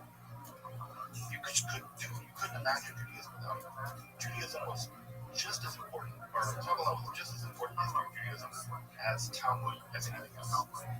So, Scholem argued over the time that Kabbalah had to be reintegrated both academically and as How does it feel to lose by over 90 points? Feels wonderful because I wasn't paying attention. 90. Yeah, I know. You're back on content. Well, I'm glad. Justification for him being able to speak was that And you still lost by 100 points. So nobody is paying attention to that. Narishkeit ist Narishkeit. Aber the Geschichte des Narishkeit, das like nonsense is nonsense. The history of nonsense is science. So Kabbalah is nonsense. But the history of Kabbalah is science. It's worth studying as historical information. God forbid anyone to be a Kabbalah. That's ridiculous. That, by the way, was coming from the most famous progressive Talmud scholar in 20th century history, probably the most important, one of the most important Talmud scholars of the early 20th century, the Talmud professor at JPS, basically invented modern sort of quasi-secular Talmud scholarship. That's how Scholem was introduced. Can you imagine being introduced at the JTS by basically saying, yeah, what you study is nonsense. But because you study it as history, that's something we used to do. It's legitimate. But God forbid, that's completely crazy. So, Scholem really had to walk an uphill battle and fought an uphill battle the entire time to get legitimacy for what he was doing, which is unimaginable now. Considering that Kabbalah is so mainstream, but Scholem had to fight that battle in many ways. Luckily, he was a very capable scholar, and he proved to it. Scholem brought with him an army of students. He attracted a great deal of students, folks like Moshe Mendel, Don, other folks who brought themselves leading scholars of Kabbalah. His students were also perfectly willing to criticize him, and they did. They made careers criticizing him. Folks like Moshe Mendel really showed how important Scholem was, and also how important was. So we have integrations of scholars, Zaki Weiss, and all kinds of things like running for us. It's a huge group of scholars that blow my mind with every knowledge they write. And so the academic study of Kabbalah is landed. It is now totally legit if you want to study Kabbalah and problems. You can take it at an academic level, have a life house, and no one's going to bat an eye. Sure, part of Jewish history. At the same time, there is an emerging, relatively small religious Zionism led by Rothschild. And he would actually give rise to these as known, although Rothschild wasn't terribly influenced by wasn't a huge communist, but certainly a lot of the themes of exile and redemption will play a part in the rise of Zionism. The most important Christian communists that come really in the early to mid 20th century. Like the pastor of the latter, in the Islam would Israel, and he proposed two really important works. The most important, I think, is his commentary on the Zohar, text that it took 10 years to write, called Hasbab, the latter. And this is a quote introduction to the Zohar, but also a commentary on the Zohar. And he translated Zohar crazy Aramaic, but it's in Aramaic in order to make it accessible to a whole bunch of people. In the original Aramaic, he published it in Aramaic, basically modern Hebrew, modern Polish Hebrew, and so it was much more accessible in modern Hebrew. So many people who read Zohar now in the Orthodox world, and also many people who study Isaac Luria are going to study many of his ideas in some level through the lens of Rabbi Rothschild, who also developed his own like interesting communist theory. In fact, I think a viewpoint that's based on some of his ideals of Israel Palestine. So Yehuda Rothschild was a very important, I think, another character that I don't mention in this that I can't believe I left out, of course, is Rabbi Schneerson, of course, was the head of the Chabad movement. And what's important to know about him is that he became one of the most important founders of the Kibbutz movement, that is to say, the outreach movement among Orthodox Jews and Hasidic Jews. So you were been to a Chabad house, he sent someone to perform basically, and he's close to them. And Schneerson founded this enormous network of the Chabad movement, and he was just a hugely important figure in the history of 20th century Judaism. It's really hard to downplay all the really important things he did. But one of the things that's worth mentioning here that's important, that will be important going into 21st century Judaism, is that when he died in the 90s, it was already believed in his lifetime that he was the Messiah, and then when he died, he really believed he was the Messiah. And so there is a movement in the Chabad world. It's not a super big movement. I don't think it's as big as it was in the late 90s. It seems to be most localized to Brooklyn and Israel, especially in Kfar Chabad, where they believe he's the Messiah. Also, I have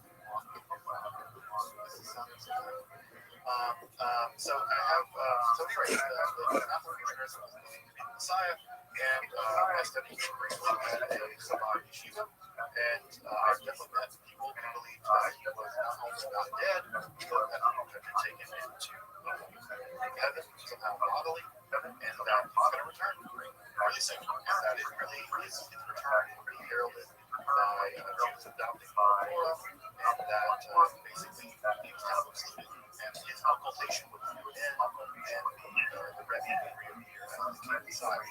Unfortunately, still go to Crown Heights, still go to Brooklyn, and you can still see crowns. So images of the Rebbe's flag, which has a yellow with a crown that says Crown Messiah.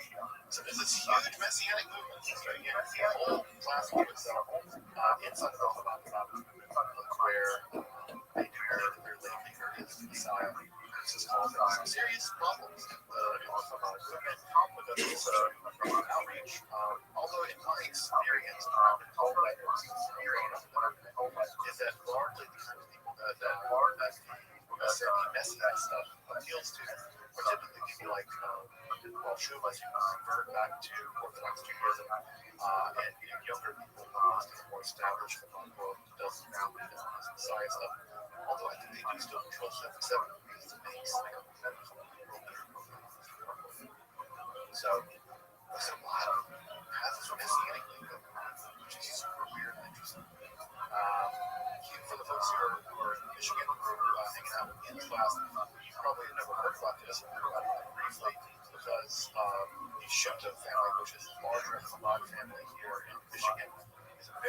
Kabbalah family. They were here in the series of Rabbi way back in the 70s or 80s, something like that. But they were those foremost ways of the anti-messianism. They really thought the messianism was dangerous. And the Shimto family was very powerful here in Michigan here. Has never been on this. I don't think the Messianic camp has ever gotten a foothold.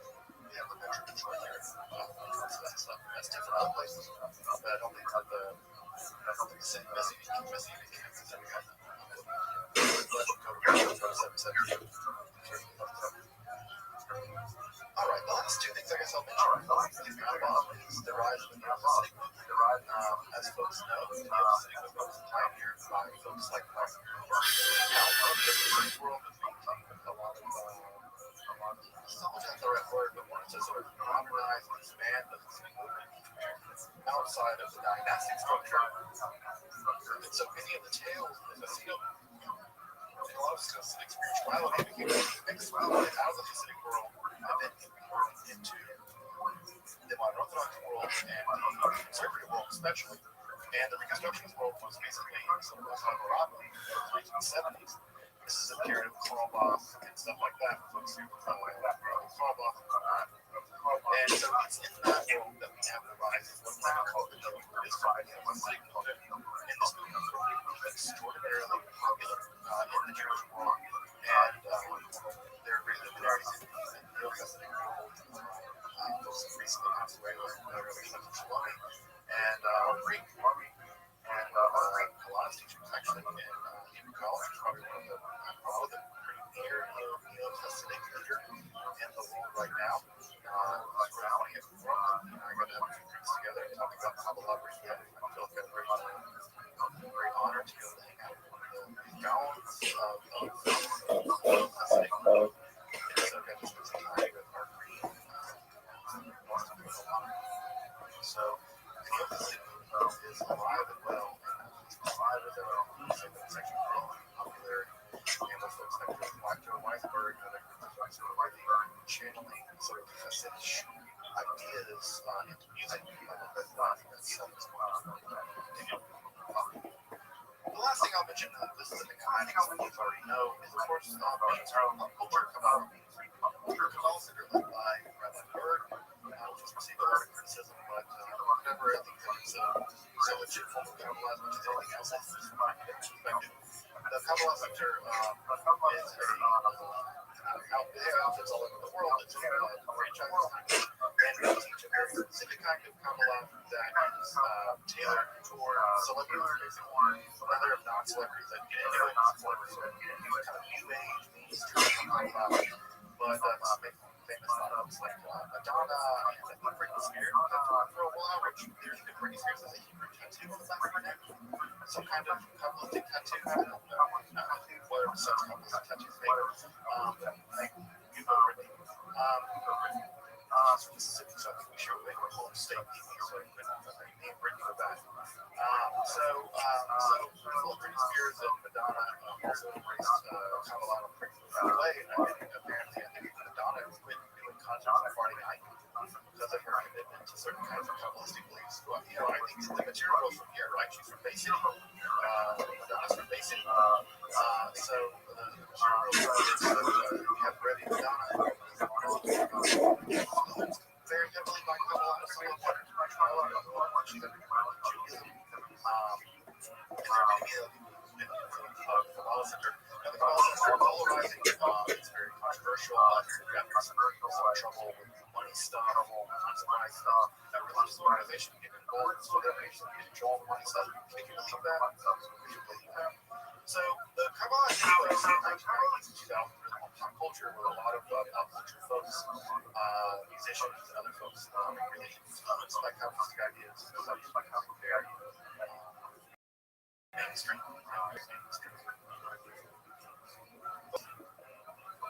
Kabbalah side. Kabbalah is gonna survive us all. It's back. The Kabbalah has gone through a couple thousand years now of turns, twists, and messiahs, and dead messiahs, and apostate messiahs, mountain of books and commentaries. It's really gone through almost every kind of travail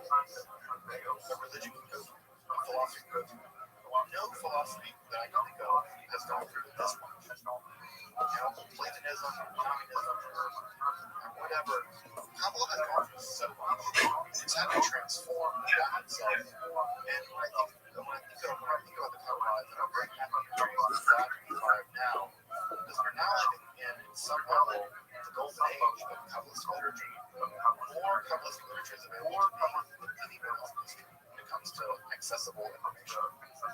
More Kabbalistic teachers are available. Secular Kabbalistic education is available. The class like this is the less secular academic class in Kabbalah. Also, you can go to dozens of teachers in Kabbalah to become a Kabbalist. And Kabbalah is accessible. It was never accessible before. And then, LGBT folks, it's accessible in a way that it never was before. And so, I say that Kabbalah lives, Kabbalah will live, because we're living in an age where the Kabbalah has finally been able to, at some level, withhold its secrets. You have to work hard to become a Kabbalist. You have to learn Hebrew, learn Aramaic, learn Aramaic, Brooklyn. You have to do a lot of heavy lifting. You really want to get into Kabbalah, but you can't. It's there. So much of it's there. And so much of it can get via internet library. You can have outlets right there in Amazon and learn the secrets of the Kabbalah that were very utterly inaccessible to 99% of the Jewish population. Most of history. And there they are, immediately there they are. Even English translations, things like the Zohar, Pritzker edition of the Zohar, massive 12-volume Pritzker edition. There was no standard English translation of the Zohar prior to that, not really. And now, for the first time in history, we have access to all 12 volumes of the Zohar, and new things are coming out every day. So we're living in a golden age.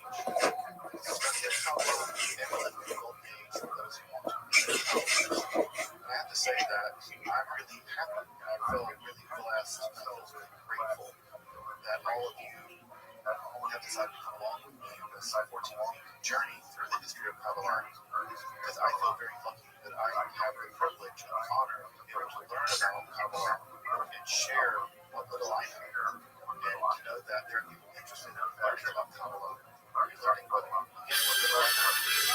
And so I just want to thank all of you who hung out with me over the course of the past 14 weeks to learn some Kabbalah together, and to learn about Kabbalah, and learn that this tradition is beautiful and strange and science fiction is just all over the place, weird and wonderful. And so I just want to express my deep gratitude for everyone who's dropped in for their class or stayed for 14 or whatever. I'm just really grateful and really blessed, really thankful for everyone who's had the time, who's taken the time to learn some Kabbalah with me, and give me the opportunity to learn more about Kabbalah and the preparation of this class. So that's it.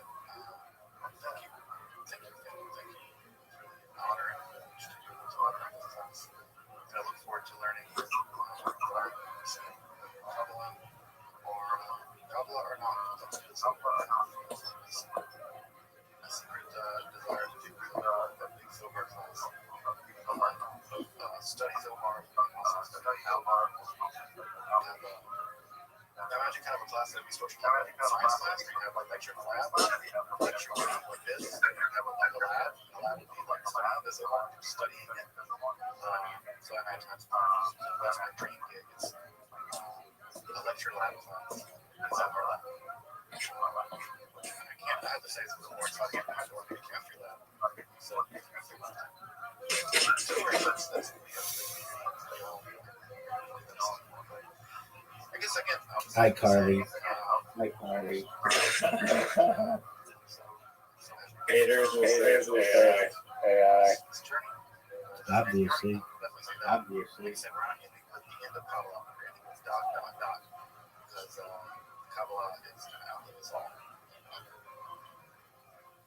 Welcome back, and thank you for joining me as I explore the garden that is Jewish mysticism and Kabbalah.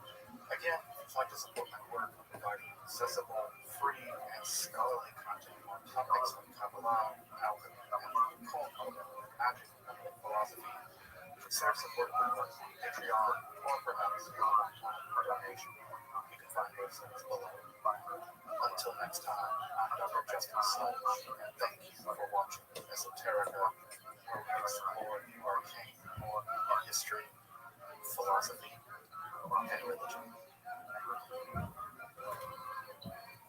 Hi, Carly, folks. If you're watching this, this is a great opportunity for you all.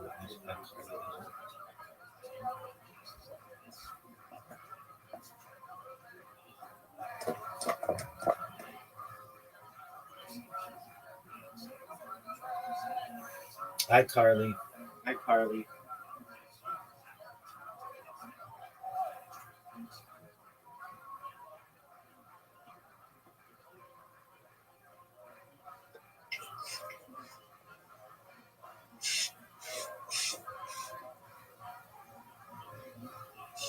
Oh my God. Don't call it a comeback. I've been here for years.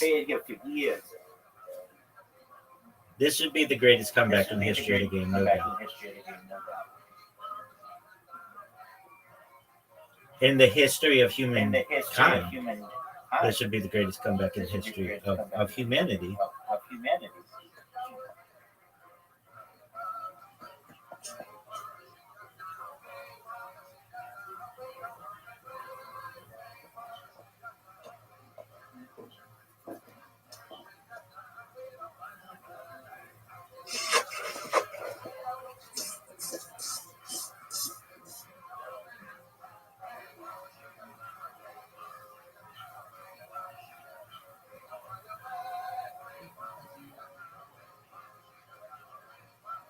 Holding on to the queue for too long. Not really.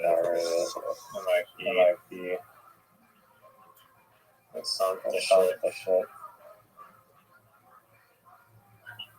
How many things are left? Zero.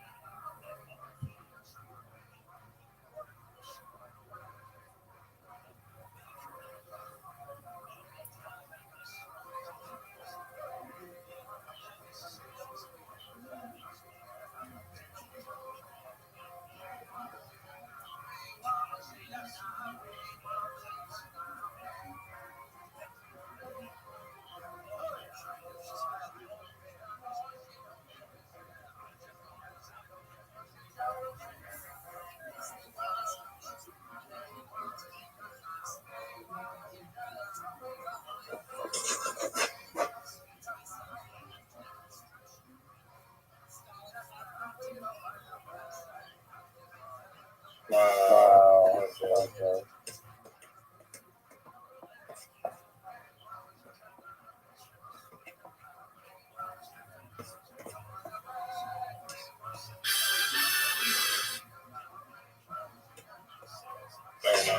There's all some shit.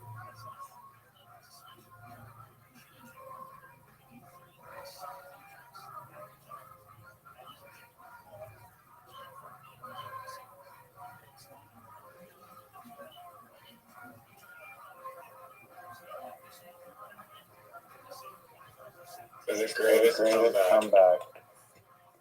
Possibly in history. Wordle.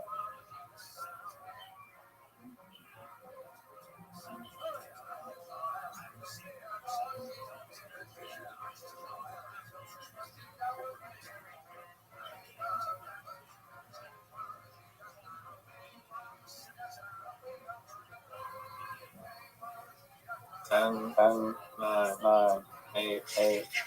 Oh, not enough to do it. Yeah, Doug, I wasn't even paying attention. Everybody knows that. Everybody fucking knows that's garbage. That's fucking 2 in a row. dude. What? I beat you 8 in a row. If you include mini golf. Oh, you can beat me. Doug, I wasn't even paying attention. I was watching a fucking Kabbalah podcast. Yeah, nobody gives a shit what you were doing. When I want to know what you were doing, I'll fucking ask you.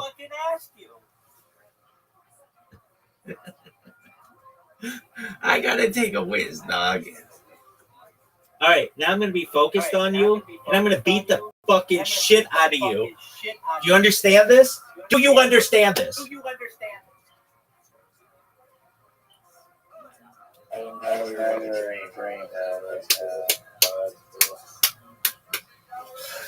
It was all a dream. I used to read Word Up magazine. Everybody knows that. That shit is bullshit. Everybody knows it. I was multitasking like the greatest multitasker in the history of humankind. It shouldn't have even been close. Shouldn't have even been close. I'm still multitasking, motherfucker.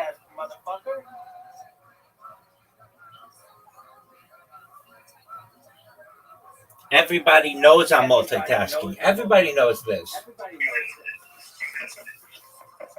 Are you gonna take a whiz? Yeah, I'm gonna take a whiz. Good move. Look at this move.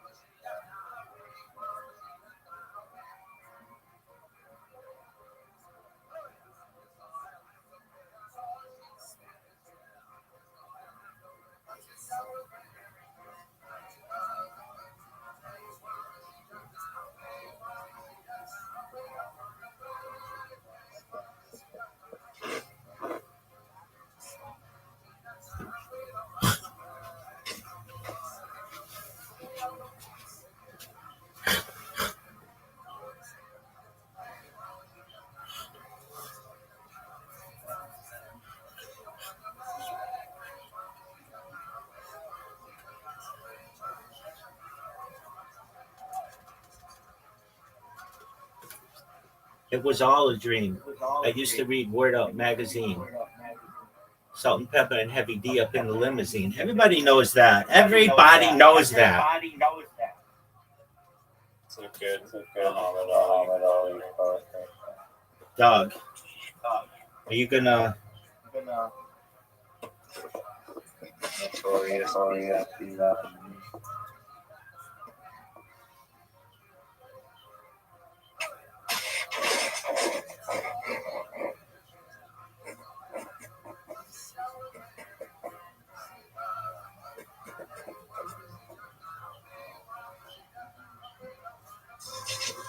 We're gonna keep going until you win. No, that's not how it's played. I win every time when I try. I'm undefeated when I try. When I don't try, those games don't count. Those are iCarly games. Everybody knows that. Lucy Snorbush knows that. Lucy Snorbush is the queen of that.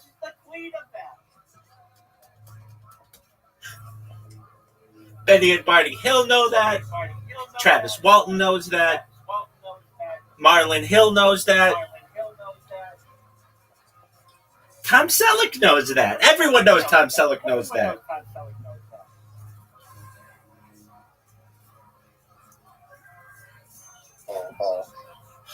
Dog. Everyone knows Tom Selleck knows that. I know it. Tom Selleck knows it.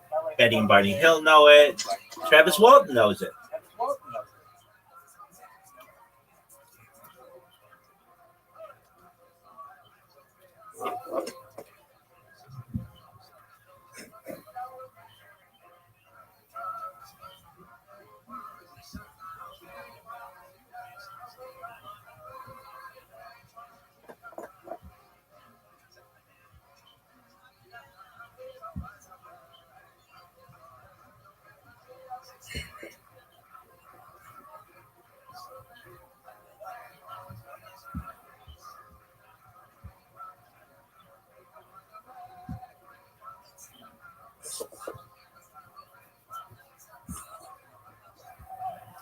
It was all a dream. I used to read Word Up magazine. Heavy D and Salt and Pepper up in the limousine. No, Salt and Pepper and Heavy D up in the limousine. Everybody knows that. I know it. Towards Big IG knows it. Marlon Hill knows it. Tom Selleck knows it. Jeanette McCurdy knows it. Lucy Snorbush knows it.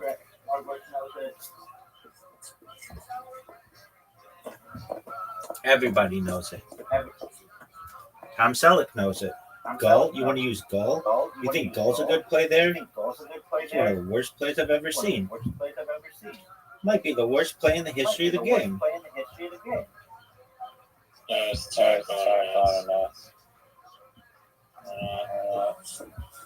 It was all a dream. I used to read Word Up magazine. Salt and Pepper and Heavy D up in the limousine. Everybody knows that, dog. Do you want to know who knows it? I know it. You know it. Lucy Snodgrass. Are you fucking serious? What is that? Bullshit.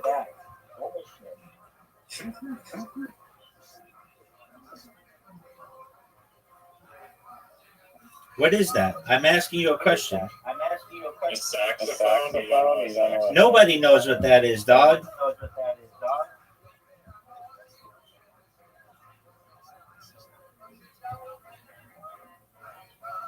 You said that zoo should be an illegal word. I didn't say zoo should be an illegal word. You did say that. Zoo is...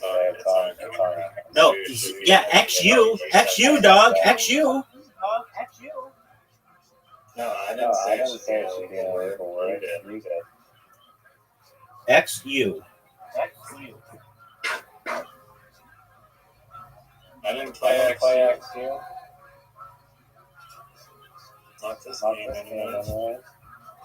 You played it last game, dog. You always play XU. XU is your favorite fucking word. Everybody knows that. Lucy Snorbush knows that. iCarly knows that. Jeanette McCurdy knows that.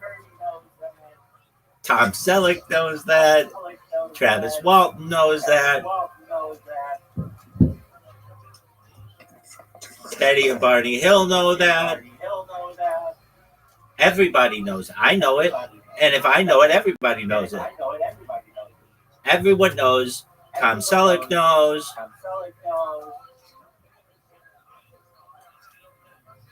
I hope you know that everybody knows that. I know it. You know it. Tom Selleck knows it. Are you fucking serious?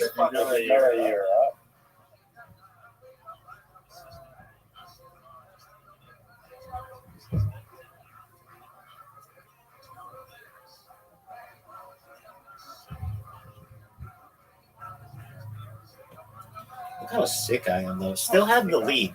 I'm multitasking like a motherfucker here. Like a motherfucker, and I'm still winning. Got the W, baby.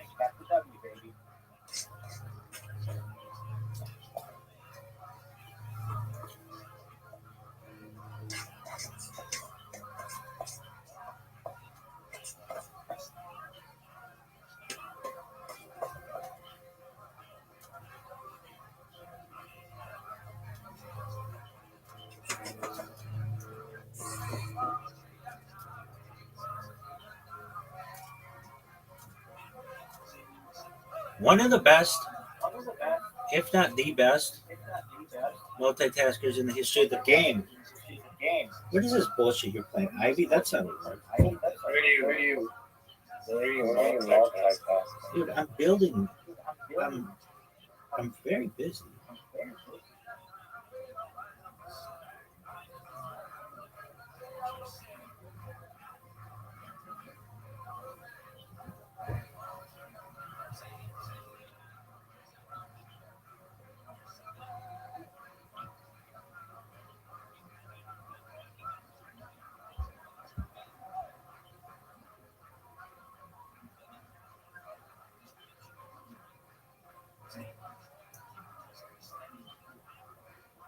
Give me it back.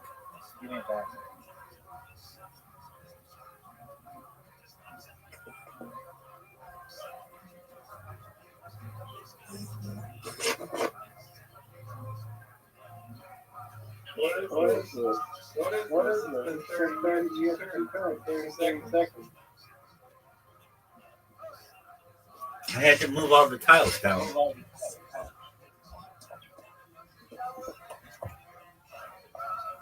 I was in that spot. It just I had 5 tiles that I had to move down.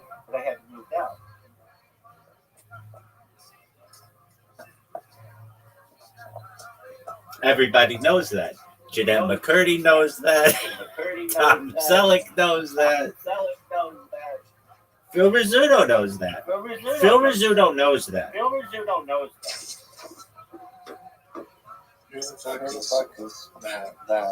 You don't know who Phil Rizzuto is. This guy doesn't even know who Phil Rizzuto is. He played for the Yankees, and everybody knows that.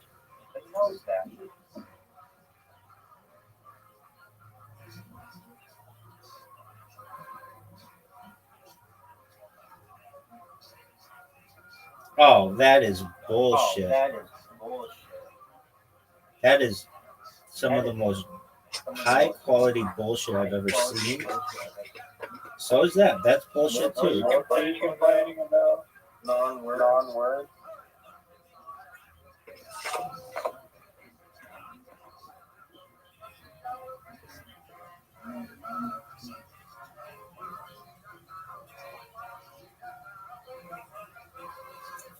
Remember that time you played the letter V near the double word score and fucked everything for everybody?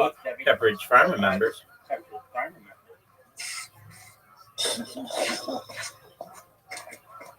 And Jeanette McCurdy remembers. And iCarly remembers. And Tom Selleck remembers. And Phil Rizzuto remembers. What is this bullshit? That's not a word. You shouldn't be able to play that if it's not a word. That's not a word. Everybody knows it's not a word. Oh, get out of here with that garbage, dog. Dog. It's not a word. You're never going to convince me that that's a word. Ever.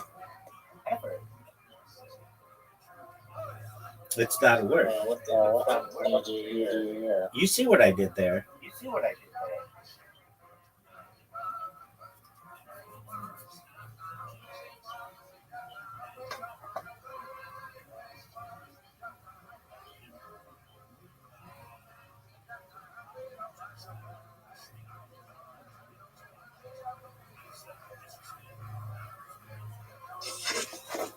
Not a word.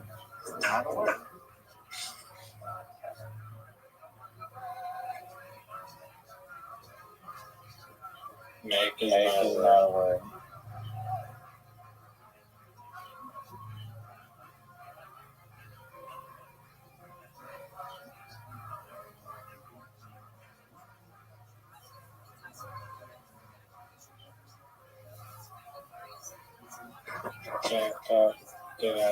All I know is I got the lead and I'm multitasking. Jeanette McCurdy knows I'm multitasking. Phil Rizzuto knows I'm multitasking. Bob Lazar knows I'm multitasking. Everyone knows I'm multitasking. Even Zoot knows I'm multitasking. And Zoot normally doesn't know these things, but Zoot absolutely knows that I am multitasking. Everybody knows that, dog.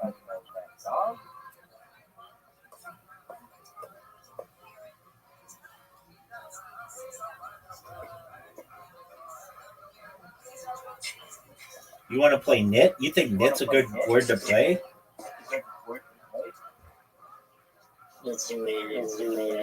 Oh, are you fucking serious? Oh, I fucked myself. That's not a word. I fucked myself. Major league fucking. Maybe one of the biggest fuckings in the history of humankind.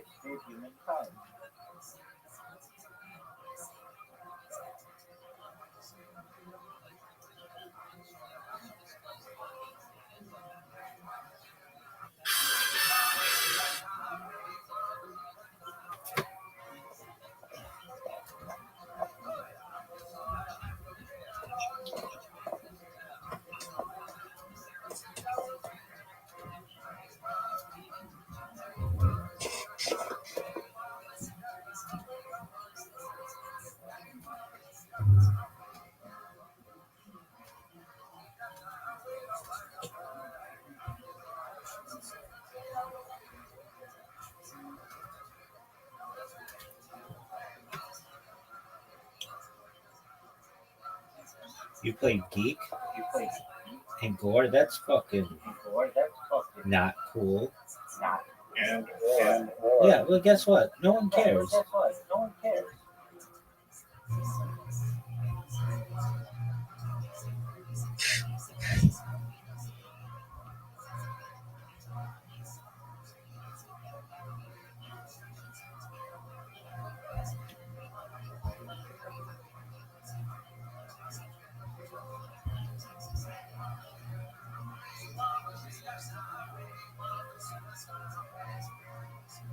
do you need more time? More time. I would appreciate it. 5 seconds. 4, 3, 2, 1. Everyone knows that absolute solid.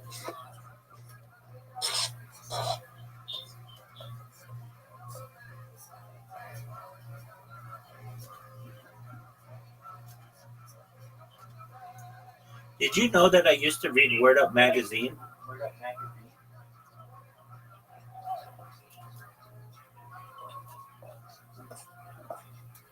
Everybody knows that.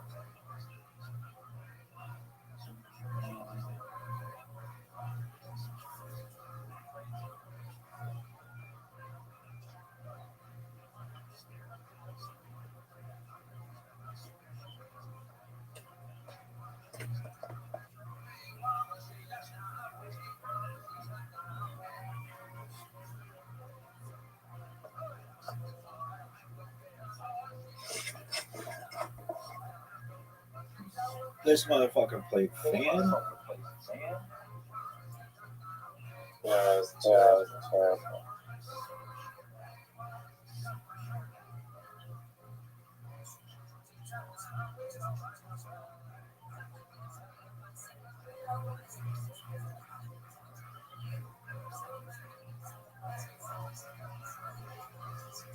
Are you fucking serious?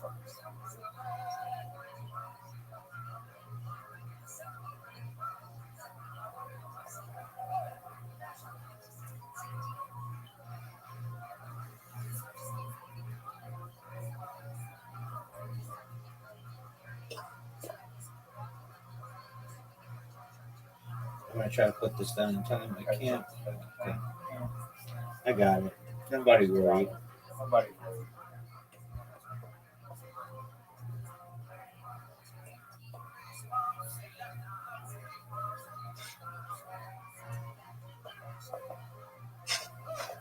16 points for that? Must be nice.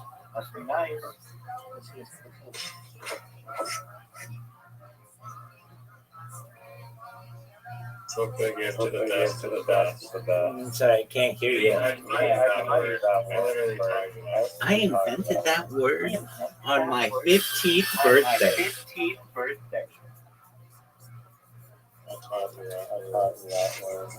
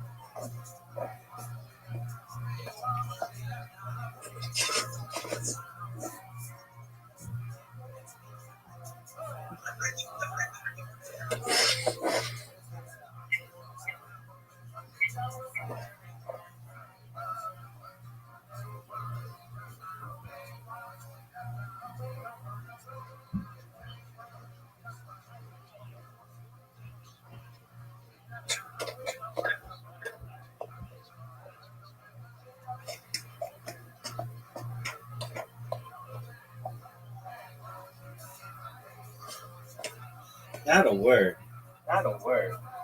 Come on. What do you have with the Y? Get out of here.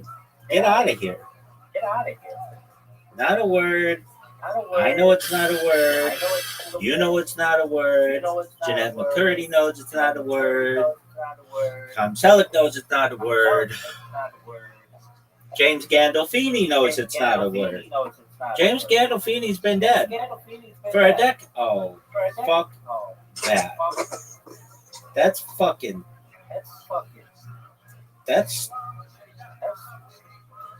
people at home don't even. You don't even want to know how much cheating is going on. What's the score? How many things are left? 14. That's garbage.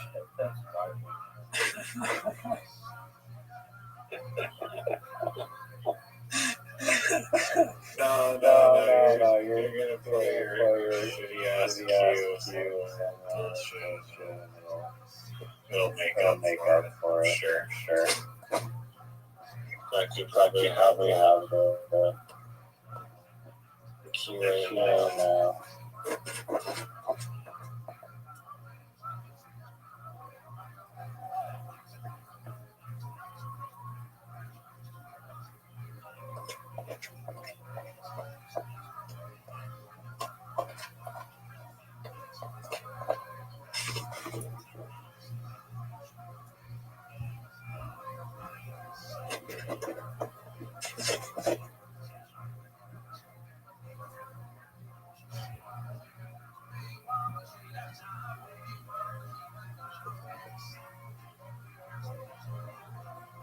Probably staring down the barrel of cue right now.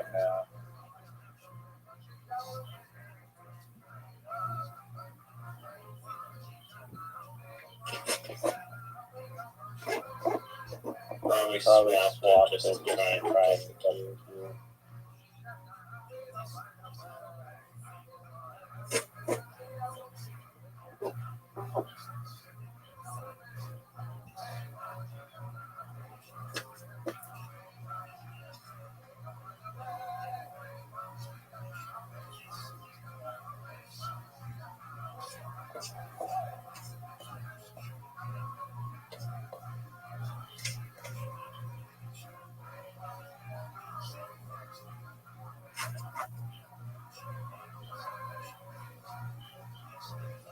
How many things are left?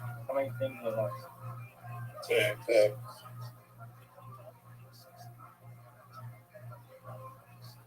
Oh, when you try to do it, it's a swap with fewer than 7 tiles left.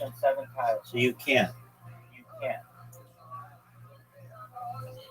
I told you it was 7.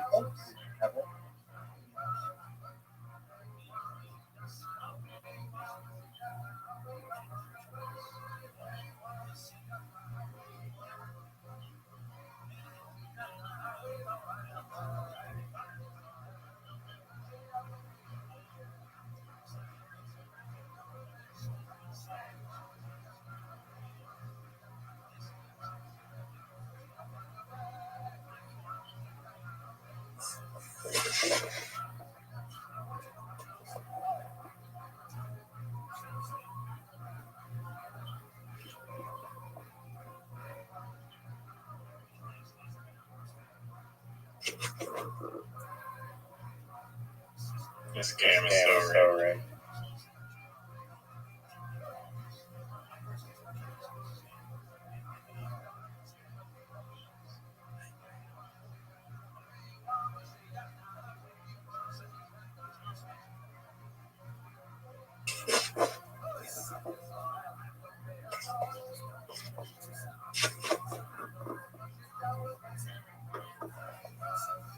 Rigged. This game is rigged. Everybody knows this game is rigged. Rigged. Yeah, in favor of you. Rigged. Everybody knows it's rigged. I know it's rigged. Jeanette McCurdy knows it's rigged. It's the worst. Everybody knows it. Joel knows it's rigged.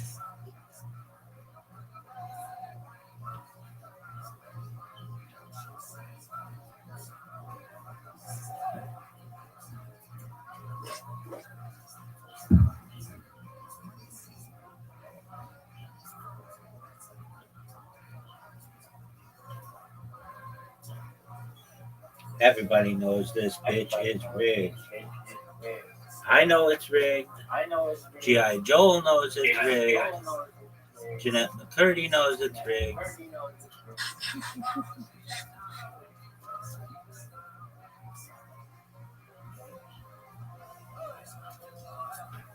You may have been able to block me there. I don't know if you saw it. Doug, nobody's paying attention to you.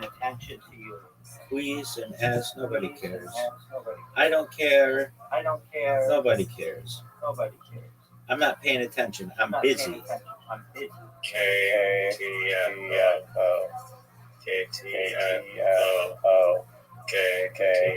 That's not what a KTFO is. A KTFO is when you frustrate the other person so much that they quit. That's a KTFO. Do you see that I quit? Do the kids at home see that I quit? No, because I don't quit. I'm the greatest person ever. Doug, anybody who's watching my stream right now knows that I am multitasking. How many blogs did you create in the last hour? I'll wait. How many blogs did you? I want to know the answer. How many blogs did you create in the last hour? I want to know the answer. I want to know the answer. The people at home demand to know the answer. Depends how you define blogs.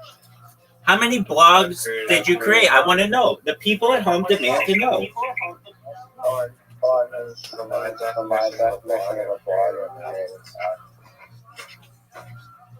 Incorrect. No, it's true. I've created thousands. I define blog as a cover word, and therefore there we go. All right. I'm one away from my 100. You're not even close to it. You're not even. Oh, you're done? Yeah, that's the one you want, mini golf. Dog, mini golf? It's over, dog. You know I'm better than you at mini golf, and you know I'm better at you in Scrabble when I can focus.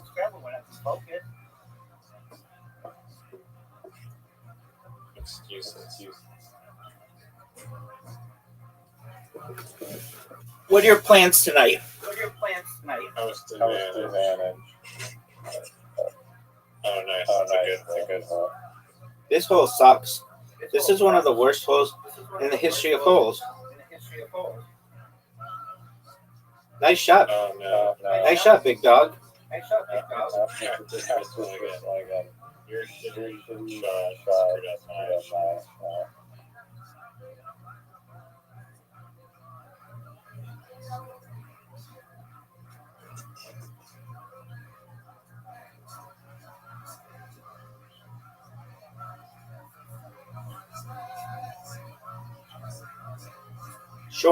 Short. Bullshit. It was rigged. I know it was rigged. Jeanette McCurdy knows it was rigged.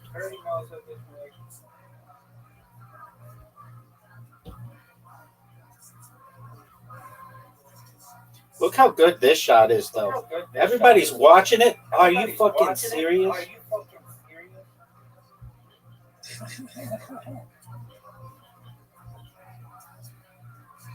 Thank you have to do this shot. Too hard. Keep going. Good. I bet you don't get on the ball. Drain the water.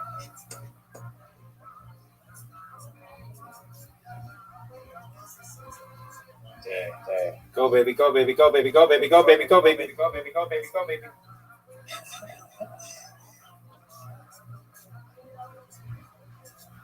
Oh, what a shot. One of the greatest shots we've ever seen. You're fucked now, son. It's over for you. I don't know why you go that route, because it sucks. Everybody knows it sucks. You need the best shot of your life, and you're going to get water bumped. Stay. No way.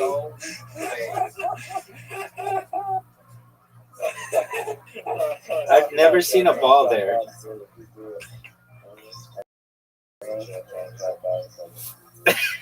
I love it.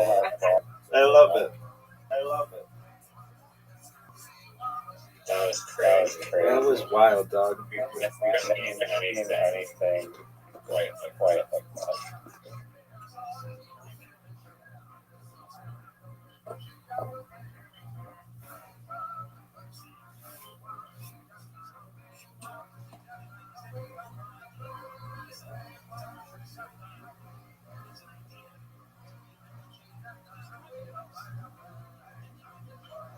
Get there. Oh.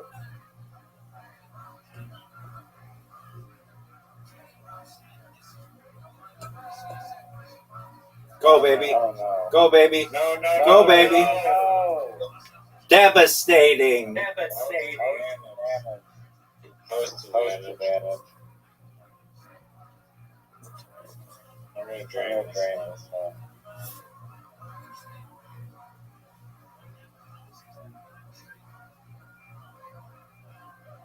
That's a miss.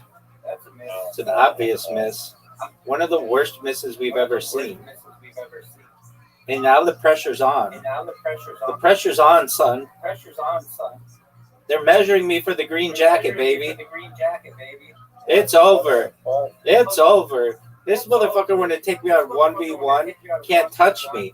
Never been able to touch me. It's over. It's over. He's KTFO'd, baby. This motherfucker is KTFO'd.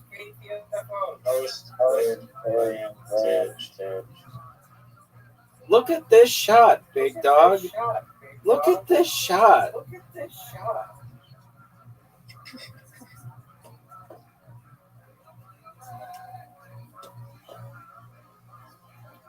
That is a terrible shot. Oh, you got fortunate. I mean, it doesn't even matter. I could literally, do you know that I could put the ball in the water 15 times in a row and I still would win?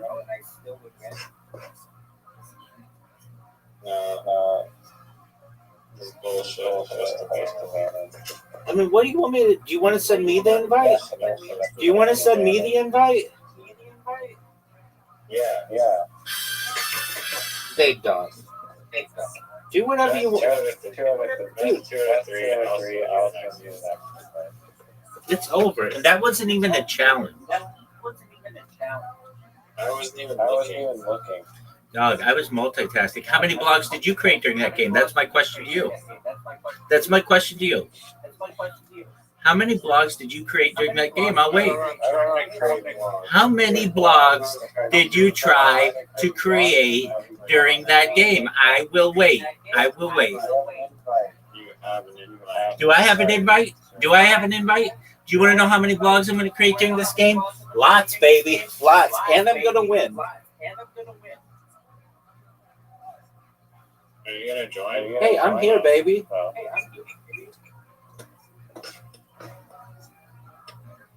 One of the worst shots we've ever seen. That bitch is getting rejected so quickly, it's not even funny. No, my lord. Any true player of this game knows, stop, that I just hit one of the greatest shots in the history of the game. Don't even try, dog. You know how, look at all those arrows. Look at, you're fun. Oh, I'll let you go again. I'll let you go. Okay, so I'm going to miss this shot. We don't even play it like this. Your finger slipped. Dude, now you have a shot at the hole. I don't. Dude, this is bullshit, dog. This is bullshit. This is bullshit. You and I both know it's bullshit. You know this is bullshit. No. Yours is my car. Your finger slipped and you want me to give you the fucking another chance? That's been rejected. Dog, you straight up cheated in this game. You straight up cheated.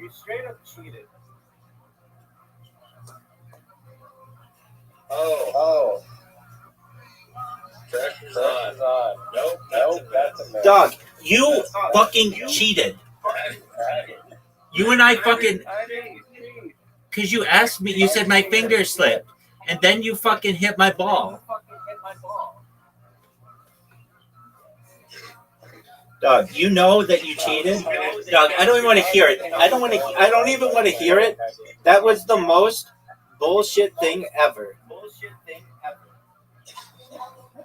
I was gonna hit your ball regardless of whether my finger slipped.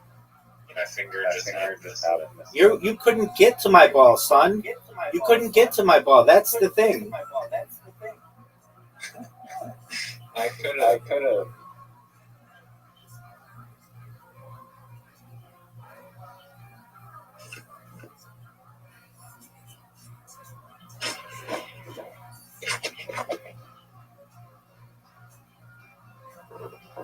You're not gonna stop me? Are you going? You're not gonna stop me.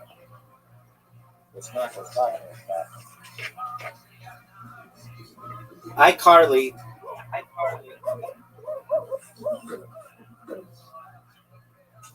Oh, it's over. This game is over.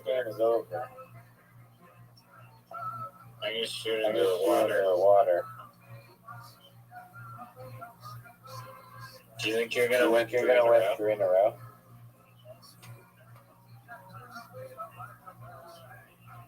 Easily. Do you think that was a good shot? I think it was one of the best shots you've ever seen on this hole. In. Get in. Are you fucking serious? Give me this. Don't call it a comeback. I've been here for years. That was all a dream. I used to read Word Up magazine. Disorientating is not a word. Disorienting is a word. Disorientating is not a word. That's a made up by Carly word. You can play that in your game of literati while I'm multitasking. And Tom Selleck may think that's a word. Oh, that was the best shot.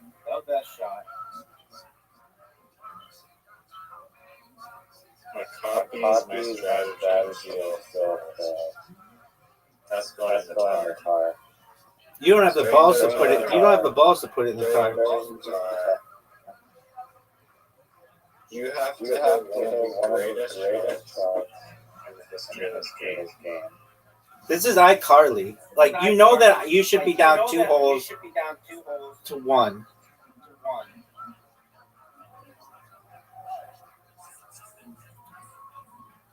My finger slipped, dog. And then I let you back in the game. It's because I'm so good-hearted. You wouldn't be playing keys if that was true. I wouldn't be playing keys. Dude, no one knows what you're talking about. That's not English. This game is over. By the way. That's not English. Yeah, I know. QI isn't English. Right. It's not an English word.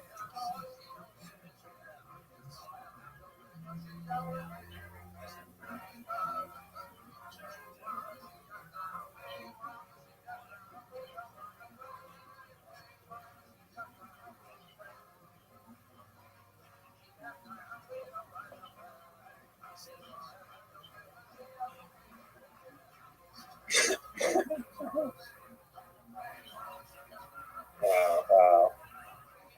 4-1. Dog, you know you cheated, dog. Everybody knows you cheated. I know you cheated. That's not a thing, dog. Send me the fucking invite. Finger slips shouldn't count. I would have just... Correct.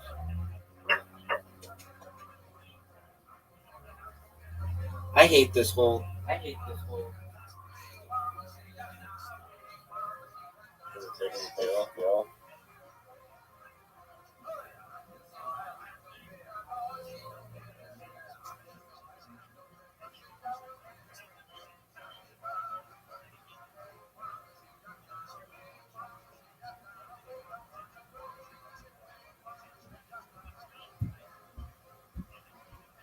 you're done. You're done. You are done. You're done. You're done.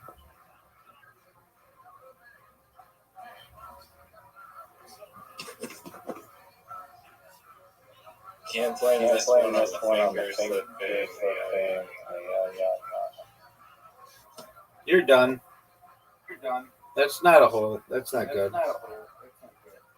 Are you fucking serious? You fucking serious? Let's do it. Let's do it. Yeah, let's do it. Let's do water. Drain the water. Get out of here. Get out of here. Water. G.I. Joe knows water. Martin Hill knows water. Arlen Hill water. Theo Vaughn knows water. William Montgomery knows water. Tony Hinch knows water. Joe Rogan knows. Who's that Pakistani guy? Kamal Nanjiani. But I'm going to use your own tax system. Cheat. Just straight up cheating.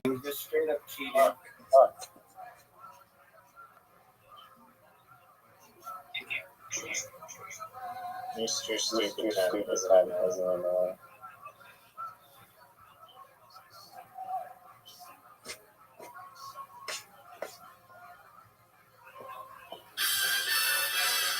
How many blogs have you created?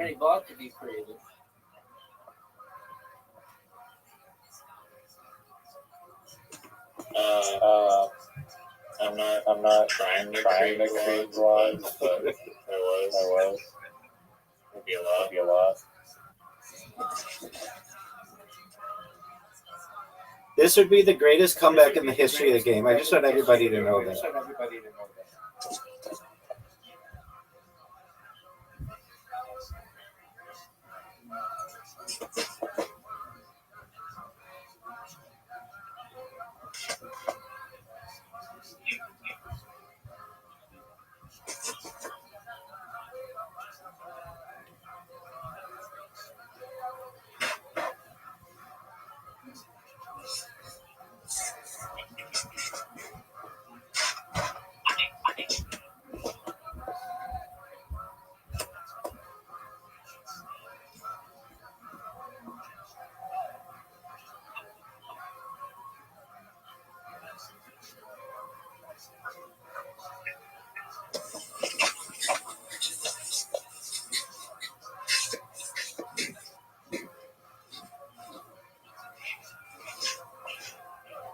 What the hell happened to your ball? Yeah, my finger slipped. Did you really? Yeah. Why didn't you say that? Because I don't play bullshit like that. Okay.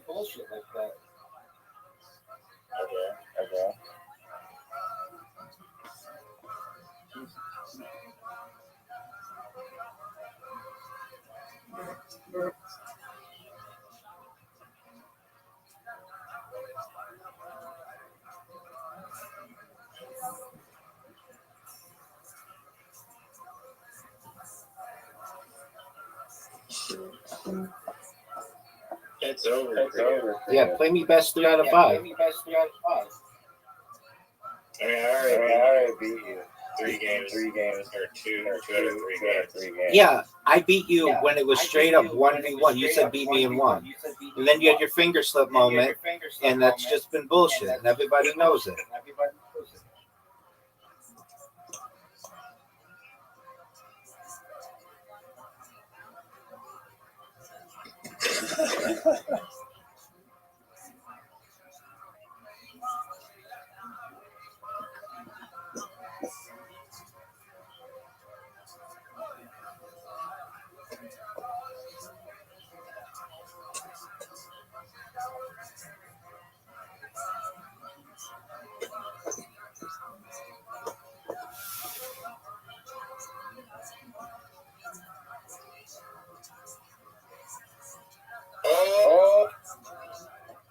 That was amazing. That was amazing. I didn't think that was possible. Okay, send it to me. Eric, you can have most of it. I need a second. Miss Danielle. Shit, I sent it to Zoo.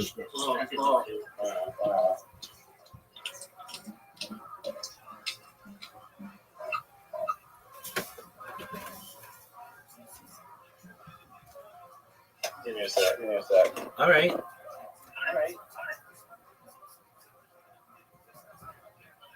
You lost three in a row. It's not looking good. Doug, nobody's paying attention to that stuff. I'm multitasking. My question to you is this: how many blogs did you create? I'll wait. That's what I want to know, and that's what everybody wants to know. How many blogs did you create? I'll wait.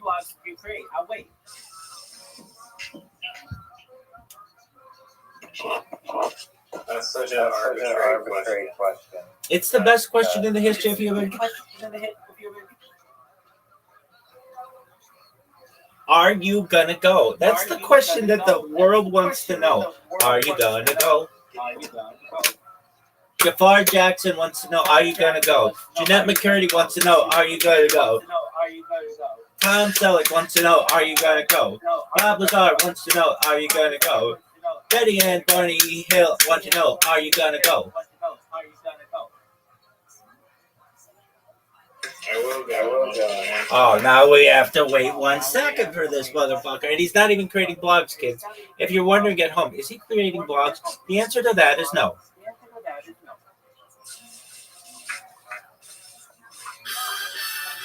And if you're like, why isn't he creating blogs, Rabbi? My answer to you would be because he's inferior. That's really the answer that everybody wanted to know, that everybody did know, that I knew, that I know, that everybody else knows. Inferiority, lack of blog creation. The people of the future are going to say, who the fuck gives a shit about that game? We care about the blogs. I'll be like, fuck yeah, people. You've got your fucking priorities straight, baby.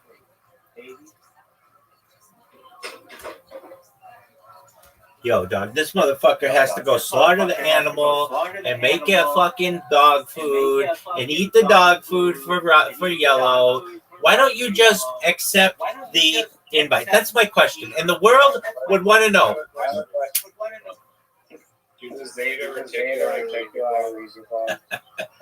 They inspire them, dog.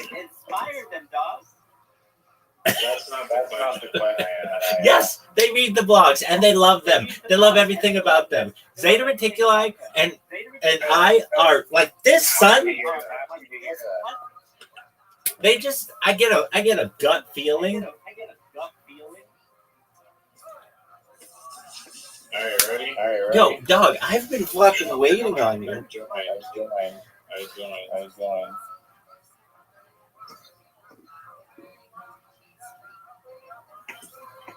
I have host advantage and unknown. Praise. Oh, what the fuck? Great shot, big dog. Better than your I mean, I don't think so.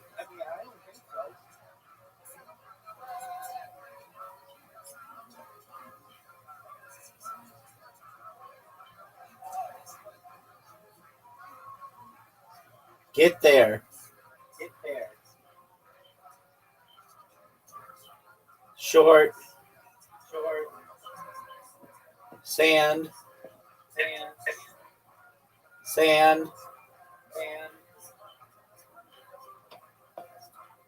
Oh, what the fuck?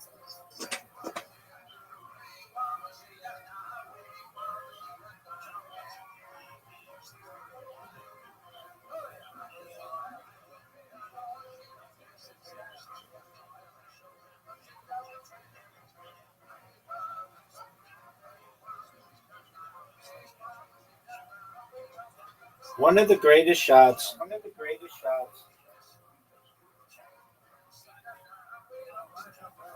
In the history of the game. Your shot is terrible. I'm just telling you right now, that is not the way to do this. It is reliable. Doug, you are never gonna make this shot.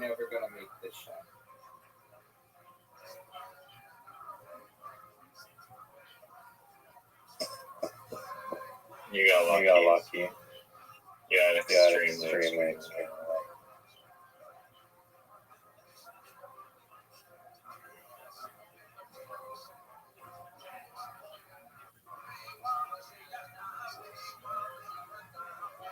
Not that time, though. This is the way that real champions go. They go this. Oh my god.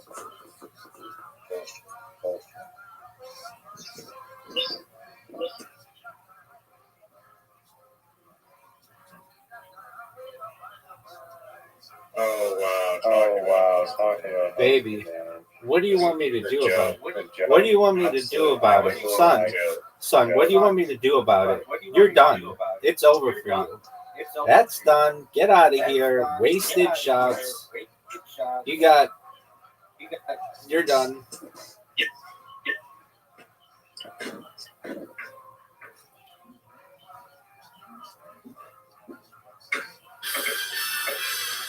You did hit the best shot I've ever seen on this hole previously. Easily.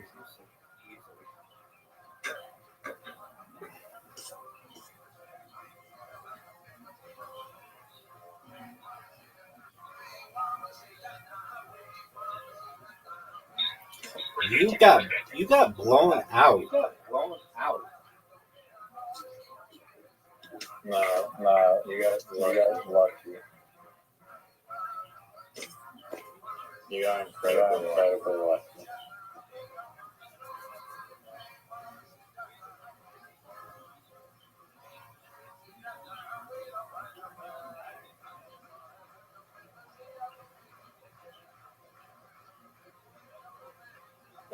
Wow. Nice memorized. I didn't memorize anything. That was gut feel, dog.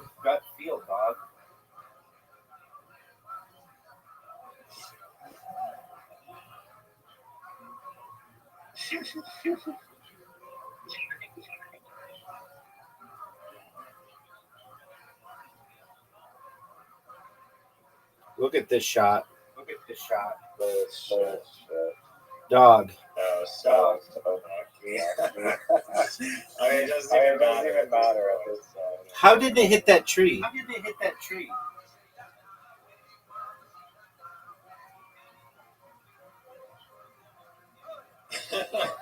got wedge. Do you know what a perfect game is?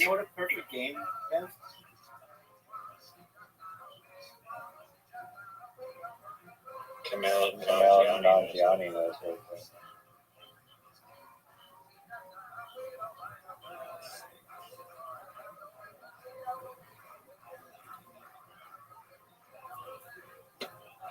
Did you know that Eric Griffin knows that I just beat you?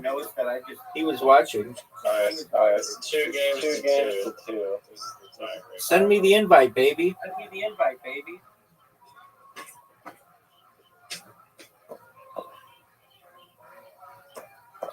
Yo, are you going to send the invite, or are you just going to jerk yourself off lost?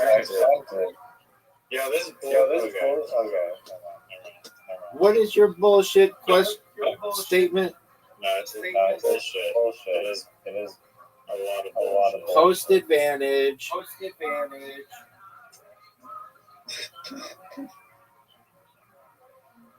That shot sucked.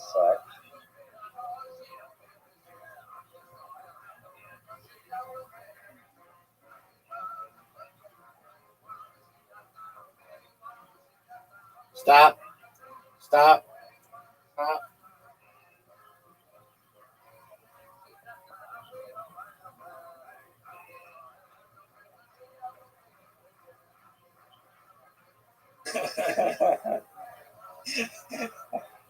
Are you serious? Wow, God. That's horrible. Get in the fucking area, God. This is how G's ride from the north to the south to the east to the west.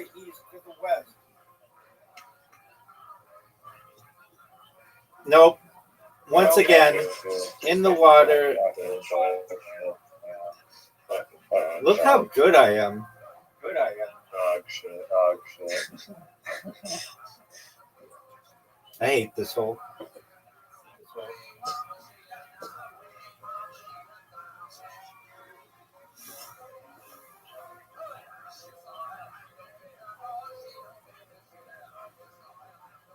Hit that ball.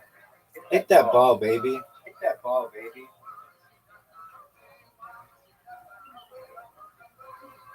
Oh, what are you gonna do here? Let's see. I fucked up. TG.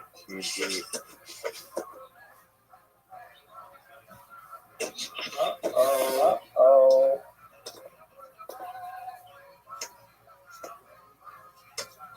Look at me cut the corner. Straight out of Word Up magazine page.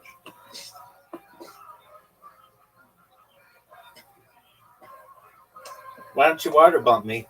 Because you don't have the balls. I was thinking about it. But you didn't because you don't have the balls. Yeah, wouldn't really accomplish anything.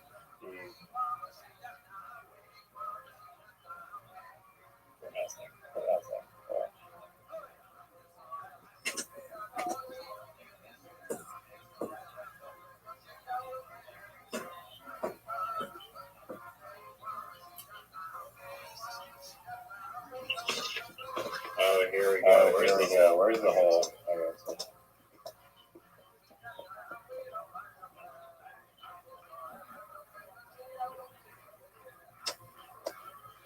Fuck.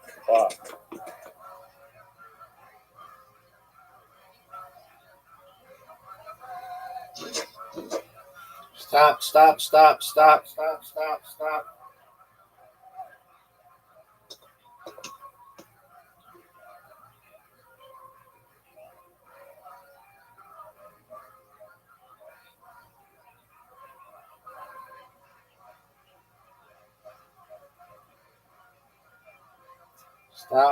Fuck yeah.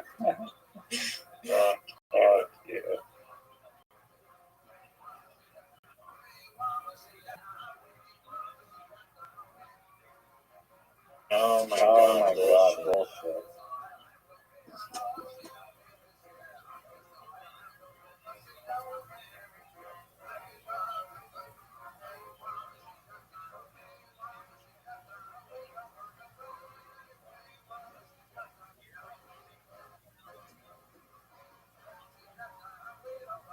No. Guaranteed the win, baby. Guaranteed the win. Doug, I saw a way to play this that allows you to make it in two. You shoot it. No. You shoot it. Between that big circle on the left and the smaller circle towards the middle, and get it on that landing strip, and then you go from the landing strip into the hole. Yeah. I've seen some. You've never seen anybody do that. I have. I literally have.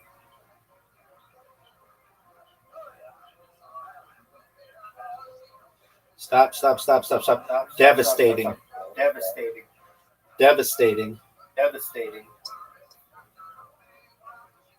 Okay. I got it. Now you're gonna get bumped off. Yeah. I don't think you can bump me off. You want to bet?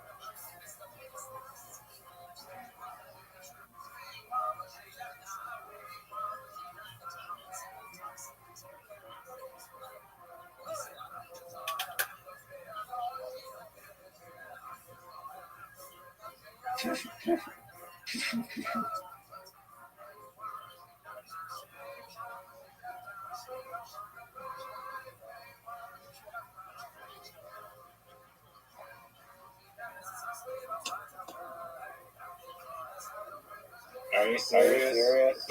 Fuck.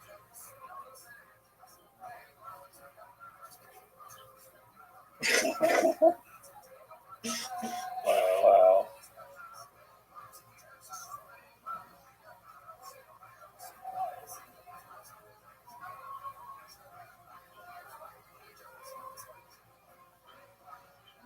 Devastating.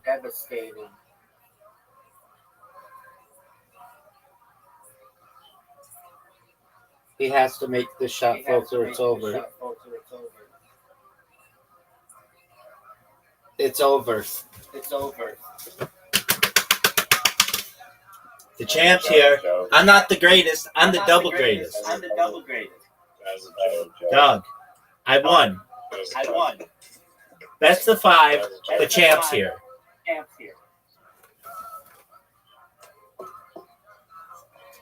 You had host advantage and you lost.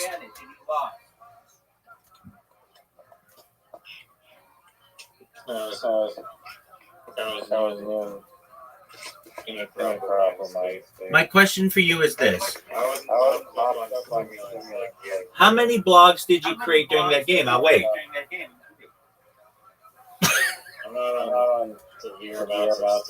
Doug, neither am I. I'm on depressants, baby. I need to keep myself down. You don't understand. I won. Everyone knows I won. And I'm the champion. That's all that needs to be known. That's all Bob Lazar knows. That's all Jeanette McCurry knows. That's all that Buddy and Barney Hill know. That's all that Tony Hinchcliffe knows. That's all that Miranda Cosgrove knows. That's all that Tom Selleck knows.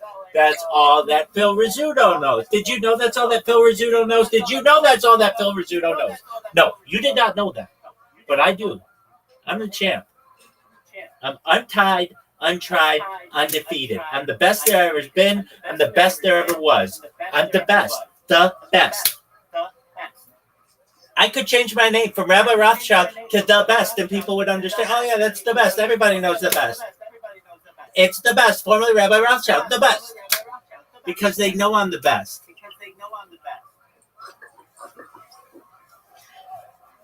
And how many blogs did you create during that? I'll wait. I don't need to create blogs.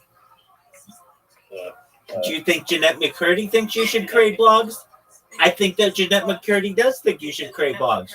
Do you think Tom Selleck thinks you should create blogs? I think that Tom Selleck does think that you should create blogs. Do you think William Montgomery thinks you should create blogs? I think that William Montgomery does think that you should create blogs.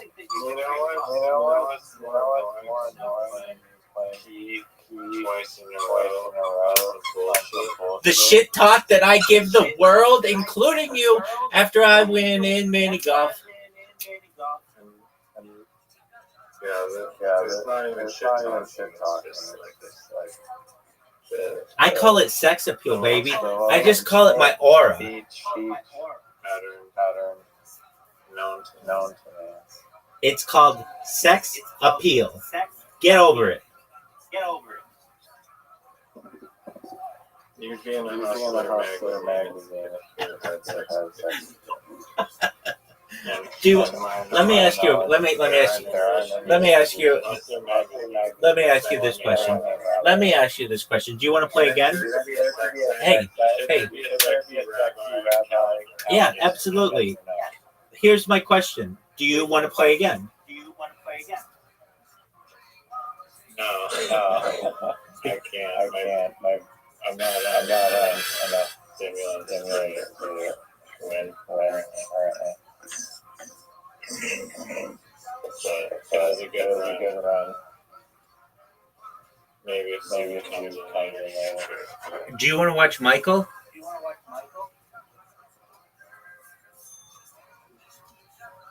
No. I watched Jafar Jackson and then biopic. Wouldn't it be something if Jafar Jackson became bigger than Michael Jackson? He is in stuff for sure. He needs his own biopic. Would you, if Jafar Jackson said, Riser, I'd like you to play me in my biopic, but only under the condition that you watch my uncle's biopic, would you watch it? Yes or no? I'll wait.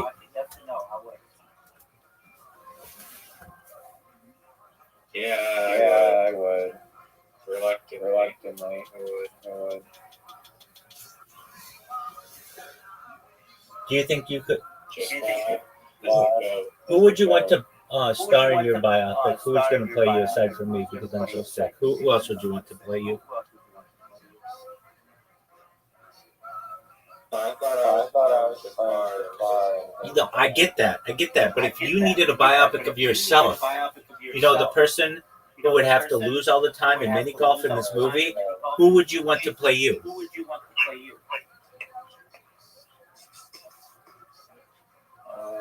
Seth Rogen. Okay, all right, I could see that. You're thinner than he. You're thinner than he is, though, so he'd have to lose some weight, right?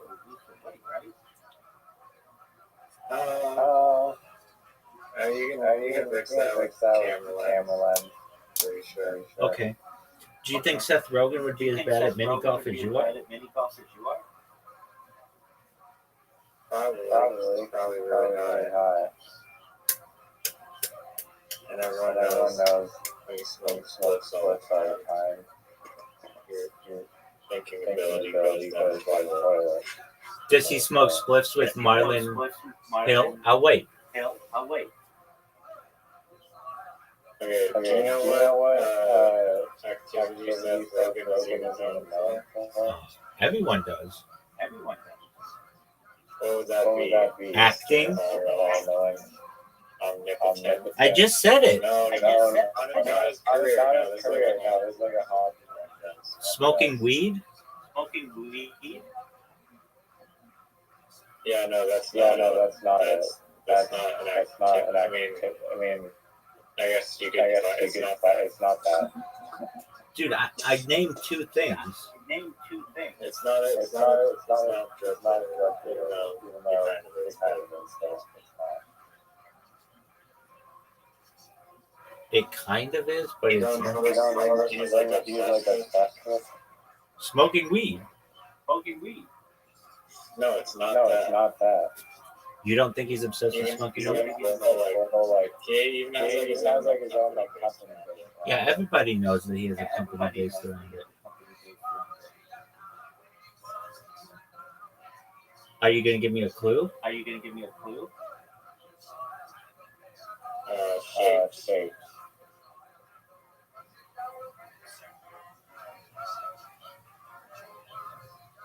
You Google it. He has a beverage company. You're Google I'm not Googling anything. You're literally looking at a device. I'm looking at my screen. You're looking at a device. What do you want? Behind the camera. There isn't a fucking device hidden behind the camera. Okay, well, it's not a beverage company. Well, he does have a beverage company. Yeah, no one cares about that. No one ever orders Seth Rogen beverages. Dog. So you mean it's not? I mean, but it's like weed infused drinks. How many times have we said it's not weed? I'll wait. You just said it was kind of drug related. No, it's not the beverages.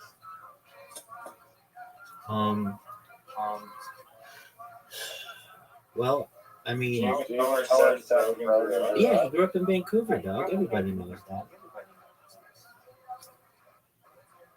He does. Sure about that? Positive? I mean, I don't know Canada that well. He grew up in like around Vancouver. What about hilarity for charity? What the fuck is that? Everybody knows what this is. It's an organization he co-founded to raise awareness and funds for Alzheimer's disease research. Everybody knows that, dog. Organization, that's cool. I didn't say organization. I said organization. Everybody knows I said organization. And even if I did say organization, then that would be accepted as the given nomenclature in future, especially on the areas in and around zeta reticuli. Everybody knows that. Everybody knows that. Dog. Okay, what the fuck does he do? I've named like 15 things about him. You want any more hands? Does it involve holes? I mean, it actually does a little bit. Everything involves holes, dog. Thimbles involve holes, dog. Even though only 15% of thimbles have holes that go all the way through, you expect people to understand that and to know that. And nobody really is aware of that except for thimble geniuses as I am. All right. Anyone who knows that thimbles have holes. Are you sure about this fact? Like, do you have any more guesses? So it involves shapes. Yeah. All right. And the shape is square. Everybody knows that. I didn't say that. Alright, well, clearly you don't know because you're not a fan. Didn't even glance at his Instagram one time. That's okay. I have better. You can play Seth Rogen. Yeah, I do. And Seth Rogen knows that no one gives a fuck about his Instagram when he and other people could be making vlogs. Maybe when there's a lookalike contest, you can enter and wherever guys, they swap lives with them. That's a cool story. What in the fuck is on his Instagram that's so cool? He likes pottery. Everybody knows that, but that doesn't involve shapes. Oh, you know, the pottery is not safe. What is pottery? Do you think he's ever made a pot that's square shaped? I think so. In fact, yeah. And so why, when I said square, did you laugh at that? I mean, he probably does because he makes a little joint holder that are possibly square shaped. Okay. Is that the end of your story? Basically, yeah. Do you think that he is the greatest person? Oh, dude, you know who we don't talk about who's from Vancouver? Who would that be? He is. Just one moment. Let me look up his name. I forget. His name is Nathan Fielder. No, not Nathan Fielder. He was on Mad TV with Brian Callen. His name is.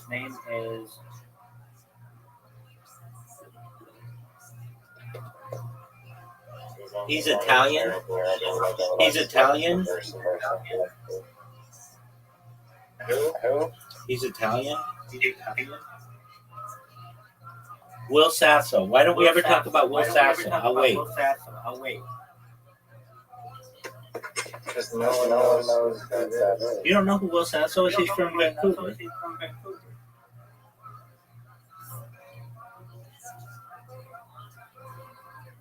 No, this guy's nobody.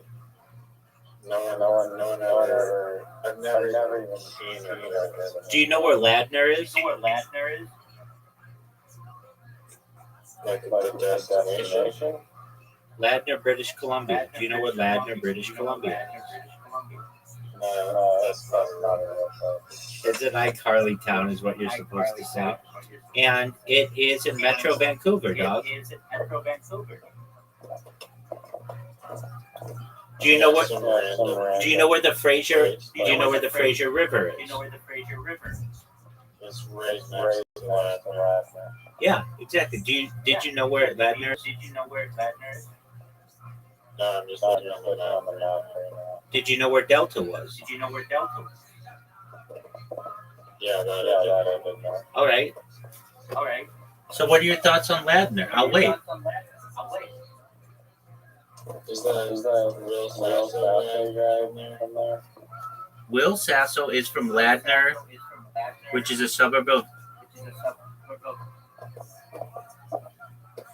Vancouver, or which is a suburb of Delta, which is a suburb of Vancouver, on the Fraser River. You showed me that fucking documentary on the fucking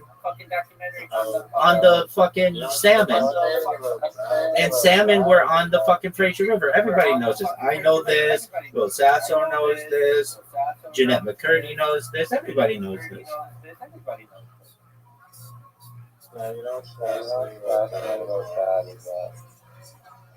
No one cares at all about that.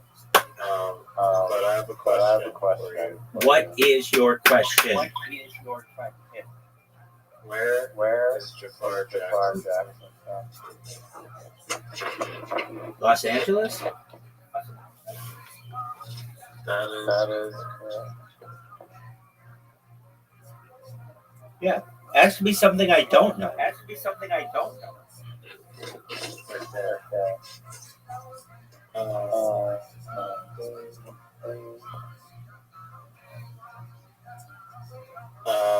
Where was Nicole Simpson from? Nicole Brown Simpson, Laguna Beach, California. No. Well, I mean, that's where she lived. You're asking where she was born? Where was she born? On May 9th, 1999. You're asking about Nicole Brown Simpson? Yeah. Oh, okay. Well, I believe she was of German descent. I think her dad was in the army, so we'll say Frankfurt, Germany. Yeah, but she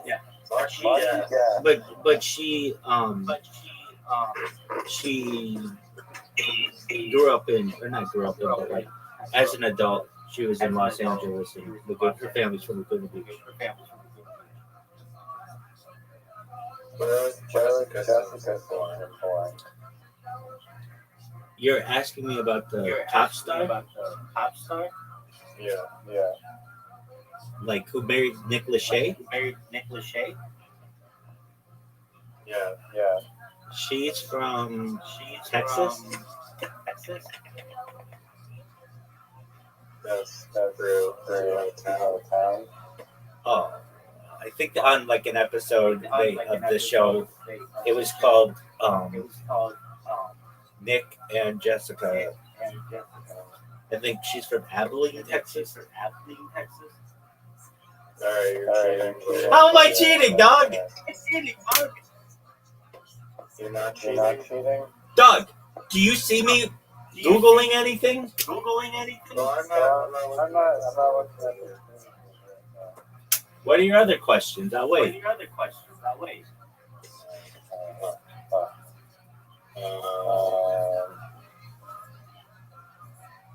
Who's a celeb? I know someone who lives next door to her parents in San Juan Capistrano. Where was Reggie Watts born? Reggie Watts from like the singer.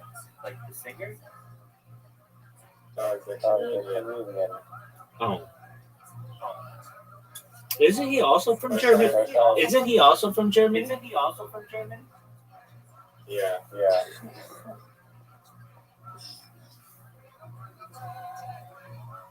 All right, ask Okay, where did he grow up in the United States? He was born in Stuttgart. Where did he grow up? He's like the one black guy from Montana. That's correct. Do you know what town? Great Falls. All right. How am I cheating, dog? What, did I Google something? You can check my history.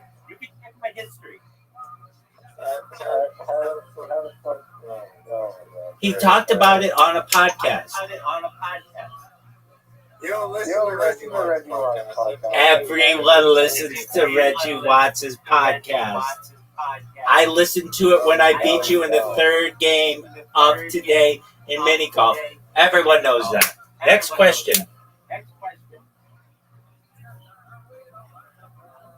All right. Martin Short. He's from Canada, Ontario. We're in Ontario.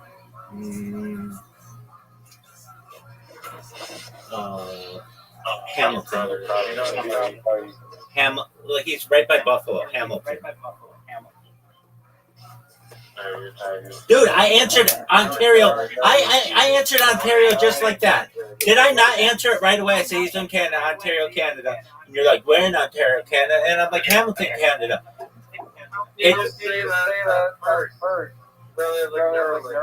I don't have a Neuralink. It's the fact that, like, sometimes somebody might be like, where's Jafar Jackson from? And you'd say California. And be like, where in California? You'd be like, Los Angeles, California. I just named the state.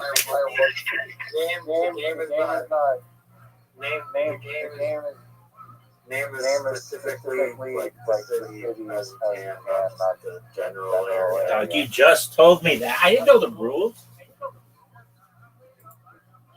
No. All right. We're gonna roll the dice again.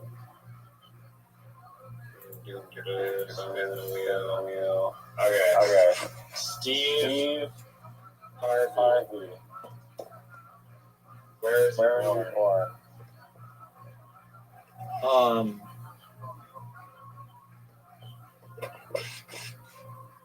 Dude, I know where he went to high school. Oh, he was born in outside Cleveland, Ohio.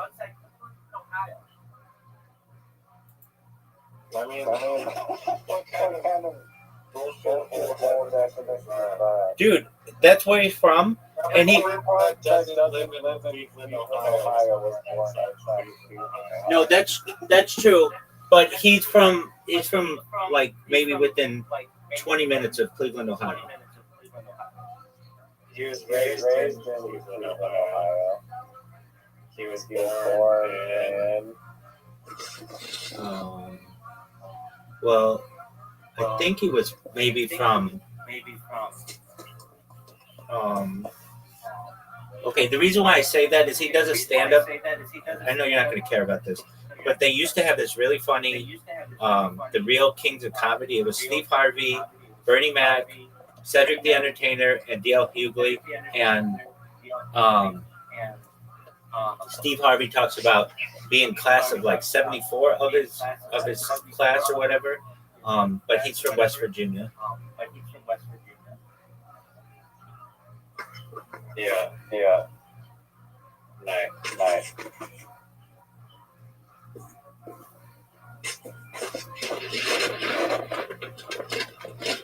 Are you going to ask a tough question, or are you just going to jerk yourself off roll?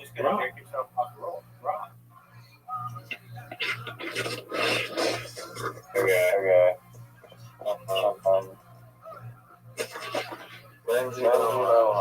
Lindsay Lohan?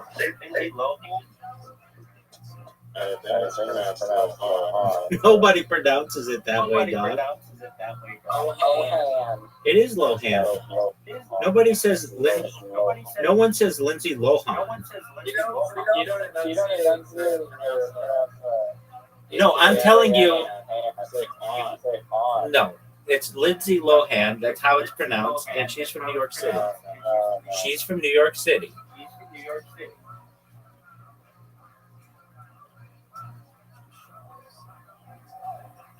Isn't her last name is Lohan?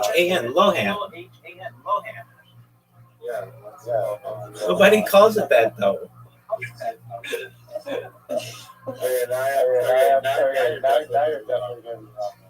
How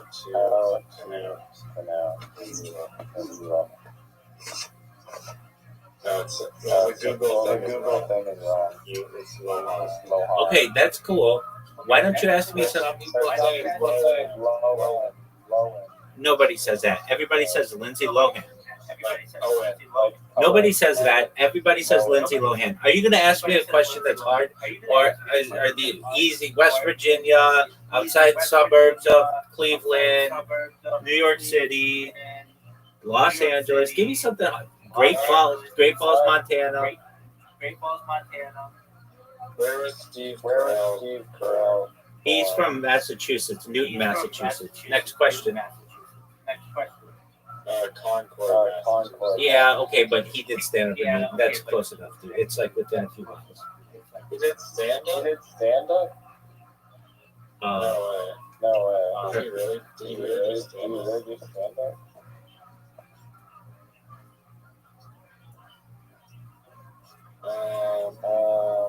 He built The Second City. Sketch comedy in the Second City. Yeah, he did improv. I'm sure he's done some stand up though. He has deep roots in stand up.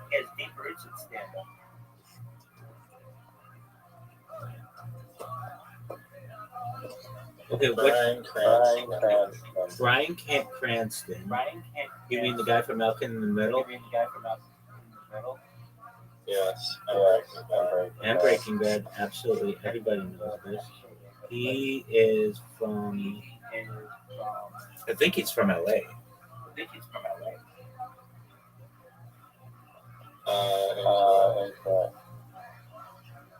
Actually, no, that might be correct. Dog, I don't know if he's not from LA. I don't know where he's from. So you got me there. Hollywood, Los Angeles. All right, so you were wrong. Next question. Hollywood is Los Angeles. Yeah, but Los Angeles is like giant. It's a nickname for the whole city. Okay.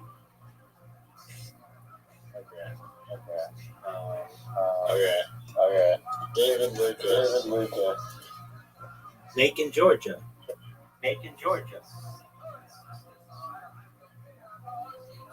You say Bacon? No, Macon. He's from Macon, Georgia, dog. Well, what's the city? Macon. Oh, you're right. Yeah, I am right. How do you Because I'm fucking good, dude. Okay.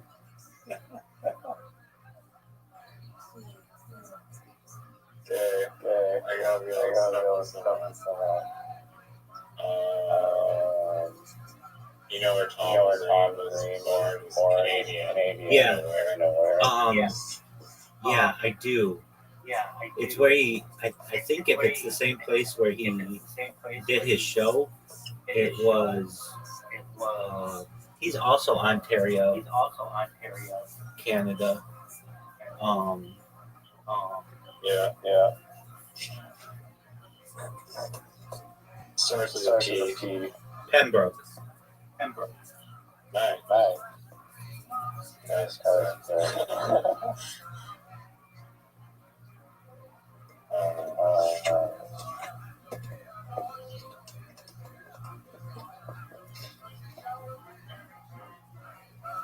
He says though he's from Ontario. Like I don't know. It'd be like saying like I'm from California. Like I think that some people do just say they're from Ontario.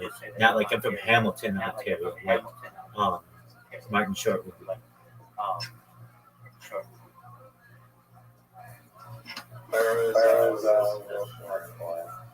Philadelphia.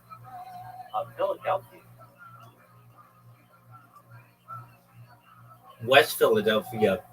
Hey, didn't you ever hear that song?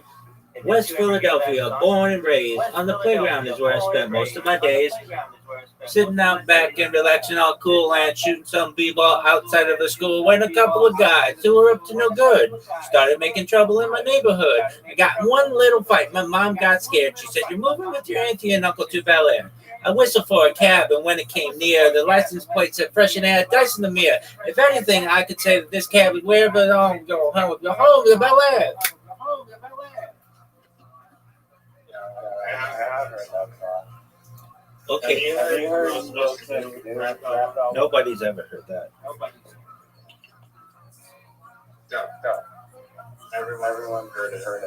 Everyone loved it. Incorrect. What is your next question? I always found it interesting. Getting jiggy with it. Very close thereafter. Miami and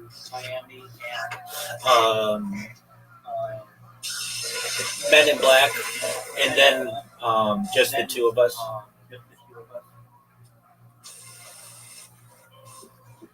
Dude, his CD, Big Willie Style, was like one of the biggest CDs of the 1990s. Are you gonna ask me? Are you gonna go? Where is Jonah Hill born? Jonah Hill.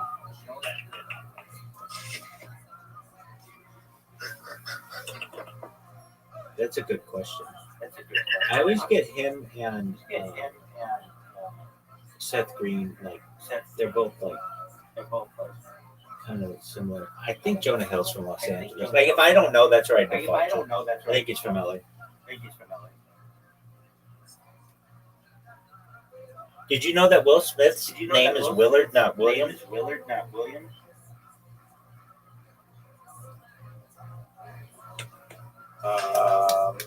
Sure. Okay, next question.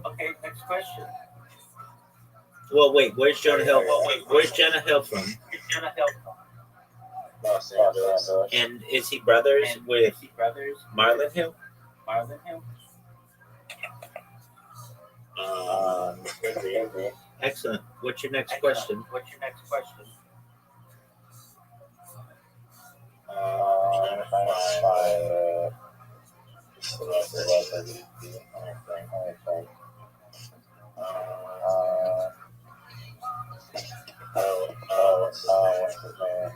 Marvin Gaye.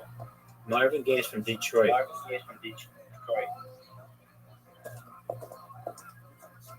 What neighborhood is that? It's called Detroit. It's Detroit. Detroit.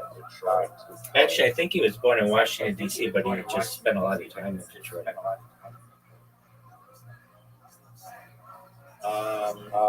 That's correct. He's born in Washington. But what? Do you have a favorite part? Oh yeah, all of them, dog. Dude, there's this. Okay, yeah, that's a great question. What's my favorite? I love Marvin Gaye. I love Marvin Gaye. I've read Marvin Gaye's biography. I love Marvin Gaye. So that's how I knew where he's from and stuff, perhaps. What's my favorite Marvin Gaye song? So I can't really pick one of them. I love Let's Get It On. I love Sexual Healing. I love Distant Lover. Those are three great songs.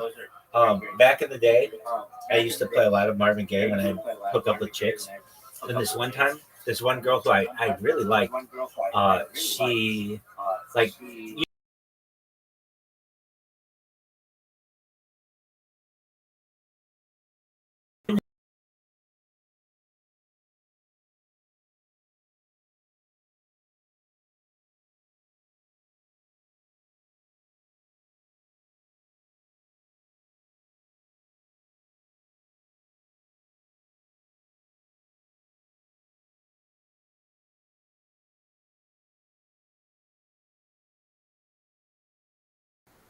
You couldn't have like every song, but it was definitely like a big pull if you had a song that somebody wanted, like at a party or something. This one time I was hooking up with this chick, and I said to her, name a Marvin Gaye song, any Marvin Gaye song, I've got it. And she's like, Distant Lover, and I did not know if I had that song, and I did. And whenever I hear that song, ever since I've always thought of that chick. Okay, but so then he's got he's got. I heard it through the grapevine. It probably is. Ain't no mountain high enough. I love his duets with Tammy Terrell and some other people. Ain't nothing like the real thing. I love that song. I heard it through the grapevine. But dude, he's got this one song that like nobody knows that is so fucking fire. I'm gonna see if I can find this thing. So it's a Dior commercial.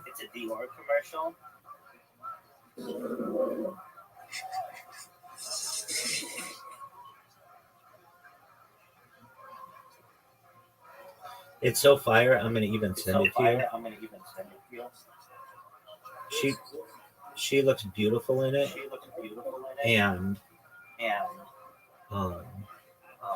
so it's called a funky space reincarnation, and it is such a fire song. I'm gonna send you the video. Like it's just a quick commercial. But notice I'm sending commercials, baby. Yeah. Okay, and then we're gonna listen to that song.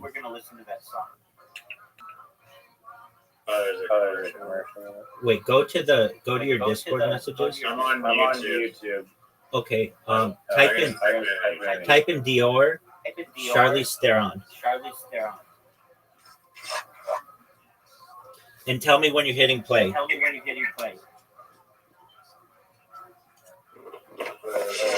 32 second one? Yeah. Yeah. Ready? My V. Okay.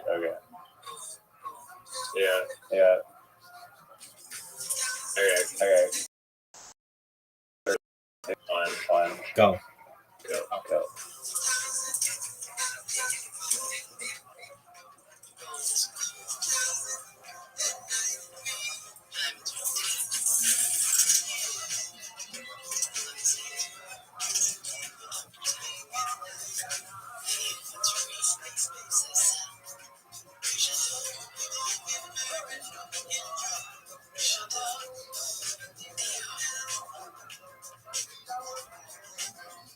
All right, now go to. I mean, isn't that a hot commercial? Yeah, just I don't think you get patented for being non-obvious. It was cool. All right, so now go to the 8-minute song. Yeah, but I thought they made like a video, like a cool video. But somebody could make a lot of money off of this. Yeah, 8-minute song. Let me know when you're hitting it. All right. You can give the countdown. 3, 2, 1, go.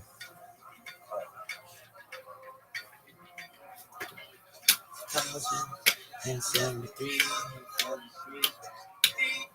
2094, 2093. 5 years ahead, you and me gonna get it down on a space bag. We gonna get married in June. We gonna get down on the moon. Yeah.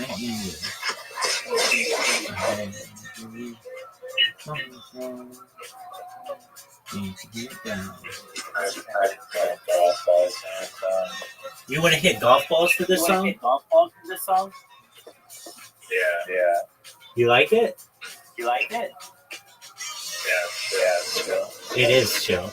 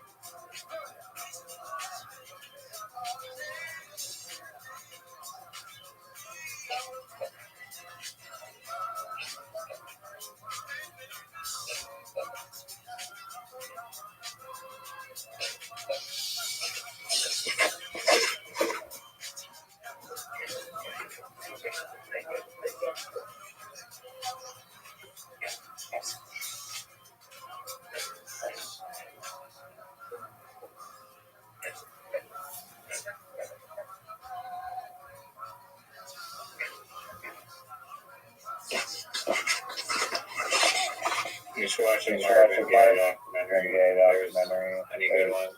Yeah, there are a ton of them. All of them are good, dog. Yeah, there are. But listen to this part. But listen to this part.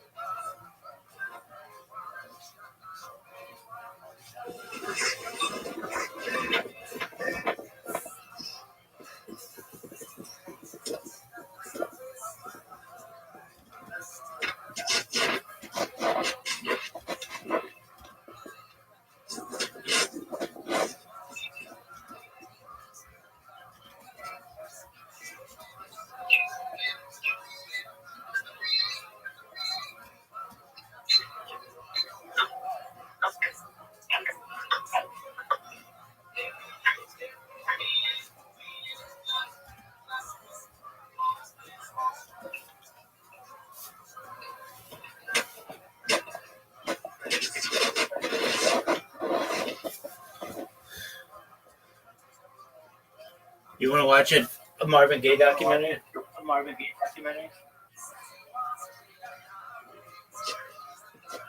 At some point. Yeah. Doesn't that song sound like you're floating through space, like a funky space reincarnation?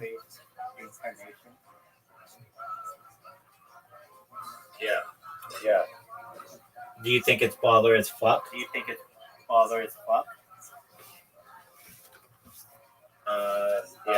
don't know if that's my favorite Marvin. Well, I didn't say it was going to be your favorite one. I was just saying that like a lot of people don't know about it, and it's amazing. Fact.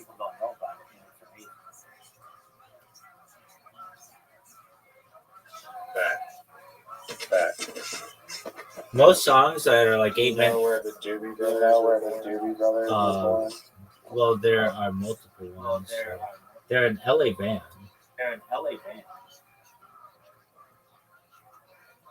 Do you know where their band originally formed? It's not in LA. No, of course it's not in LA. Well, it depends when you want to say. Like it. 1970. Okay, that was when they were in Northern California, San Jose. Yeah.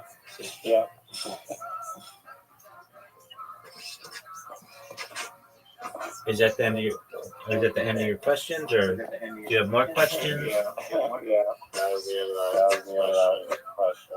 I'm gonna find one. Okay, we'll do it, dog. Britney Spears. She is from Mississippi.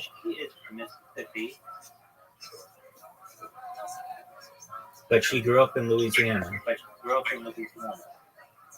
Do you know which town in Mississippi?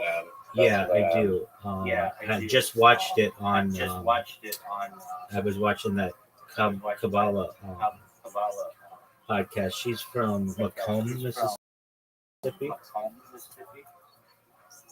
Wait, why were they talking about that? Kabbalah. Because they were talking about celebrities who got into Kabbalah, and they talk about. They said that Madonna's from Bay City, and then they said Britney Spears. I think they say it's Macomb, but I've heard it both ways. Macomb, Mississippi. Some people say Macomb, Mississippi.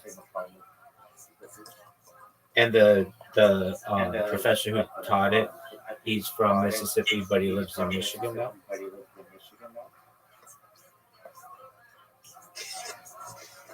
Was that the greatest story that you've ever heard? Oh yeah.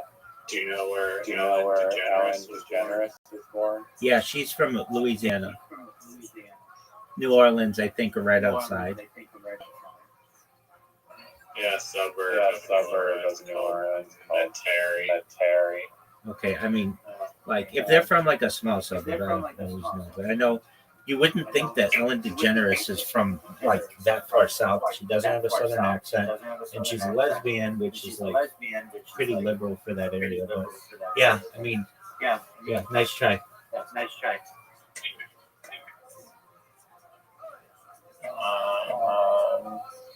You know where Michael Jordan was born? I mean, Yeah, he's from Brooklyn, New York. Right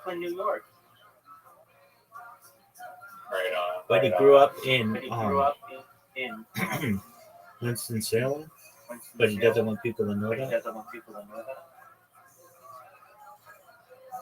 Do you know where Ari was born? I know his family's from Los Angeles. Well, but he also has New York roots as well. So if I had to guess, I'd just say probably New York City. Yeah. Fuck you guys. Okay. The Winklevoss twins. Yeah. So that's northeast. I mean, they went to Harvard. They're born in North. Yeah. I mean, They're rich. they're extremely wealthy. Yeah, all of that. So they're. It's in New York. Where? I think they're from the Hamptons. Okay, well that counts.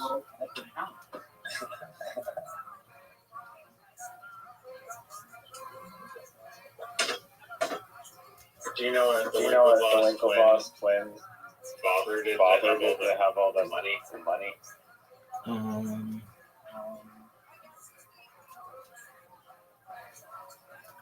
I want to say he's an investment banker or some venture capitalist or something. Okay.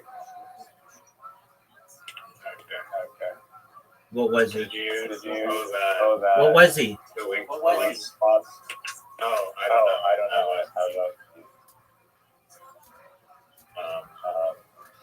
Did you know that the Winklevoss twins performed like the shittiest cover of Journey, Don't Stop Believing? That's really strange. I was not aware of that, but I'm only aware of cool shit. So what do you want me to do about it? Okay. Well.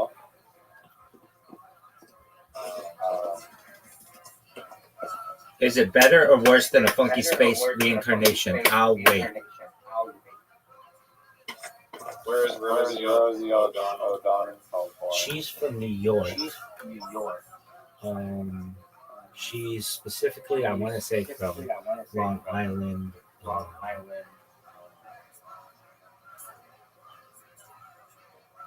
I mean, there's so many little cities on Long Island. Yeah, it's on Long Island. Okay, there you go. I mean, what do you want me to do? I don't. Why did Charlie beef with Rosie O'Donnell? You know? Yeah, because she's very liberal and she critiques him, and he's very conservative. And he's from Queens, which is on Long Island, and she's from Comac, which is on Long Island. So they're basically like from neighboring places.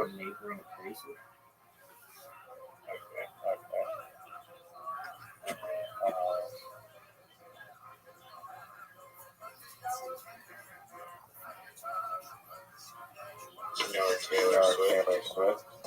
Yeah, she is from. She wants everybody to think she's from Pennsylvania. She wants everybody to think she's from Nashville, but I believe she is from. I don't know, like Reading, Pennsylvania, or something. Yeah, West Reading, Pennsylvania. Okay. I mean, close enough. I'll be impressed if you get this one. I'll really be impressed. This is Canadian. Justin Bieber. Do you know which town? I've been to the town.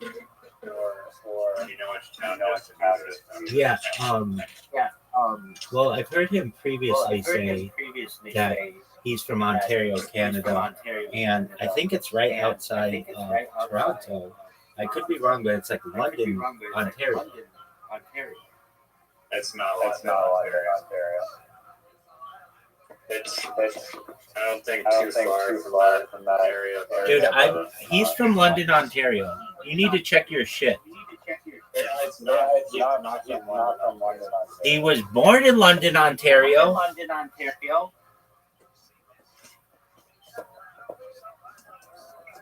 Is that what you're saying? Oh, what the fuck? He was born in London, Ontario, but I think he's from like Stanford or Stratford or some shit. Stratford, yeah. How the fuck do you know that he was born in London?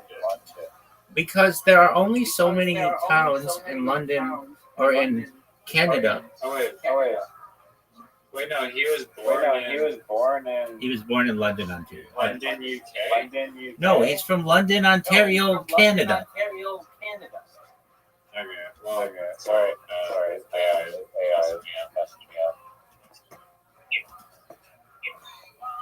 How don't you? He was in St. Joseph. What hospital was he born? St. Joseph Hospital?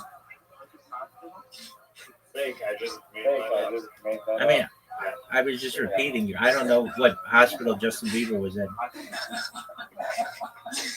What hospital is Donald Trump? I bet you don't know that. Queens. I don't think he was born in a hospital. Didn't he have like a fucking private,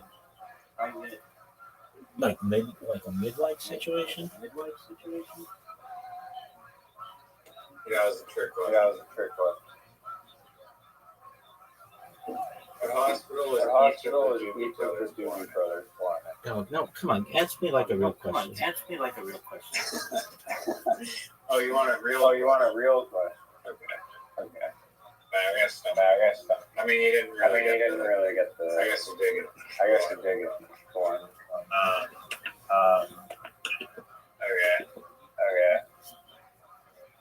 Let's see here. Oh, here's one that I don't think you're gonna get. Miranda Cosgrove. Oh, that's a good one. I was just looking at her shit the other day. I was looking at hers and Jeanette McCurdy because I was referencing them so much. That bitch is from LA, like with all those other Disney kids. Yeah.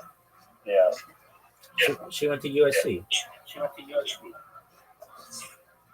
Does she do anything now these days? Yeah, she gets referenced in my live stream like 15 times a day. Next question.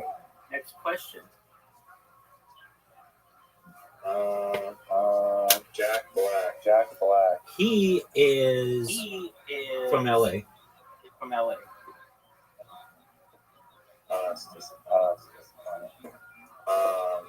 He's not from LA? Wait, like, yeah, he's from LA. No. Just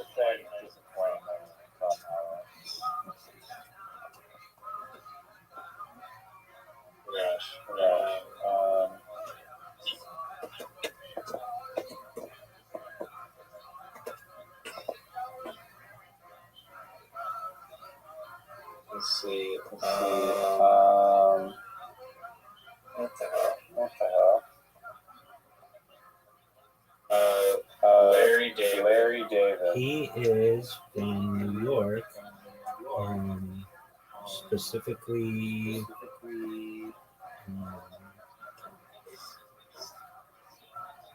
he's just from New York City. I don't know what borough. Brooklyn, I think. I just said Brooklyn. I was right. Yeah.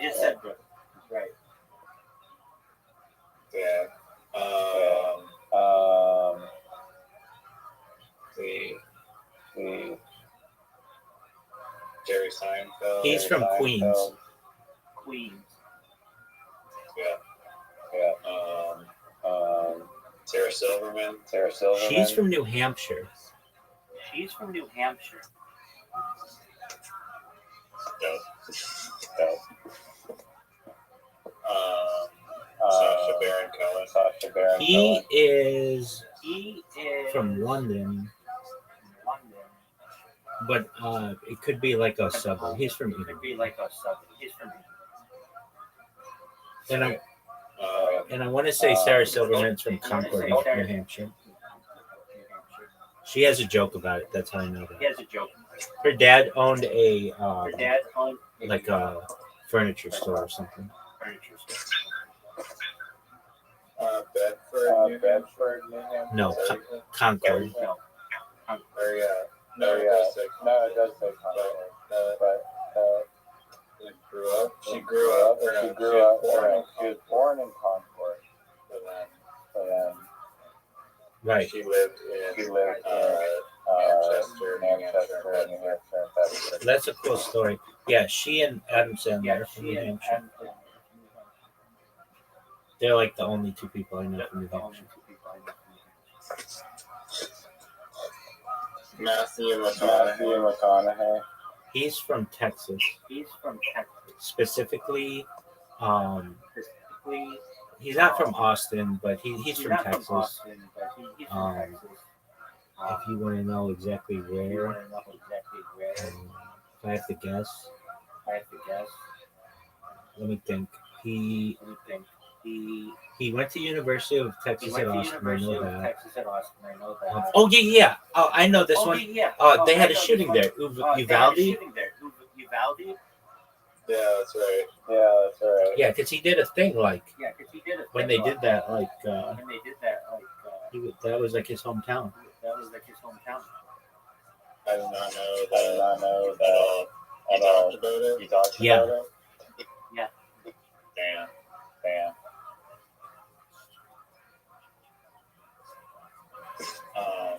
Harrison Ford. He moved to LA. I want to say. Well, hold on. He was a carpenter. He moved to LA. I think he's from Chicago. That's correct.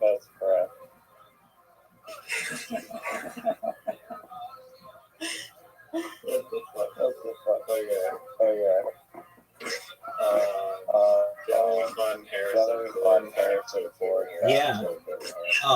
He started as a cocaine dealer in Hollywood, and he would build sets like as a cover, but he was like a huge cocaine distributor, and then he got into the acting because everybody wanted him around because he was a cocaine dealer.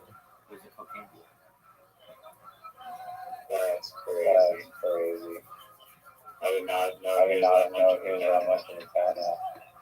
You never got in trouble? No, but I also know he's like crashed his plane twice. One time on the Bel Air Country Club. One time on Bel Air Country Club. And lived to talk about it. Damn. Any other noteworthy facts? That's all I recall at this time. Nicolas Cage.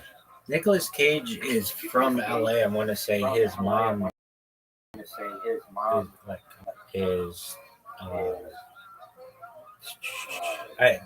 mom lives in LA now, and he lives in LA.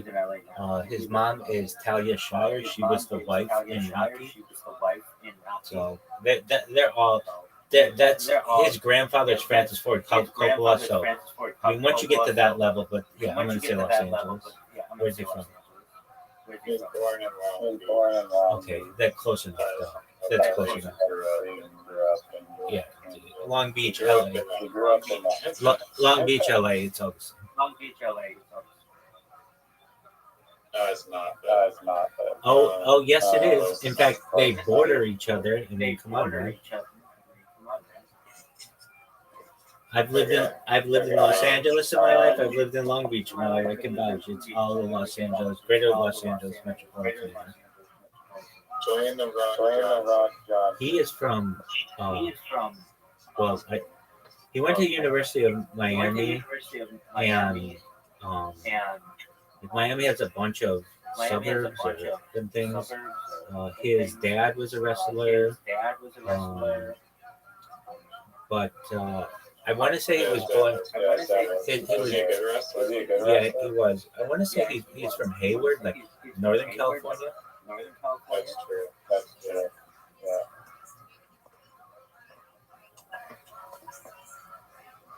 Hayward.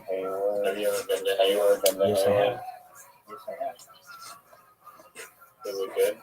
I just went through it. I drove through it. Oh, it's not. It's right below San. Exactly. So can't be that. That's on our thing. I don't know. Dude, all of that is really expensive.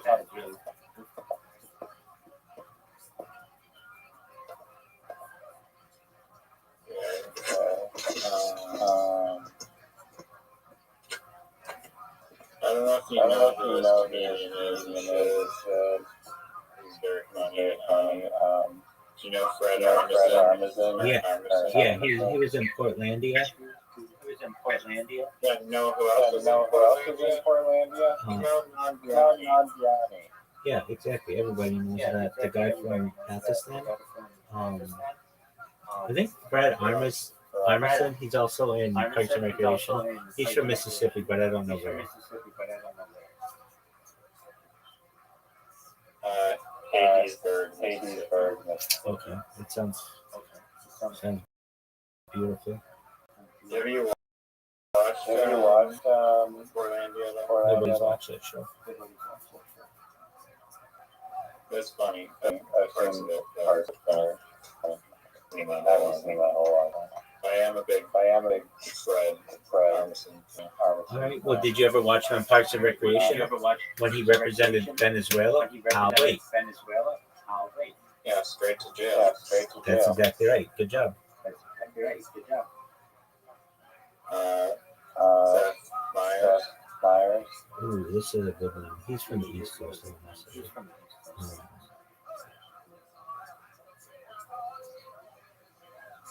Evanston Ware. Oh, Illinois? Yeah. Okay. Yeah. You probably get this one. Jimmy Kimmel. I want to say he's from Illinois. Are you sure about that? Well, I think he's from New York City, but then moved to LA when he was young. Or like a young man. So I'll say New York City. Yeah, Brooklyn. Okay. Well, that was cool. Is that close enough for you? Brooklyn is New York. Brooklyn is New York City. It's one of the 5 boroughs. The 5 boroughs are Brooklyn, Queens, Bronx, Manhattan, and Staten Island. Everybody knows that.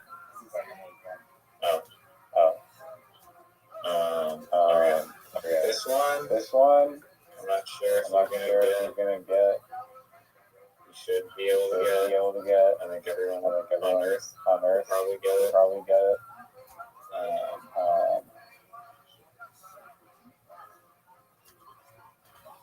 What's his freaking face? What's the guy who we were just talking about on Joe Rogan? No. I don't know why I can't. It's his name. Like pressure. Oh God. He's like a very eccentric comedian. He was with Brian Callen on that advertising show. On the advertising? Oh, that guy? He's from Canada. He's from Ontario. What's his name? Harlan Williams. Oh yeah. Maybe he's from Canada. I heard him say where he's from, and I think he's from Toronto. But he was on Kill Tony the other not too long ago with the guy from I think Nova Scotia or something.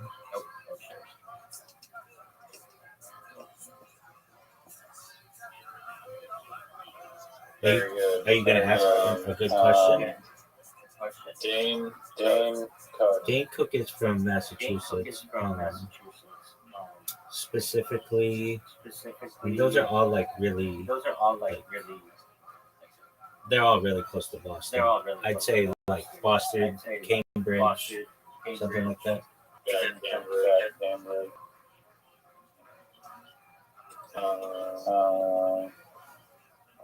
Jesus Christ.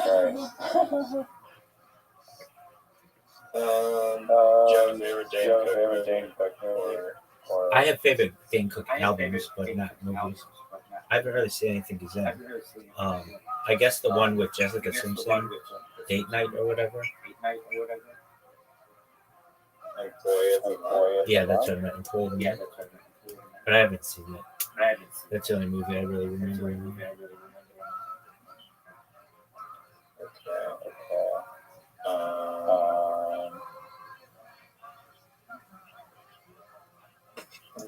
I know. It's Chris Rock. Chris Rock, I believe, is from New York. Specifically, yeah, he's got to be from. You know what? Are you sure? No, I think I knew that.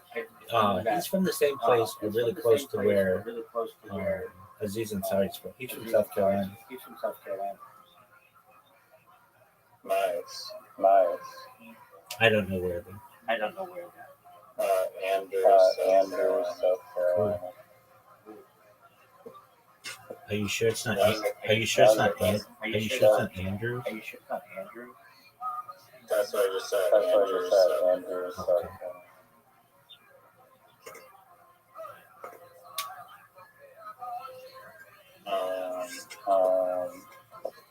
Tall Blart.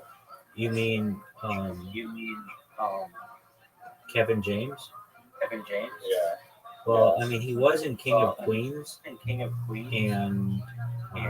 that character. But for him directly, I think he's from just New York, specifically where, like, he's from Queens, like really close to Queens. Minola, I don't know. Yeah, it's Nassau County. That's Queens. Yeah,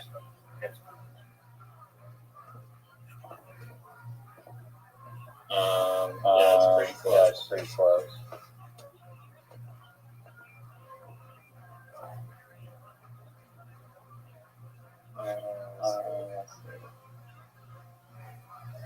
Mariah Carey. I want to say she's from the New York area, but I have to think of like all the other places where she could be from. She's from the New York area. Yeah. I mean, maybe not New York City. But close.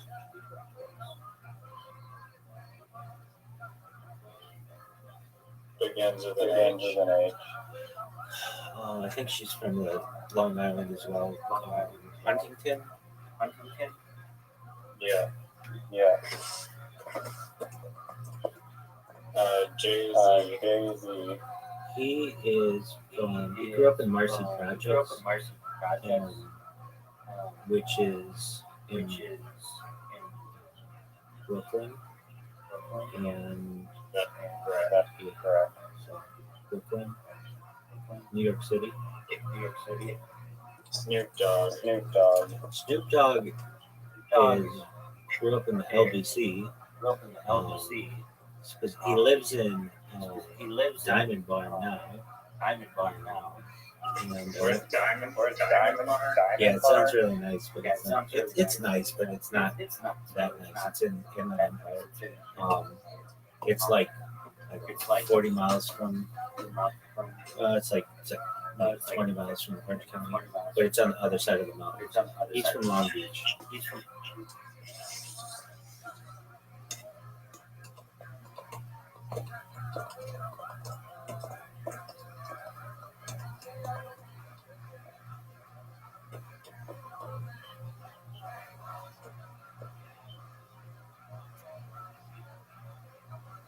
I'm waiting.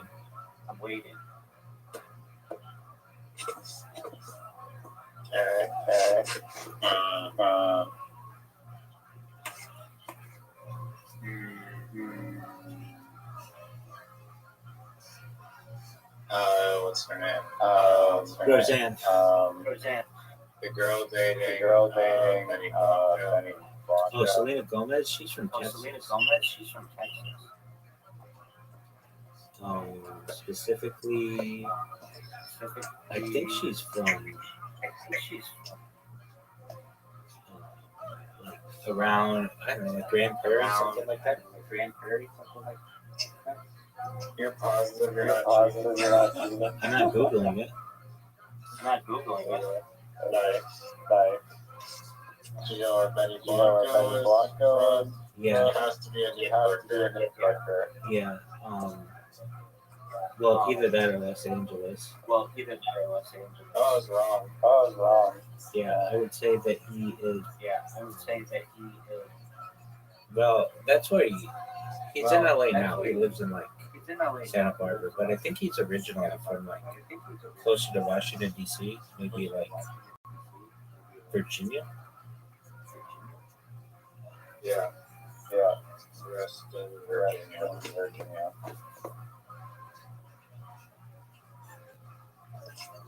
Dua Lipa. This is an interesting one. She's from London, but she's Serbian of background.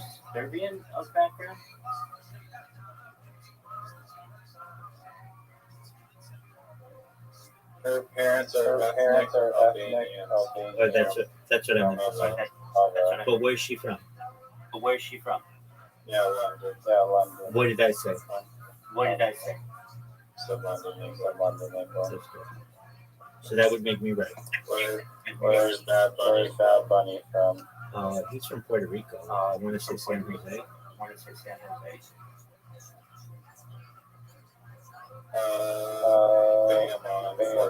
Yeah, I mean same shit. Like how far away are they? I don't know. Probably close enough. Or San Juan, not San Jose. Oh, what's that guy's name? Singer. Ed Sheeran. He is from England, specifically. He's from I don't know, Buckinghamshire. He's from England. That's all I meant. Halifax. Okay, but I mean that's close enough. Isn't that close to London? I don't know. Yeah, it's a good. But yeah. Steve-O. Oh, Steve-O is from like he did a bunch of stuff. His dad was a Pepsi Cola executive, so I think he's from England. Where?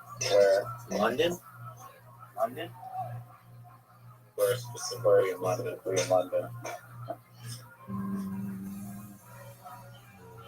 I don't know. That's with the W. Windsor? Wimbledon. Okay. Wimbledon, London, England. Okay. I mean, The triple citizenship for what country? The U.S., the London, U.S., UK, and Canada. I think you got Canada too. Yeah.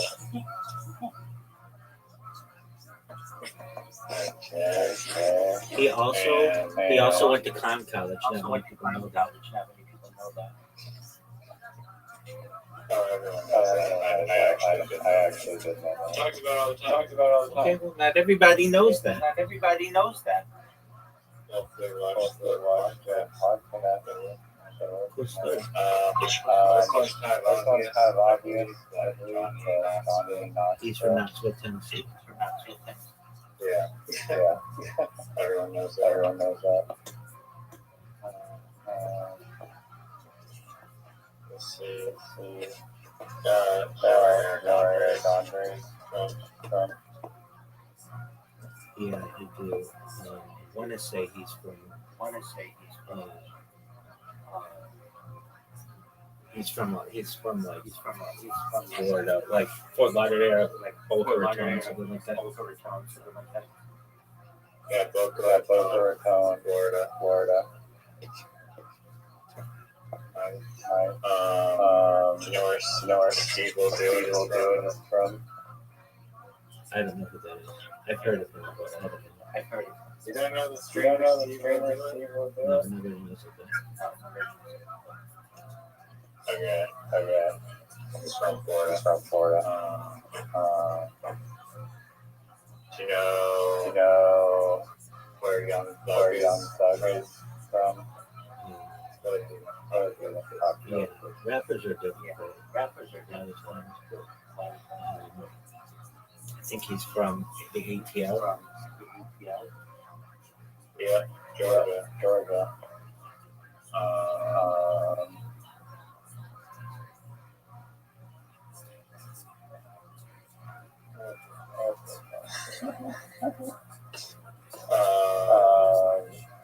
You know Jack Doherty? Yeah, he's from Boca Raton. Wait, no. He's from. Wait, hold on. Are you talking the guy, the streamer? Yeah. Okay, he's from Florida. No, Aiden Ross is from Boca Raton.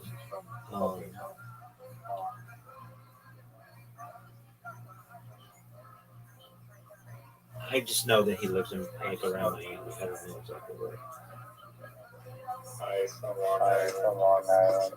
He's from Long Island, New York. Yeah. Oh, okay. But you can't like ask me fucking influencers. They haven't been around long enough for me to know. Where's Clavicular? Again, what did I just say? He's from New Jersey. He's from New Jersey though. That explains why I have to keep that. Okay.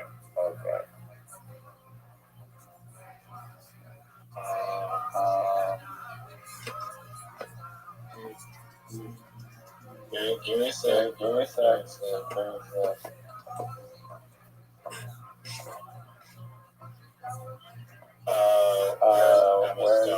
Stone from? Oh, this is a good one because she doesn't look. She's like a transplant to like Phoenix or Scottsdale. Yeah, you do that. Her dog. It's like a lot of people don't look like their family. I mean, like her family moved there. I think like before she was born.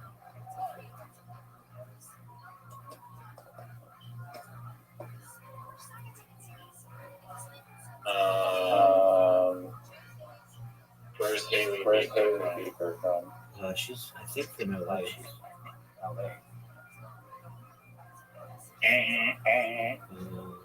Or for where her dad's from.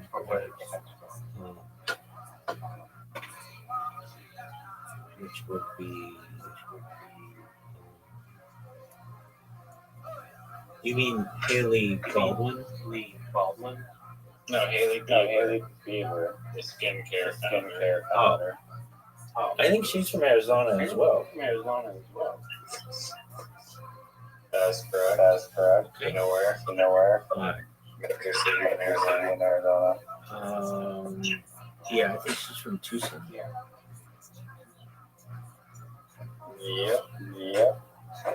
All right.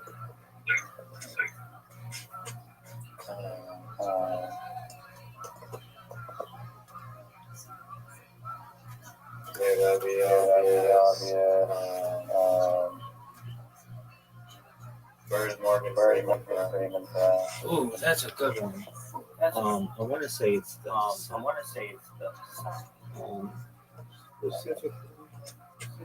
he is from. I think he's from where William Montgomery is from. Well, Memphis, Tennessee. Though William Montgomery isn't directly from Memphis, Tennessee. He's from like a little west of it or a little east of there or something. But yeah, Morgan Freeman's from Memphis, Tennessee. What's the next question? Nice. You knew that? Nice. You just said it. Nice. Okay. That was good. That was good. Owen Wilson. That's a good one. He moved to, obviously with his brother, and I think that they were like that Texas breed with Matthew McConaughey. I think they're from Dallas. That is correct.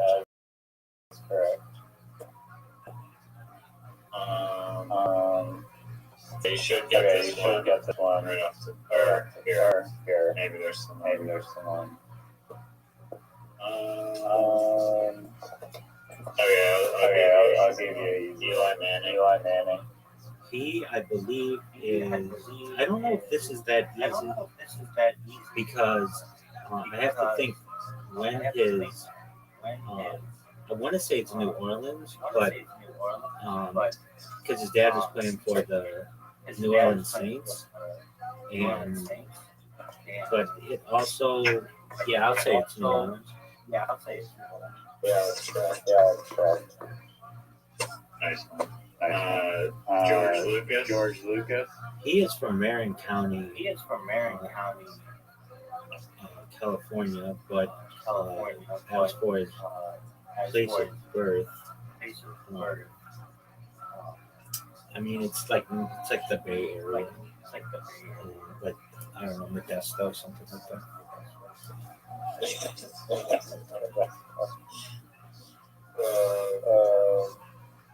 Okay.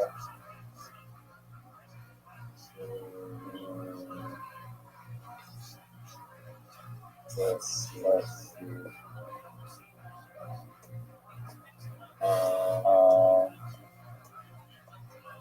Jeff Bezos. He is from Texas, and his family owns like a huge swath of land there, going back like many generations.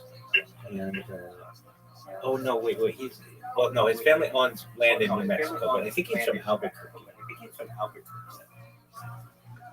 Yeah, he was born in Albuquerque. Nice.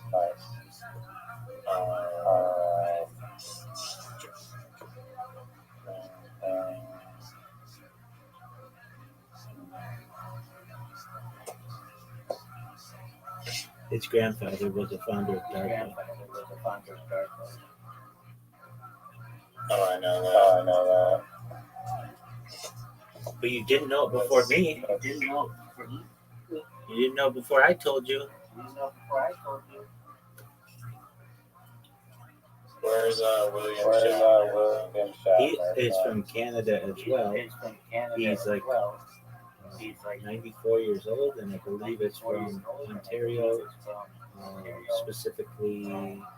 Actually, no, he's from Quebec. He's from Montreal. Yeah. Okay.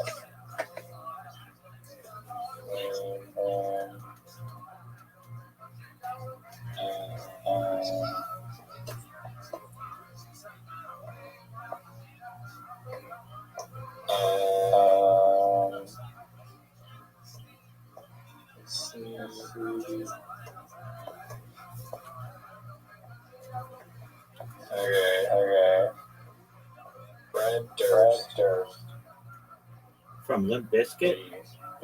Yeah, the Limp Bizkit singer. Yeah, I want to say he always used to wear a hat from. No. He would always just wear a certain hat. But he is from Jacksonville, Florida. Yeah. Right again. We're done. Okay.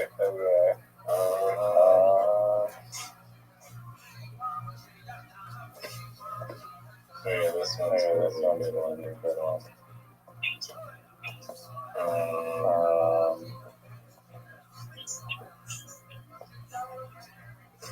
And okay.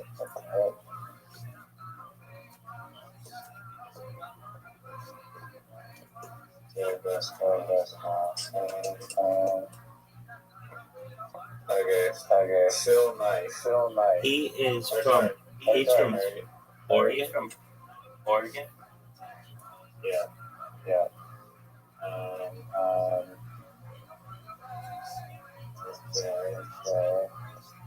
Who is Phil Knight?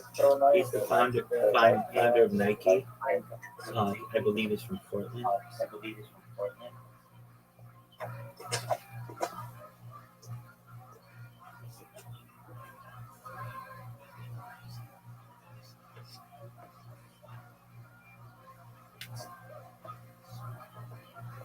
Okay.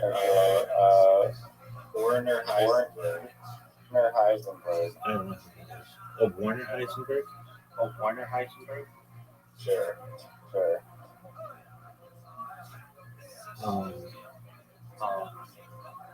And Werner Herzog. Heisenberg. I think it's from Germany. Herzog means it means Duke. So I mean, I would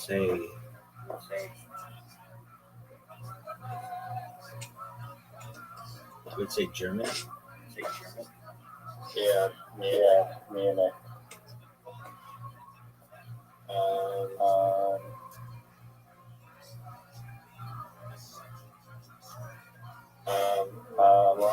Lars Ulrich, drummer from Metallica. Yeah.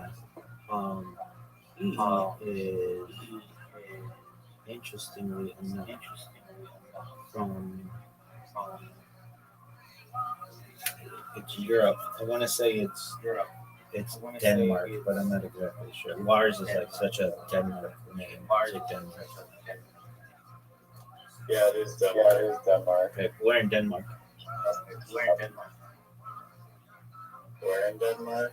Someplace nobody knows. Next question.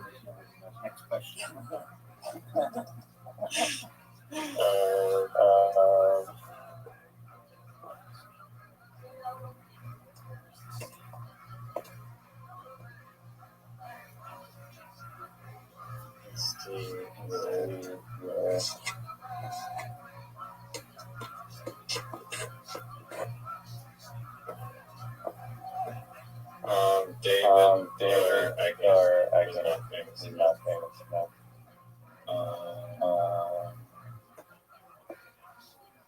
Nikola Tesla. He was. Well, this is a good question because some people say he's from Croatia. Other people say he's from Serbia. It's right on the line.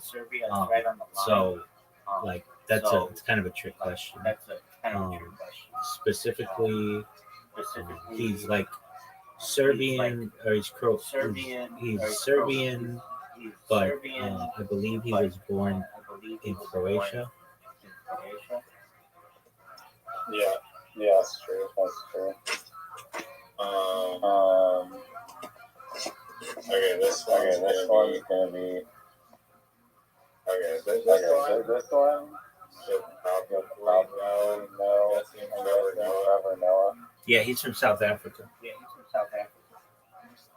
Johannesburg, I want to say. Johannesburg.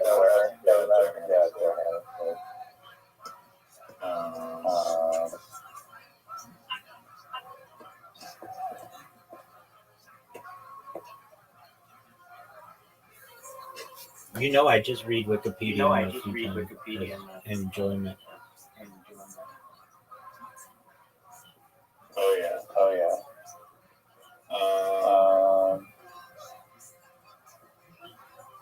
Okay, there's no one from Cape Town that's worth. Yeah, isn't Charlize Theron, she's from like, or no, maybe she's from Japan. Okay.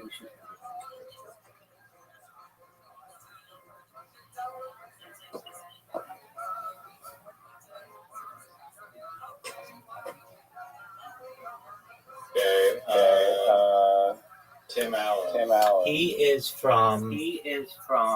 I want to say Bay City, Michigan. Hold on, though. Hold on. It may be. He's from Michigan. But wait. No. Hold on. Well, he grew up in Michigan or something. He may have been born. I think maybe in like Colorado, but he spent his time in Michigan. Yeah, he was born in Colorado. Okay, when did he get to Michigan? I don't know. Okay, well that's a great story. It is a great story. Okay.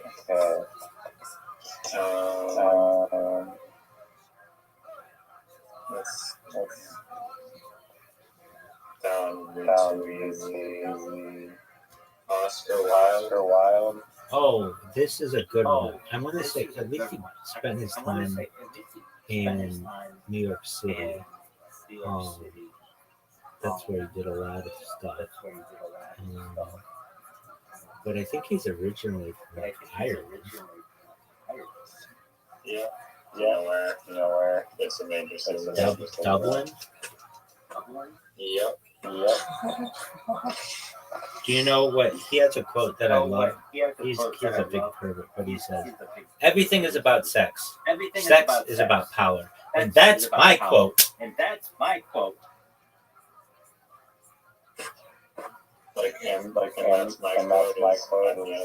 No, that's my quote. I stole that quote. It's mine now. Everybody's going to be like, oh, remember Rabbi said the quote, everything is about sex, sex is about power?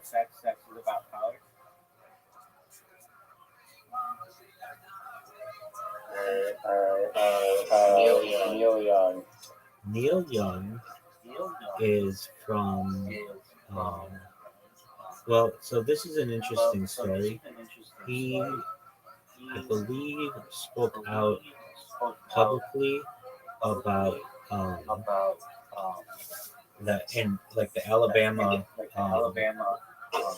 the Alabama governor, but people were like, dude, you don't know what you're talking about. You're not even American. I believe he's Canadian from Toronto.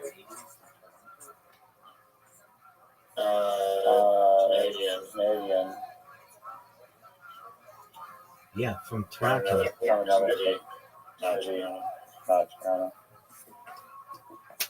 You're saying that Neil Young was not born in Toronto, Canada? No. If he's not from Toronto, Canada, I don't know.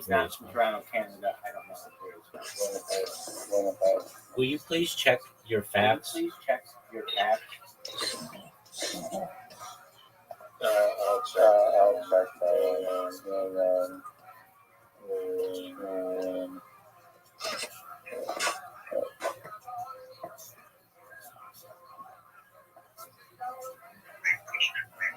Oh, he was.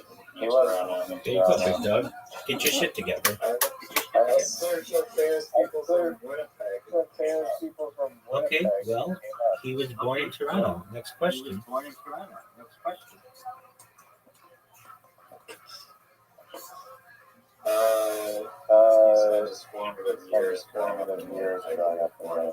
Were we playing the game? Where did they spend their formative years? Because if we were, then I would have said Winnipeg. You know that I love Winnipeg. You know that I love Manitoba. You know that I love KJOB or CJOB, their radio station. Can you? Who? Jimmy. Who's Jimmy? Hendrix.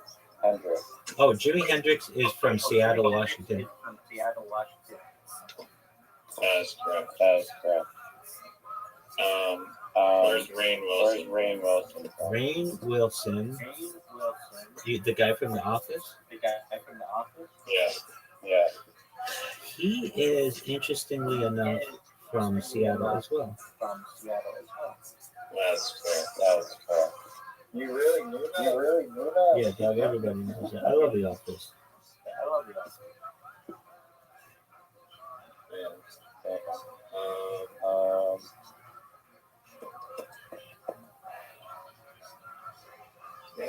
Yeah.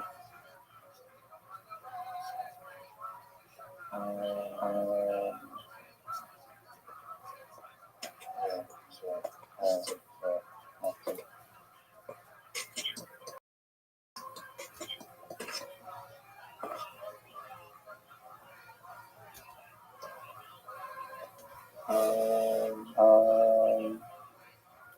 Brad Paisley. The country guy. These are tough ones because they're like all from the South usually. Let's see here. I think he, if I'm not mistaken, is from West Virginia, just like Steve Harvey. That is correct. Yeah.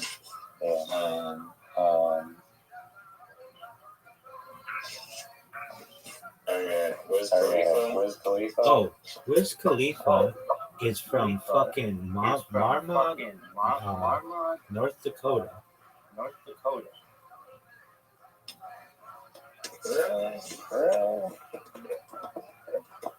have to double check that. I thought he was from No, he is from. I guess he grew up. Minot, North Dakota. What did I say? And I got it like that. You couldn't even Google it that fast. That's crazy.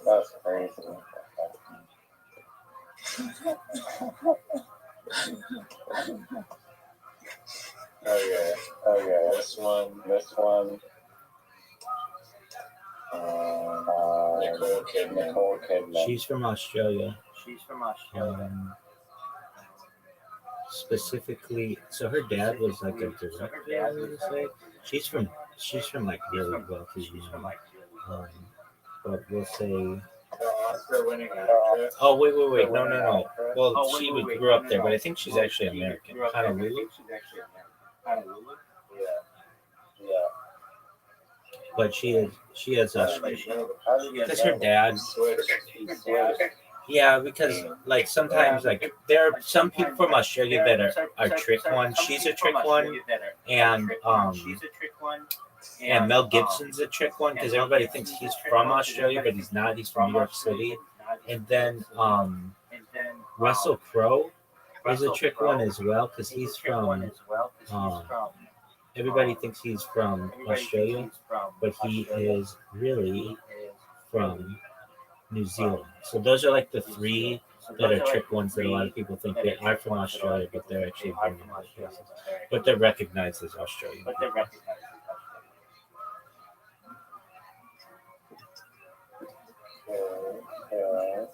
Kevin O'Leary. He's from Massachusetts. Specifically, I want to say he's from Boston, but it could be. Oh wait, no. He's Canadian. Montreal. He's from Montreal. He has a house or something in Boston. Oh yeah. Quebec. He's from Quebec, not Montreal. Yeah, Quebec. Yeah. Yeah, because he was on Dragon's Den, which is CBC, baby.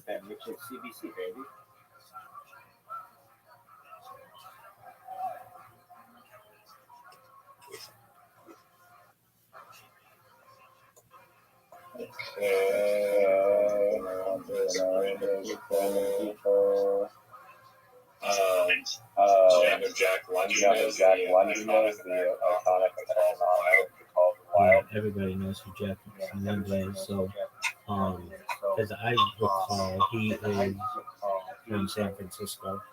He wrote the book, The Call of the Wild. Yeah, he is from San Francisco. That's good. What? Jesus Christ. Oh yeah. famous people from. Okay. Just a moment. I gotta go to the bathroom. I'll be right back. Oh yeah.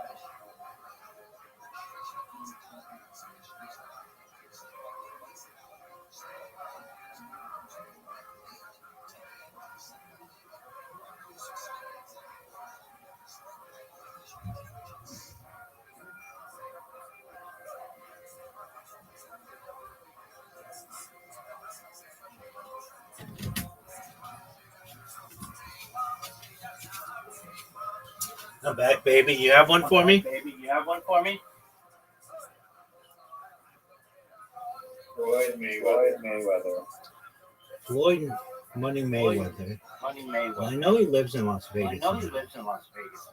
But originally, I believe, I could be wrong, but I think it's from Michigan, but not Detroit, like Grand Rapids or something. That is unfortunately correct. Why, unfortunately? You keep getting it right. I can't stop it. Well, what do you want me to do about it, big man? Okay. Paul Walker. Oh, well, he died in LA, but I want to say he is from. He's from LA. He's from like either Glendale or Burbank or something. Glendale. Nice.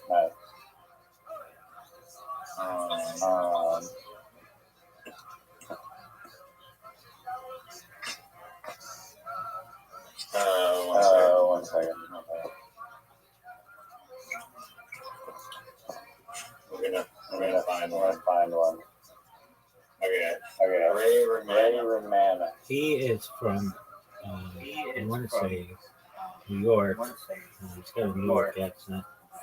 Specifically, though, um, it's not. His show is from Long Island. Like, they don't really say it, but like, I want to say Long Island. So, but I'll just say New York City. Queens. Yeah. That's New York City, and that's Long Island. Okay.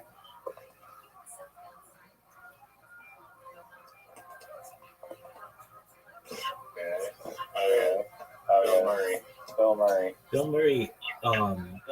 So he made his way through Chicago.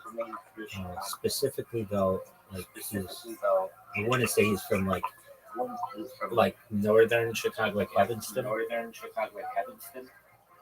That is correct. Yeah, he's from Chicago. You're like 45 or 45. Dan Aykroyd. Dan Aykroyd is from Ontario, Canada. He's from Canada. Specifically, I want to say he. Let me think. He's Canadian, and he's Ontario, but he's from the capital, isn't he? He's from Ottawa. Yeah. That's correct. A lot of people from Ontario. And A lot of people from Ontario. Yeah, I mean, pretty popular place. Rick Moranis. He's also from Canada, from Ontario. I want to say he's Canadian, and he is from, I don't know, Toronto. Yeah. What happened to Rick Moranis' She died of wife? cancer. Next question. That's correct.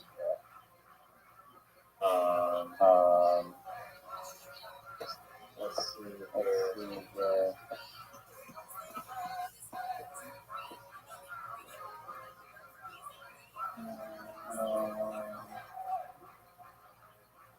I'll give you a super easy one. Elvis Presley. He's from Tupelo, Mississippi. Next question. Come on, man. Okay. Some people might say Memphis because that's where he died, allegedly. But Tupelo, Mississippi. Okay, fact. Did you see how fast I got that? Yeah, no, it's good.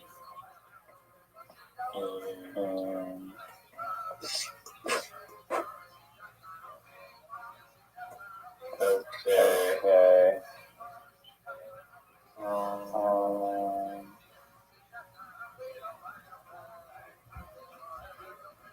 Let's see.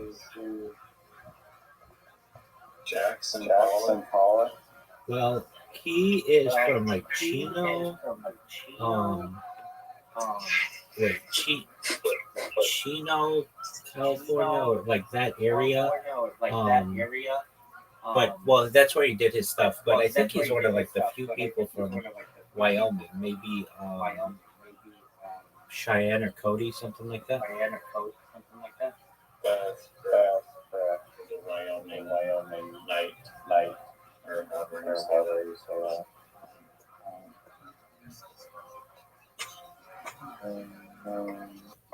So Chico.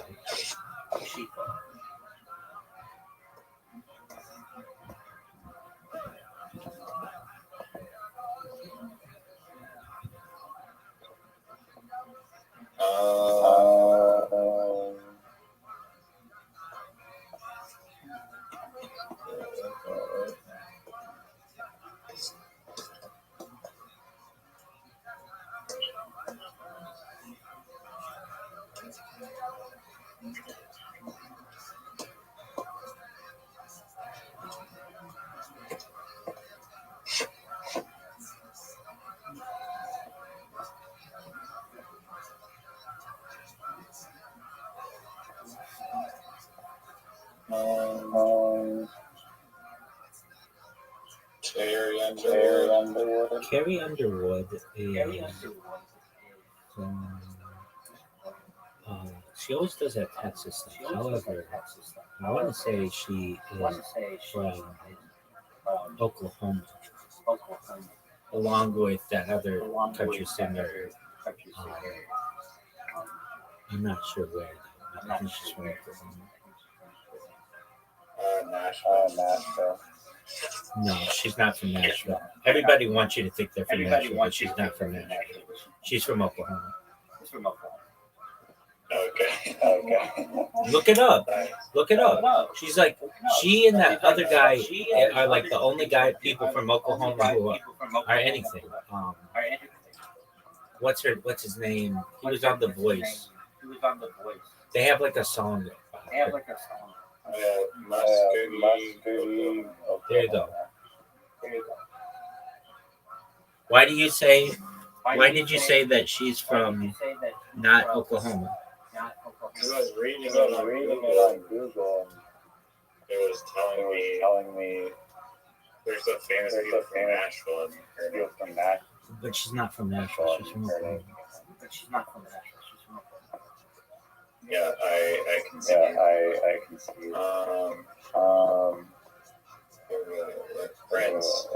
Prince is from the Twin Cities, Minnesota. Correct.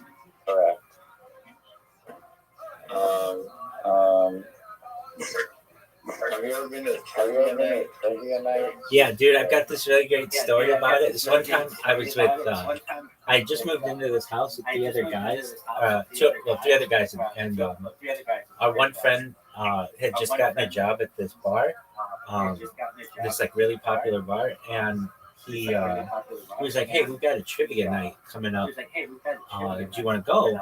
And we'll bring our other roommate, and we'll just see how we do." And I'm like, "Yeah, let's do it." And we're there, and you get to pick your team name.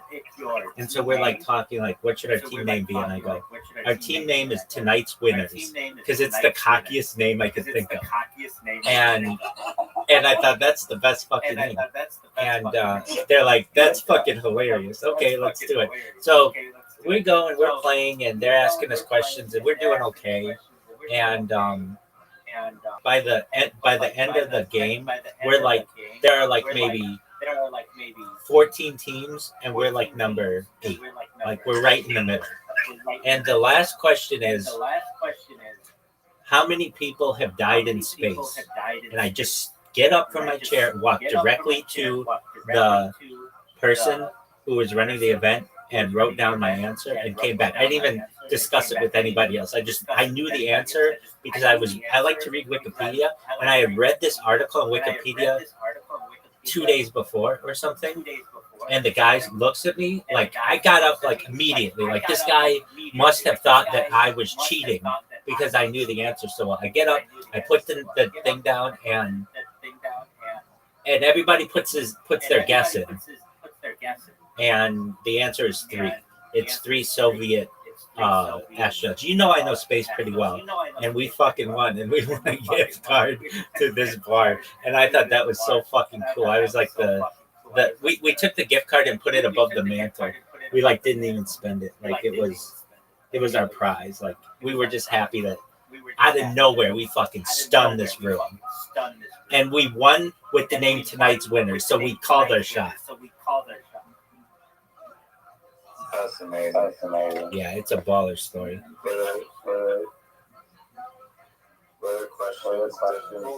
Yeah, I got most of them for our team, but they would be like, what's the name of the phone booth in Doctor Who? Do you know that one? No. It's like the I've heard of Doctor Who. yeah, it's called the TARDIS.